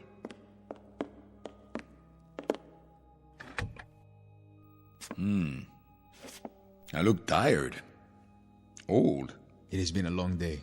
Do you know, Alessandro, 1 year ago, this was the face of a peasant, a beardless, nameless worker of the dirt, whose fingernails were in mourning and whose clothing stank. And now? Now it is the face of a leader, a chief of state. Yes, it is. 1 year. 1 year of starving, hiding, stealing weapons, and having the same dream every hour. And from the dream came an army, and from the army came a rebellion. And now I have liberated the masses of other nameless workers of the dirt. I have broken their shackles. And what of him, the one whose portrait you have taken down? The memory of him will soon be forgotten. What is your plan? A trial, Alessandro. Of course. A lot of trials. A lot of brick walls and a lot of firing squads. A lot of bloodbaths, you mean? To cleanse us of the past. Are you sure that is the way? It is only fair. Their blood now, in repayment of ours. In here, pig. The General is waiting. Take your hands off me. Now, show respect. You disappoint me, De Cruz. You are not like your portrait. Who are you to judge? I don't recognize him. The man in the picture had arrogance, a full braid on his uniform. Where is he now? I see only an old man in dirty, torn clothes. What do you want of me, Clemente? What I want? Not what I want. What they want. Look, the dictator! To the wall with him! To the wall! To the wall! To the wall! To the wall! You hear? To the wall, they say. But I won't stand you against the wall with a blindfold. That is a cheap death for underlings. Firing squads are for followers, not leaders. No, no. Old man, you are too good for that. You are a special case. You, I will strip naked and cover with honey. I will tie you spread-eagled on the ground under the sun, and then I'll let the ants eat you. And every time you scream, I'll drink wine. And every time you beg for mercy, I'll laugh out loud, because I want you to take a long time to die. 1 part death for every acre of land you stole. 1 part death for every morsel of food you took out of a peasant's mouth. And 1 part death for every voice you stifled by decree. Now, what is your plea? Or will it be a cry for mercy? I will not oblige you, Clemente, with a cry or a plea. You can strip off my flesh, because it is here for you and easily done by any animal. But my manhood, you greasy little peon, this is as far from you as the moon. Peon? You dare to call me a peon? Stop! He is to be judged, not tormented. He is the animal. And you are not, eh? You are the purists, the idealists, the saviors, the avenging angels. Gentlemen, you will soon be disillusioned. You are me. You are De Cruz. You are Baptista. You are Trujillo. You are Noriega and Duvalier. You are the keepers of the grab bags. You can wave your flags and put up your statues and embrace all the people, from the oldest to the youngest. But we are of the same breed. We are the spoilers. We care for no one but ourselves. You insult me, peon. Enough. He presents his case and we are his best witnesses. We corroborate everything he says. You cannot help but do it. You think this room, the people out there, you think these are the fruits of victory? The spoils? No. They are simply a legacy, Clemente. What I pass on to you. Power you shall have. Certainly, power. Enough to make you giddy. But there are other things in the inheritance. You will find them soon enough. What things?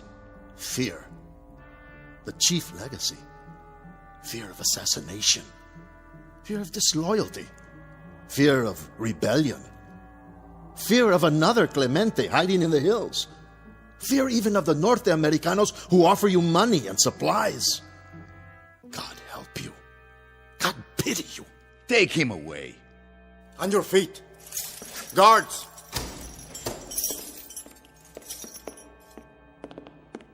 I see you have found my mirror. It is mine now. Then it will serve you well. An old woman brought it to me 10 years ago when I first took power. She said it was magic. She said, by looking into it, I could see the faces of my assassins.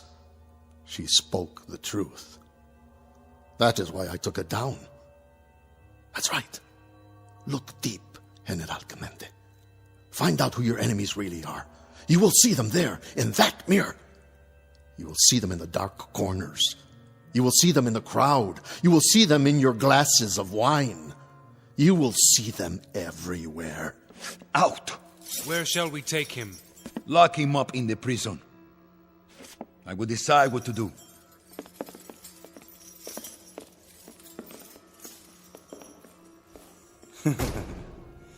Assassins, come out wherever you are. Come on, assassins. Come out of the mirror. Yes, a joke. A stupid, ignorant joke. Assassins in the mirror.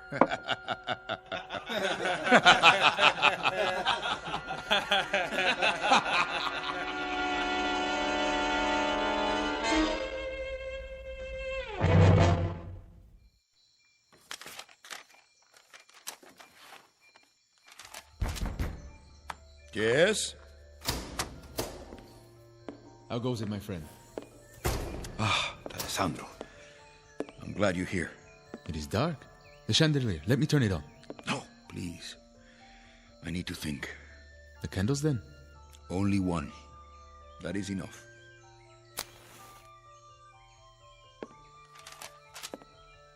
More plans, eh? For the new regime? Come to the windows, D'Alessandro. Look outside. What do you see? Fires in the night. Yes. Many fires. I see the old ways burning to make way for the new. The transition begins. What do you think he meant? Who? De Cruz. When he spoke of dictators. For once he spoke the truth. He is not deluded. He knows his role. But not ours. We will not make the same mistakes. No. But be cautious, my friend. It is easy to slip. Too much blood and the crops will not grow. We will know a season of poverty before the people are reborn. False friends will come to you, offering help. We must make alliances. There is always a price. Their influence, like fish hooks to bind us to them. From our neighbors to the south and the north. From lands across the sea. I will strike a bargain. With those who are so powerful? They will bring ships filled with goods, but also gunboats and helicopters and advisors with pacts to be signed. Their ways are ruthless. Deal with them, yes, but not as a puppet. I am no man's puppet. Then take care. Take care, Ramos. Choose the path of justice, not of revenge. What? You would have me forgive De Cruz and his army?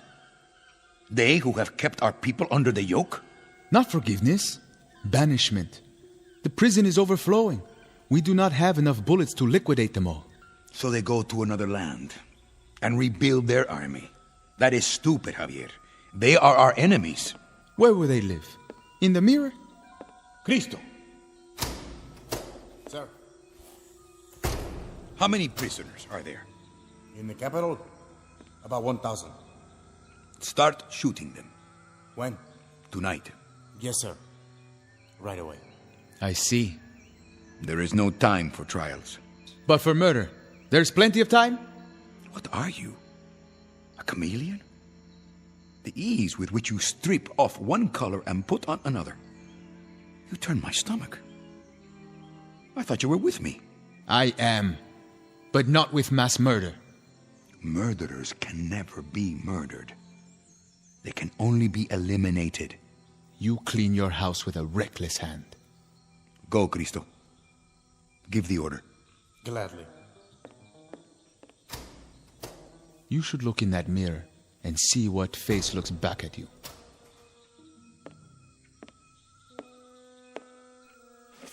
A magical mirror, he said.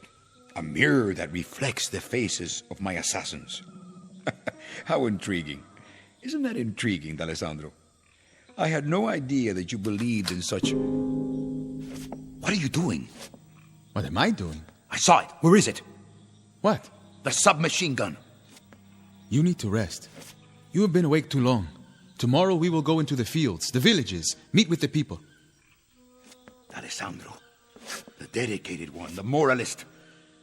I was the arm of the revolution, but he was the heart. What are you talking about? I saw you with a weapon, cradled in your arms. Then you cocked it, ready to shoot me in the back. Where are you hiding it? Ramos, listen to me. You're not making sense. A man can believe his own eyes. I saw you in the mirror with the gun. I should have known. What gun? Ramos, you sound demented. I should have known. Of all of them, it would be you. It would have to be you, D'Alessandro. What are you doing?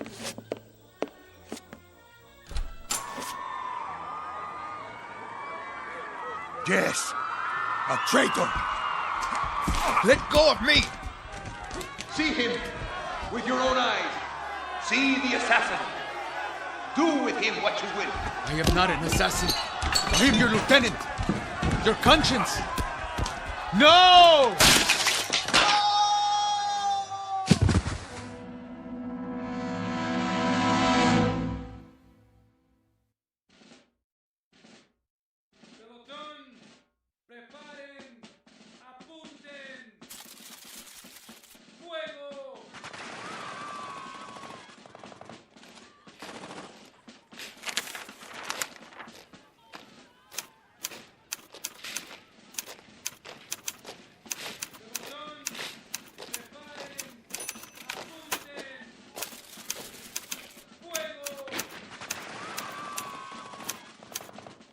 Work with that noise. Garcia, get off the couch and find a bed. Huh?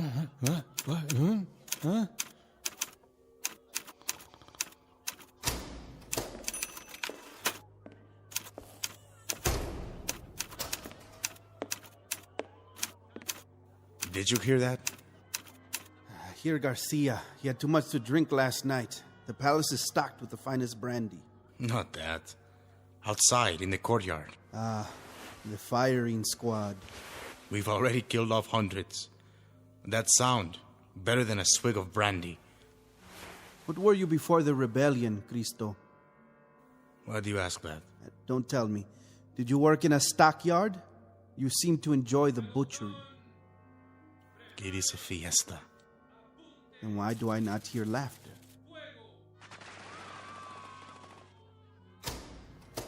The crowd is getting bored, I think. Not bored, sick. We have given them their freedom. 12 hours of it. And it is such a fine freedom. The right to watch a massacre.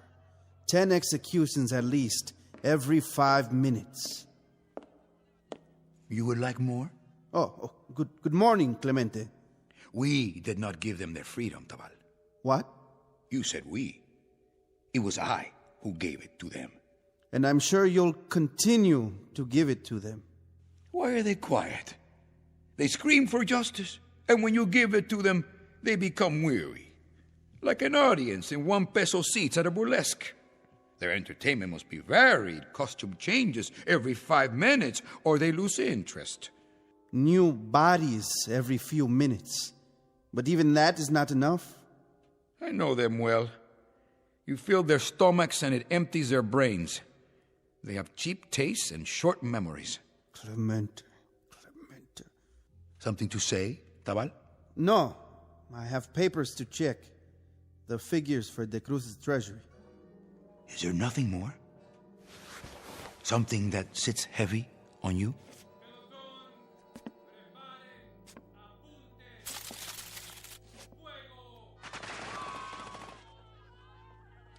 That sits heavy on me, on my ears and on my heart. Why should it? Execution is not a time of joy. But even this is not as bad as the death of a man who was my friend. That is a sword in my chest. D'Alessandro? An assassin? And that's the worst lie of all. It was no lie. He was no assassin. What? What's the matter? What's going on? Oh. Still at it out there, huh? Yes, until their work is done. Good morning to you, Senor Garcia. How handsome you look in the mirror. What do you see there? I see only a tired soldier. A man who needs a change of clothes. Is there a bathtub? Many. Take your pick. Oh, I'll go then. And that is all? You don't see any assassins in that mirror? No, I see nothing but my ugly face. Even an assassin might be better.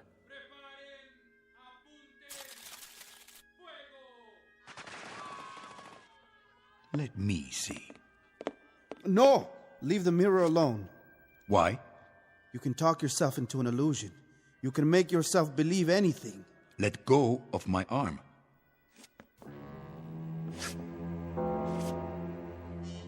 What is that? Two men. With knives. Tabal. And Garcia.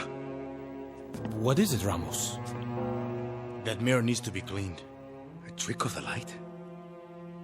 Did you think you saw something? No. I saw nothing. Sometimes, if you stare at nothing too long, it begins to stare back at you. Tabal, you and Garcia go over to the prison. Yes? Looking on the Cruz. Then report back to me. Report what? His health? Do as I tell you. See that he's properly guarded. Yes, sir. Do you have a message for De Cruz? What sort of message? Should I tell him that he was right about the fear? That there are assassins under the bed and in the shadows and all around the room? Tabal, you have both your freedom and your life. But you have them through my sufferings. Don't throw them away. Of course not, General.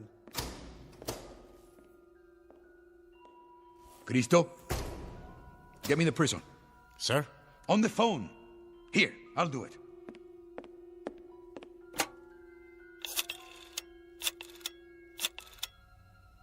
Hello? Hello? Are you asleep down there? It's General Clemente. That's correct. This is urgent. I want the prison. No, not the office, the front gate. That's right. This is General Clemente. Two men will arrive there in a few minutes. They are spies and should be shot on sight. Their names are Tabal and Garcia. I know who they are and I know what they are. Shoot them. Call me when it is done.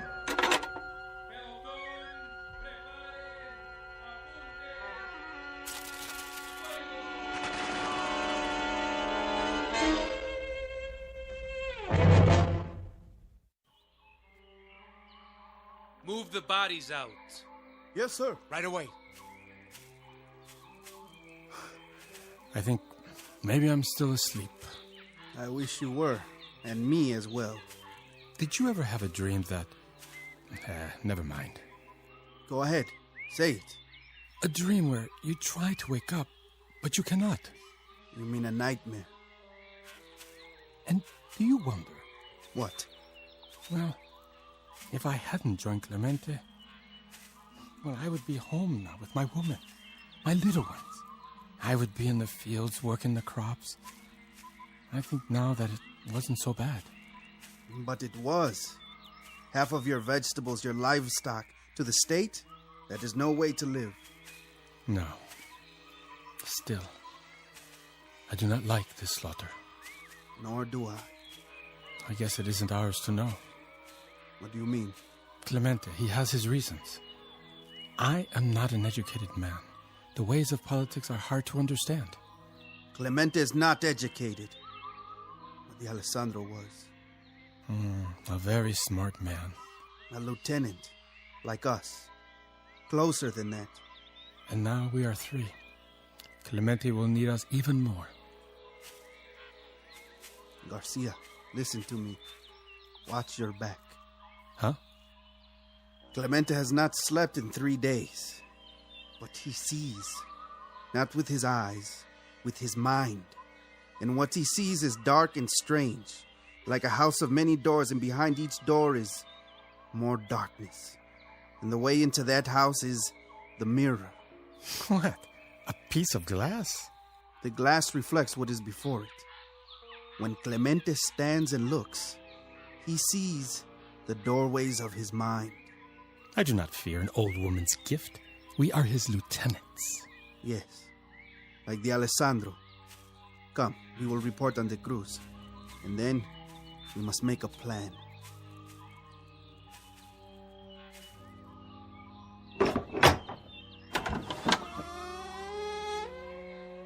Señor Garcia, Señor Tabal. You know our names? But of course, you have come to see the prisoner. You have many prisoners, but only one of interest to the General. Ah, the General. I spoke to him not 5 minutes ago. Come in.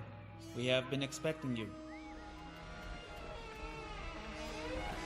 Pelotón, preparen, apunten, fuego.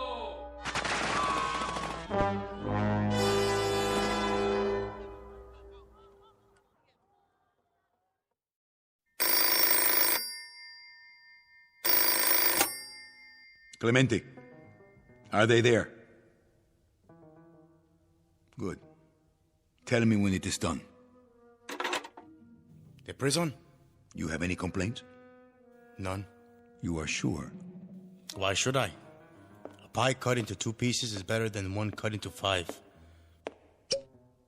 A drink of wine? Pie? But we do not speak of pie. Do we? These are the lives of friends. Are you sure? They were very close to me. Very close. You know that. Alessandro, Garcia, Tabal. They were like brothers. Or so it seemed. That is what I don't understand. How is it that they can change so? And even more curious, how can I crush them underfoot like ants and feel nothing?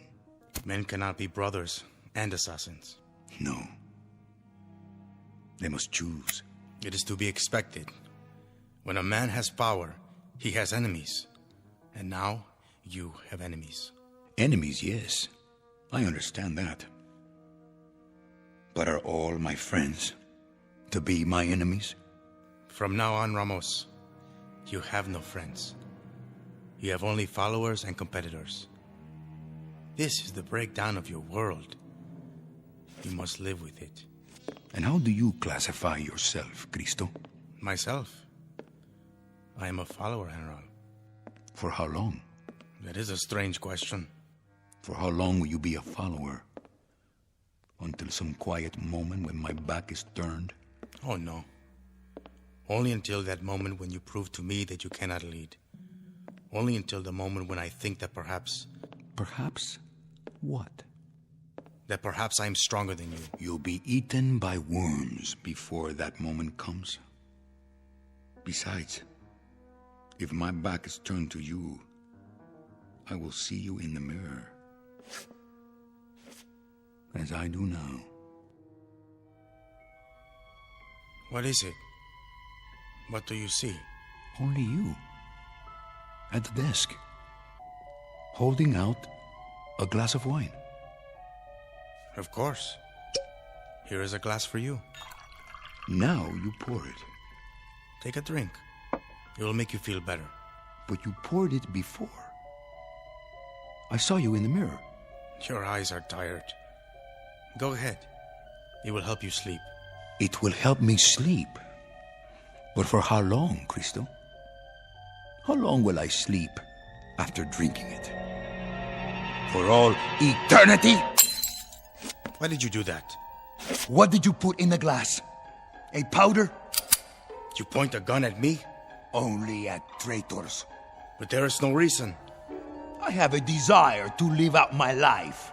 I am allergic to poison. You have gone crazy. Mark your words carefully, Cristo.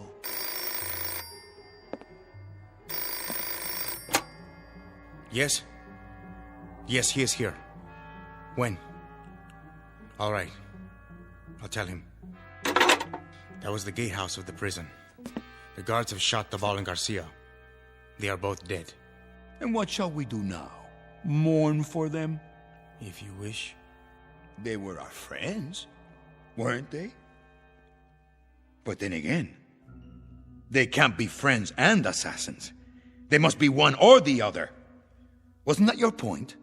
Ramos, there was no poison in the wine. I swear to you, I had nothing like that in mind. Nothing of the sort.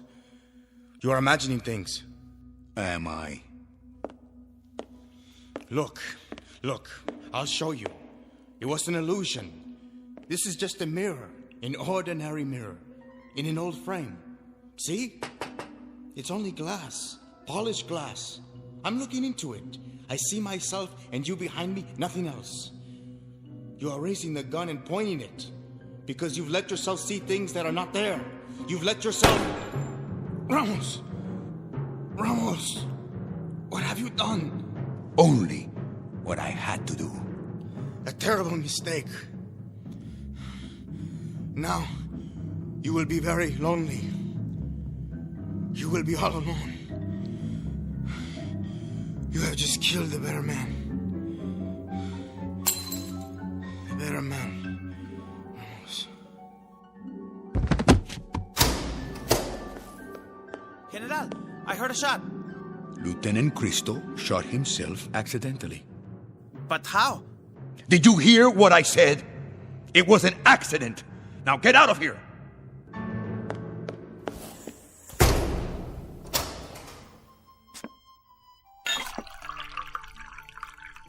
To the 4 lieutenants of the revolution, to the new heads of government, to the Alessandro, the dedicated, Taval, the quiet, Garcia, the strong one, and to Cristo, the bold one.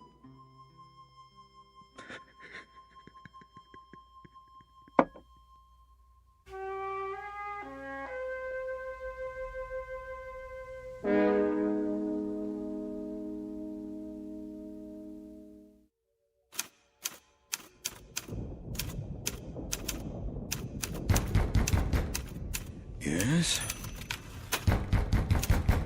Yes!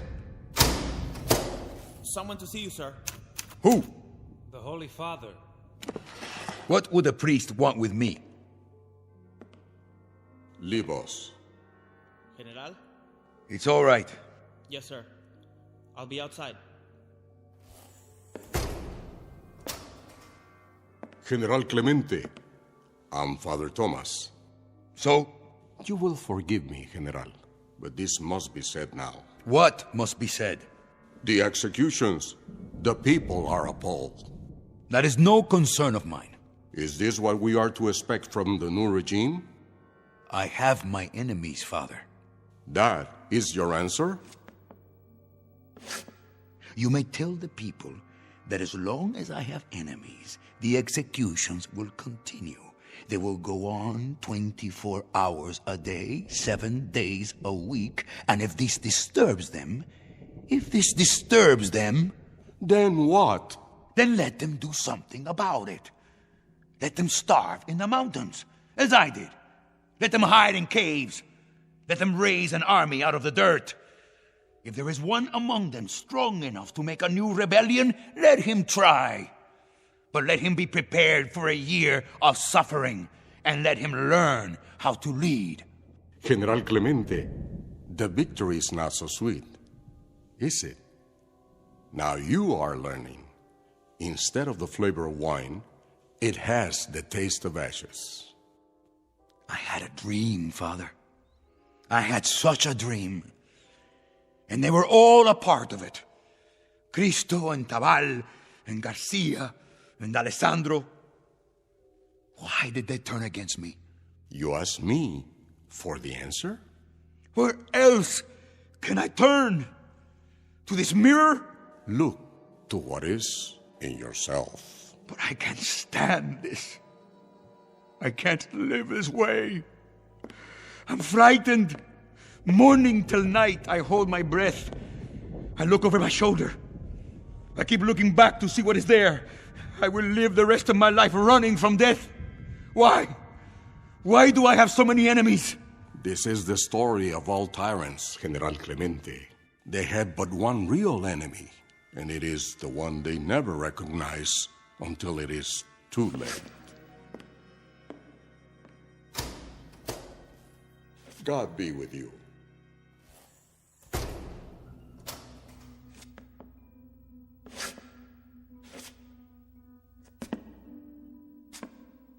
You.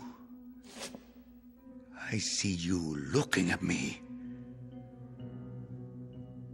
What do you see? What do you see?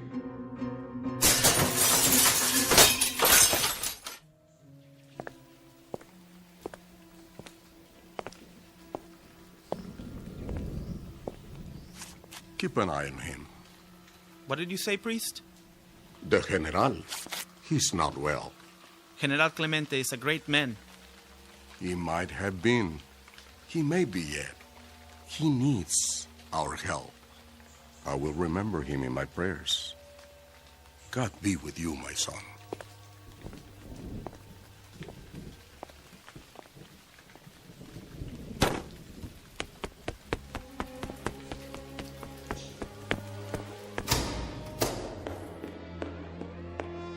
My General, the blood. Who has done this terrible thing?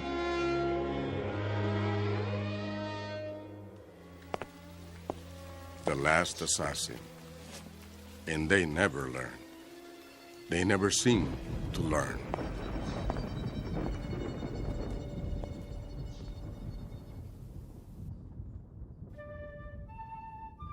Ramos Clemente, a would-be savior in khakis, his brains blown out by an illusion, a mirage dangled before the eyes of all ambitious men, no matter how they begin. The most vulnerable are the dreamers, when they allow fear and paranoia to make them murderers. Which is not to say that ideals are an illusion, only that revolution requires more than songs and slogans. Courage helps, as does character, a touch of luck, and something along the lines of superhuman strength, whether it be found here or in the Twilight Zone.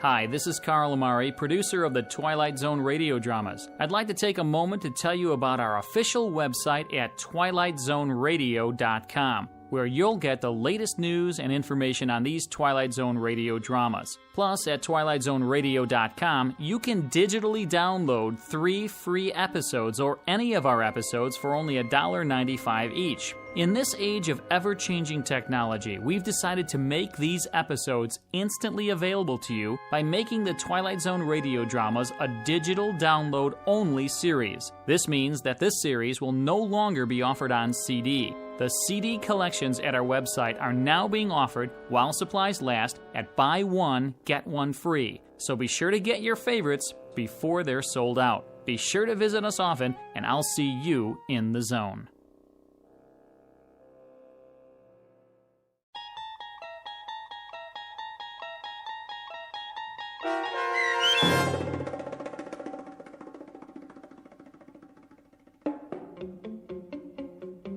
The Mirror, starring Tony Plana with Stacy Keach as your narrator, was adapted for radio by Dennis Etchison and written for The Twilight Zone by Rod Serling. Heard in the cast were Tony Sancho, Rick Vargas, Eddie Martinez, Tony Castillo, Ricardo Gutierrez, Ivan Vega, Florentino Mitchell, Arturo Montemayor, and Oliver Adalbi.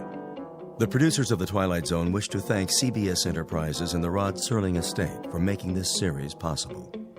This copyrighted radio series is produced and directed by Carl Amari for Falcon Picture Group and Westwood One. Sound design and custom Foley effects for The Twilight Zone by Cerny American creatives Bob Benson, Craig Lee, Matt Sorrow, Tim Cerny, and Todd Beyer. To learn more about the Twilight Zone radio dramas and to contact us, visit our official website at twilightzoneradio.com. This is Doc James speaking.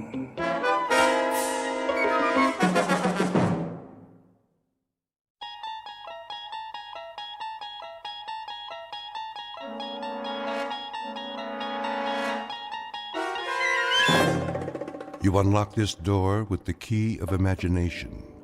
Beyond it is another dimension, a dimension of sound, a dimension of sight, a dimension of mind. You're moving into a land of both shadow and substance, of things and ideas. You've just crossed over into the Twilight Zone.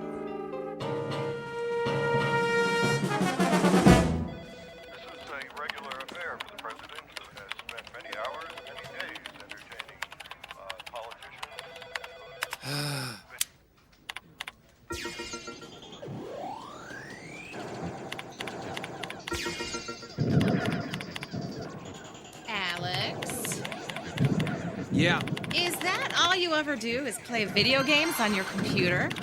Hey, I'm in between assignments. When I got something to do, I'll do it. Yeah, well, your next assignment is probably going to somebody else.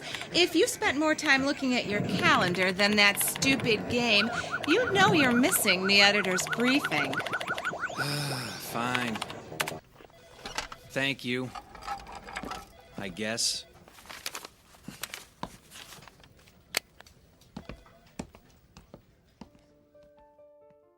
Yeah, I know politicians. Politicians never point fingers at voters. If anything goes wrong, it's either their opponent's fault or sunspots. Do me a favor. Find another source to support it. Sorry I'm late, Tom. Ugh, Alex, you're always late. Get a plane ticket to San Francisco and rent a car. There's a research lab about 3 hours up the coast. Something right up your alley. Nanotechnology. Yeah, if it's too small to see, it must be Alex. Very funny. Maybe folks can find some new nano humor before I get back. Speaking of which, why am I going to Northern California? There's a guy named Thompson, a researcher, has a PhD in inorganic chemistry. Rumor has it he's found a way to use microscopic robots to clean up oil spills. If it's true, any company with the technology will make billions. Never heard of him. No one has. That's our job. You do know that. That's not my point. I mean, joke all you want about nanotech, but I know more about it than anyone in this building. This guy's off the radar. Yeah, and it gets better. It's starting to look like his venture capital is coming from a consortium of Middle Eastern banks. That means there's big oil money behind this guy, and it's possible he may have really pulled this off. That explains the secrecy. Big oil doesn't like publicity. I didn't say this would be easy. He works out of a private lab off Highway 1. He's right on the ocean. Oh, sweet deal. Look, I don't care what you do in your spare time, but find out something about this guy and what he's up to. I don't suppose knocking on the door and saying, "Hi, I'm a reporter, what are you up to?" is gonna work? No. Your usual investigative reporting approach is probably not gonna work. That's why we got you hired to work as a graduate assistant on his project. I'm doing what? His lab is crawling with graduate students. We created a fake resume for you and got you hired. You start in 3 days, so you better get packed. How long am I supposed to work there? Till you have the story. Now, get out of here. What if he asked me to do something scientific? How do I fake that? He won't. He treats his assistants like dirt. I should feel right at home. He won't ask you anything, and he sure won't tell you anything. You're gonna have to do this the old-fashioned way. Now, go catch a plane. Why didn't I stick with restaurant reviews?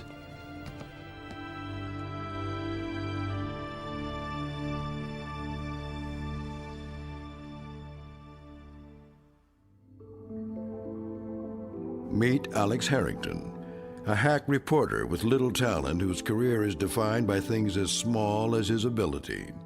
He's a man in search of the big story, And he's about to find it under the microscope that always shows the truth.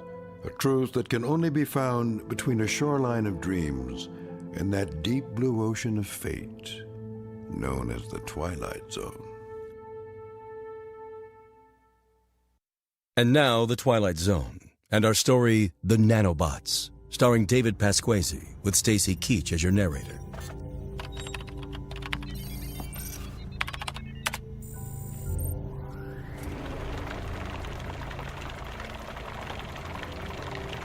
That's good enough for now. Alex, can you shut off the agitation? Yeah, right. It's this switch, isn't it? Yes. Sorry. What's in there today? A blend of motor oil, axle grease, and kerosene. Ah, the sludge du jour. Very funny. Tim, ready for release? All ready.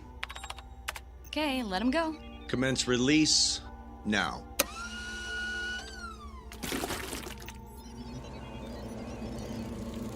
Why do they make that sound? We don't know. They just do. It usually starts after they start eating. And what exactly are they eating? We're not real sure, but if it's got petroleum in it, they eat it. No one seems to know much about anything around here. You're right, Alex. And for the record, you seem to be the most clueless man in the building. Okay, I'm gonna take a little break.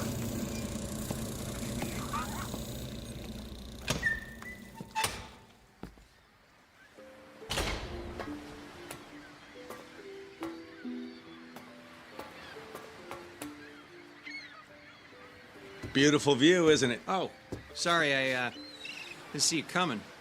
Yeah, I could stare at the ocean for hours.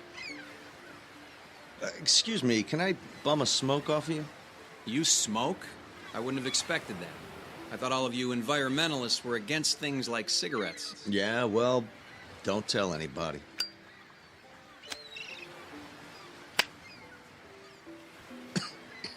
I thought so.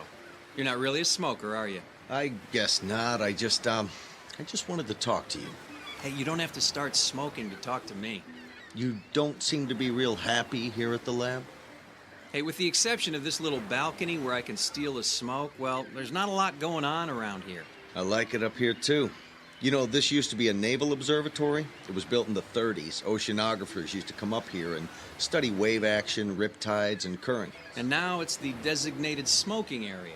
Actually, smoking isn't allowed anywhere on the property. Welcome to California.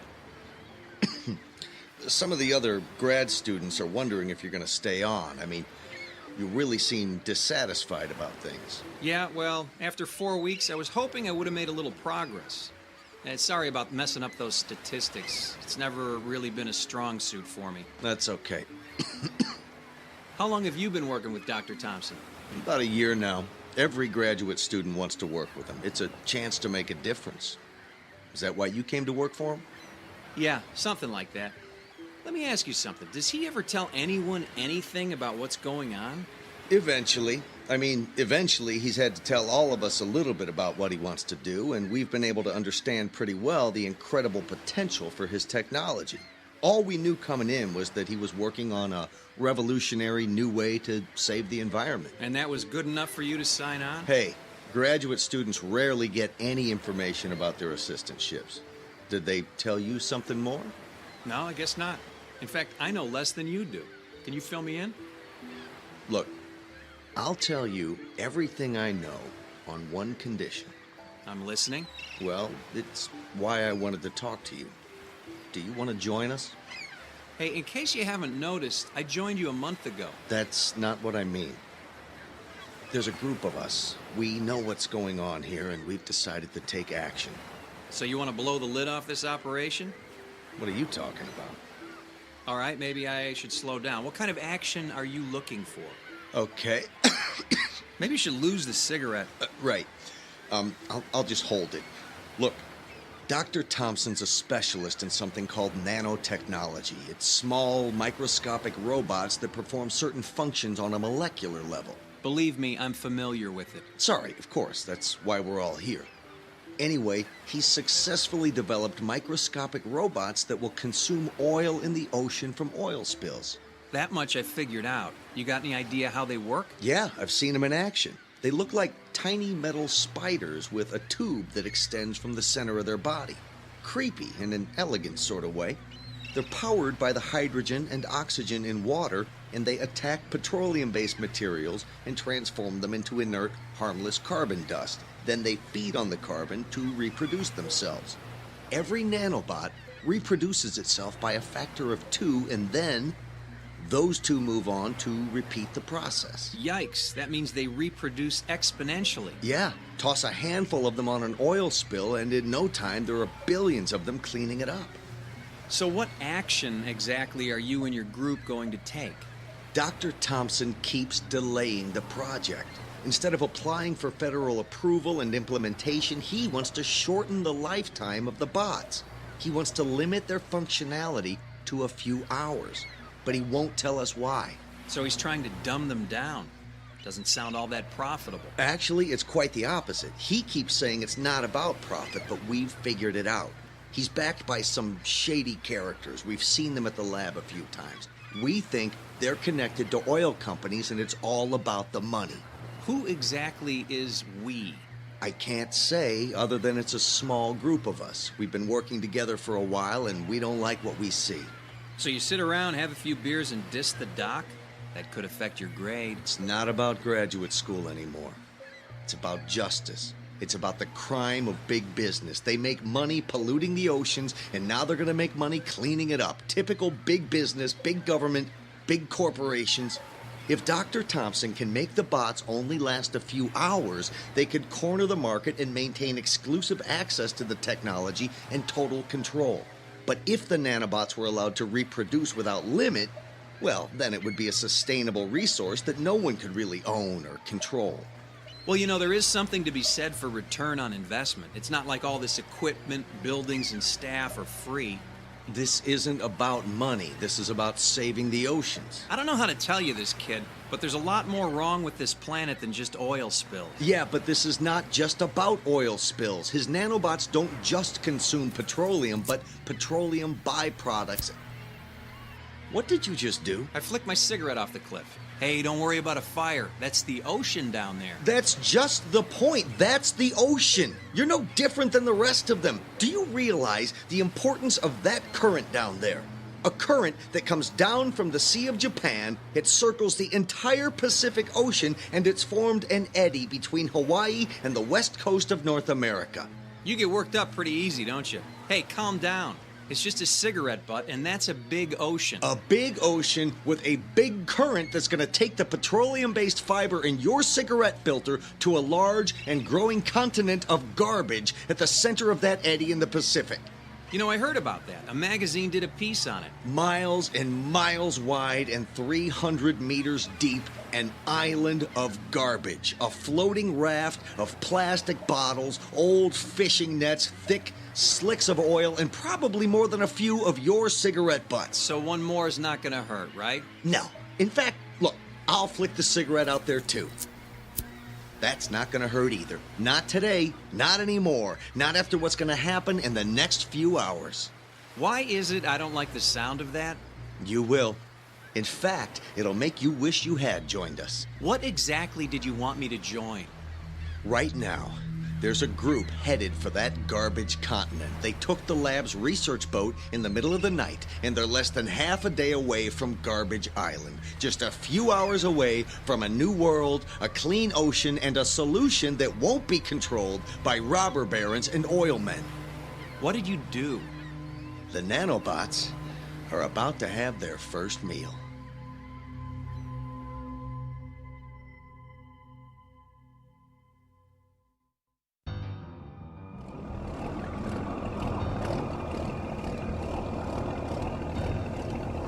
Don't get too close. If we get tangled up in some of those old fishing nets, we'll never get out of here. Sure we will. Once the bots get to work, this raft of plastic trash will be gone. Look at the size of this thing. You can't even see the other side of it. How should we do this? Well, we've got the nanobots in these 3 test tubes, and if we throw them out on the plastic, the tubes will break and the bots will get to work. But what if the test tubes don't break? I mean, that's a big raft of plastic out there. It's not like we're throwing these things on rocks. Yeah, I didn't think of that. All right, you know what? Open the tubes, and they'll spill out when they land. Let's do this. Okay, You ready? Yeah. All right, on 3. 1, 2, 3! Oh, one of them broke for sure. It doesn't even matter. All you need is one of those things to hit the water and find some plastic, and it'll start duplicating. Is anything happening? I don't think it's working. Wait. Do you hear what I hear? Yeah! Go, bugs, go! Look! There's a hole starting to grow right where I threw my test tube. Yeah, there's another one over there. The plastic's just dissolving away. Hey, guys, let's crank up the engines and get out of here. Mission accomplished. Yeah!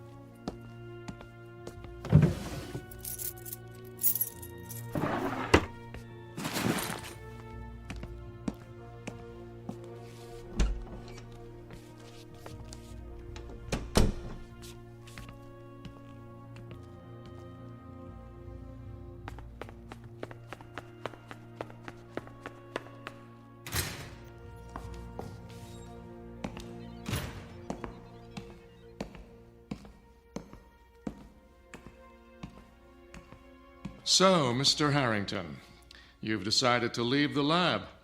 It's not going to look good on your resume, you know? You know, Dr. Thompson, this is going to do more for my resume than you could imagine. You see, I'm not a graduate student. That comes as no surprise. I always thought you were a little old for this position. Besides, your performance here has been miserable. So, what are you? A government mole? Someone from the Pentagon sent to spy on my progress? Actually, I'm a reporter. A reporter? How quaint. I'll have you arrested. You falsified your application. You faked your credentials. You signed a security agreement. You lied and you just admitted it. You don't know who you're dealing with here. If the answer is big oil and your group of Middle Eastern venture capitalists, I'm all over it. Sir, you are a moron. You have no idea what's happening here. That makes both of us. You see, there's something you should know. Something I found out about your lab and the activities of some of your graduate students. Doc, what you're doing here is quite dangerous, if not reckless. What I'm doing here is strictly controlled, and it's nothing more than developing microscopic, mindless little machines. Machines with a voracious appetite for petroleum-based products. A thimbleful of my nanobots could have cleaned up the oil spill from the Exxon Valdez in a matter of hours. What I'm doing here will protect us from danger, not create it. So what's the catch? I mean, if this is such a miracle invention, how come you're trying so hard to shorten their life cycle? Would that level of control make them more profitable for you and your investors, Herr Doctor? Mr. Harrington, before I have you arrested, I'll let you in on a little secret. Control of these nanobots is not about financial gain. It's about responsibility and the danger this kind of technology could represent. It's the indiscriminate nature of the little beasts. They'll do a great job on an oil slick, but once that's gone, they could turn their attention elsewhere, such as the fuel tanks of a ship. Wait a minute, they can't tell the difference? How could they? They're microscopic oil-eating insect machines. You want them to have a brain as well? Maybe in 30 to 50 years, but we're just beginning here. I think you got a problem, Doc. Oh, I know. But in a few years, I think we'll be able to shorten the life of the bots so they only live for a few hours. That way, we clear the area and cut them loose. When they finish the job, they die. The control will be built in. Control that everyone can manage. That's what this is all about. The nanobots you developed and are testing right now, how long does this current batch live? Potentially forever. That's my biggest problem right now. I wouldn't be so sure. Do your graduate students know about this? Some do, some don't. I only tell them what they need to know. You see, Mr. Harrington, this is a Pentagon project. This is about national security, not big oil. My assistants only know what they need to know. Anything beyond that is top secret. And you are about to be placed under arrest. Well, secret or no, I want some answers. Of which you will get none. Now, if you'll excuse me, Mr. Harrington, I'm going to call security. Okay, you do that. But there's one question you're going to have to answer whether you like it or not. And the question is? If I told you some of your graduate students are on a boat and about to release your oil-eating nanobots into the Pacific Ocean, what would your response be?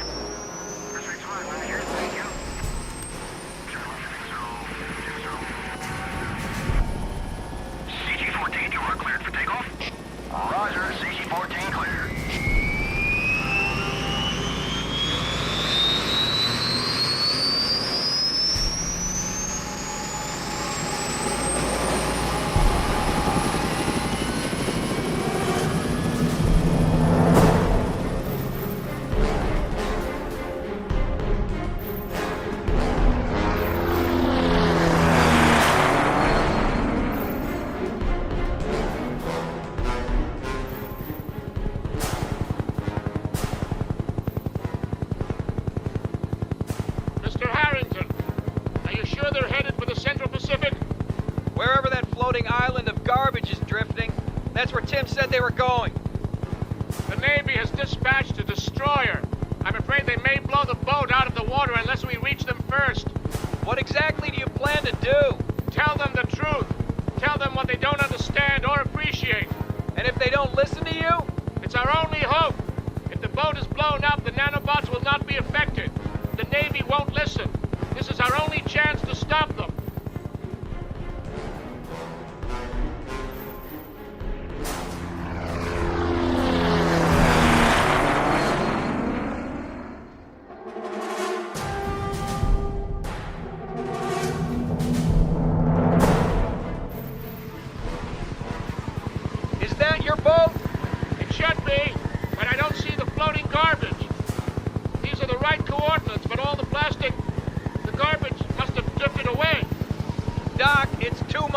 Wide, and it'd be hard to miss.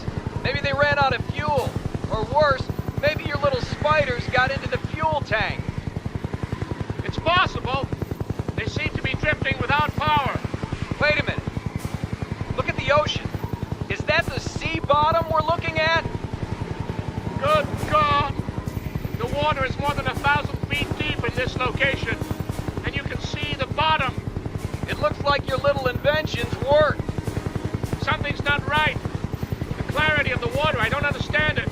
CG Base, we have a ship in distress. Pilot, what did you say? Look below. Your research vessel's taking on water. We're gonna have to go in for a rescue. How many did you say were on board? Three young men. It's going down fast. It looks like they scuttled the boat. I don't think they like you, Doc. It's not about me, and they didn't scuttle the boat. About the nanobots. Look! The hull of the boat is disintegrating. What's going on? This is exactly what I feared. The hull of the boat is fiberglass, a petroleum derivative. The nanobots don't know the difference. They consumed the plastic garbage until the island was gone, and now they've turned their attention to the fiberglass hull of the boat. That's gonna put a real dent in the boating industry. Mace, this is CG-14. The ship has sunk, and the 3 people on board are in the water. CG-14, initiate rescue. Roger that. Oh my God, what's happening down there? Oh, wait. Mace, CG-14. The boat sank, and the 3 survivors, they just disappeared. We can see no survivors. The boat went down fast. It must have sucked them down with it. The water's so clear. Oh my God. This can't be happening.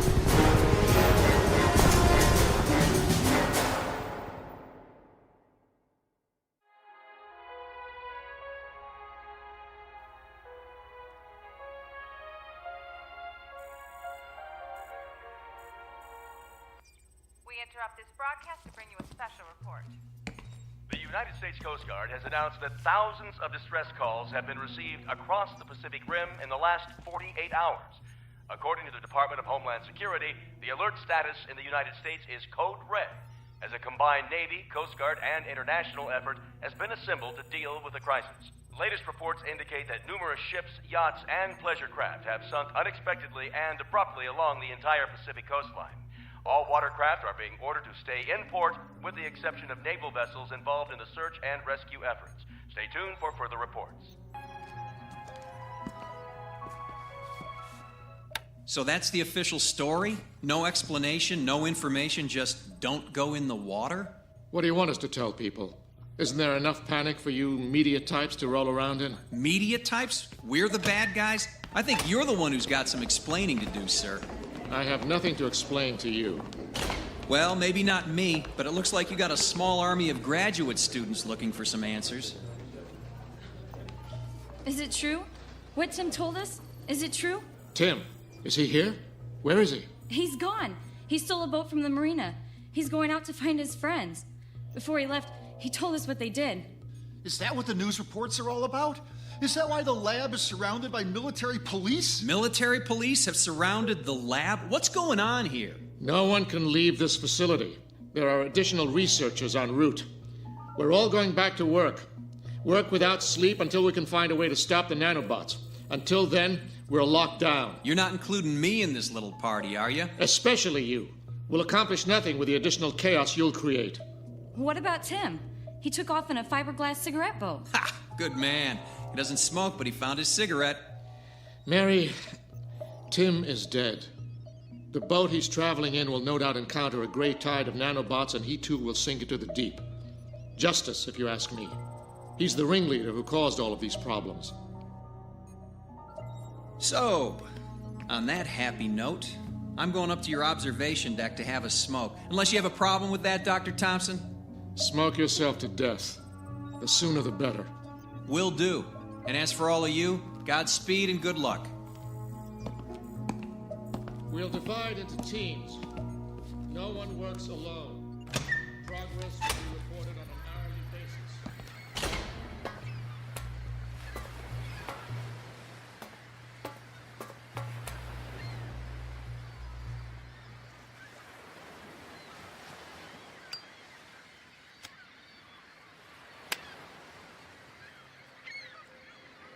Excuse me.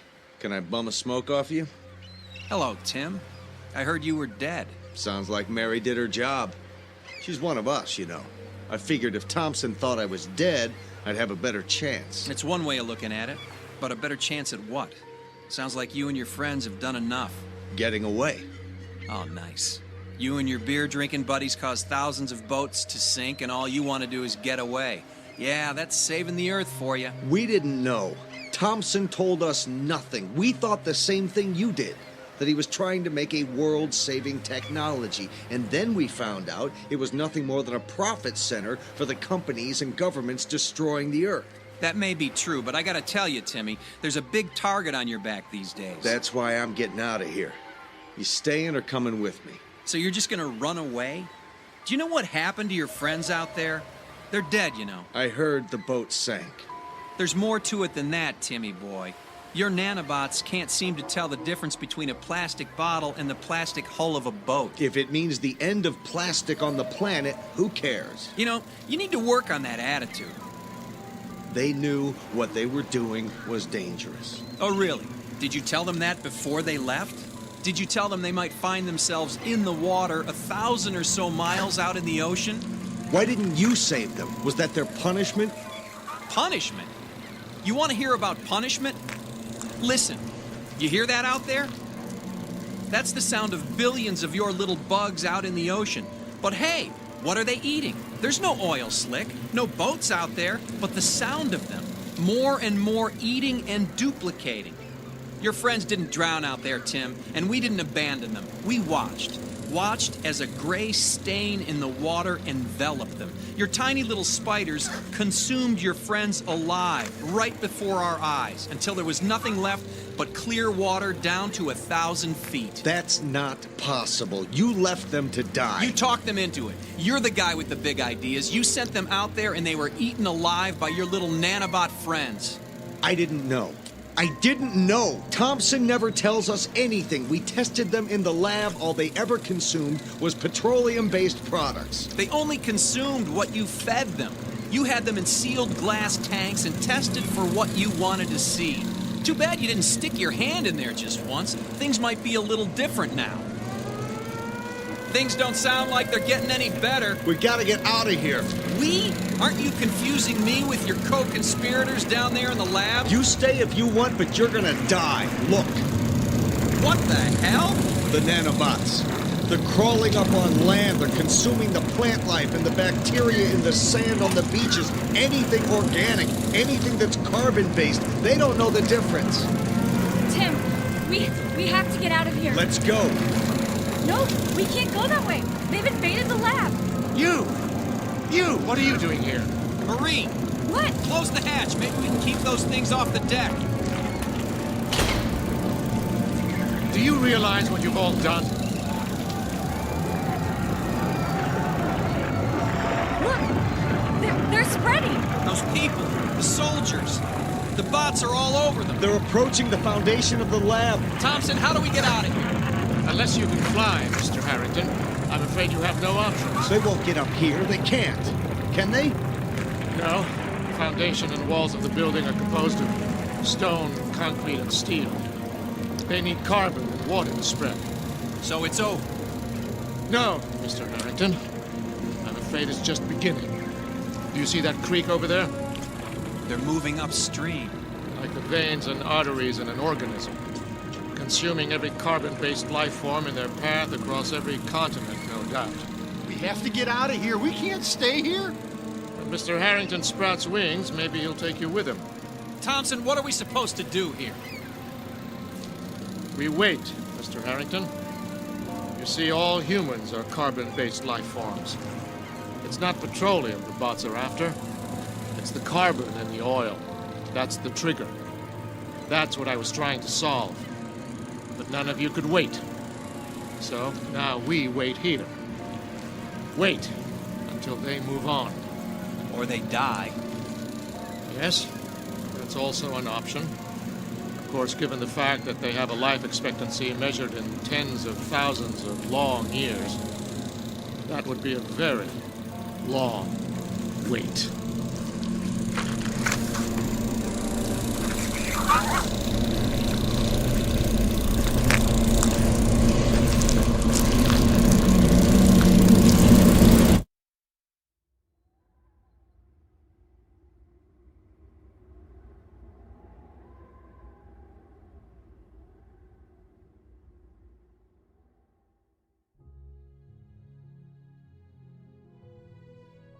The planet must be saved, and a small group has found the answer.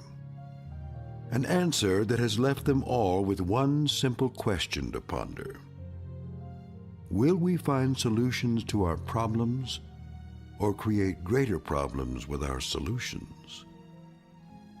No one can tell except for a desperate collection of people standing alone in that land of unintended consequences, known as the Twilight Zone.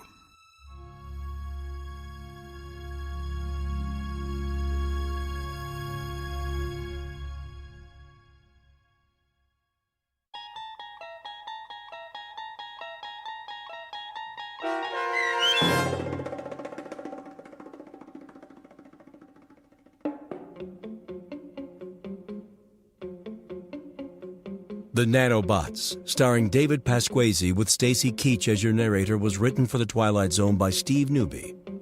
Heard in the cast were Christian Stolte, David Darlow, Joby Cerny, Lisa Wolfe, Doug James, Bree Swartz, Steve Newby, and Carl Amari.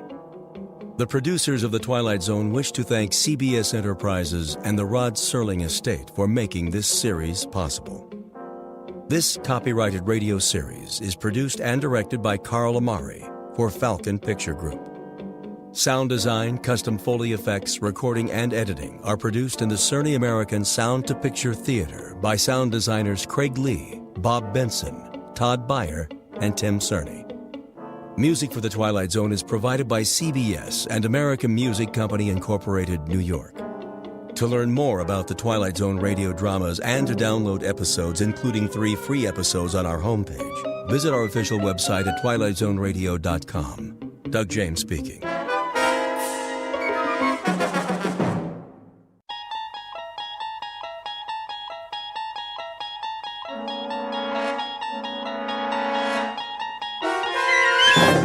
You're traveling through another dimension.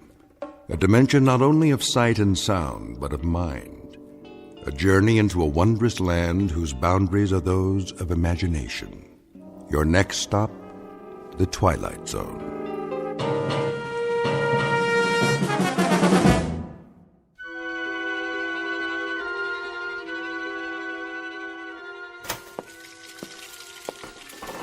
John, dear. John, your breakfast is ready. John? Didn't you hear me? I said... John? I heard you, Martha. You've worked hard, seen the good times and the hard times. What are you doing? Tying my shoes. Are you all right? Oh, yes, of course. Perhaps we should stay home. Give me a moment. And now, with the kids grown up, you're ready to retire and enjoy the good life. Shouldn't you make the most of your golden years? If you'd rather go another day. No. I'm sure they'll let us change the appointment. After waiting so long, I won't hear of it, Martha. A whole world out there, yours for the taking. A world of travel, adventure, all the things you've wanted to do. And now you have the time to do them together. Very well, then. I've made your breakfast. I'll be right there. So don't waste another minute. Call the New Life Corporation today for your illustrated brochure. The cost is surprisingly affordable for so much. Remember, this is your time in the sun. Shouldn't you make the most of it? The New Life Corporation, where we make all your dreams come true. Oh! Darling, be careful. I said... Give me a moment. Lie down. I'll bring you a tray. Martha, if you don't mind, I think I'll skip breakfast this morning. Is it the pain again? It's only angina. Nothing to worry about. But I do worry. Let me call the doctor, please. Nonsense. He's done all he can. There's no point. Oh, John. John, what are we going to do? You know as well as I, we must go. There's simply no more time. If you're sure. Of course I'm sure. Oh, John. There, it'll be all right. You'll see. And now, back to our program on the Vacation Channel, Adventure for Two in Paradise.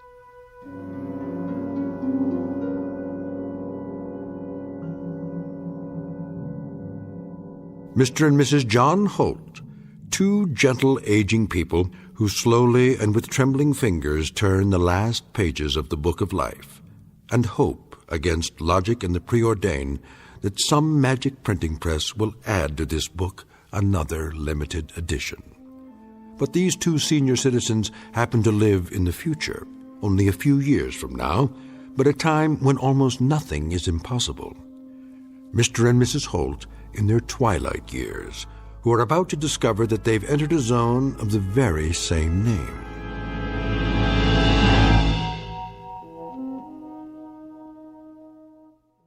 And now, The Twilight Zone and our story, The Trade-Ins, starring H.M. Wynant and Peggy Weber, with Stacy Keach as your narrator.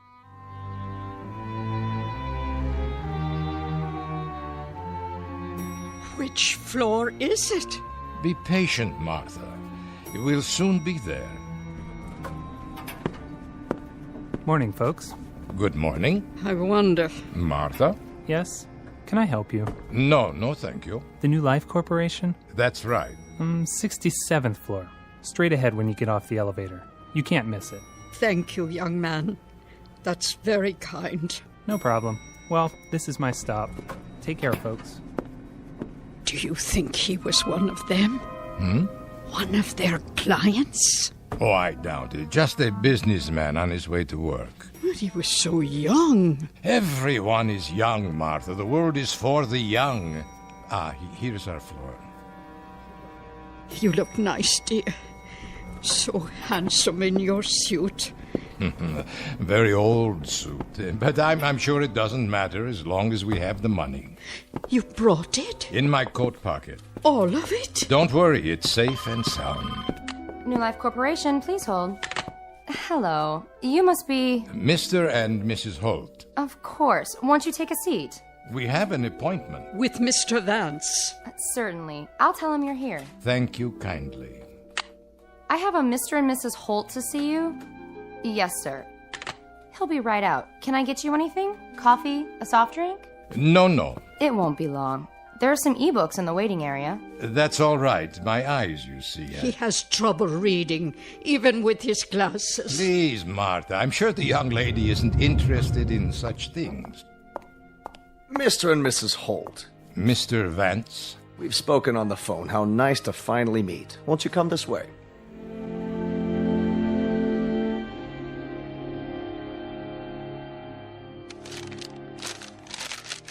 Now then, let me see. You're 79 years old, Mr. Holt? That's correct.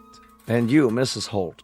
Why, this must be a misprint. It says that you're... I'm 74. No. I was 74 last May. I find that hard to believe. I sent all the records, including our medical history, if you need anything else. Everything seems to be in order. You have a history of illness, Mr. Holt. Some. More than your fair share. A great deal of illness, I'd say. From time to time. I'm so sorry to hear that. And are you in pain now, Mr. Holt? Some. He's in great pain. It's fairly constant now. Doesn't seem to let up. I see. Which is one of the reasons that the New Life Corporation exists. But surely you can't remove pain. Only a doctor, or perhaps God, could do that. Not remove, alleviate, banish. We make it a thing of the past. After a while, our clients forget even the memory of pain. I wouldn't want any more drugs. No, we don't deal in pharmaceuticals. That's the province of the medical profession. What we deal in is youth, Mr. and Mrs. Holt. We deal in a resurrected life. Our stock in trade is simply, well, some call it rebirth. An apt word, and believe me, it's no exaggeration. Could you tell us what's involved? Easily. The process is quick, merely a matter of hours, and guaranteed painless. Guaranteed? But how? Precisely. We supply synthetic bodies. Bodies that are perfect in concept, composition, construction. Physiologically and psychologically, you'll find that you're just as you are now in every way, except in a different body. A younger body, in the prime of health, both materially and emotionally close to perfection. These bodies that you speak of... We construct them ourselves on the premises using only the finest components: plastic, flesh, bone, steel. Did you say flesh? For some of the interstitial connections, we grow specialized cells for that purpose. They're permanently nourished to remain self-repairing and self-regenerating, supported by completely inert, non-corrosive materials. The wiring and circuitry are designed to duplicate the human neurological system, and the joints, such as the hip bones and knees, are almost totally invulnerable to disease or damage. So you see... How long do they... The lifespan of our units is roughly 112 years. 100? You've been married for how long? 50 years. We had our golden anniversary just 2 months ago. That's sort of the reason we finally decided to come here. Isn't it, John? A rich life. A happy life. A full one, I'm sure. I can see it in your eyes. And quite naturally, you don't want this relationship to end. Oh, it can't end. Martha is all that I've got, all I care about. Of course. Well, why don't I show you some pictures of the models we have available? No pictures. Well, they're very lifelike, all three-dimensional photography. My eyes, they aren't very good. In that case, why don't we go directly to the display cases, so you can view the finished product? May we? As long as you don't mind a brief walk. Not at all. If you'll please follow me then, the showroom is just here in the hall behind my office. Oh, it's so beautiful. Would you like to take my arm, Mrs. Holt?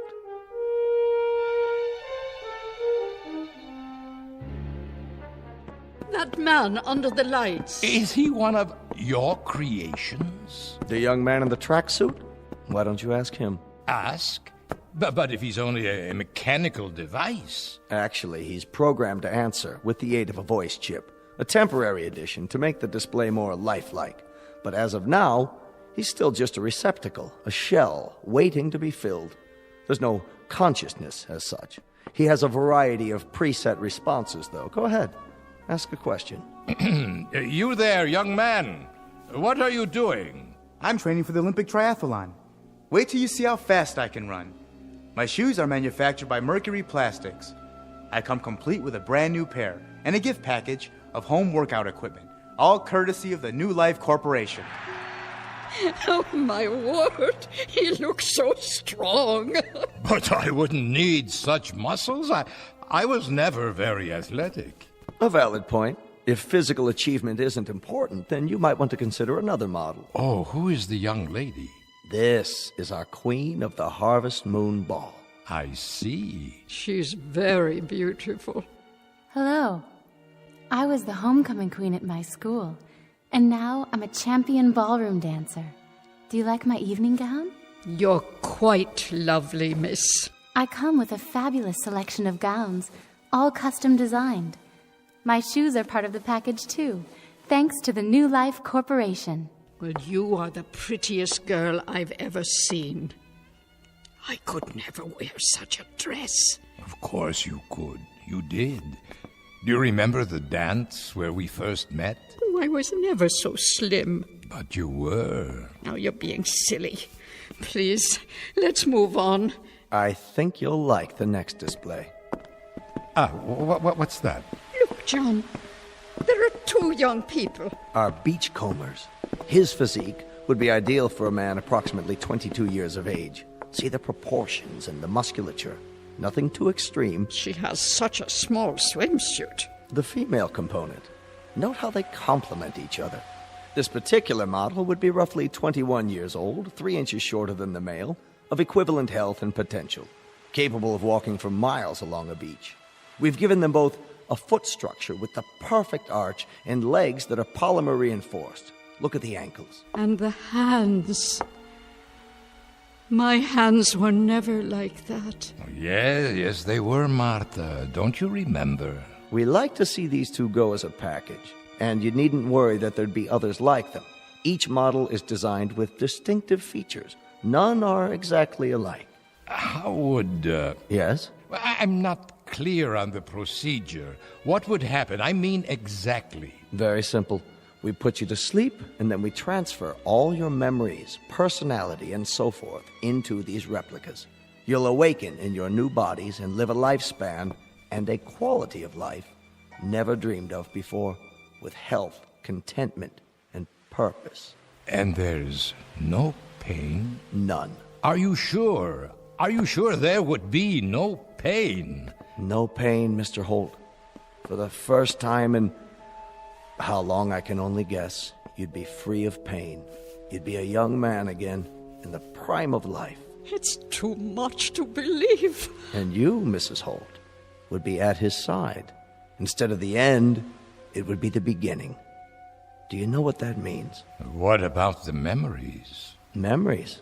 They will be transferred in full. There's no loss. But the actual moment of transfer. If a new life begins, then the old one must end. A kind of death for the mind as well as the body.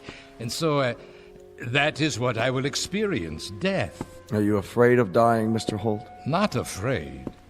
But if all that I have been comes to an end, then this rebirth, it's not something for me to know. Perhaps that's even a good thing, to go to sleep at last. Oh, there's no loss of consciousness. The continuity is seamless. What you'll experience is a sudden, dramatic change for the better. It may take some getting used to, but we have a counseling service available. The process itself is so simple, so uncomplicated, you'd really be quite amazed. Mr. Vance? Mr. Vance, you're wanted in the teleconferencing room. Would you excuse me for a moment? Yes, of course. Please, feel free to walk around, look at the other models. If you have any further questions, I'll be right back. We'll be here. John, it's like a miracle. Yes, maybe too much like a miracle.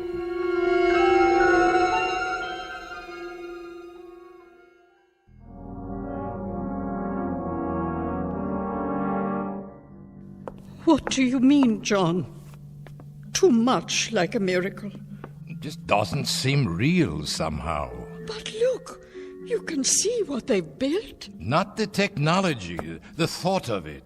To live without pain, just the thought of that and nothing else. To be young again, to have it the way it was, Martha. Oh, yes, think of it. A second chance, the two of us. Yes. We'd have it to do all over again. You think you can stand me for another entire century? For a century or 10 centuries. Mwah. Till death do us part, John. Till death do us part. I do apologize, folks. That was a call I had to take. We understand. Well, now, have you chosen? These two here. The young ones at the beach. An excellent choice. Two of the finest we have.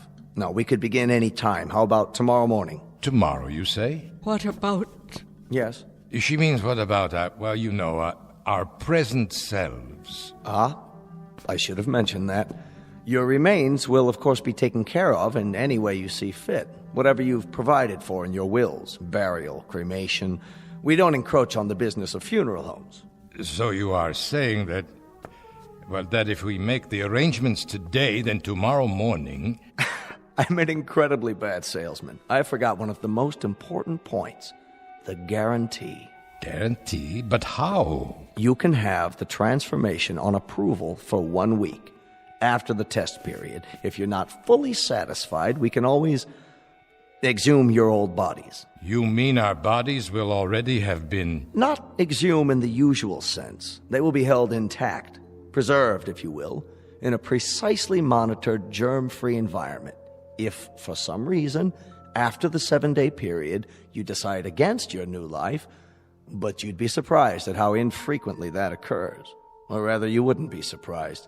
We've had better than 98% satisfaction in the 12 years we've been operating. In that case, Mr. Vance, there is only one more question. How much will it cost? There is no price given in your brochure. Why don't we go back to my office, where we can be more comfortable? It's this way. Please excuse me. I think we'd better find out now. What is the price? The entire procedure, and that includes the guarantee and all services connected with the transfer, would be $25 per person. 25,000. So for the two of you, it would be only $50,000. That's correct. Quite reasonable, considering that there's nothing else like this on the market. By prorating it, Mr. Holt, in other words, figuring it on a basis of cost per year, I might say it's ridiculously low. I mean, $25,000 per 100 years of lifespan. Well, you can see how very economical it is. We've got nearly $25,000 in this envelope, Mr. Vance. We allow a 5% discount on multiples if they're purchased at the same time. The extended warranty is extra, but if I do say so, it's only prudent to... The $25,000 is all we have. Can we make a partial payment? Partial? Well, we could pay this much in cash and then charge the rest. I'd be able to work again. You can take it out of my salary as much as you want until the balance is paid. I'm sorry, Mr. Holt, but my hands are tied. Government regulations prohibit any extension of credit in these matters. The transaction must be in cash. But that's all we have. It's all we have in the world. We've been saving and saving it. Why, We've done without practically everything. The doctor bills ate up almost all of our retirement account, but this money, this is pennies, nickels and dimes. Sometimes it was only one meal a day. No vacations, it was no movies, no going out for months. It was my wife wearing the same coat for years, the same dress over and over. I'm sorry, Mr. Holt. Believe me, I am. But these are the rules I have to follow. They don't allow me any leeway. There is, of course, one alternative. And what is that? We could perform the transference for just one of you. Yes. Yes, that's the way it should be. No. You have it done, John. Use the money for yourself and have it done. And I can wait. That's not possible. But I wouldn't mind waiting. Not in the least. No, Martha. It's out of the question. I couldn't do that, Mr. Vance. Are you married? No, I'm not. Then perhaps you can't understand, but I'm afraid it would have to be the both of us or neither of us. We cannot be separated. We have to be together. One is no good without the other. Of course. I understand. Perhaps some other time. I remember that poem by Browning. Grow old along with me. The best is yet to come. The last of life for which the first was made. Give me your hand, Martha. I'm all right. Give it to me, so I can kiss it. Don't worry, Martha. I'll find a way.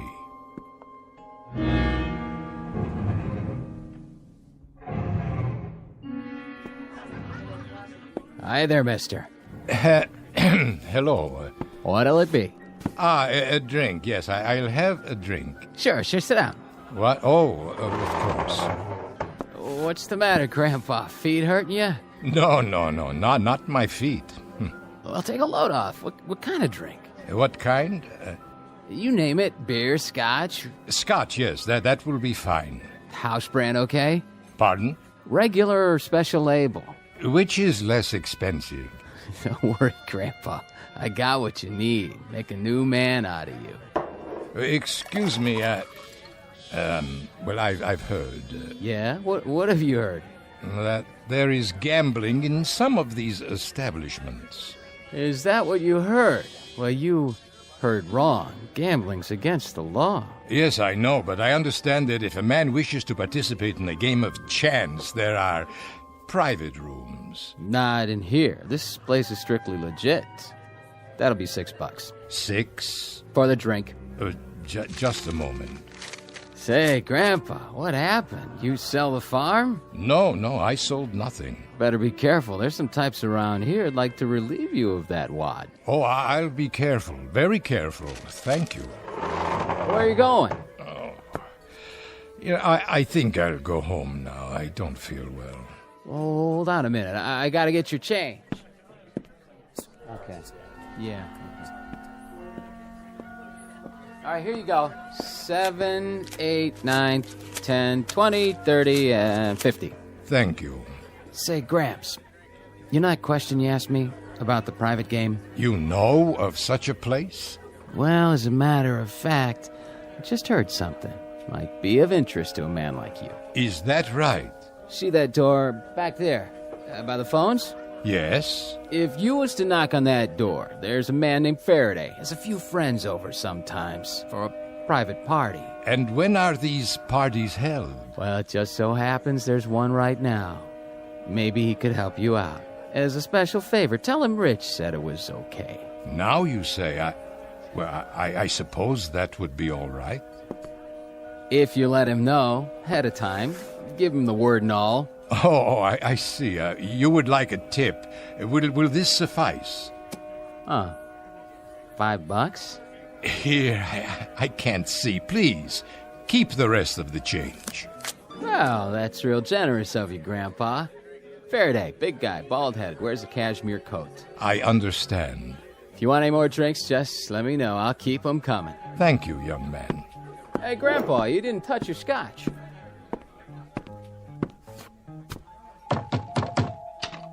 Yeah? Mr. Faraday, please? Nobody by that name. But the bartender, he told me. Which bartender? I believe his name is Rich. Wait here. This is the guy. Uh-huh. Are you Mr. Faraday? What do you want, Pop? I'm told that I can gamble here. Gamble, huh? Well, that might be arranged. If you have something to back it up. You got a bankroll? Yes, it's all here. Yeah, it looks like you do. Horse come in? No, sir, I'm not much for gambling. Is it enough? Why don't you step inside? If it's all right. Place your bets. Insurance. Here we go, down the derby. What's your pleasure? Dice, poker, red dog? I don't know very many games. I used to play a little poker. Did you now? When I was younger. Well, what do you know? There just happens to be a game open. There does? We got a chair for you right over here. Are you sure you don't mind? Oh, don't worry about it. Come on, Pop. Have a seat. There you go. We have a new player, gentlemen. Let the games begin.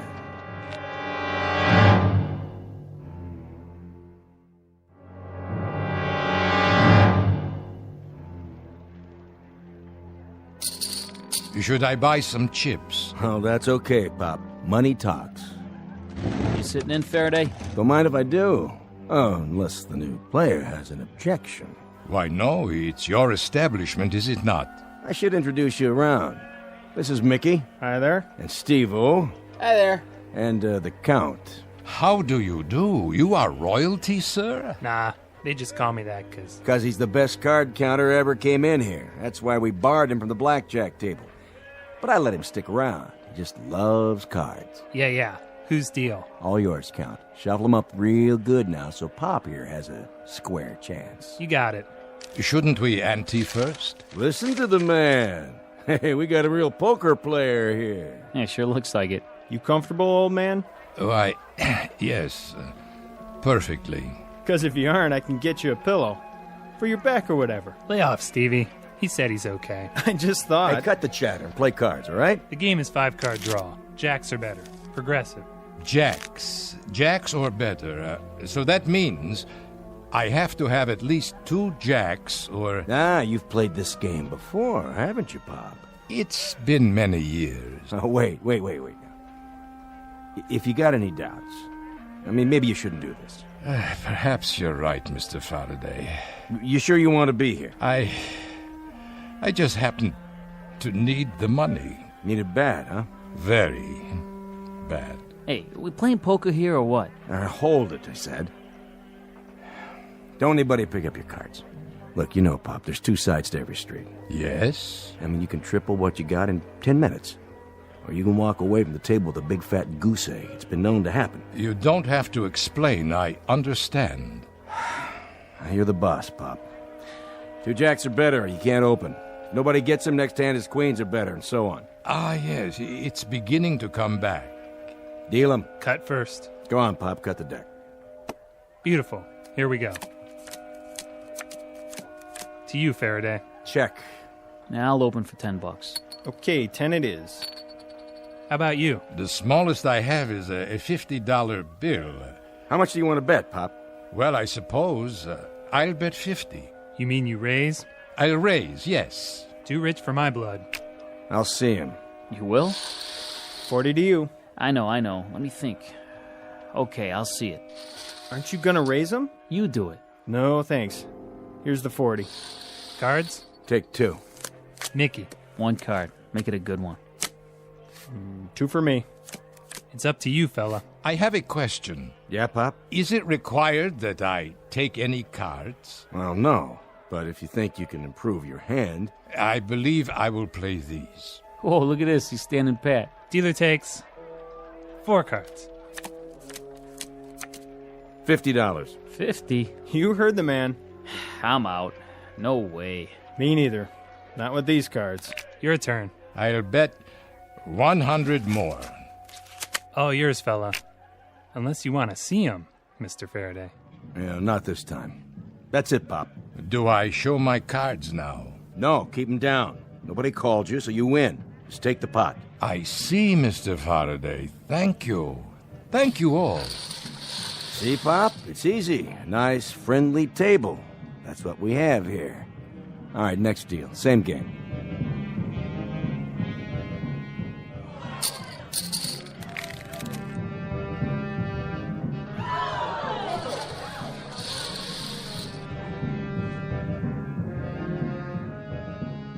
To you, old man. You in or out? How much? 1 to call. 1. Yeah, 1,000 more. Unless you want to raise. I can't raise. I only have $1,000 left. Yeah, we know. Then Oh. You sick, Pop? I'm all right. No, you're not. It's between you and the old guy, Faraday. Excuse me for a moment. You're pretty bad off, aren't you? Long time? The last several years. I'm about to clean you out. You know that, don't you? I'm sorry to hold up the game. I'll feel better in a minute. Why do you need the money, Pop? It doesn't matter now. No. Go ahead. I'm interested. My wife, Martha, and I wanted new bodies. It cost $50,000. I only had half of it, but I botched it up. I'm no good at this. I'm no good at anything anymore. Just a tired, sick old man who can't walk to the corner without swallowing a pill, who leans on his wife when he takes 3 steps. Just a tired, sick old man, not worth anything to anybody. I wanted to be young again. I wanted to be strong. I wanted to begin all over. I wanted to wake up one morning and get out of bed and not feel pain. That's all. You're raised, Pop. Then I call you. Look at that pot. Must be 20 grand. 25. Show him what you got. Read him and weep, old man. Pop first. I have these. 3 big ones. Kings. At least he hit something this time. Are you able to beat that, Mr. Faraday? Nope. You don't mean it. Be my guest. Game's over, Pop. You walk away. You came with 25, you leave with 25. Then I still have enough for 1. Martha will understand. I can't help it. I can't live like this, not with the pain. She'll understand. I don't have any choice. I don't have any choice at all. Go on, Pop. Get out of here. Yes, thank you. Thank you all, gentlemen, very much. What are you doing, Faraday? You know you had him beat. Let me see. Just like I thought. 3 aces. Why'd you let him walk away? I'm not sure. But look at it this way. I'm even. We're all even. There'll be other games. Plenty of other games. Only not for him.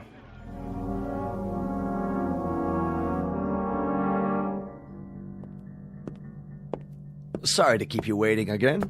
Martha. It's all right, dear. I understand. Do you? I told you before. You should be the one. This is the way it should be. Forgive me, Martha, please. Please forgive me. It was just I can't stand the pain anymore. Of course you can. Mr. Vance, John is ready now. Go ahead, my dear. They're waiting for you. Are you, Mr. Holt? Are you ready? Yes, I'm ready. Martha, I'll be waiting for you, my darling. Mwah.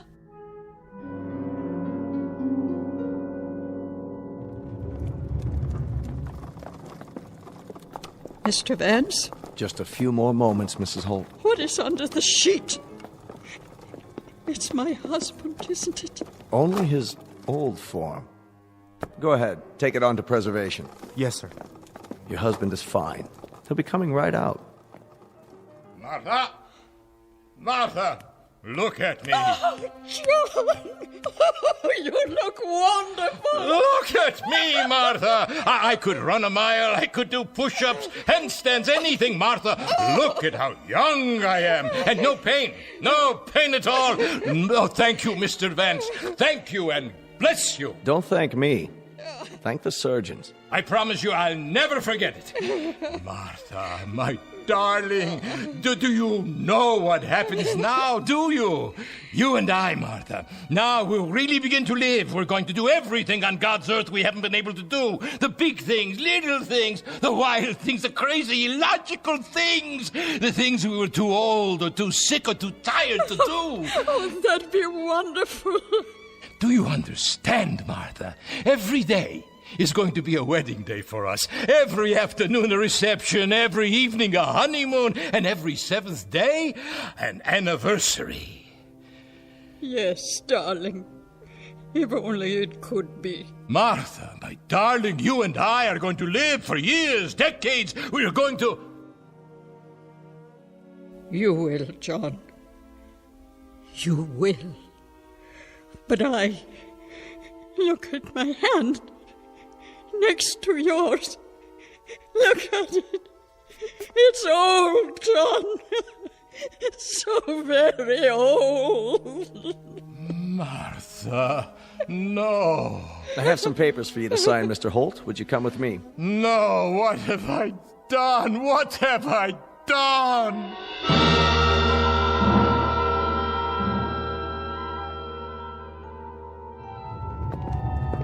You can carry it back to the display now. Right, sir. The beach scene? That's correct, just as it was with the other. My husband. He's waiting for you, Mrs. Holt. Where? Through there, in my office. John. Martha. There you are. There is my husband again.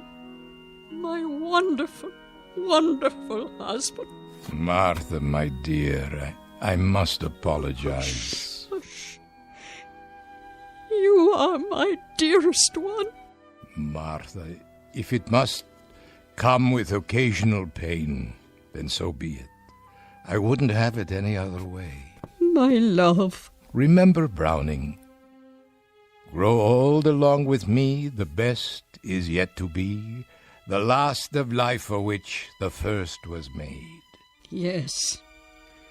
Our times are in his hand, who saith, a whole I plan. Youth shows but half. Trust God. See all. Be not afraid. I'm not afraid. You know, John. Nor am I.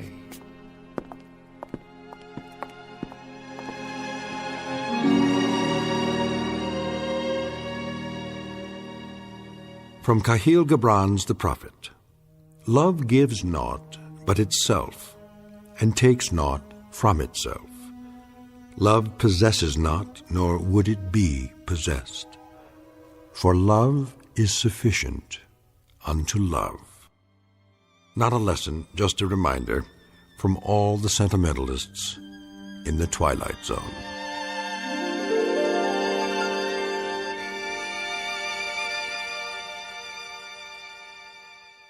More from the Twilight Zone after this.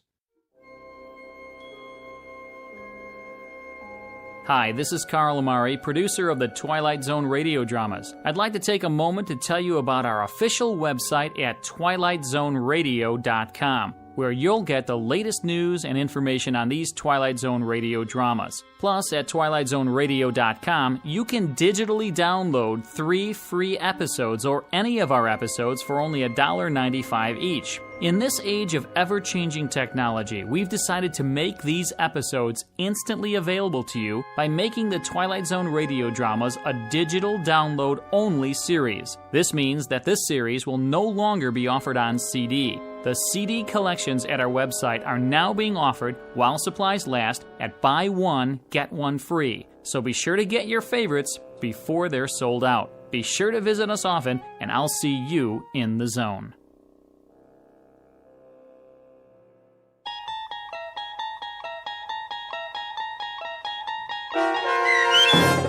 The Trade-In, starring H.M. Wynant and Peggy Weber, with Stacy Keach as your narrator, was adapted for radio by Dennis Etchison and based on a script by Rod Serling.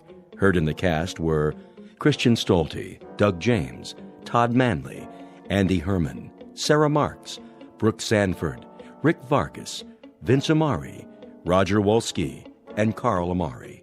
To learn more about the Twilight Zone radio dramas and to obtain audio cassettes and CDs of these programs, visit our website at twilightzoneradio.com.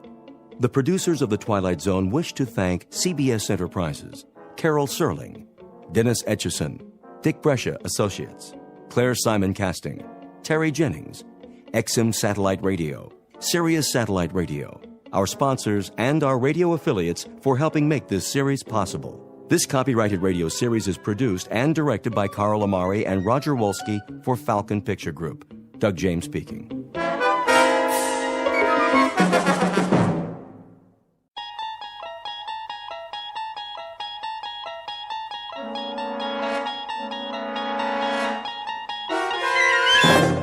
You unlock this door with the key of imagination.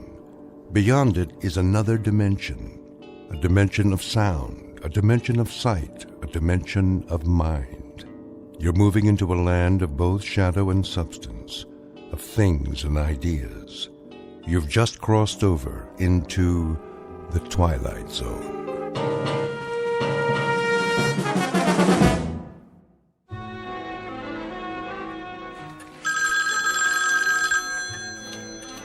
Roswell G. Flemington Model Ship Company. I'll check. Please hold.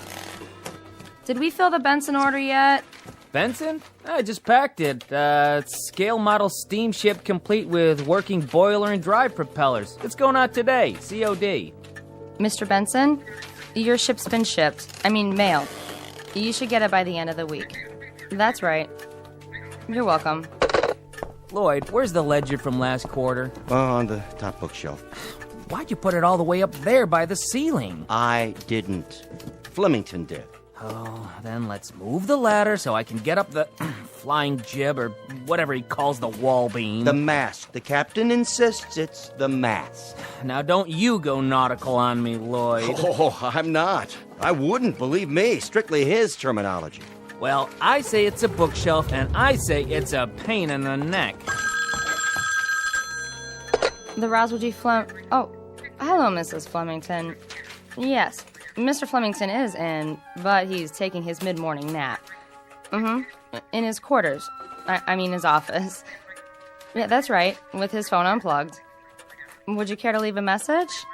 Okay, I see. I'll tell him.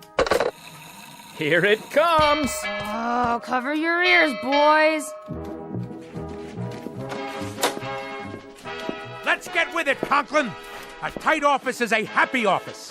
Idle hands make for an unproductive poop deck. Yes, sir. What are you doing, Miss Abernathy? Just putting on my lipstick, sir. That is, Captain. Belay that! Extraneous activity is nothing more nor less than sloppy seamanship, in a manner of speaking. You there! Fenstmacher! Aye, aye. Keep an even keel, in a manner of speaking. Let's keep an even keel here, man.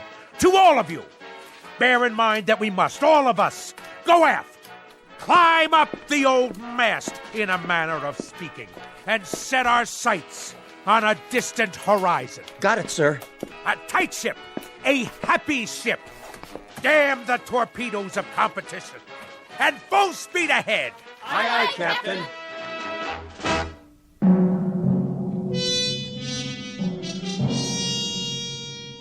This is Roswell G. Flemington. 220 pounds of gristle, lung tissue, and sound decibels. He is, as you may have perceived, a noisy man, one of a breed who substitute volume for substance, sound for significance, and shouting to cover up the readily apparent phenomenon that he is nothing more than an overweight and aging perennial sea scout, whose noise-making is in inverse ratio to his competence and character. But soon our would-be admiral of the fleet will embark on another voyage, this one in an uncharted and twisting course, headed for a distant port called the Twilight Zone.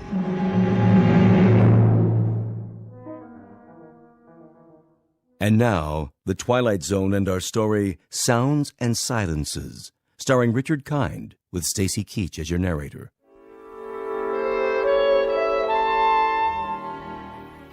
Ah, clear skies, visibility unlimited. And now, for something a bit more bracing. You may enter. I forgot to tell you, sir. Yes? What? Speak up. I forgot to tell you that your wife called. Oh, she did she? Yes, a little while ago. She's on the phone again now. Would you like to take the call? Oh, I suppose so. See how the home fires are burning. What's that? I said I'll plug in the extension. Yes, sir. Here, madam. Yes? Yes? What noise? Oh, well, it's a most excellent recording, actually. Flight sounds of aircraft leaving the carrier Hornet. No, I can't turn it down. It has to be heard at realistic levels. Speak up! What is your request?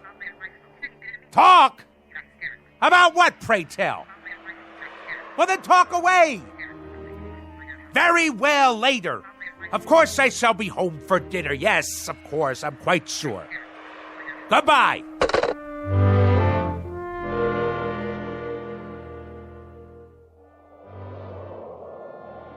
Naval aircraft, I presume. Someone should fire a volley at his starboard side. Ugh, no shooting, please. My ears are ringing already. If you ask me, I'd say Captain Bligh is a few hours away from a mutiny. He'll have to walk the plank. Old fat boy? Where would you find a plank big enough to hold him?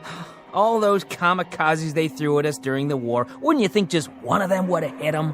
One of these days, all that noise is gonna come back and bite him. I just hope I'm around to see it happen.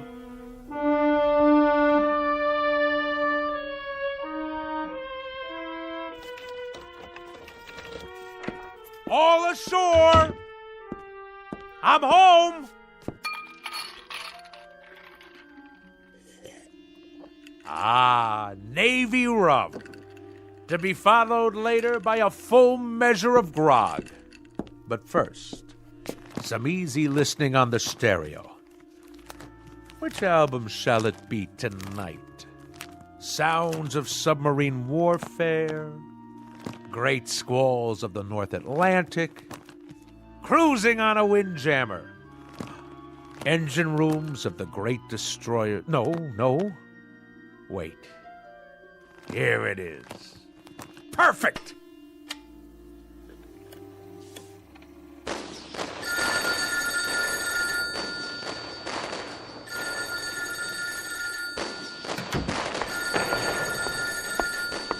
Yes?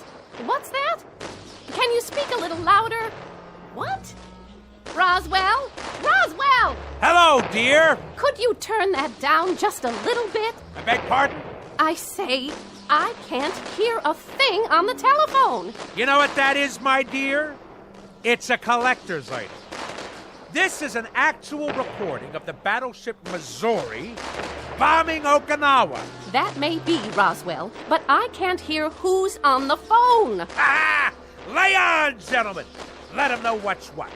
Fire at will. And by the good Lord Harry, we'll show him how a man's Navy treats aggression. Who did you say is calling? Who? Just a minute. I'm afraid you'll have to call back.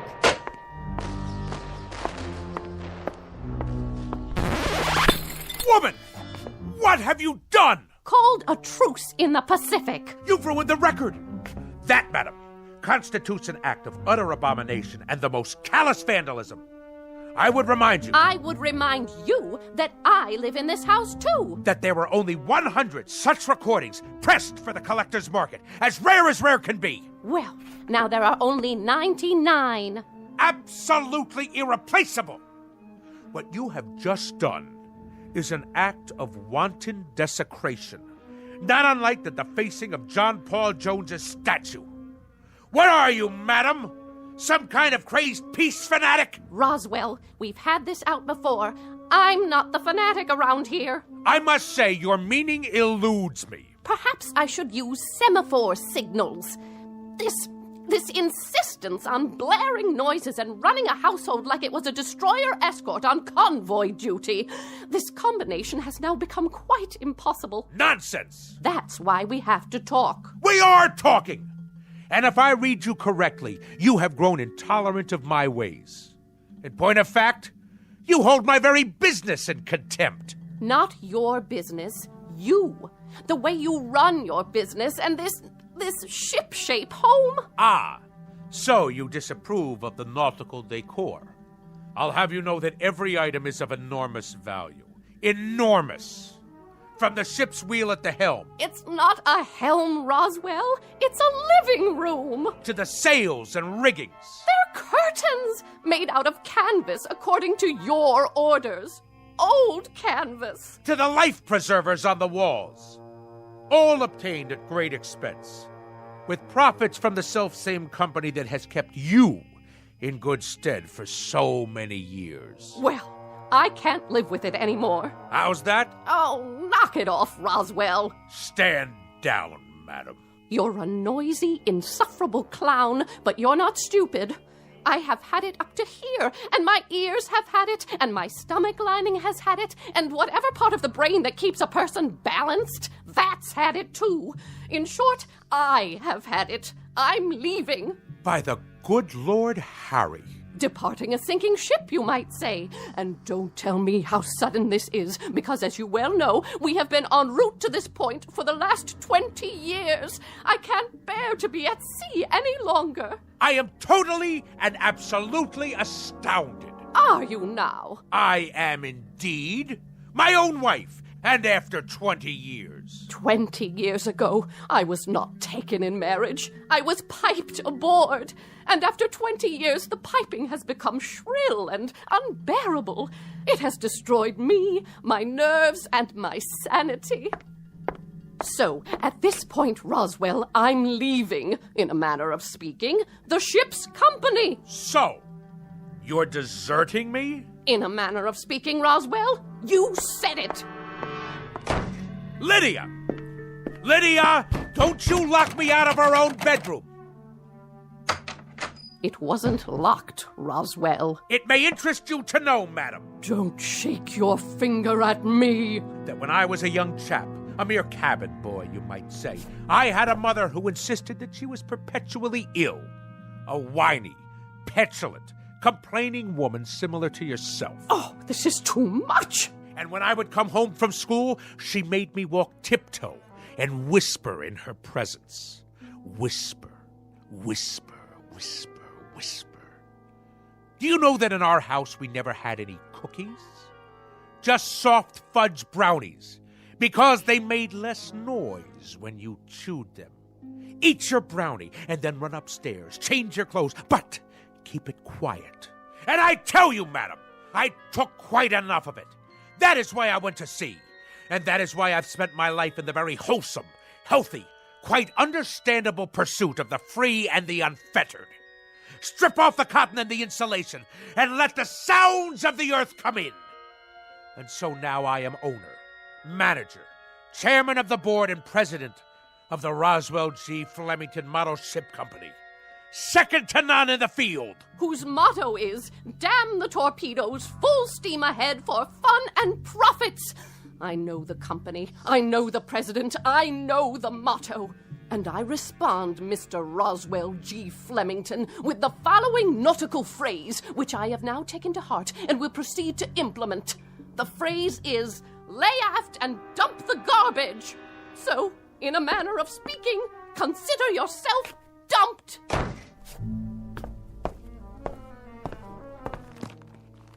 Sounds of a three-masted schooner in the South Pacific. Perfect. Good riddance, madam. If the truth be known, I have never liked you. I have simply suffered your presence. If there is one thing that sticks in my craw, that thing is a landlubber. So, madam, in a manner of speaking, get ashore. Do you hear me? Get ashore now!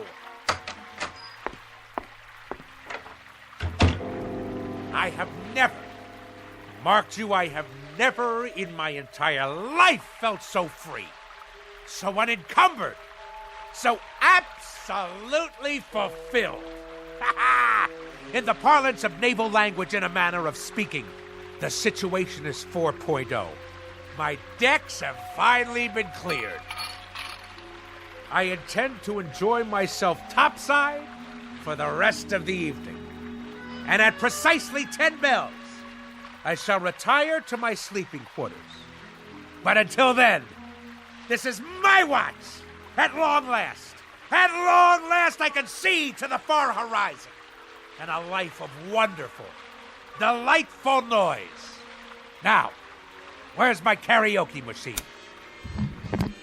Anchors away, my lad! Anchors away!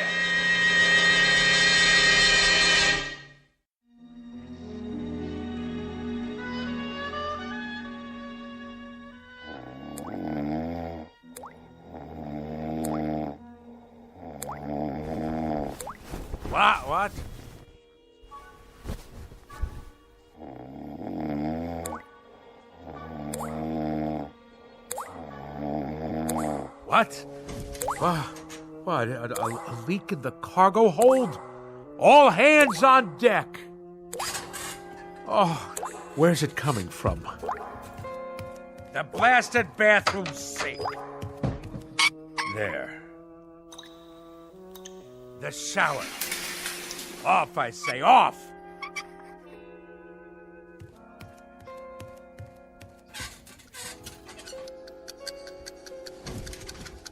How do you turn off this wretched alarm clock? Oh, my decks seem to be, in a matter of speaking, listing a bit. Where are my Navy cut cigarettes?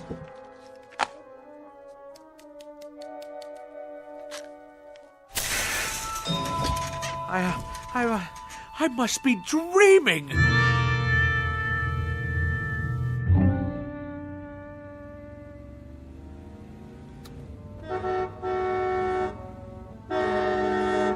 Go around! Pass, you imbecile! That's right! Run the red light! No noise laws in the city at all anymore. Any rattletrap is permitted on the streets. At last, my turn to make my way through the flotsam and jetsam.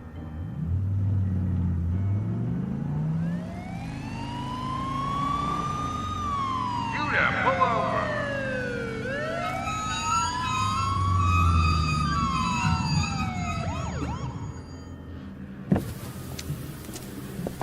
License and registration. Certainly, officer. Happy to oblige. My duty is a civilian. Here you are. Mr. Flemington? Roswell G. Flemington, of the Flemington Model Ship Company. Perhaps you've heard of us. Purveyors of the finest in maritime collectibles. A Navy man, are you? Coast Guard? Merchant Marine? Something wrong with your car? Why, no. No, not at all, thank the good Lord Harry. Now, this boat has kept me afloat for many years now. Hydromatic V8 with overdrive. Though the engine seems to produce a most curious sound this morning. Like a motorboat every time I step on the gas. No, it's more like a tug, I should say.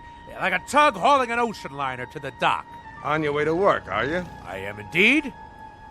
And if you wish to cite me for speeding, you'll have difficulty proving it in court. A great deal of difficulty. At no time have I exceeded 15 knots. Point of fact, that's an impossibility. Considering the sounds of strain emitted by this engine. I didn't stop you for speeding, sir. Oh, good. Well, I'll be on my way. I stopped you because you were going so slow. You did? Oh, I see. Well, then that's all very well, then. Why are you driving so far under the speed limit? Why? It's as I said. This craft obviously has a few bolts loose somewhere. I tell you, I've never heard such a racket from the engine room. Then I'd suggest you take her into port somewhere. There's a gas station on the next block. They do repairs. But frankly, sir, the car sounded just fine to me. A real classic. You got a cherry piece of Detroit iron here. Lots of horses under the hood, huh? Anyway, try to keep up with the flow of traffic, would you, Mr. Flemington? Good day to you.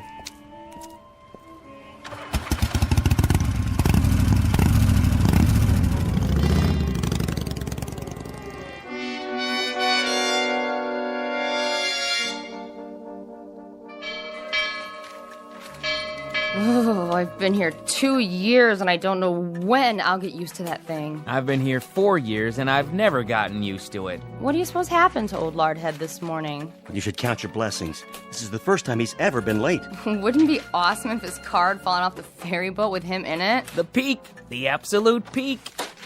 Thus endeth the dream. Good morning, Mr. Flem. That's the first time he's walked in without telling me that the smoking lamp was not lit and we had to move full speed ahead toward the shores of prosperity. Maybe he's sick. Something incurable, like barnacles on the brain. That's very odd. That's very, very odd. I've been here 10 years, and that's the first time he's ever looked frightened.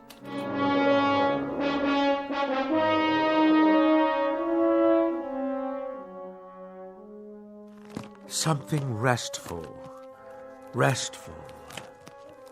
Actual sounds of Hawaiian outrigger canoes. Yes. Yes.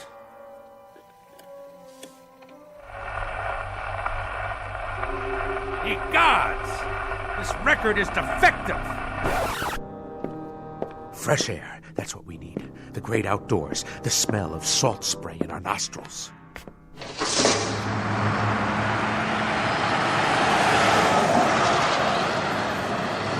Blow me down.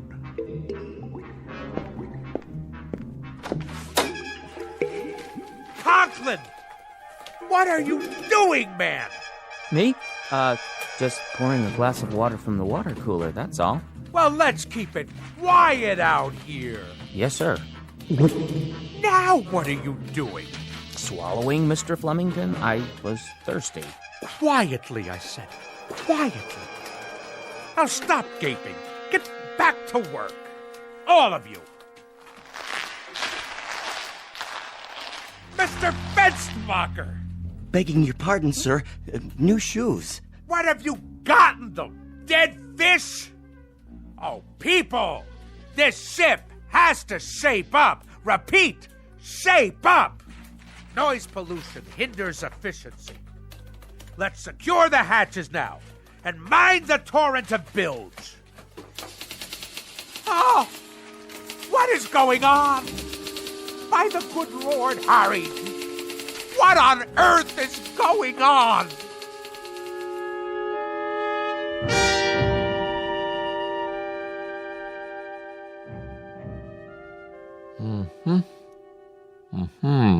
Well? Nothing abnormal that I can see, Mr. Flemington. No excess wax, no obstruction of any kind in the inner or outer ear. You mean no sign of infection? Nothing at all? Not even inflammation. Candor dictates that I tell you, Doctor, that as a ship surgeon, you're a wash. You wouldn't make cabin boy, in a manner of speaking. I take it, Mr. Flemington, that you expected me to find something wrong with you. I told you the symptoms, haven't I? You have. An apparent auditory distortion. Apparent? Shoes that sound like pipe organs played underwater? A leaky faucet sounds like barrels over Niagara Falls. And I wish you could have seen me cross 48th and 6th today. The traffic noises nearly keel-hauled me. It was considerably more than a distortion. I don't know what to say without any outward signs. Well, I know what to say. Now hear this, Doctor. There is obviously something askew in my crow's nest, in a manner of speaking.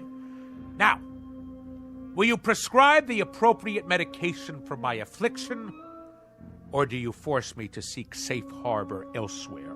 Frankly, Mr. Flemington, I think consulting another physician might be a practical idea. Extremely practical. Very well, then. But if you had a modicum of professional ethics, you would have given me this advice before going through the motions of a perfunctory examination. As it is, I'll now be done for your bill as well as another ear specialist's. Mr. Flemington, I wasn't going to recommend another ear specialist. I had in mind, well, perhaps some psychiatric help. A psychiatrist, huh? I will make a presumption that you are being humorous. It is that charitable outlook that saves your being called to account, sir. The soundest recommendation I can make under the circumstances. I can assure you, Doctor, and I use the term loosely, that there are few people today on land or sea who are as sane as I am. I bid you good day. Good day to you, and good luck. Oh, what is that hideous sound? Oh, I'm merely making a few notes on your chart, see? Nothing to be afraid of. An ordinary number 2 pencil, that's all. Oh! Oh!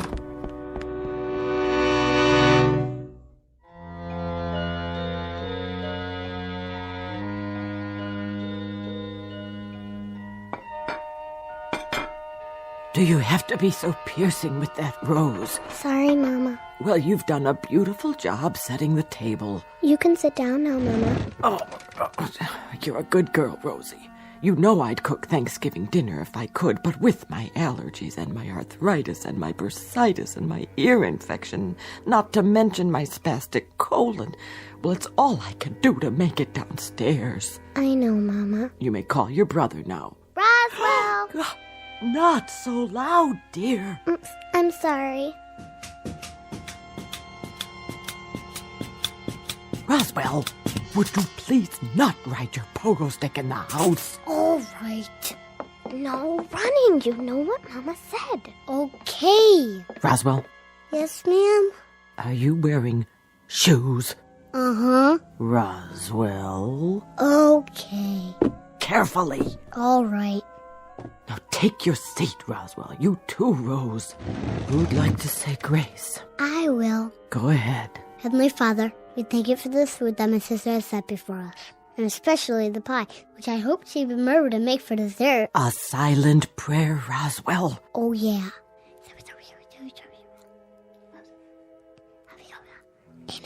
Pass the mashed potatoes, please. Yes, Mama. And the cranberry sauce, and the yams, and the creamed corn, and the creamed spinach, and the tofu. Can I carve the turkey? Oh, there's no need. This year we boiled it till it's so tender it slides right off the bone. So much nicer without all that hacking and sawing. Doesn't it look scrumptious? Yeah. Here, have a roll, Roswell. Thanks. Hey, how come it's so soft? Rosie only put them in the oven for a minute so they wouldn't be too crunchy. Easier on the nerves. Did you make the pie? Tapioca, but there's lots of whipped cream. Grab hold. What's that? A wishbone. Grab hold and pull. I don't know. Go on. What are you children doing? And what's that in your hand? Oh, my heart. You gave me such a fright. I'd better lie down.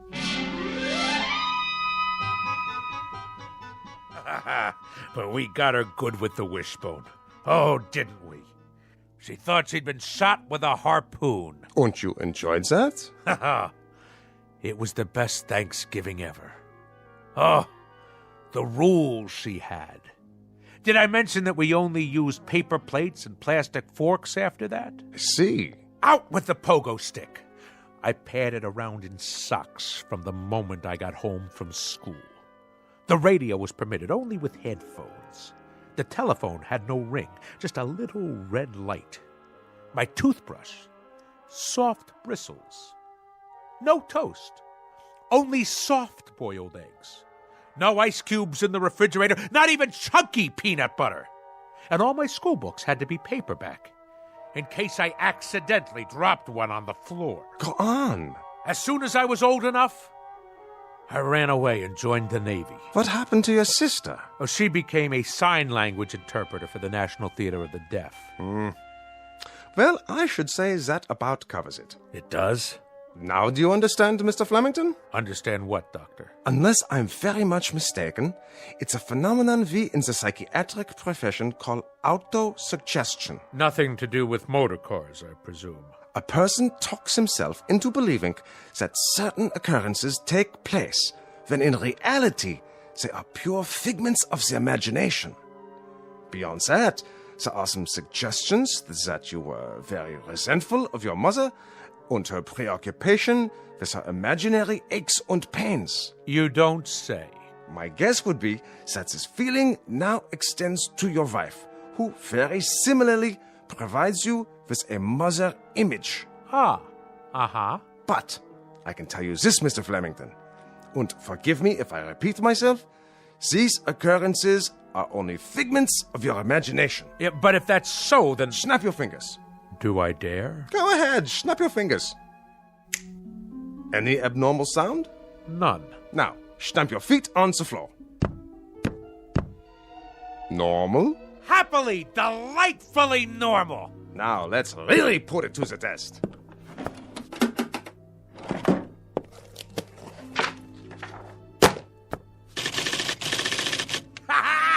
You've cured me, Doctor!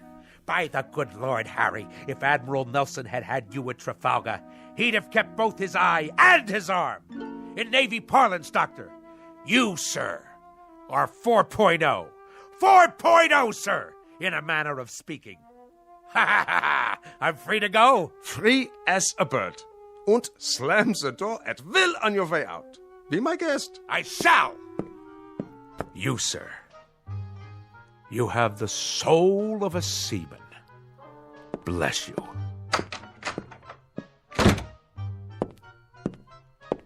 Any more patients today? No, Doctor, that was the last one. Praise Freud. Why do I get all the nutcases?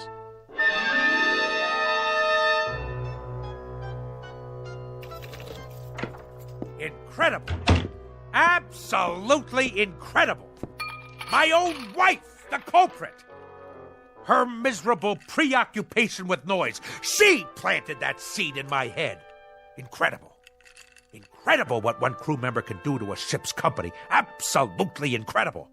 And the whole thing. Mind over matter. Land ho! You are not welcome on this particular quarterdeck, madam. Nor shall I stay here, Admiral. I forgot some of my things. I came to retrieve same, and now, whether you pipe me ashore or not, that's precisely where I'm headed. I might add, madam, that despite all your efforts to capsize this worthy vessel, in a manner of speaking, against the rocks and shoals of petulance and pettiness, this ship remains tight. Your efforts have been both worthless and wasteful. Horatio, old pal, let the following be my final comments. You are an overgrown sailor boy with an undermanned head. You are full of such neuroses that I wonder how you haven't cracked before this. Belay that! Belay that, woman! It just so happens that I have had a psychiatric evaluation. And if there is anything wrong with me, it is you. Furthermore, madam, the whole business is simply mind over matter. Absolutely and totally. Do you know what I can do? I can shut you off. I am a man of such incredible will that I can shut you off. Go ahead! Yell at me. Yell! Because even at this moment, I am in the process of exercising mind over matter. I am shutting you completely out. Flemington, I wonder about you. I wonder why no one has committed you. I really do. Ha! See? See? I have shut you off. Go ahead. Talk all you like. Really, Roswell, you need help. You really do need help. Mind over matter. I want to shut her out. I simply shut her out. Now, let's see. What'll I listen to tonight? Anchors Aweigh? The Midshipman's March? Actual sounds of a Japanese destroyer exploding in the Pacific, complete with boiler hissings, fantail cracking, and smokestack blowing apart. Ha-ha! Only great, huh? Better prepare yourselves, neighbors. This one will galvanize you in the proper manner.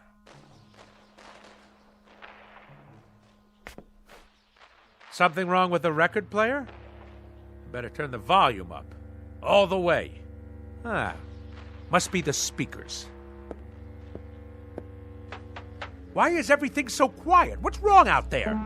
I can't hear the city. Hey out there!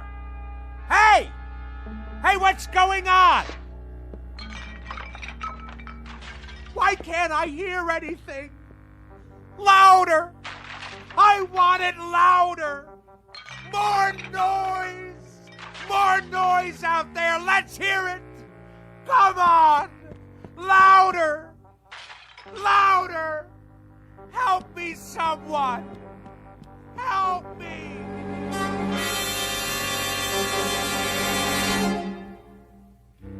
When last heard from, Mr. Roswell G. Flemington was in a sanitarium, pleading with the medical staff to make some noise, any kind of noise. They, of course, believed the case to be a rather tragic aberration, a man's mind coming inexplicably unhinged. And for this, they'll give him pills, therapy, rest, and lots of peace and quiet. Little do they realize that all Mr. Flemington is suffering from is a case of poetic justice. Tonight's tale of sounds and silences from the Twilight Zone. More from the Twilight Zone after this. Hi, this is Carl Amari, producer of the Twilight Zone radio dramas. I'd like to take a moment to tell you about our official website at twilightzoneradio.com, where you'll get the latest news and information on these Twilight Zone radio dramas. Plus, at twilightzoneradio.com, you can digitally download 3 free episodes or any of our episodes for only $1.95 each. In this age of ever-changing technology, we've decided to make these episodes instantly available to you by making the Twilight Zone radio dramas a digital download-only series. This means that this series will no longer be offered on CD. The CD collections at our website are now being offered while supplies last at buy one, get one free. So be sure to get your favorites before they're sold out. Be sure to visit us often, and I'll see you in the zone.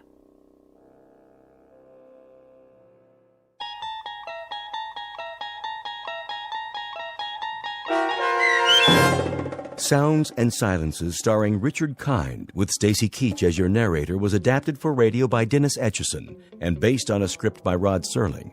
Heard in the cast were Maggie Carney, David Darlow, Richard Shavsden, Peggy Roeder, Sarah Marks, Carl Amari, Doug James, C.J. Amari, James Schneider, and Amanda Amari.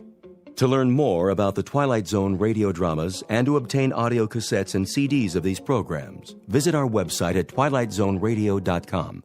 The producers of The Twilight Zone wish to thank CBS Enterprises, Carol Serling, Dennis Etchison, Dick Brescia Associates, Claire Simon Casting, Terry Jennings, XM Satellite Radio, the American Forces Radio and Television Service, Sirius Satellite Radio, our sponsors, and our radio affiliates for helping make this series possible. This copyrighted radio series is produced and directed by Carl Amari and Roger Wolski for Falcon Picture Group.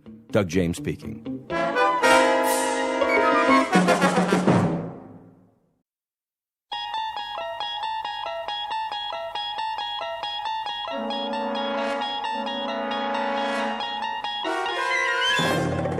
You unlock this door with the key of imagination. Beyond it is another dimension, a dimension of sound, a dimension of sight, a dimension of mind. You're moving into a land of both shadow and substance, of things and ideas.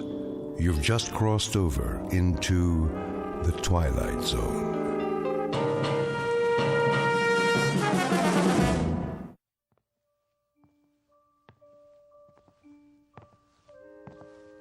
Come on, Mac.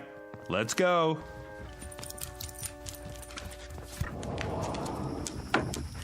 Out in the backyard. You got plenty of water, big guy. What's the matter? Something out there? Hey, maybe it's a squirrel. Nothing you can't handle. See you in the morning, big guy.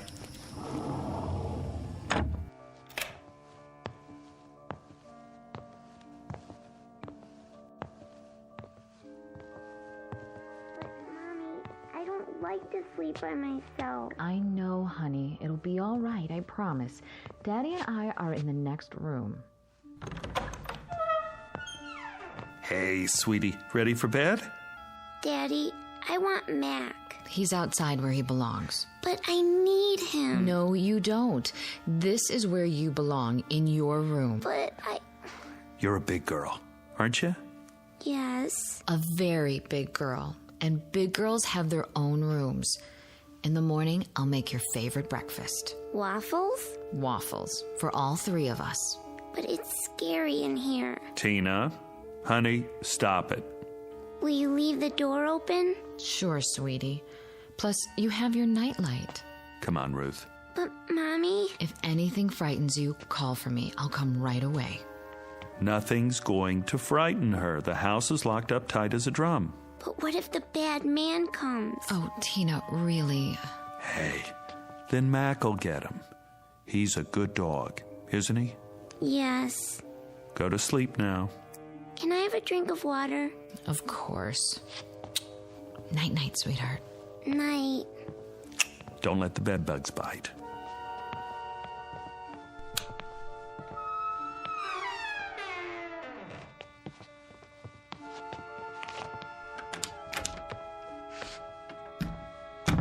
She's been scared of her own shadow lately. Yeah, separation anxiety.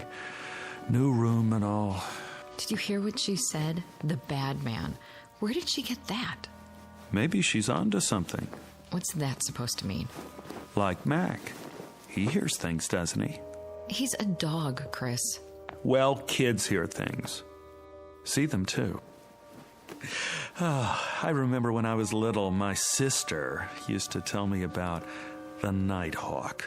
The what? That's a good question. I never did find out. But she'd say, the Nighthawk's gonna get you. Kept me on my toes. What a mean sister. Maybe she was just looking out for me. I thought I saw all sorts of things. Face in the window, something in the yard. You would. Just the same, maybe there are things we can't see. Just kids and animals. That's enough, Chris. Like when Mac hears a squirrel or smells another dog down the street, but we can't because we don't have the senses. Next, you're going to tell me that there is a bad man. I didn't say that. Now I won't sleep a wink. That's not what I mean. Oh, what do you mean? Nothing. I don't know what I'm talking about. No, you don't. Come to bed. Sorry. You should have been a science fiction writer. Visible world. Nice. Makes me feel all safe and secure. I said I'm sorry. Well, this is the real world. Remember that. I'm turning out the light.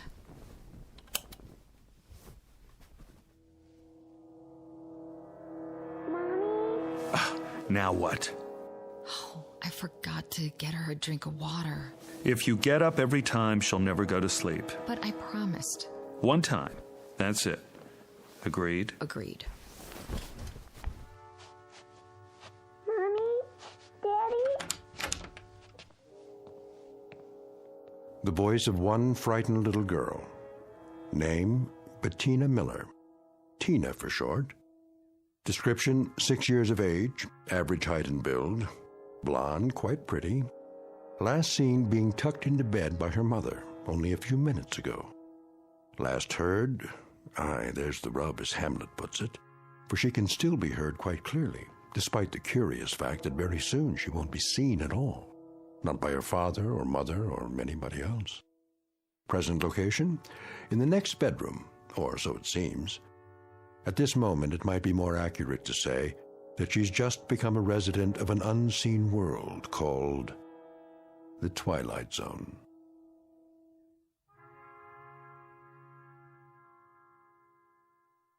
And now, The Twilight Zone and our story, Little Girl Lost, starring Stephen Tobolowsky, with Stacy Keach as your narrator. Chris? Not again. But she sounds so scared. Yeah.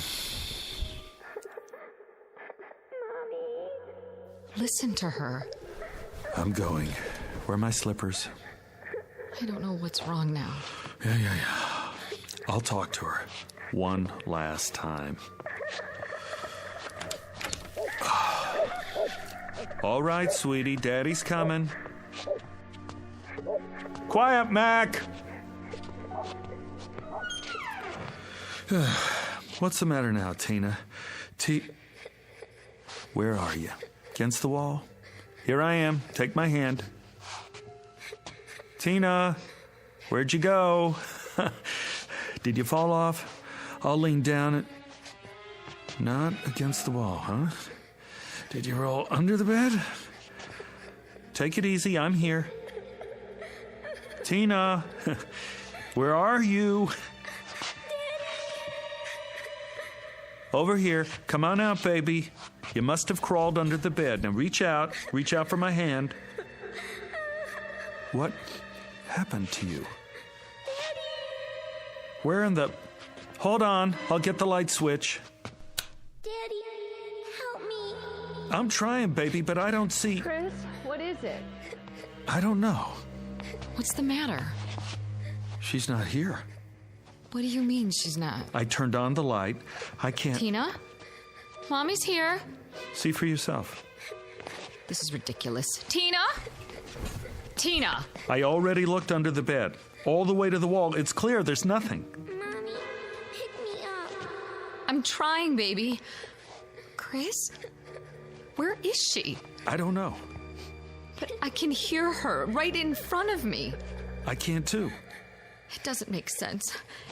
I'm looking under the bed. The floor's clear. It's absolutely empty. I don't see anything. Honey, I don't know what to tell you. What are we gonna do? Quiet, Mac! Listen, what's happening to her? Where is she? I'm tired, Mommy. Going to sleep now.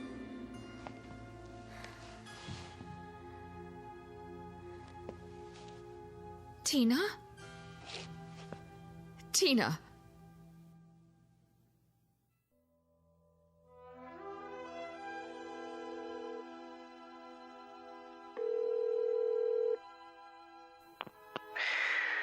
Hello?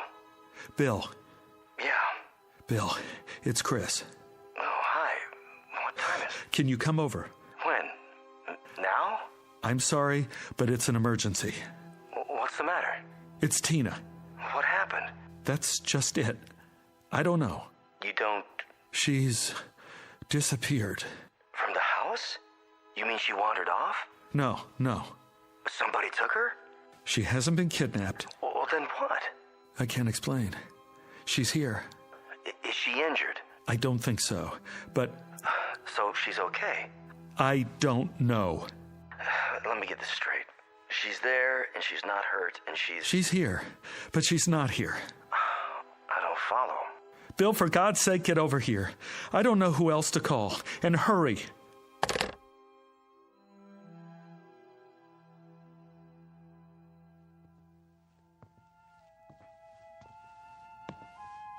She's still asleep. That's what it sounds like. Ruth, stand up. Shouldn't we wake her? I called Bill. Bill? He's coming over. He's a physicist. Maybe he can... What do we need a physicist for? It's all I could think of. Shouldn't we call 911? And tell them what? That our daughter rolled off the bed and now we can hear her, but we can't see her. Oh, God. Where is she, Chris? Where is she? I'm gonna look under the house. Under the house? Why? There's no hole in the floor, is there? Not that I could see. Oh, I better let Mac in. He's gonna wake up the whole neighborhood. Sit on the edge of the bed. Wait here for me. Get the flashlight. It's in the kitchen. Right.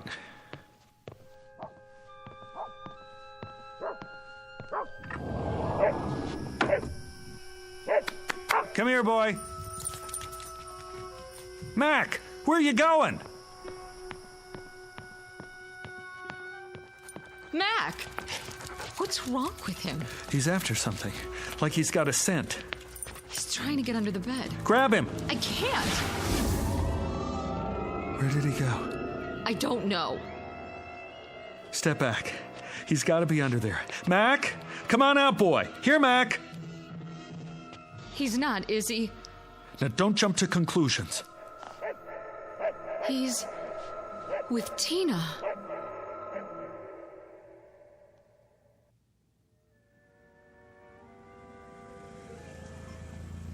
Oh, he's here.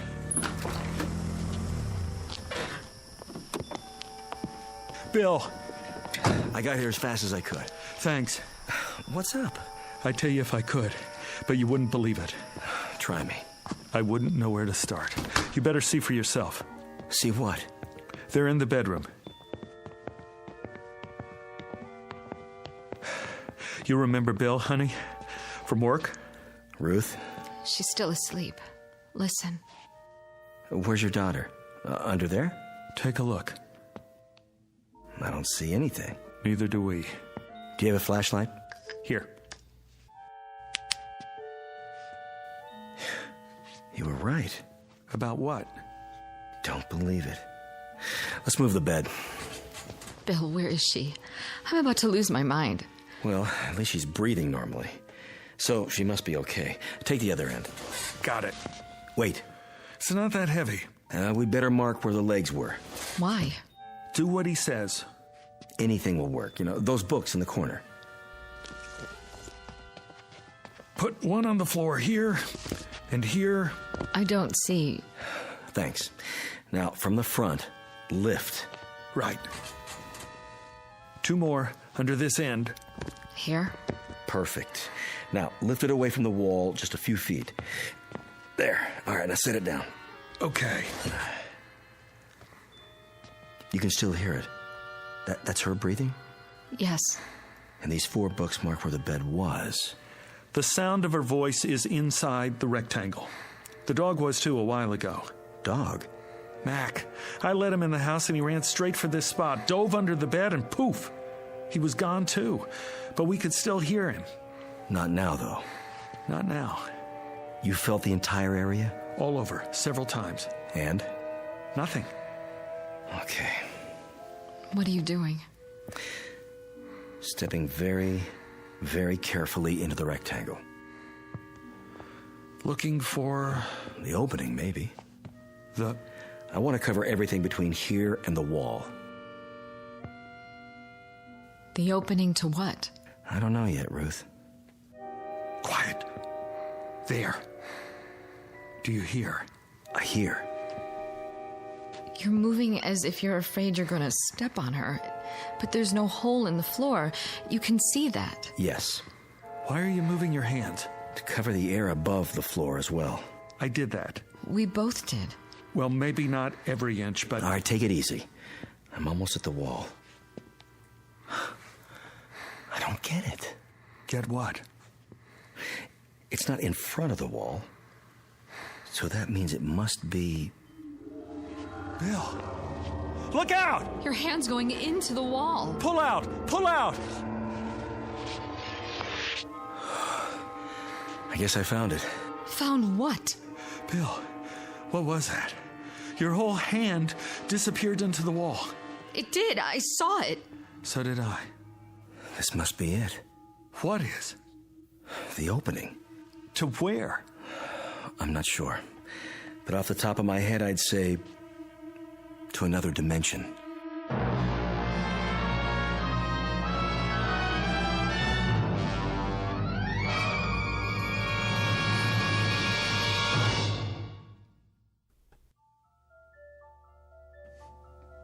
Another what? Dimension. You think this is a joke, Bill? No, I don't.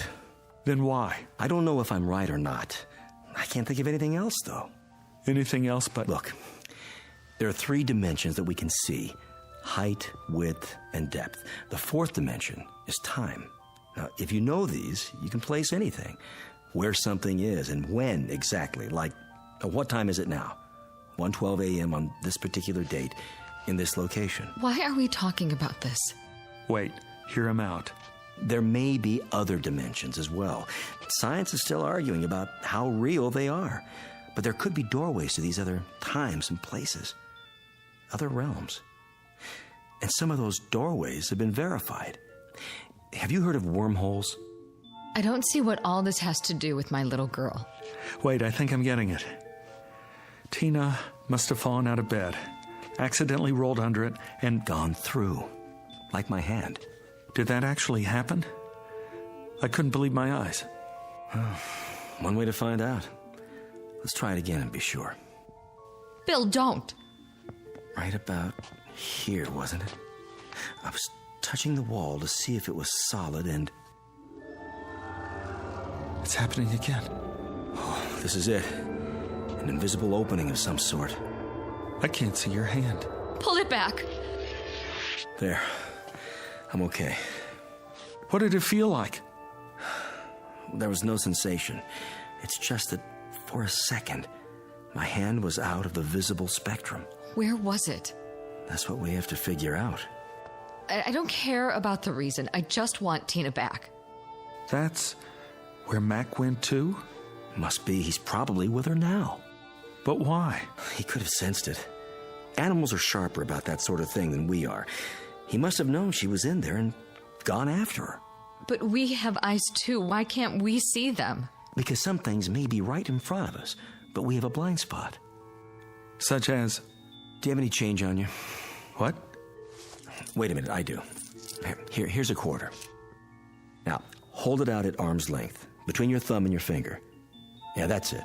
Now, I want you to stare straight ahead at the ceiling light and move the quarter just off-center a few degrees to the right, approximately the 3 o'clock position. But don't move your eyes. Go ahead, try. Wait a minute. What do you see? Nothing. I can't see the quarter anymore. Exactly. But if you move it an inch or two right or left, or up or down. There it is again.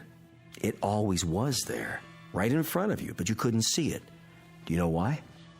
Because you have a blind spot on your retina. It's a very small area where the optic nerves tie together. You'd never know it. How can you be aware of what you can't see? But whatever's there is still there, isn't it? I mean, whether you see it or not. I never noticed that before. You could go your whole life and never notice it, unless there was some reason to. But it's been there all along, invisible, like the quarter. Well, now that I know where she is, I'm going after her. No. Don't try to stop me. She's my little girl. We don't know what else is in there, or how far it leads. My daughter is in there. I know that, Ruth, but we can't just... Why not? You put your hand in and you pulled it out twice. We don't have enough information yet. Tina is right in front of us, on the other side of this dimensional opening, or whatever it is. All we have to do is reach in and... If it's that simple, why hasn't Mac found her yet?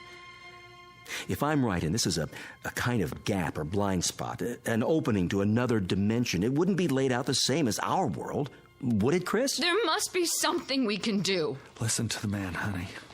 You got a pencil? Anything to write with? Check Tina's drawer. Only crayons. That'll do. A black one. Here. Now, let's see just how big this thing is. I'll have to mark up your wall. Go ahead. This is solid. And this. And this. Ooh, but not here. The same spot I touched before. All right, I'll mark it with a dot. Take your hand out first. Right. And all around the edges where it's still solid.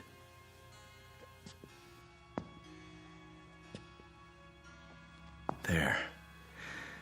These marks form a rough outline of the opening. And you're saying it's always been there? Oh, my God. That's why she didn't want to sleep in here. She knew somehow. She could have fallen through at any time. Oh, I doubt it. Why not? Because locations are in space and time. The fourth dimension, remember? Lord knows, I'm no expert on this, but... Well, it's still pretty theoretical, but for now, I can connect the dots in at least 2 of those dimensions. So you're establishing the perimeter? As best as I can. I suspect that junctures, like this, are anomalies, freaks of nature, or of the space-time continuum, if you prefer. Occurring, well, who knows how often? Rarely, though, I'd say. I hope. Now, If I take these points and extend them geometrically, and then draw lines to connect the limits, we should see the projected boundaries of our so-called doorway. That's it. The outline? All right, let's step back and see what we've got. Kind of a vertical rectangle. Looks like a doorway, all right. Not quite symmetrical, and a bit small. About 3 feet across, maybe 4 feet tall. Exactly the size of Tina. She could have stepped through. Do you still have that quarter? Here. Throw it. What? At the wall. What for? It's a test. Toss it between the lines, and we'll see what happens. Okay, here goes.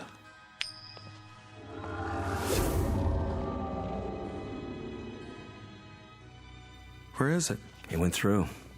The quarter's in. The other place. Wherever that is. Now what? Well... What are you doing? Shh. This is where I heard her. Where the bed was. The sound was the loudest just off the floor, but now... I can't hear her anymore. Chris! Let me try. Put your head down as low as you can. She's right. I can't even hear Tina's breathing. No. Tina? Answer me, sweetheart. Where are you? Tina? What's happened? The temporal dimension may be shifting. In that case, she could be anywhere. Tina! Tina! Hold it down. You hear anything at all? No. She's gone. Get up, Ruth. Move around, both of you, and keep listening. What's the point? It's a chance. Do it.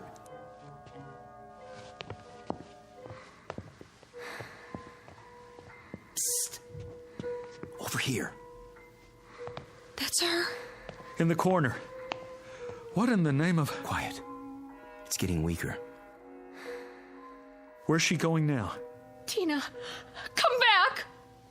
Keep looking for her. But how? Come on. Where? Anywhere. Try the whole house.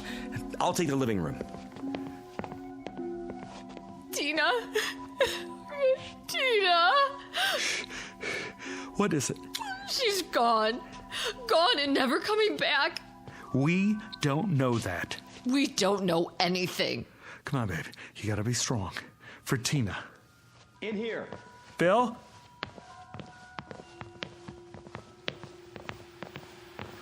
What are you doing by the television set? Put your ear next to mine. Daddy, I want my dolly. Tina? I'm here. Mommy, I can't see you. What is this? First, she was in the bedroom, now she's in here. I've told you what I think, Chris. But she went into this other dimension in the bedroom. What's she doing here? If I could tell you, I would. You've got to think rationally. How can we think rationally about an irrational situation? One step at a time. We try every possibility. Cross off the ones that don't work. I'm not going to wait. Neither am I. We can't get ahead of ourselves. My daughter needs me. I've got to go to her somehow, some way. Mommy? Daddy, help me. Help me now.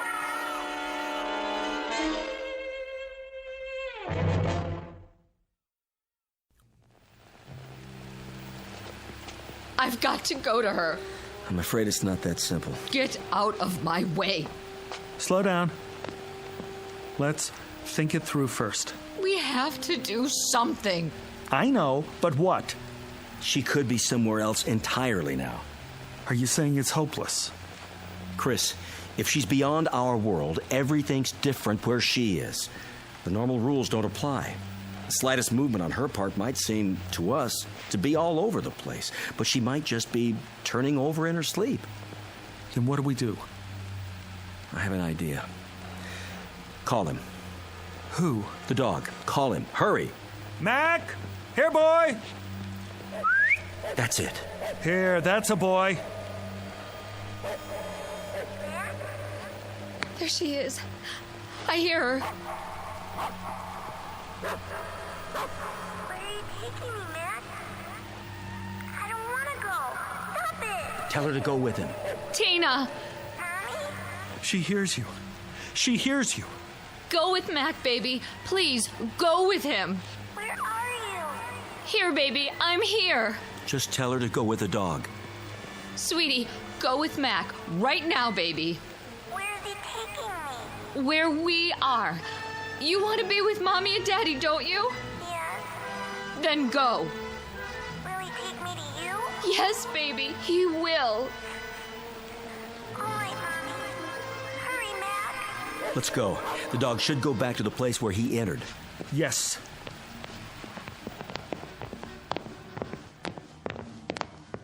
Now, get down on the floor in front of the wall. I don't hear anything. Call the dog again. Mac! Here, boy! Here! Nothing. Bill, can't we help her? It'll have to be the dog, Ruth. We can't take a chance going through ourselves. Why not? If Mac could do it. Mac has a better sense of smell and hearing. He might be able to find his way. Mac! Come here! Right here! Come on! I hear him. He's doing it! Man! What a mutt! They're not getting any closer. This way, Mac! Come! Tina? Mommy. I can hear him. But they're not coming through the wall. They can't see the opening where they are. Come to me, Mac! To me! Daddy? Bring her out, Mac! Now! Daddy, where are you? Here, baby. Right here. Just a little bit farther. Follow Mac. I can't see you. Mac, you better come. Right now. Why doesn't he do it? Maybe he can't. He's confused. If you can't see him, he can't see you. No, I won't have it. What are you doing? Reaching in. Stop! Pull your arm back. Tina, take my hand. No, Chris, it's too dangerous. Let go of me. My hand, Tina, take hold of it. I can't see it, Daddy. I'll lean a little further. See it now? No. Chris! Here! Here! Chris! Chris!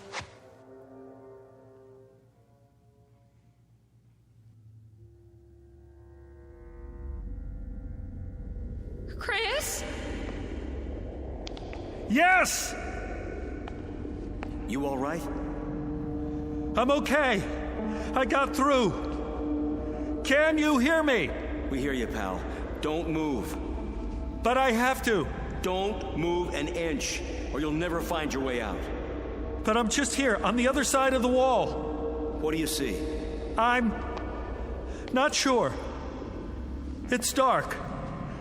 There are lights, millions of them. Like stars. Some of them are flashing, moving past.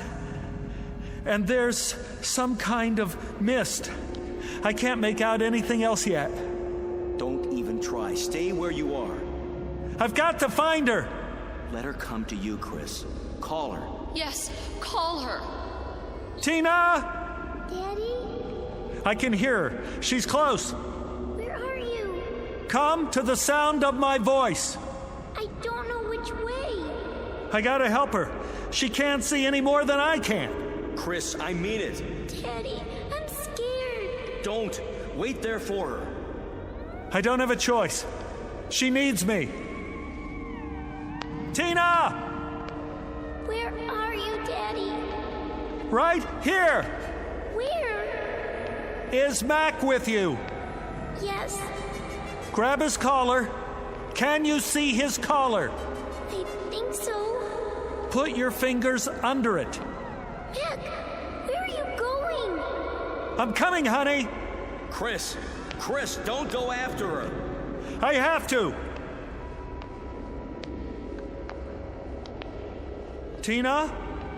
Where did you go? Tina! Tina! I'm over here, Daddy. Stand still. I don't like this place. Don't be afraid.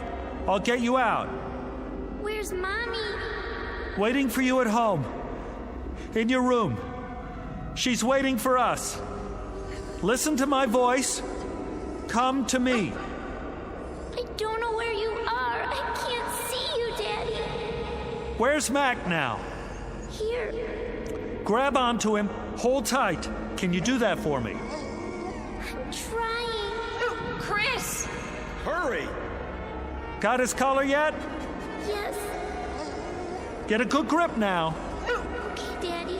But he wants to run away. You have to stay with him. Don't let go. Mac! Bring her here. Bring her to me, Mac. Is he bringing you, Tina? Yes. Hold on tight, baby. Go where he wants to go. I will. You'll be here in a minute. Mac knows the way. Just hang on. Come on, Mac. Come on, boy. Chris, we're running out of time. That a boy. Here. Right here. Can you see her yet? I'm not sure. There's shadows moving. Yes! Tina?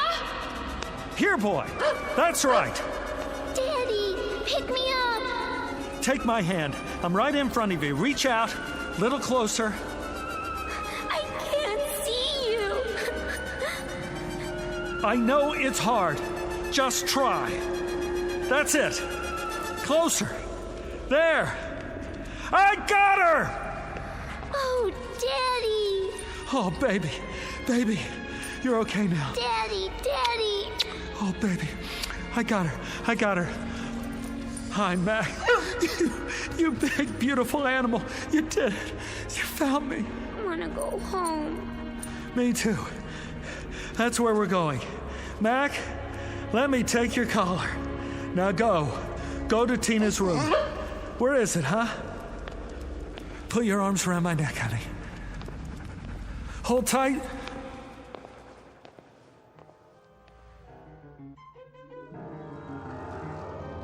Here they are. Tina! Mommy! Take her. I've got his legs. I'm pulling as hard as I can.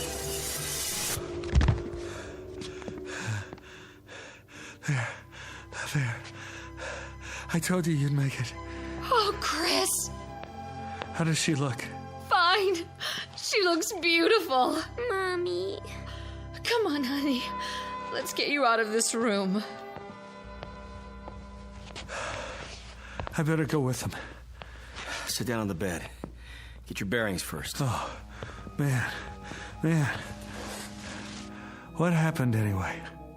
I pulled you out. Feet first? How did you do that? Half of you was still here. But I was walking around. You only thought you were. I was holding on to you the whole time. I didn't feel it. I know you didn't. How come you kept telling me to hurry? Because.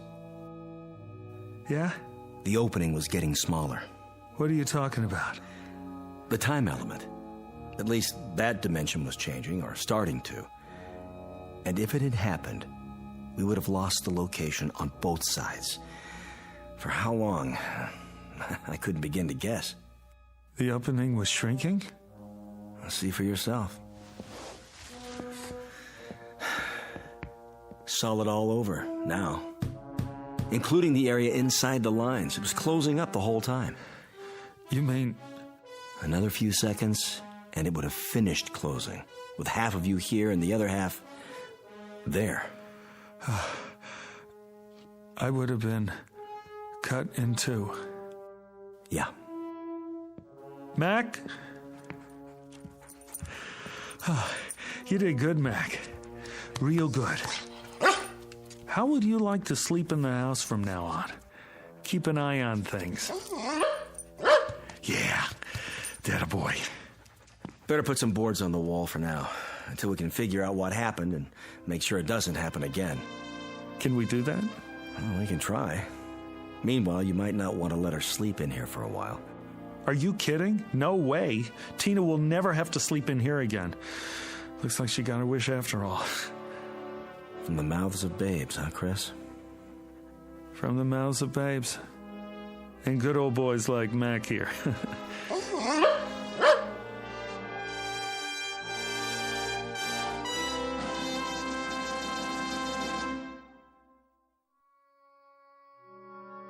A brief journey into another dimension, perhaps. But which? The fourth? The fifth? Or one not yet charted by theoretical physics? They never came up with an answer, despite a battery of research scientists equipped with every instrument known to man. No explanation was ever found, only a little more respect and uncertainty about what can happen in the Twilight Zone.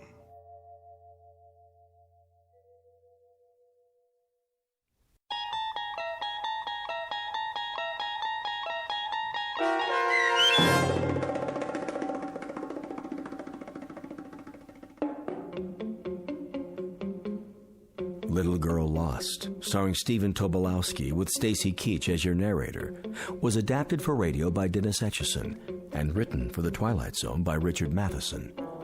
Heard in the cast were Alyssa Frayden, Dana Bokor, and Doug James. The producers of The Twilight Zone wish to thank CBS Enterprises and the Rod Serling Estate for making this series possible. This copyrighted radio series is produced and directed by Carl Amari for Falcon Picture Group.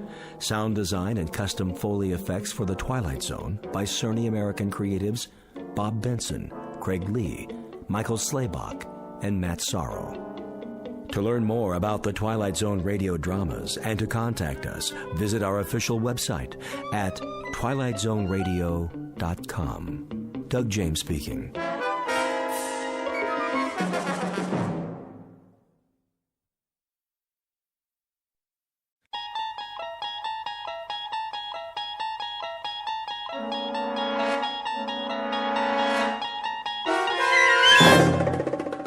You're traveling through another dimension, a dimension not only of sight and sound, but of mind, a journey into a wondrous land whose boundaries are that of imagination. Your next stop, the Twilight Zone.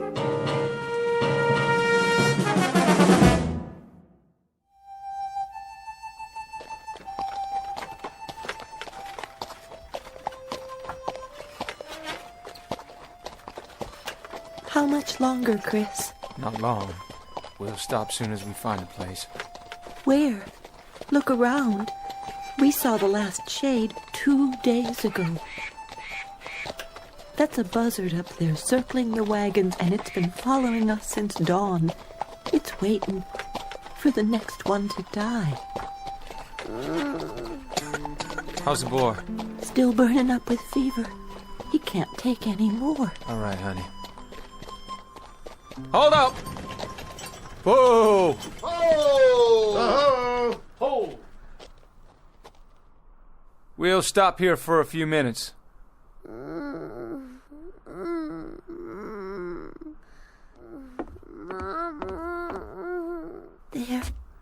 There. Still the fever? Poor little thing is burning up. If I could just use a damp cloth. Try my handkerchief. Can we spare it? If he needs it, we can. Here, put this on your forehead. It'll make you feel better. How's that, son? This is the 11th day, Christian. 11 days of fever. He can't go on much longer. Hey, you said that on the 3rd day, and then on the 4th. He'll take more, just as we all will. This is Arizona country. We've got 400 more miles, and we've already traveled almost 2,000. We'll do what we have to do. All of us. How's the boy, Mrs. Warren? About the same. Thank you, Charlie. Figure that Apache country is just due south. That's what you said we were looking out for, ain't it? That's what we've been looking out for. We travel due west, close together and button up tight at night. No fires if we can help it. Bad Indians down there, Chris. That's what we heard. And they travel in big parties, don't they? And we got 5 rifles. 5 rifles, Chris, and a sick child, and 4 wagons, and 7 dead, tired men and women. We was dead tired a week ago, and a month ago, and a month before that. And there were war parties back in Kansas, and we near froze to death in Colorado. And we was out of our minds with thirst last month. And we've kept on going. We've always kept on going. We always... It's this way, Chris. We've been doing a lot of talking and a lot of thinking. And? We figure we ought to turn back. Turn back? That what you all want? Turn back. Chris, we're about at the end of our rope. We're hungry and we're sick. We figured we better do it now, or we're gonna die out here. You turn back and I guarantee it. You turn back and try to go over 1,500 miles of St. Louis again, and you'll leave your bones bleached in one of those deserts between here and there. Or have your scalps taken off. Or you'll freeze to death in a mountain pass. And if you go on, what's gonna happen to that beautiful child of yours? Listen, those 1,500 miles are behind us. They're all gone. The heat, the cold, the misery. You can look back at them as things that have happened, not agonies you're gonna have to live with. How do you know there's not gonna be more days and weeks and months like it? How can you be so blamed sure? I figure there's only about 400 to 600 miles more to go. 400 to 600 more miles, friends. And then we made it. We can't stop now. Listen, if we stop, we're dead. That's gospel. We're dead. Could be we're dead anyway. Okay, just give me one more week. 1 week. I'll get us through. I promise you. I'll get us through. What about water? We're almost out of water. I'll get water. I'll find some. How, Chris? With a divining rod? I don't know how, but I will. I swear. The year is 1847. The place is the territory of New Mexico. The people are a tiny handful of men and women with a dream. 11 months ago, they started out from Ohio and headed west. Someone told them about a place called California, about a warm sun and a blue sky, about rich land and fresh air. And at this moment, almost a year later, they have seen nothing but cold, heat exhaustion, hunger, and sickness. The men and their families are now one with the animals and the wagons and the landscape, and they stare straight ahead, numb and glassy-eyed. They are dust blobs whose lives have been reduced to a single function, forward motion. The man in the lead wagon is named Christian Horn. He has a dying 8-year-old son and a heartsick wife, once beautiful but now gaunt and drawn in the merciless desert air. Her husband is the only one who has even a fragment of the dream left, Mr. Chris Horn, who's about to go over the rim of a sand dune in search of water, sustenance, and survival, and who, in just a moment, will find himself heading into an uncharted territory known as the Twilight Zone.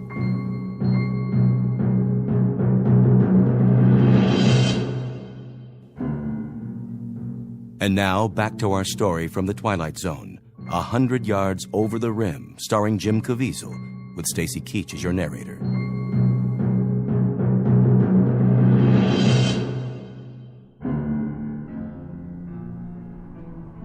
A man had best not make promises he can't keep. I give you my word. And food and medicine for your child? We'll have those things. We'll have food and medicine and everything else.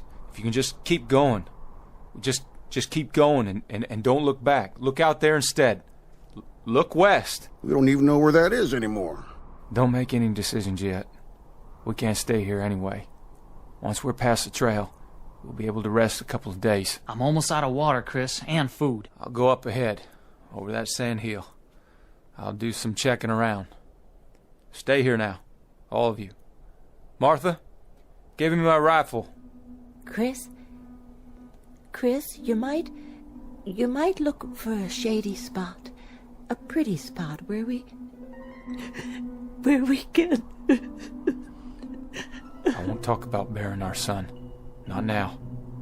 Not while there's life in him. How far you plan on going? Just over the rim there, 100 yards or so. Might find a stream or something, maybe some game, a rabbit or two. Never can tell. I guess that's true enough, friend. You never can tell.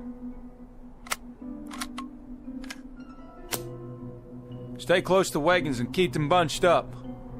Hold on, Charlie, all of you. Just hold on. I'll be right back.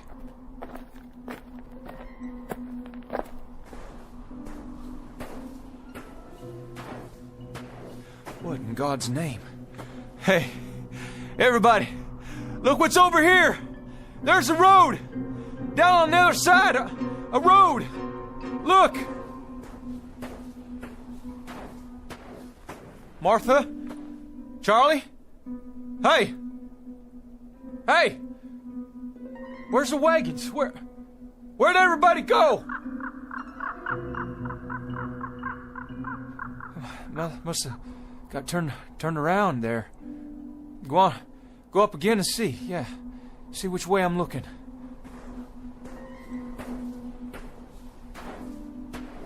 What's going on? What in the devil's name is going on here? Road's hard. And black. What the... What these poles doing here? All these wires?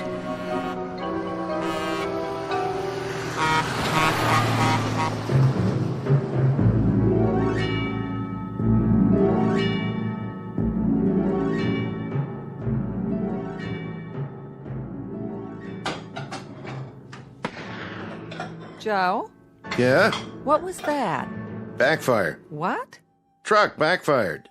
Oh, you sure? I thought I heard a gun go off. Not likely. Might be one of those local boys shooting your sign. Well, if it was, I'll get the sheriff out here, but that didn't sound like any 22 to me. Look, Joe. Who's that? Some guy with a rifle. Go in the other room. But, Joe... I said get in back. I'll take care of it.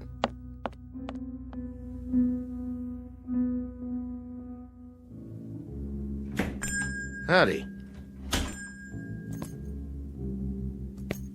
Did you see it? Did you see that thing?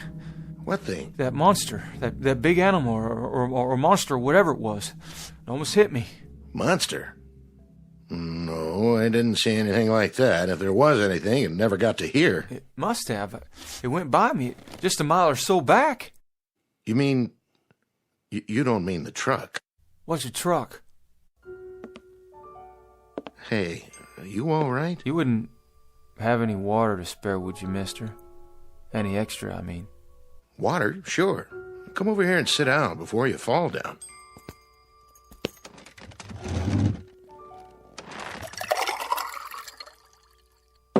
There you go.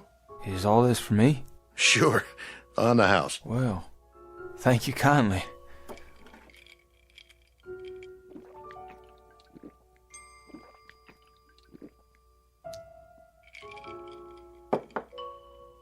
You want some more? You got more? Sure do.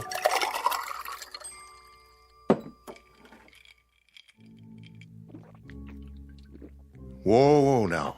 You don't want to drink it too fast. Just how long you been out on the desert, anyway? How long? Well, almost a year. Well, at least almost a year of traveling. Started from Ohio. I had 6 wagons to start with. One of them was burned by Indians, and one turned back. Indians? Wagons? What are you talking about? Say, mister, what happened to your arm? You're bleeding. Oh, yeah, I am. Well, I guess I did it to myself when that thing come at me. I rolled out of the way. Thought it was a mirage, then the gun went off. Just a flesh wound, though. Not too deep. I'll have Mary Lou look at it. She's my wife. She used to be a nurse's aide. Mary Lou? Everything okay, Joe? The fella here, he shot himself in the arm. He did? By accident, he says. You want to take a look at it? Why, sure. I'll get some bandages out. Hand me a clean towel, will you, Joe? Sure thing. Got the first aid kit right here under the counter. I'll just set your gun over here. Oh, well, thank you kindly. Well, careful with it now. That's a real old-timer. Antique piece, isn't it? No, bought it new before we started out, but she's been used a lot, I guess. We're running low on bullets. I don't suppose you've got any ammunition around here? Oh, no. We don't carry anything like that. This isn't a hunting area. What about Indians? The south of here's Apache country, isn't it? Why, sure. Well, sure, but there aren't any Indians nowadays. Well, I mean, not hostile Indians. No? Well, not as long as we've been here. Well, how long you been out here? How long? Oh, a couple of years now. Where do you hail from? Well, we used to live in Phoenix. Phoenix? Yeah, Phoenix. Mary Lou's folks are from there. I worked for her old man when we were first married, and then I bought this place here. Restaurant isn't doing so well, but the truckers are starting to come in now with the interstate. Restaurant? You have food? Sure do. Just like the sign says. On the wall there, see it? Right over the register. Joe's Air Flight cafe, and gas station. You don't understand a thing I'm talking about, do you? You've never heard of Phoenix, or registers, or nurses' aides, or trucks, or gas.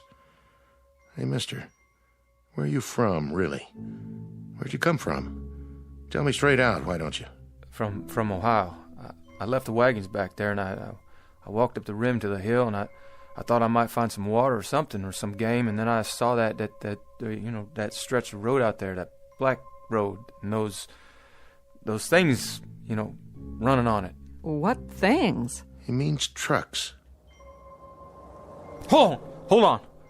You hear that? You hear that? There's another one. It's all right. It won't stop. Take my word for it. Well, we heard tell it was a dangerous route, but the most direct one. To where? California. They say... No, take it easy, friend. We can talk about all this later. No, I don't have much time.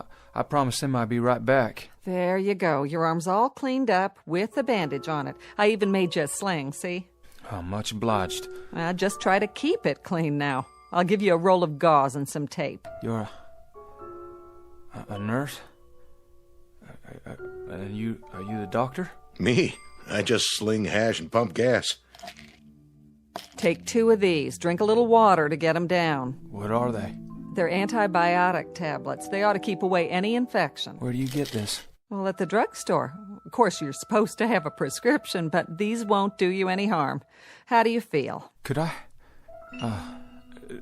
Do you think I could buy some more of those pills off you? Oh, I don't sell them. But you see, I got a real sick boy back there. Back where? In the wagon, if I can ever find the wagons again, but you say that this will help a sickness. Sometimes, depending on what it is.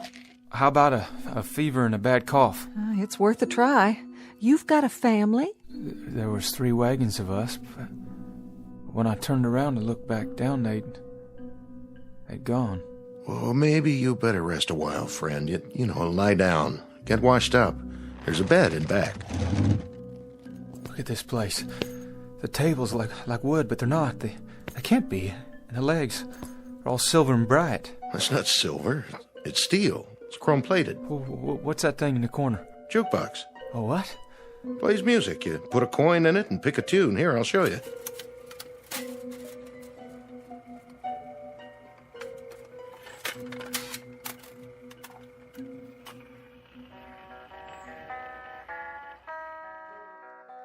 Hey, where's that coming from? From inside. Didn't you ever see one of these before? You got a man inside? Playing his guitar on my account? Let him out of there right now. Turn it off, Joe. There, that's better. It was a bad idea. All these things. Where am I? What is this place? Come with me. I'll show you where to wash up. Wait a minute. That picture. Where'd you get it? The calendar? Pioneer West Insurance Company. That's a picture of my covered wagon. Look just like my wagon. Oh, well, that's just an old lithograph. The date. That can't be right. It says April. But the year's all wrong. This is the year of our Lord, 1847. But this calendar says it's not even the same century. Oh, my dear God. How could that be? Easy now. What's going on here?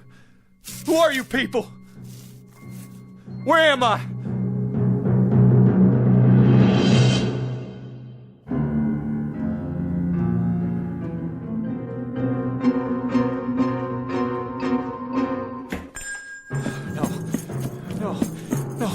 No! You better stop him, Joe. He'll get himself killed.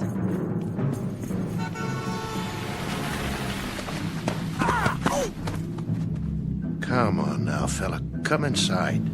Please. Somebody tell me where I am.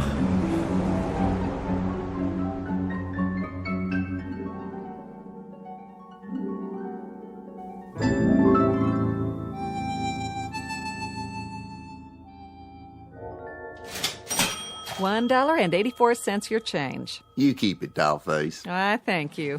Say, pretty lady, if you don't mind my asking, What time you get off work here? Oh, not till late.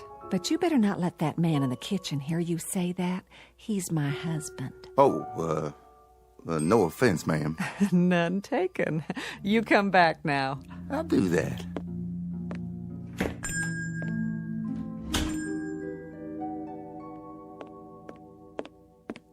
Doctor still in back? He is. Been a while now. I made a club sandwich for the fella. You think you want some soup, too? Well, you better ask Doc first.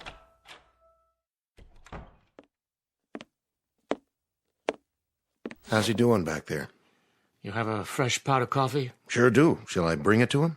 Not for your visitor. For me.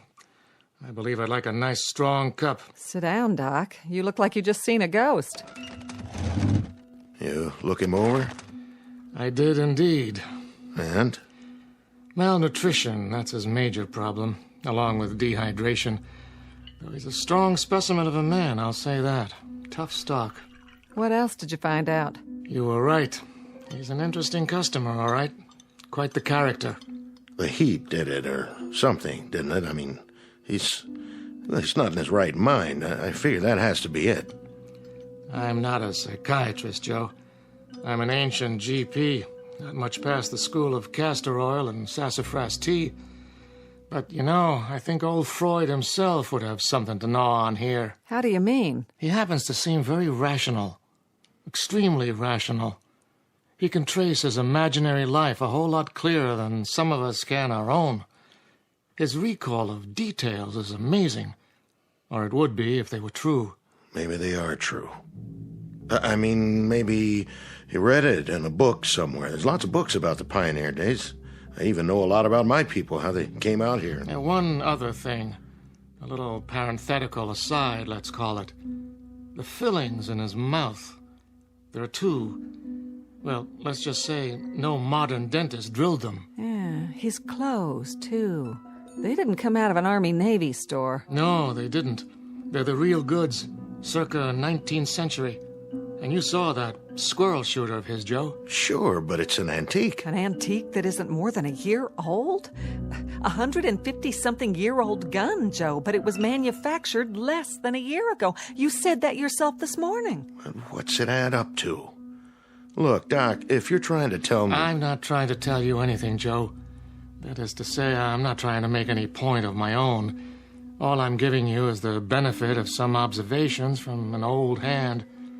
He says he's a pioneer, and when he climbed up to the top of that hill out there, he was living in 1847. That's what he said, all right. He seemed so sure. Well, we're three normal, rational human beings here, and we know that sort of thing doesn't happen. So he's suffering from some kind of delusion. But it's a delusion of the purest form. Frankly, I've never heard anything like it. Not with this degree of detail. The way he describes his wife, his son, the wagons, the other people, it's with genuine emotion. He's lying in there right now with tears rolling down his cheeks, worried about them. He said his boy was sick. He told me his boy was dying. And from the way he described the symptoms, I'd call it pneumonia. That's why he wanted the pills. Which pills? I gave him some antibiotics for the wound in his arm, and he wanted the whole bottle so he could give some to the boy. I don't get it, how someone could be so sincere. I just don't understand it. I don't either. Which leads me to the next question. Yes? What do we do with him, Doc? Precisely what I'm going to deal with right now. Where's your phone? Behind the counter. But wait, who are you calling? The authorities, so they can get him help. Oh, that won't do him any good, will it? They'll lock him up in a rubber room and throw away the key. Once he's turned over to the state, he'll get a thorough examination. They'll know what kind of help he really needs. Yeah, the funny farm. Oh, Doc, I've heard about those places. They're bad news. Nobody even knows you're in there. They can do anything they want. What are you suggesting? That we pack him a box lunch and send him on his way? You think he'll survive out there? He doesn't know where he is. And even if he figures that out, he'll die of heat exposure before the day's over.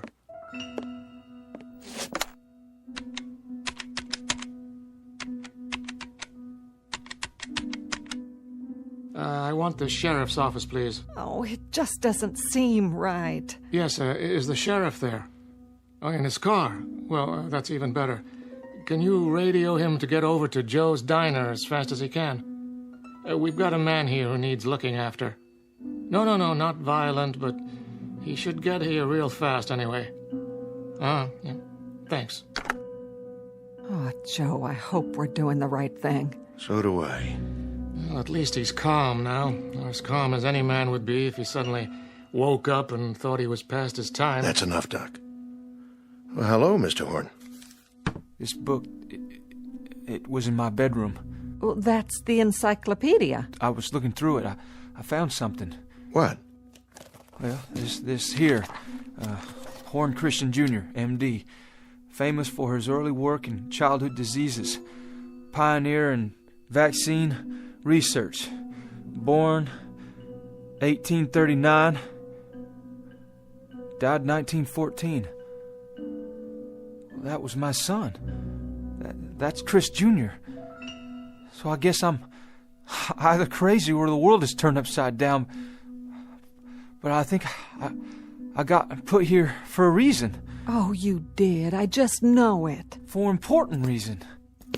What are you doing? You've been gracious and kind, and I appreciate it. But I gotta get back. I'll just get my gun now. Horn, we want to help you. But help means rest and medical attention. I can't let you leave like this. Come on, son. Come over here and sit down. I've called for the authorities. The authorities? Well, listen, I don't know who they might be, but I've got no time to wait and find out.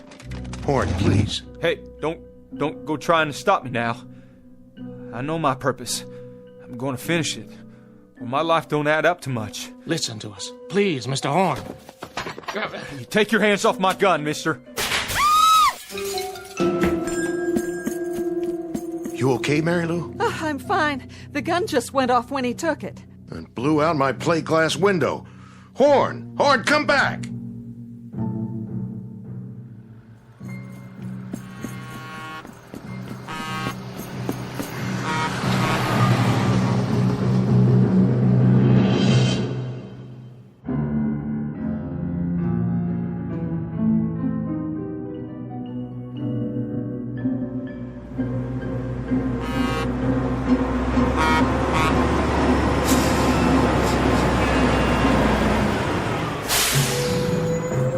Hey, get out of the road! Oh, I'm sorry, mister. What's the matter with you? Horn, wait up! Are you all right? Those people were trying to stop me. Yeah? Where are you going? I have to get back to the Arizona territory. You do? Well, that's an easy one. Don't just stand there. Get in.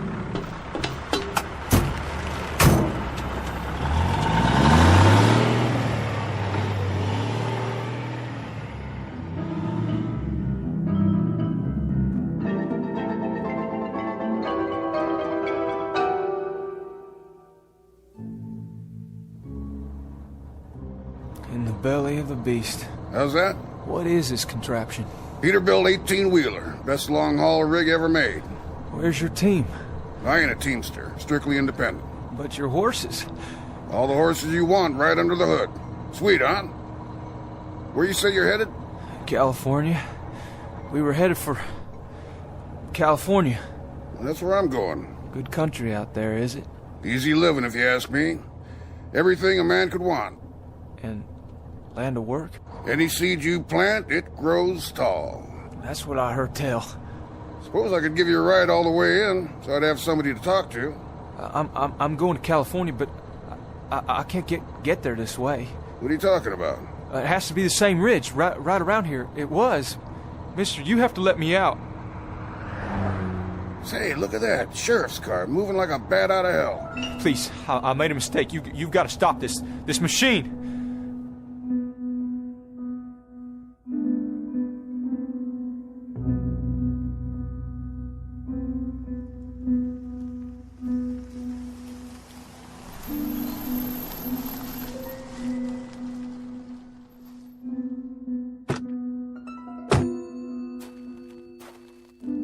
Hello, Doc. What's this emergency you got? Not exactly an emergency, Sheriff, but since I called, it might have turned into one. Sheriff, you gotta stop him. That's right. He won't make it out there. Hold on now. What you trying to tell me?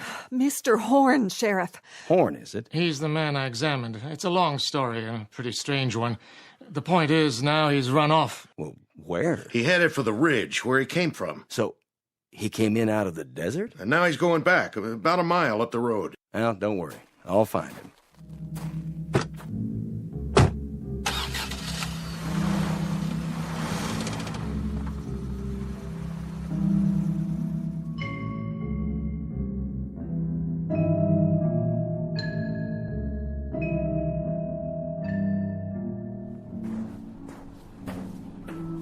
Gotta make it. Just a little ways more.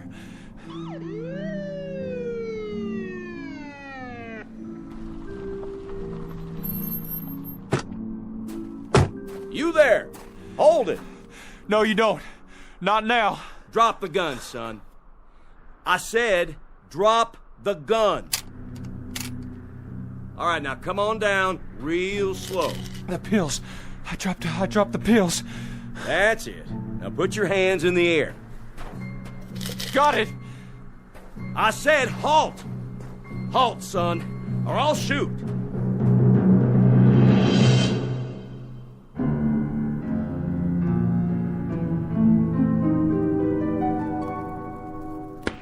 What was that?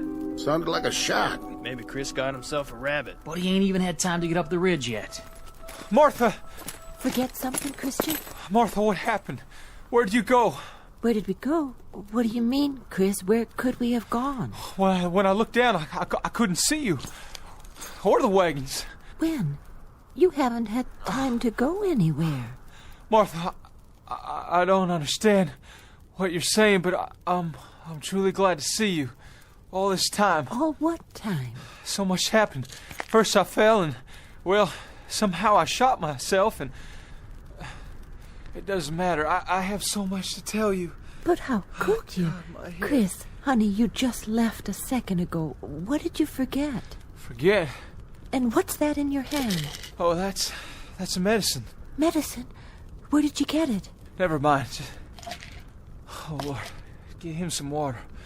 Give him 2 of these. I think it may save his life, Martha.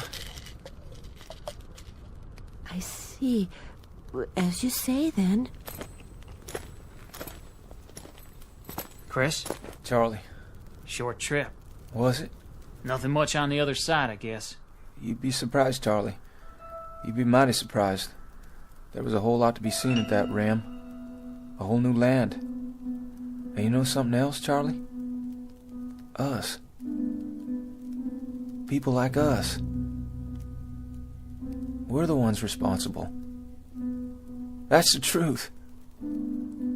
People like us. What's Orrin talking about? Listen, he's saying something. He wouldn't talk like that unless it was important. There'll be a highway. And machines. And a whole new land.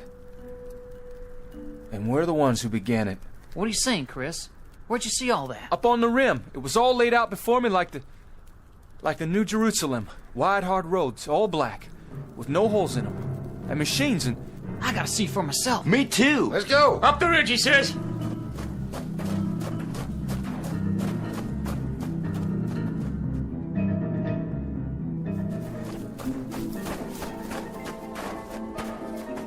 Chris, there's nothing down there. It's just like this side. Sand and desert and miles of nothing. Oh, but there will be, Charlie. There will be. Just you wait. It may not happen in our lifetimes, but it's coming. It'll be here, all of it. Sooner than you think. If you can hold on to what I'm telling you and keep the faith.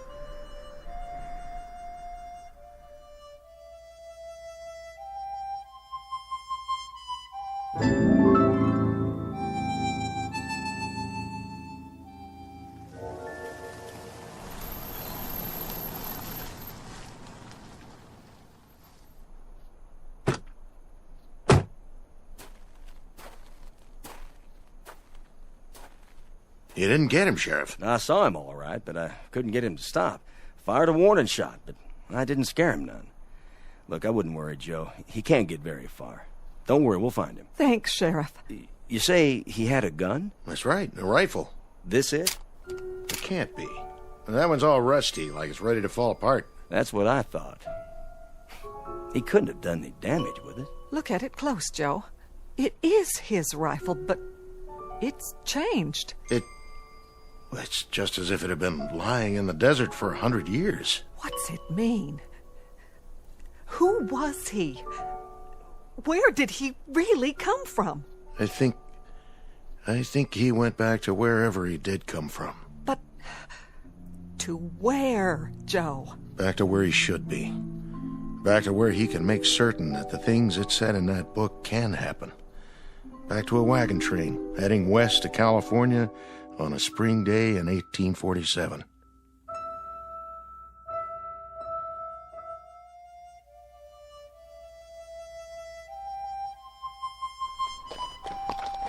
Giddy up, boys.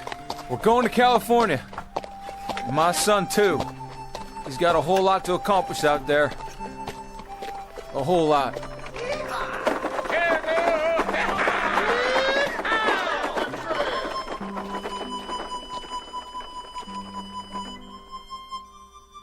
Mr. Christian Horn, a farmer from the state of Ohio, one of the hearty breed who headed west when there were no blacktop highways or telephone poles or the solace of civilization. Mr. Christian Horn and family and their traveling companions, heading west after a brief detour through the Twilight Zone.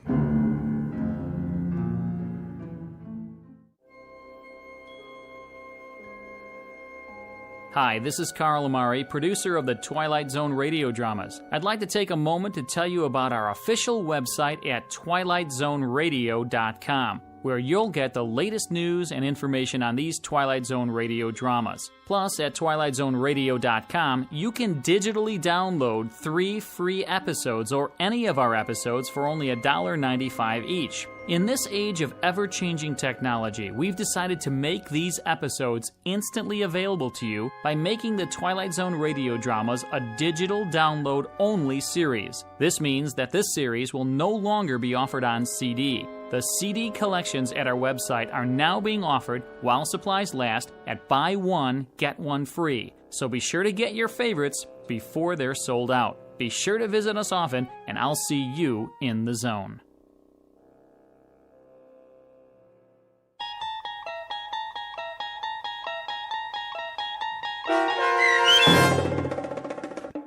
A 100 Yards Over the Rim, starring Jim Caviezel, with Stacy Keach as your narrator, was adapted for radio by Dennis Etchison and based on a script by Rod Serling. Heard in the cast were Peggy Roeder, Rick Peoples, David Darlow, Doug James, Peter DeFaria, Rich Komenick, Meg Thalken, Zach Gray, Carl Amari, Roger Wolski, Diane Trice, and Irene Olson. To learn more about the Twilight Zone radio dramas and to obtain audio cassettes and CDs of these programs, visit our website at twilightzoneradio.com. This copyrighted radio series is produced and directed by Carl Amari and Roger Wolski for Falcon Picture Group. Doug James speaking.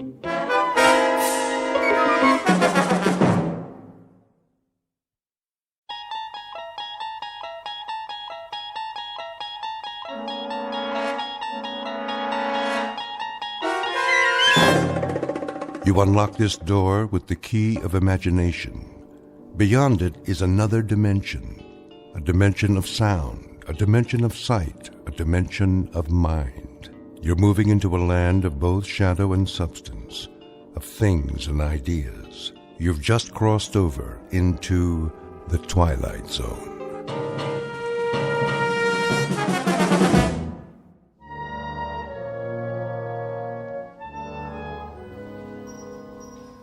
Attention shoppers, Mason's department store will close in 10 minutes. This is your last chance for all red tag items. 10 more minutes. Here you are, ma'am. Thank you. Who's next? Just these things, please. One child's bathrobe, pajamas, and a pair of slippers. Will that be all? Yes, thank you. And how would you like to pay? How much does it come to? With tax, you're